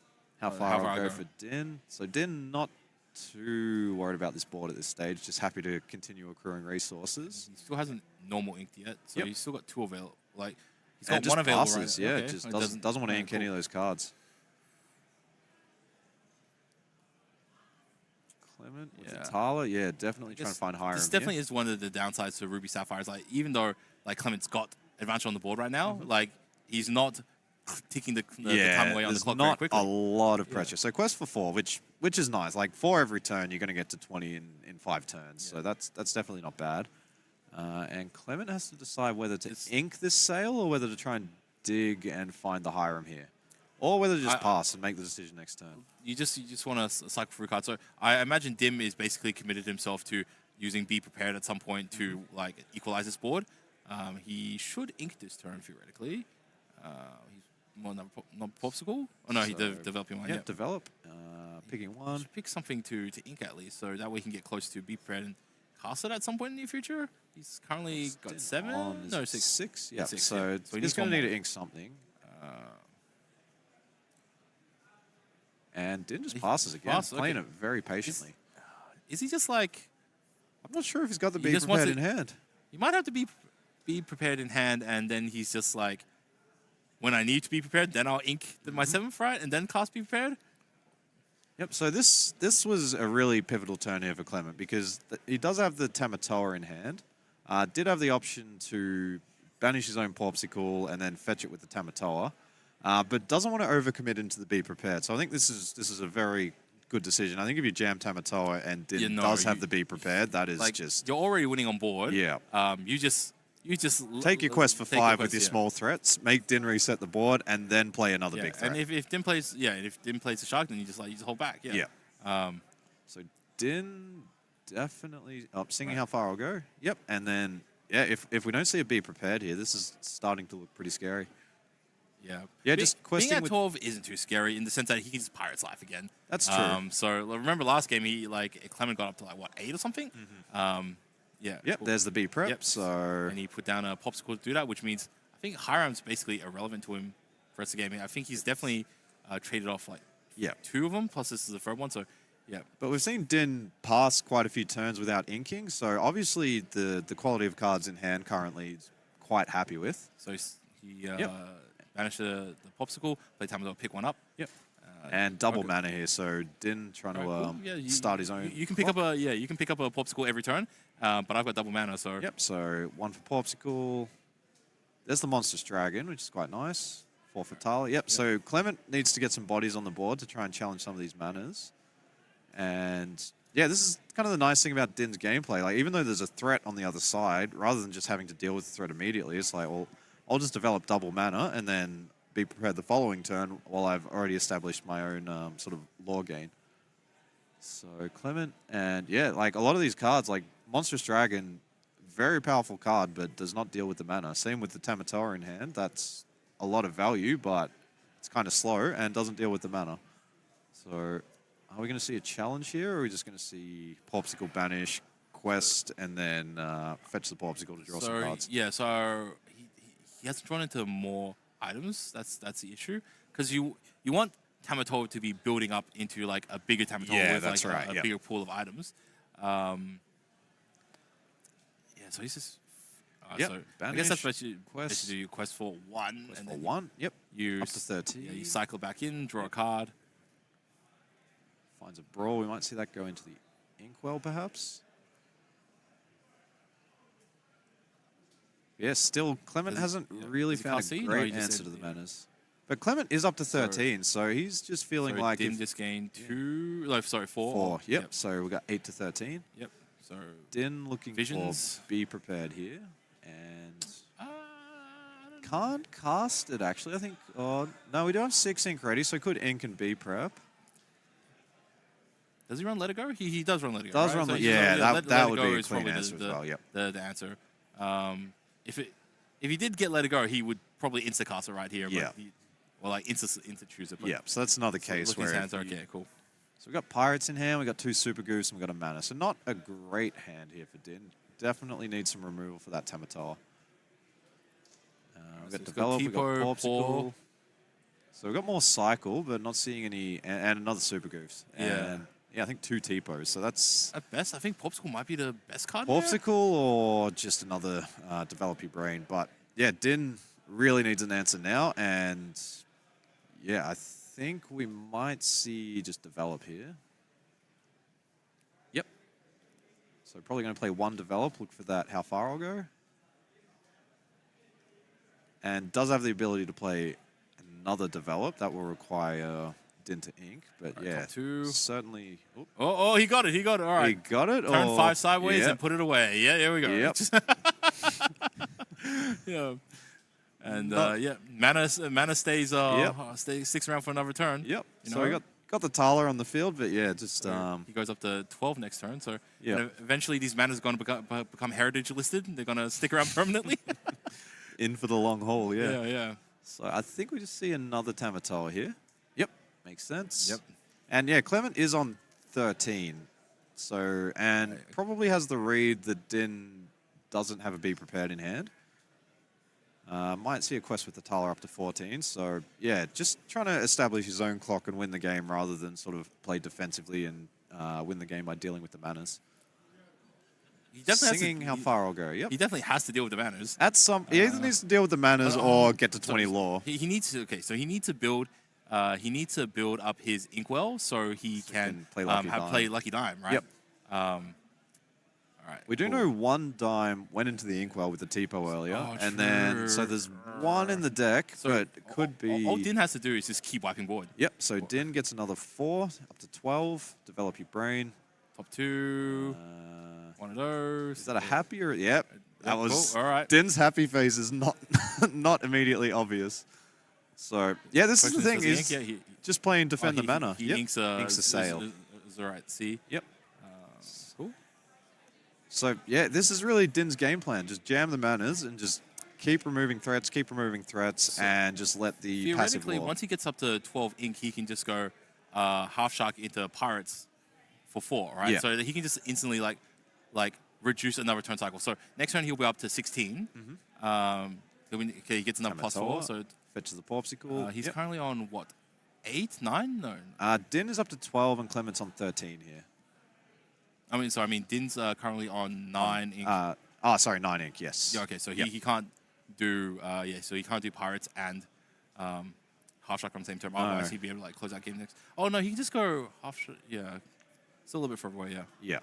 I think there is at least 1 Super Goof still in hand for Din. So that Tamatoa is going to need a quest at some point, most likely to win the game. And there's the Hiram. So Yeah, this is another one of the problems with the Tamatoa. It's like you keep generating the popsicles. Spin's turn, he gets another 4, goes up to 16. You keep generating the popsicles, you keep drawing cards, but you're not building a fat stack of items to get sort of 3, 4, 5 lore off the single quest. Yeah, so he just didn't hit a critical yeah, maximum, I don't that's think. right. Because the issue is he keeps So banishing his own popsicles to do nothing, and he didn't have the Hiram to cycle them through. Yeah. So you want to use the Hiram to go +2, and then generated a lot of ink, but just I think Clement's just digging for that diamond, or perhaps So he's counting the numbers right. So Hiram could get 1, and then that puts him up to 14. So he needs and then Tamatoa can get up to another 1. So he needs to go 5 items in order to make to get lethal on the Tamatoa. So now I think he needs 6 items. Din has got the win on board. Yeah, if we see Lucky Dime come down, that may change the maths. But yeah, I don't see a lot. Okay, I think it's like if you get Lucky Dime, you then only need 2 other items. I think so, yeah. So Lucky Dime plus 2 other items means that he quests for 4, and then you Lucky Dime for another 4. Yep. Actually, if you just have 1 other item, so Lucky Dime plus item, that means he's going for 3, and then another 3. But he's currently on. Oh, he flips the popsicle, put the popsicle down, and then you can Lucky Dime. Yeah, okay. Yep, so Clement looking for that Lucky Dime, finds Visions by the looks of it. All right. 2 for the Visions, still digging for that dime. So even if he gets a dime at this stage, you effectively need... There's a Pirates, that may... You need 7 plus 3 to use a dime. You need 10 buy a a dime turn, on the same turn. So I think Pirates is the play here, just to buy yourself another turn. What Clement doesn't know is that there's a Super Goof in hand, so if he does quest the Tamatoa, that is giving Din the potential to challenge. And I believe with Super Goof, it doesn't need to banish in order to get the lore, it just needs to challenge. Yeah, I think it needs to challenge. But doesn't Din also just have a Pirates in hand as well? I think you might be right, yeah. So I counter your sea shanty with my sea shanty. I know. Who can sing the best yo-ho? So 6 for Pirates, yep. Right, so cool. Din back down to 14, Clement up to 15. So Clement getting very close, but I think Din... Hideaway. Hideaway, okay. That's is actually really close now. That was a pretty sick turn. All right, he's looking at his card, so he goes... So okay, so Develop Mind's in... Okay, no, so Develop Mind was at the bottom of his banish pile. He was looking at his banish pile, and then there's the 1 card remaining, so he shifted across. Yep. So, yeah, Clement says doesn't want to risk the Super Goof Pirates Life combo. Or 2nd mana for 4. Yep. So up to 16 for Din, and then drops another mana. But there's a good chance that Clement can find either a dime here or Popsicle. enough Off items. top. No, all right, that's a dragon. I think there was a half shark here, so perhaps... was there a half shark in hand for Clement? If they can half shark and play a few actions, but no, they don't think so. I see one. Yeah, okay. So half shark plus how far I'll go, that gets to 16. Tamatoa's questing to 18, so they would need to find... Yep, just doing some math. Half shark, and there is a sail as well. So can play 2 actions. That would get to... Half shark gets in +1. Yep. With the... Yep. How far will I go? Doing the math. That can, and then he can then potentially find another item. 2 for the sail. I think looking for the dime here. There's a popsicle. This gets him really close. If he gets the lucky dime off the top, I think, he pushed through. I think that's the win, but... He's got a, how far will I go, right? Yep. I think how deep do I go? I think if you spend 4 ink here, you're not going to have enough to dime and tap it on the same turn. Does he have a popsicle in his... Quests for 3? Okay, so... Fetching a popsicle, yep. So looking to popsicle, draw a card. Doesn't find the dime. Also, the Pirates would have done it there. Develop. Finds another develop. So, yeah, just there's the Pirates. Oh, is that up to 18? Is that the win? We've got the dime. Yeah, he didn't have the dime to go. He didn't have the mana. Didn't have he finally the ink, dug into the dime. So, yeah, maybe inking that dime was not the play. Well, yeah, it was tough because the Vicious Cheetah, when he did play it, turned off the Super Groove and one of the manas, and then was able to quest a bit. So it did its job, but just really unable to find. Yep. So this is a tournament point for Din, and otherwise Clement has to do the complete Frio reversal. Yeah, if Clement was able to get a half shark down on one of the earlier turns, that would have perhaps given a bit of passive law game, because we did see a lot of actions coming down, but just didn't find the opportunity or didn't have the card in hand when they needed it. So Does he just aggressive, like mulligan more aggressively for Maui's? for the shark, Yeah, no, not for the half shark. For here at all. I'm not sure it's in the deck list. I don't think we've seen it in the Okay. first 2 games. It might just be the vicious cheater as Yeah, the rush. maybe that's why Din will always just like play mana on turn 4. Because Yeah. he knows Clement doesn't have a good answer for it. Yeah. Yeah, and we saw like Clement had played a Tamatoa, and most of the time in the Ruby Sapphire mirror, your answer to Tamatoa is removal. But Din just says, I'm not afraid, and just goes double mana. Knows that the crab doesn't want to challenge. It's not really what it's in the deck for. And yeah, just that really sort of drop the double mana, make your opponent deal with it. And yeah, this is what I've been talking about. I think with Lucky Dime, it can just be a bit on the slow side. It comes out for 7. It's like a 2-ink tax every turn, and you need something with enough lore for it to be efficient. Whereas with mana, it only costs you 4, so you can start the clock a lot earlier. And it's just, yeah, And you have so much removal that you can just keep removing. But that being said, though, like basically nothing in the entire meta can get rid of Dime. Yeah, that's true. So you put the Dime down, you're safe. That's like the first part of your 2-piece combo, you know, and you're good, right? So because you run a significantly smaller amount of dimes, you want to, like, if you see the dimes, you got to hold on to the dimes. That's what I feel. Yeah. So the issue is not like how much it costs you, because Clement just gets a million ink every game anyways. Yep. It's more so you want to be able to gain ink the moment you play a card. That's like the thing, right? So So we'll see Clement on the play again here. It looks like they got the Popsicle in hand, got the Hiram, but no ramp. So keeping those 2 and just really hoping to find some ramp before. I think we saw a Fishbone Quill there, so that's not too bad. Didn't see a T-Pro, didn't see a Sail. Sail's the card that Clement's going to want here. Hopefully can top deck it on the following turn. Whereas Din, did you see how many Din Mulligan? I think I missed that one. I didn't see that one either. Altered, yep. So both players shuffling up, shuffling each other's decks. Making sure their decks are sufficiently randomized.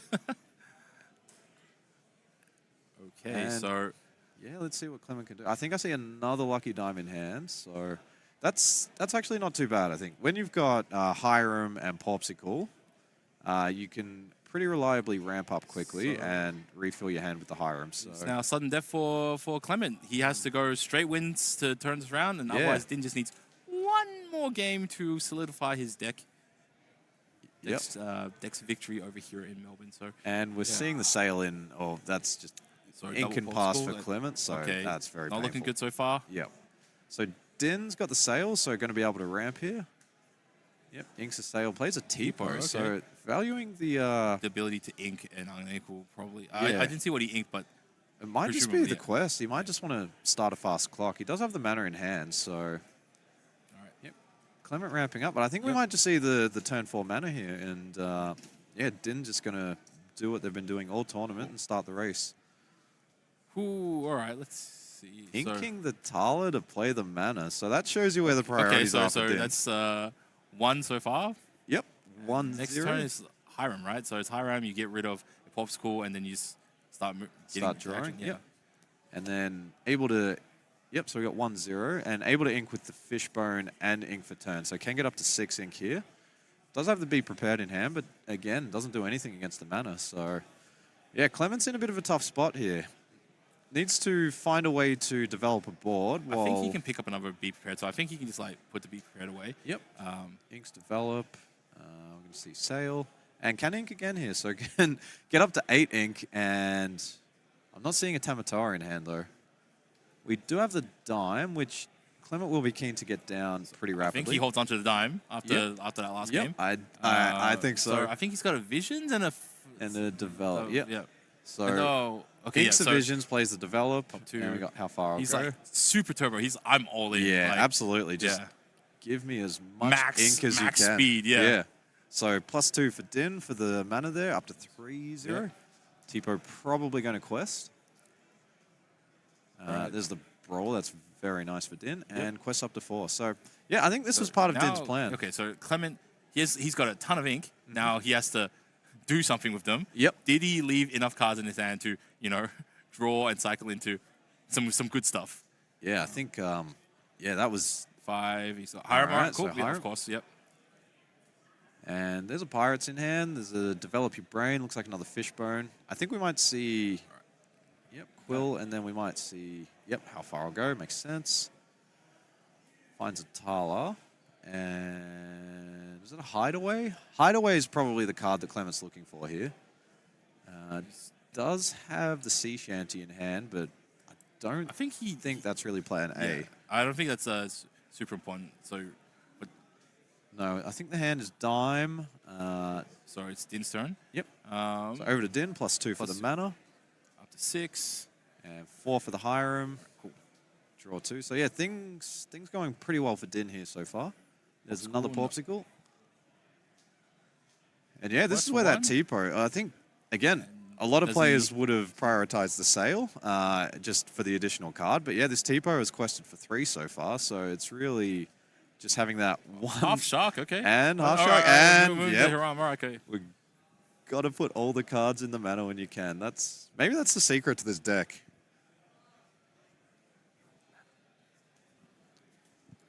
All right, so Clement quests for 1. Yep. Banishes the Fishbone, decides that they've ramped enough. I think that was a Hideaway, so Brawl, Brawls. Hideaway, so really nice turn there for Clement. It's free ramp.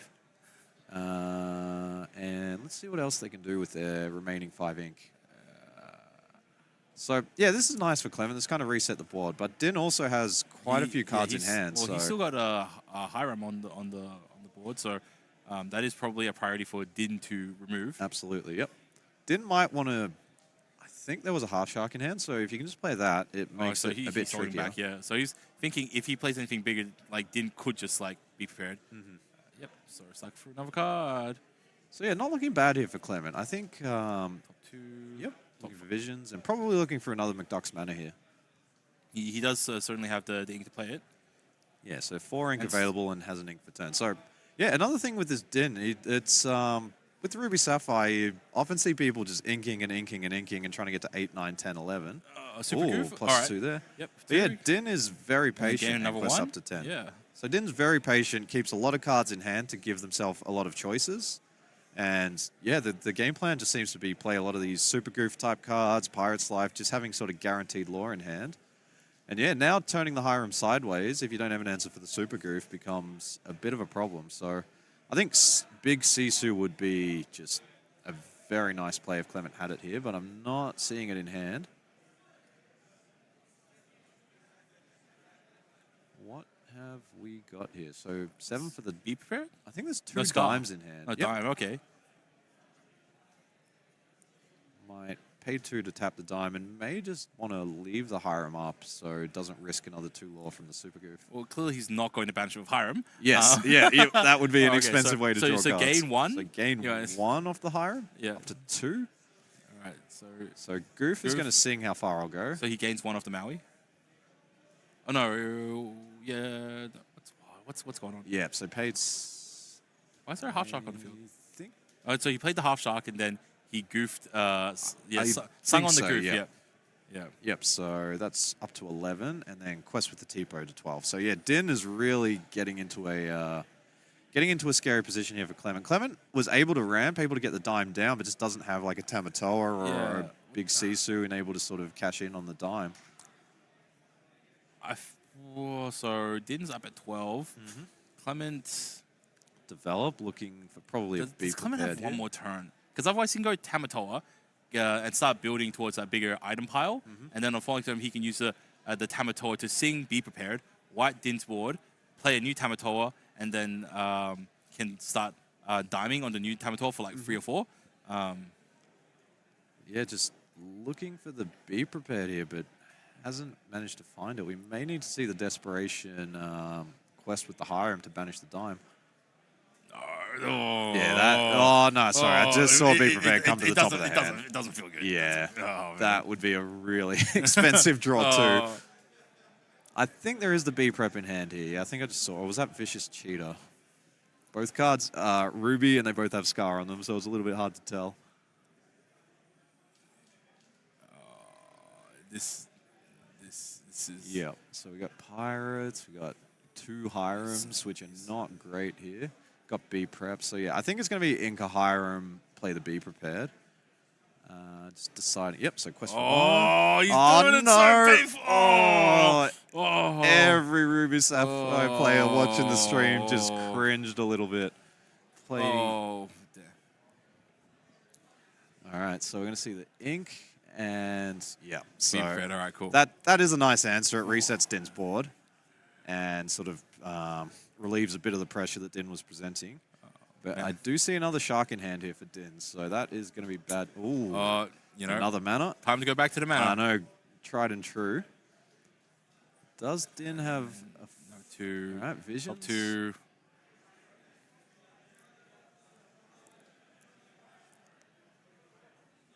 Yeah, you know, people say, "Oh, there's not enough shooters in yeah, not enough shooters in Lorcana." Yep. We see the exact same 8 cards every game. Yeah, I think a lot of people dropped the develop your brain, so we might see that coming back in. It's been it's just pretty nice addition. Yeah, to some there's of plenty of these times where you lists. just have one free, and like while you have Maui, it's just like cool, replace itself and you just gain a lore. So Yeah. And for decks that just have a huge amount of ink, you just you're totally okay with just like paying one to ink, cycle, pay 1, gain 1 lore, cycle a card. and That's and pretty you nice. get to look at top 2, right? So it's a little bit of like Bit of scrying effects. a little bit of like manipulation there, and then just gain lore. So yeah, So there's the Tamatoa. yeah. There's the Porpsicle. All right, cool. So yeah, this is nice for Actually, Clement. when you think about it, Tamatoa can always bring back a coin. True. Yeah, so like bring back the lucky dime. Yeah, you just have to pay you just another have to, 7. You have to pay a lot for it again, but yep.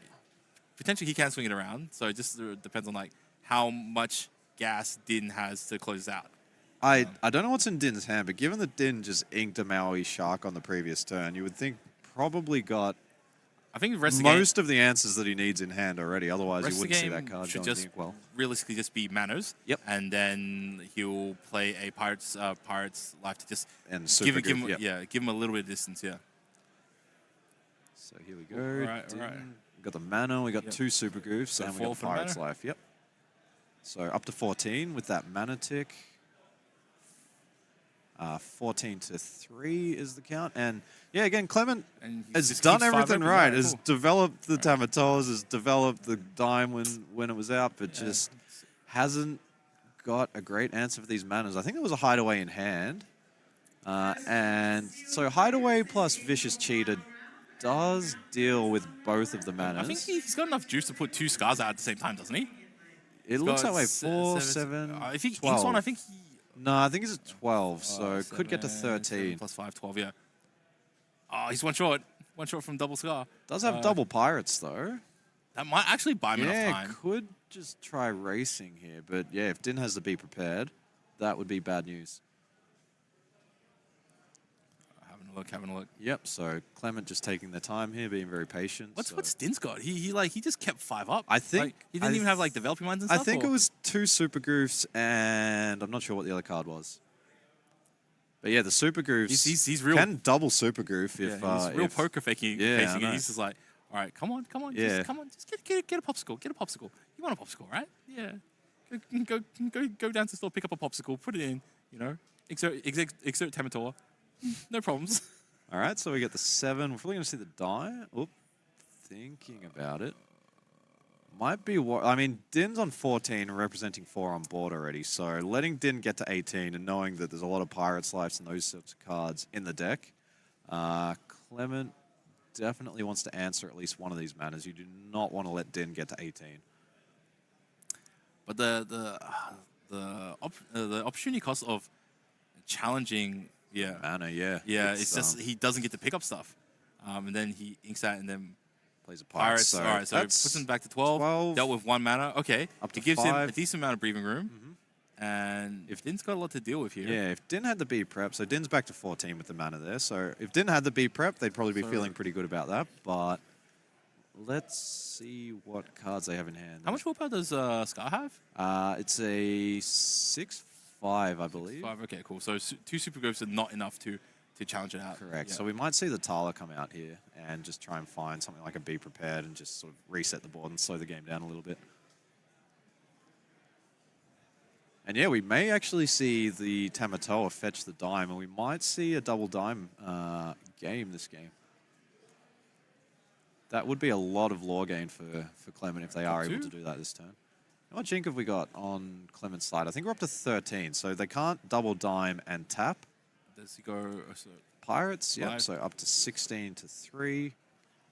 But it still doesn't deal with the problem of Tamatoa and Sky just going into the next mana. Yeah, that's right. Oh! But the double super goof, yeah. Double goofs. So, double goofs. Yeah, does Clement have another Pirates in hand? There is another Pirates in hand, so that would set Din back to 14. I think he might be tempted to do dime. If he's like, all right, cool, I'm good. I can challenge into the manas, do dime, gain like 8 or something. Then it's maybe he's feeling good. And Din just has the face of a player with the win in hand, and just hoping their opponent just doesn't have something to answer it. All right, cool. Just gonna have a casual look at the opponent's banish pile. Yep, no worries. What do we got going on here? Just chilling. Yeah, there's a few lines Clement could take here. One would be quest with the Tamatoa to find a dime, or banish a Popsicle and just dig a little deeper. So, like we know what is required. So the two have to challenge into the mana. Yep. And then you have the Pirate's Life to get yourself out of the double goof range. So that takes 6 out of your 12 or 13 ink, which means you have about 6 or 7 free. And then you use that to develop your board a little bit more. Just play like 1 or 2 other double challenge. Yep. Gonna see the dime. So you go dime, and then do you have the 6 available for Pirates? Just counting the ink. I think we may see Pirates come out. Or we might just tap the dime. Pirates agree. Yeah, this is so tough for Clement. I'm trying to read what's in Din's hand here. Pirates, okay, cool. He lives another day. Very well played there. Knowing the potential threats that Din has of something like Pirates Super Goof or Double Super Goof. So Tala can quest for 1 here as well. At this point, Tamatoa is probably representing almost game, so he's got... It wouldn't be far because can quest and fetch another dime and then double dime. Super Goofs for plus... I think that was Goof and... 2 Goofs into Tamatoa. No, I think it was Goof and a Maui? Goof and a Hero to all, I think. Yep. Yeah, so that's plus 2, so puts him up to 16. Up to 16 plus the quest with Tala to 17. Yep. So that was a nice play there for Din, taking that Tamatoa off the board because Din knows that there's another dime. Honestly, Clement is the one. He really threaded strictly what he needed to do. Yeah, there was he one quests with the Scar for 2, and then he dimes it. So for another 2, so I think he gets up plus to 9. Yep. Yeah. Yeah, there was only one line of play that could navigate Clement out of sort of the danger zone there and managed to find it. So he goes Maui and Goof, Super Goof. So up to 19 for Din. Just needs to find a Pirates or something like that off the top. Another Super Goof perhaps. And yeah, Clement just needs to... I think Clement just has to go for it here. You can't just try and play around the Super Goof. I think you need to... It's... Oh, yeah. Maui half strike. Okay, cool. That's a nice threat. All right, cool. So and up to 13 with the dime and with the quest. And is there any actions for Clement? Doesn't look like it. So how far I'll go? Din's Pirates Life. Definitely looking for... Doesn't look like they found it. Yeah. But they might have another sort of scrying effect like... Sail. Yep. And Hiram. So Din gets to dig here, but hasn't got game. And we got 4 lore plus the shark, so that would be 5. So that can get Clement up to 18. So if they can find 2 actions here, or drop a big threat and then dime that, like a Tamatoa, they may have the win on board. So there is a brawl there. That's another +1. Do they have anything else? 4, 5, 18. Just doing the math. Up, shark. All right. Is that that's it. exactly the win? +2 plus... And that's 20. Yeah. Wow, that was brilliantly navigated from Clement. He added an answer. Oh, and he shows it. Cool, wow. All right. So that's first game that Clement needed. Yep. All right. And yeah. He was really sweating on that one, though. Yeah. there was literally one line of play that got him out of danger there, and he managed to find it. Like, it was tempting to tap the dime there, but just knew. He really tapped into his mind's eye. And just like, if, like, it's like he dodged everything. Like, the senses to just, my danger sense of this. I know. This. It's like, that was navigating very tricky waters with a lot of sharks in them there. Definitely, like, after game, that's definitely one thing I would like to ask. Is, hey, on game three, when you did this particular set of plays, did you know what you're doing? Yeah. Or like, what's up, right? What were you playing around? And I'm sure that, like, that Clement knew. Yeah, there's a super groove, there's Pirate's Life, there's just a lot of things that can get Din to exactly 20 here. So, very, very well navigated there. But Din is back on the play now. So it's 2-1, but Din will be on the play for this game, and if required, the following game, Game 5. Yep. So that's just the first step. He needs to repeat that 2 more times. Yep, two more times on the draw, no problem. Take it away. So Din undefeated all weekend. You know, sometimes you go undefeated, and then maybe in the finals that's when all your defeats come in. But otherwise, he's had an impeccable record the entire way through. And I think the consistency of having only 8 uninkable cards in your deck, it makes you so flexible. And the Din play of it wasn't this game, but the previous game, I thought the turn 2 where it's like Tipo or Sail, and Din knows exactly what the game plan is. It's try and get out as much lore as possible, and then play these cards like Pirates, Mana, Super Goof. So that Tipo, I think, ended up questing for 3 or 4. So these small threats in red-blue in the mirror can become quite a problem if you don't, because you don't want to expend valuable removal on a Tipo or Grandma Tala, but then they just sit there questing, and it can really start to tick your lore up towards 20. And then, Din just has so many dangerous cards, cards like McDuck's Manor in particular, that, once you get to sort of 9, 10 lore, if you can jam 2 manas, it becomes very problematic for your opponent. But each one of those times it was Scar that like came in to deal with it.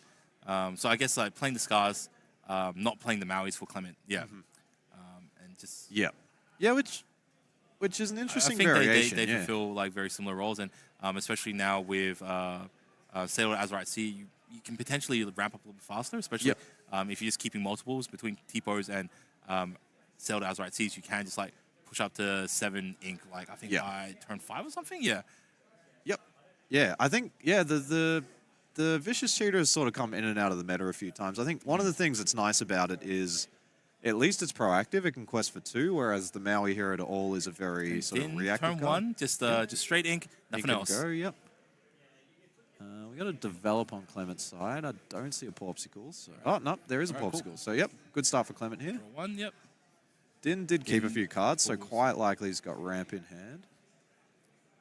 All right. Yep. Tipo. So again, just getting that 1 lore quest on the board. And Sail, so pretty good start for both players here. What are we going to see in the Inkwell? And another Popsicle. Right, cool. So 0-0. That means things are pretty dangerous if Hiram comes out. There's 2 Popsicles to munch on. So we got how far I'll go. It's a bit of ramp. Increases hand economy a little bit. Quest and for 1. Quest for 1. So again, that's with Din. Din has a lot of cards that they want to play this turn. So just ramping with the how far I'll go. They know that if they ink cards now. Someone goes back. How far I'll go. So kind of slow start here for. I would imagine that he would have played Hiram if he had Hiram. I think so. Yeah, I think the Hiram feels pretty good there, and then you could potentially sing the how far I'll go the next turn if it doesn't get removed. So he's probably he's got multiple Popsicles. Din thinking about what to ink right now. The Shark. I'm guessing. Yep. Oh man, okay. Shark and up to 2. So if Shark is going into the Inkwell, what cards does Din? Oh, we got a face off. We've got a Shark off here. All right, so cool. develop First +1. Yep. This is nice for Clement though. That Tipo was kind of annoying, questing for 1 every turn. So by playing did Tipo quest last turn though? No, I think Din kept it up. Yeah, kept it up. Okay. I may have missed the quest there. Not sure actually. So I think it probably it must have. So it's probably 4-0. Yeah. Apologies for that, chat. So this is what Din wants to do. Play cards like Visions and just get the passive lore from the Half Shark. And what is so Din's deck caps out at 7, doesn't it? I think the most expensive card they have is Be Prepared. Yes. So by again not inking, they know that eventually they're going to find a card like How Far I'll Go, which forces you to ink a card. So Din's been very patient and happy to stay at 6 ink because they know that they're not playing one of these Ruby Sapphire decks that draws a million cards and goes to 15 ink and does 2 or 3 things on the same turn. It's just keep it very simple and be efficient with your cards. This one's very interesting. Very interesting. He's just trying to figure out what to do. Probably doesn't matter in there that he wants to take, but he knows that right now the field is not good to be taking up mana just because like the shark, opposing shark. Yeah, the shark. Shark plus a little bit of help will deal with the mana. Come on, Shorts, what you picked? So Clement, I can see the Hiram in hand. That's pretty nice for them. And I think there is a Maleficent Monstrous Dragon there too. So Clement's got some nice stuff in hand if they can get to 9 ink in particular. So we'll probably see the Hiram come down. Trust card. 4, and are we going to jam the mana? I feel like we might see the... Oh, how far I'll go. So another 1 law, up to 5. And we got 2 cards. Again, this is where Din's patience about not just inking cards. You're thinking about questing? Oh, yep. Okay. That's a nice Sing, let it go. All right, cool. Gains another one. And quest. So up to 7 here for Din. And yeah, singing How Far I'll Go, that's a really nice... because Din got the shark down first, it gives you the opportunity to sing the song before your opponent can react to it. Hiram, okay, cool. Hiram, yep. The engine's turning on. You definitely ramped this turn. The quill. Right. Well, this is up to 8 ink because the Let It Go ink ramped up to 7. Clement's inking to 8, and then the dragon's online next turn. Cool. So Din's got 6 another ink, turn with the sharks. So this shark is generating a lot of lore gain here for Din. So there's the mana and quest for 2. And yeah, now that the opposing shark's gone, Din is once again free to quest. Okay. But yeah, I think Din will be... So this turn is slightly representing a whole bunch of stuff, like Be Prepared, Scars. So I guess, that's why he didn't really sort of commit more to board. It's just old mana. So, yep. Quest that, Hiram quests, draw 2 cards.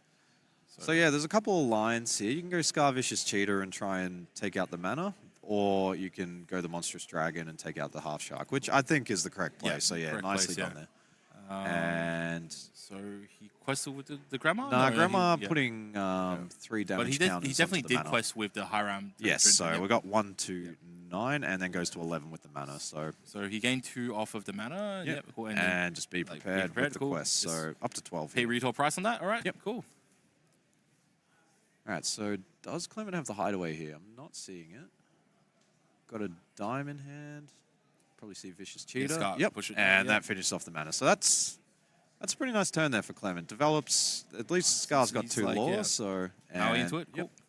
So yeah, I think this is, Clement's kind of turned the tide here. Din is on 12 lore, which is a bit scary, and Clement's only on 1, but there's a lot of cards in hand. We do have the Dime, we do have the Pirates. And Grandma. Yeah, Grandma. I've got How Far I'll Go to the bottom. And...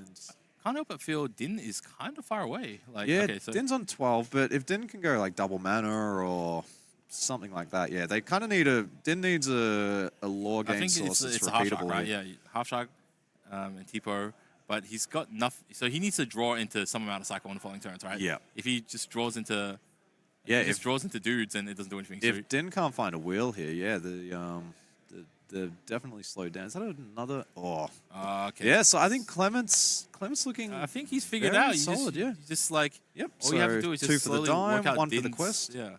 Yeah, so up to 4 to 12. Yeah, Din looks like they're out of gas. Needs to find a Hiram here. And yeah, Maleficent's going to be able to stick around and just like push over any manners that come into play. So Tipo probably going to quest for 1. I think questing for 1 because he's basically got to be prepared on the following turn anyway. Yeah. So, Din just hopes that Clement plays more dudes. Alright, there's the Popsicle. Another Popsicle. Cool. Another no. And goes into Grandma, yep. That's nice. Yep. That's efficient. And quest for 1. Quest for 1, yep. Yep. So goes up to 13. Up to 13. So yeah, Clement has a decision to make here whether you want to deal with the Tipo, who's sort of chipping away 1 lore at a time, or whether you just want to quest with the Maleficent, or, yep, that's nice. Yeah, because he's still kind of far away. Yeah, far away, but it feels like 1 Hiram and Clement's game could just really accelerate. He's pretty long cards as well, eh? No, that's okay. That's pretty big. There's a Right. draw. There's a Pirates. That's actually pretty nice for Clement. Setting Din back 2 law here could be significant because Din's got 1 card in hand and only representing 1 law on board.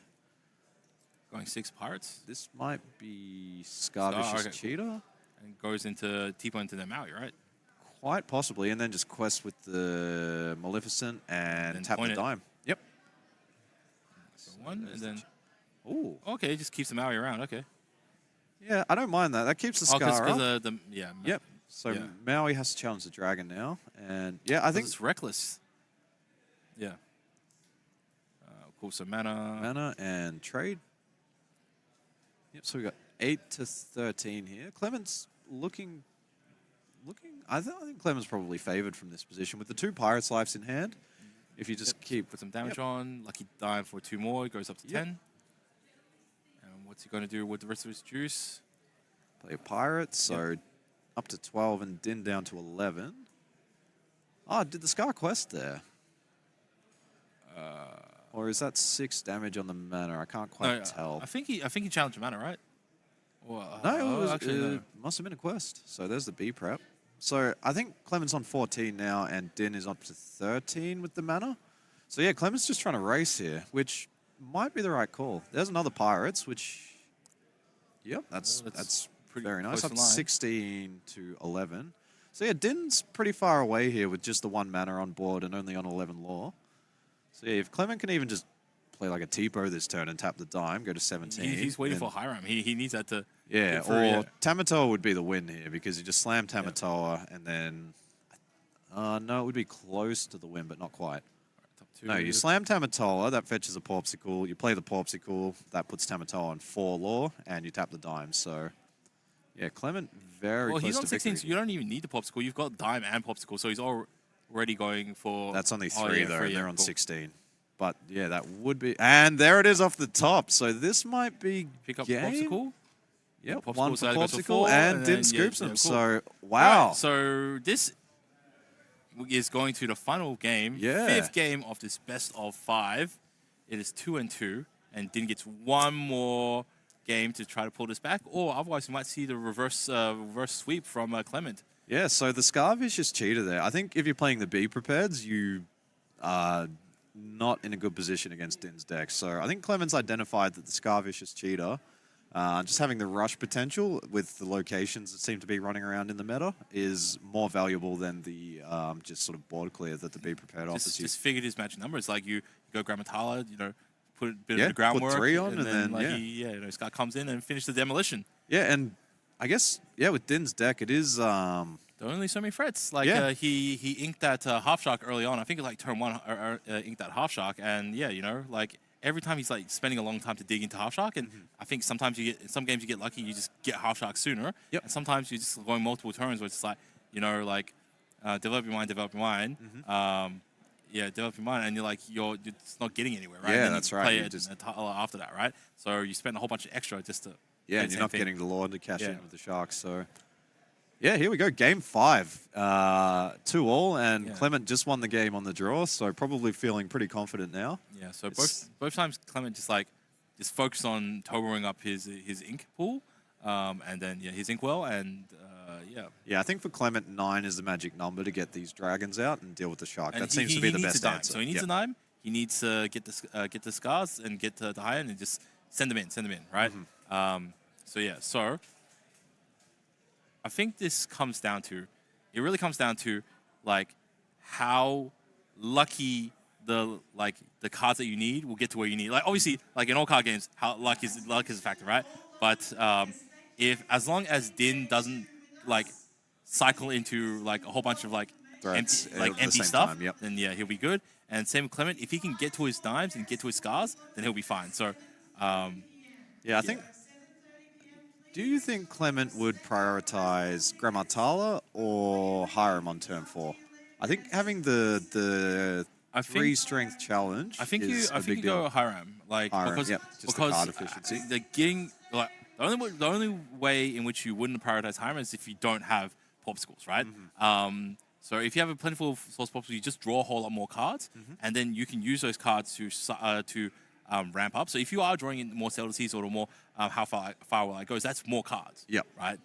Whereas Grammatala, yeah, it's a slightly better body, but you're drawing less cards, and like these actions are the ones that get you to where you need to get to, which is 9 plus ink and being able to like have diamond in hand. So Yep. yeah. All right, so it looks like both players have altered, and Final game. off we go. So, yeah, final game. Match point for both players here. And let's see what Din's got. Visions, Popsicle, all right, yep. pretty optimal. All right, what do we have from the other side? I'm seeing a Tamatoa. Looks like Pirate ink. Song, okay, cool. And then Develop Brain, top 2. All right, cool. Definitely So one it puts I a think sail on the bottom, so must have a sail or a Tipo in hand already. Otherwise, they would have kept that card. 2, and then into Din with the Tipo, Tipo. 1 face down. Cool. And I think that's sail on Clement's side. So both players finding their ramp here, which is what they want to be doing. And inking the Tipo, yep, cool. and So pass. both going straight up to 4. Do we see a Grammatala by Din?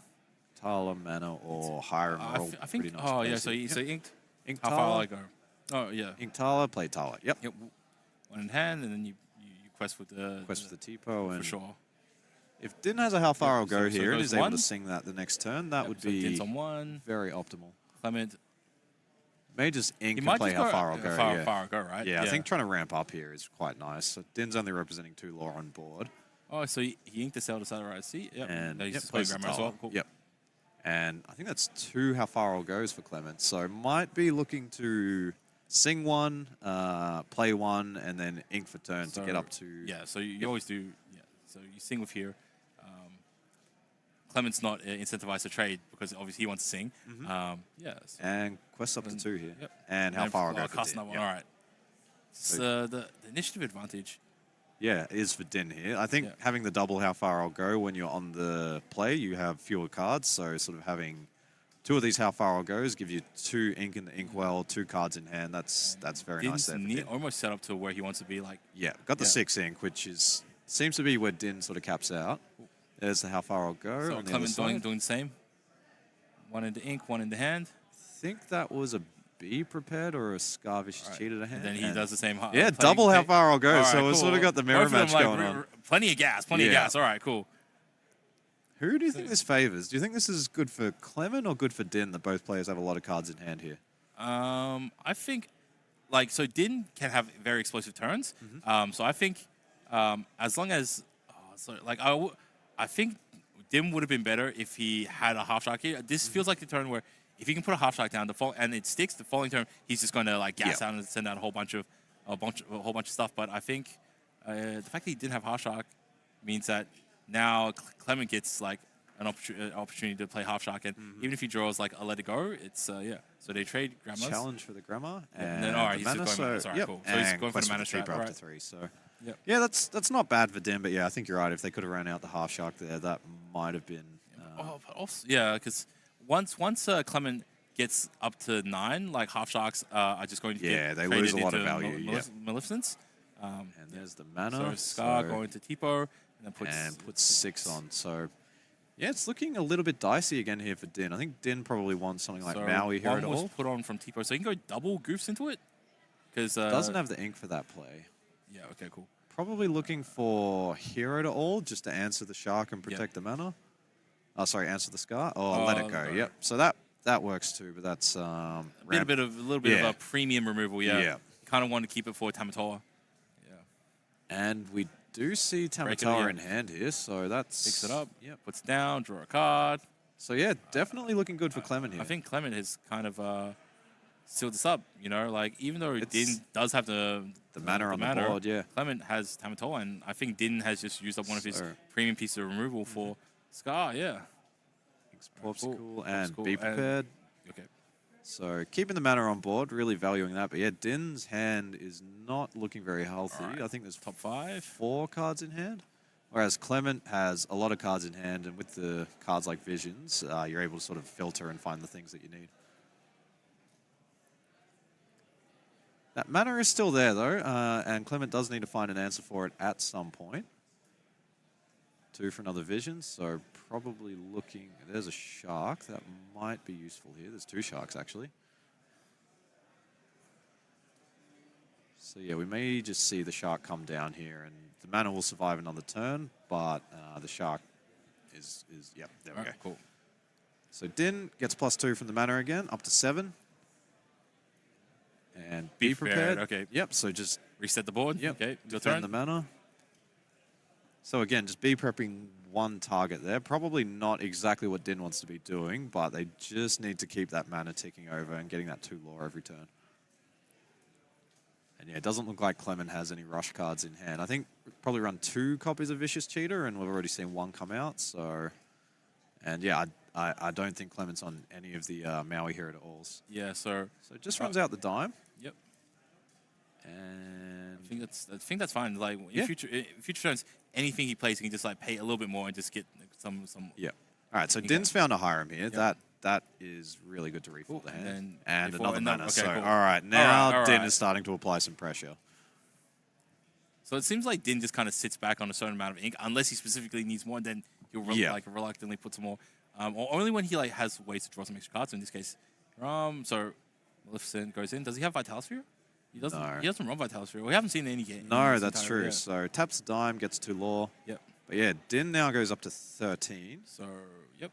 with the 2 manas. So yeah, I think Visions. Din Cool. is probably not feeling too bad. If Din can find a few more Pirate Slice and some Super Goofs. And Maleficents aren't big enough to single-handedly take out the manas themselves. And Well, there's puts a third mana down. another Okay. mana. So Are we gonna end this game with 4 manas? I would love to see Oh. that. Here's a sale. All right, So yep, Din just keeps cycling through the cards. Probably just looking for the manas, in fact. I think, yeah, just mana is Putting a teapot still out. All right, okay. very hard for Clement okay. to deal with. He's setting up. He's setting up. All right. Yeah. Yeah. He does not like the ink, and so if he's inking, it means that he's got some He's big combo probably plays. got some Yeah. nice stuff in He's- hand, he's- yeah. yeah. I think we're going to see a half shark come down and Yeah, then a bunch okay. of actions. Clement has to basically. Find a hideaway, I think, at the very least. So Clement, there is one of the manas has 6 damage counters on So it, he so the needs- dragon can finish that one Yeah, off. okay. But yeah, if 2 manas are up and Din goes to 17, it is panic stations here for Clement. So I think just desperately looking for the hideaway. Does look like they playing found it. playing big cactus is also not a big problem because like you can get the Maleficent to slow down one of the manas, and then you can pirate sing. So as long as you're playing a 6 or higher, you're kind of prepaying a pirate song. Cool. So we've Pirate got Song, 11 to 4 here, and yep, deals with one of the Right, one of manas. those. So yeah, setting Din back to 11 could be significant here. Yep, there's a Tala, Top 2. and Din probably looking for another mana here, or maybe like a Super Goof, Tipo, and there's a Pirate's Pirate Life. song, So swing it back. third- To 17. Uh, No. yes, 17. Yeah, Yep, 17 to 2 here. Yep. So, yeah, this is going to be very difficult for Clement. So, I think Clement's list probably only runs 2 Pirates. We've already seen 1 played and think doesn't more, have a... right? Well, I think... He always seems to ink it super early on. yeah, no, maybe there's more than that. All right. Cool. So, Hiram Quest for 1, draws 2 cards. Doesn't have an answer for the mana unless they found a Scar. This and looks like it might be the final turn. could be. I think there might be double Pirates in hand, so we might see that. No, that's a brawl and a pirate Yeah, Brawl Pirate 2B prep. and a B prep. So yeah, Clement definitely digging for answers there. Finds a dragon, which He does needs deal with the to- Tala, but yeah, he really hasn't got an answer for these locations at the moment. Yeah. Okay. So Yeah. he's already Hiram. Yep, 8 ink available. what? There's Tamatoa, Tamatoa. Fetch a Popsicle. Play popsicle, Ink and then what? ball, Like popsicle. hideaway, and then sing hideaway, And that is wow. game over. So Clement just could not not find an answer stop. for the McDucks. And McDuck matters.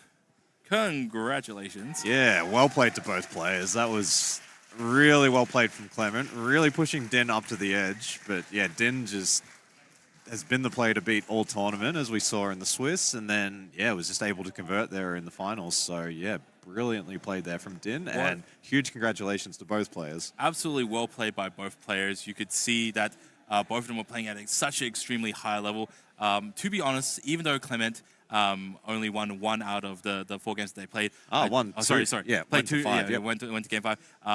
The 2 games that he did play, like perfect. You look at it and he passed so much information. And Yep. it's crazy because he had so many cards in hand. So it means that the number of possibilities for him to work through in order for him to determine what he needed to do to win, especially when he was right on the line, right on the line.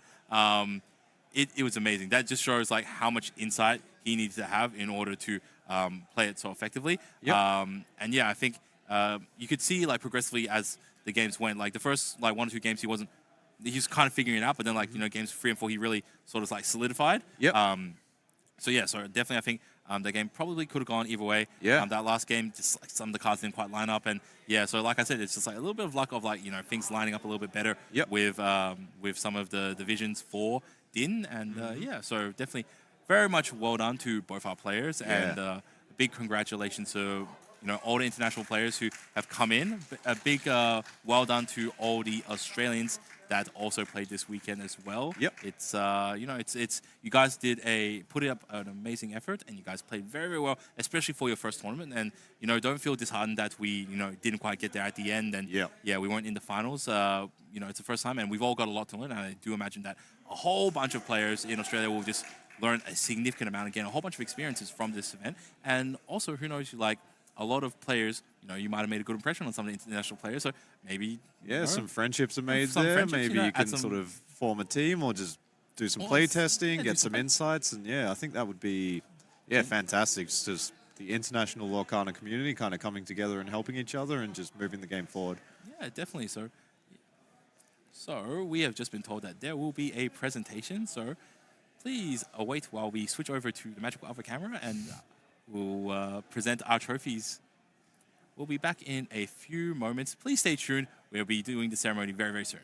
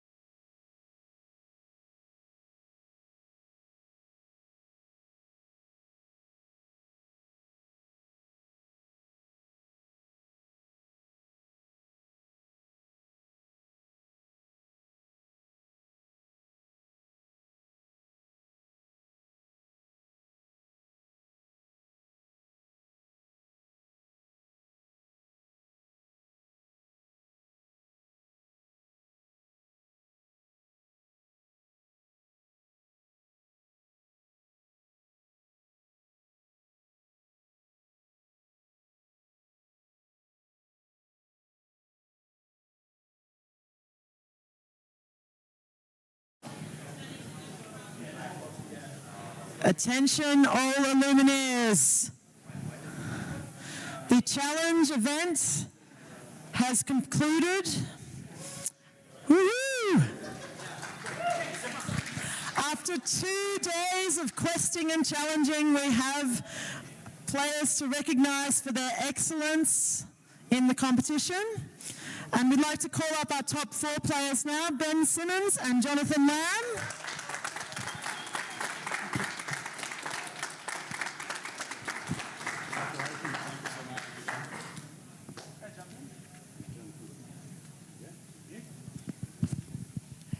And our runner-up today, Clement Facade.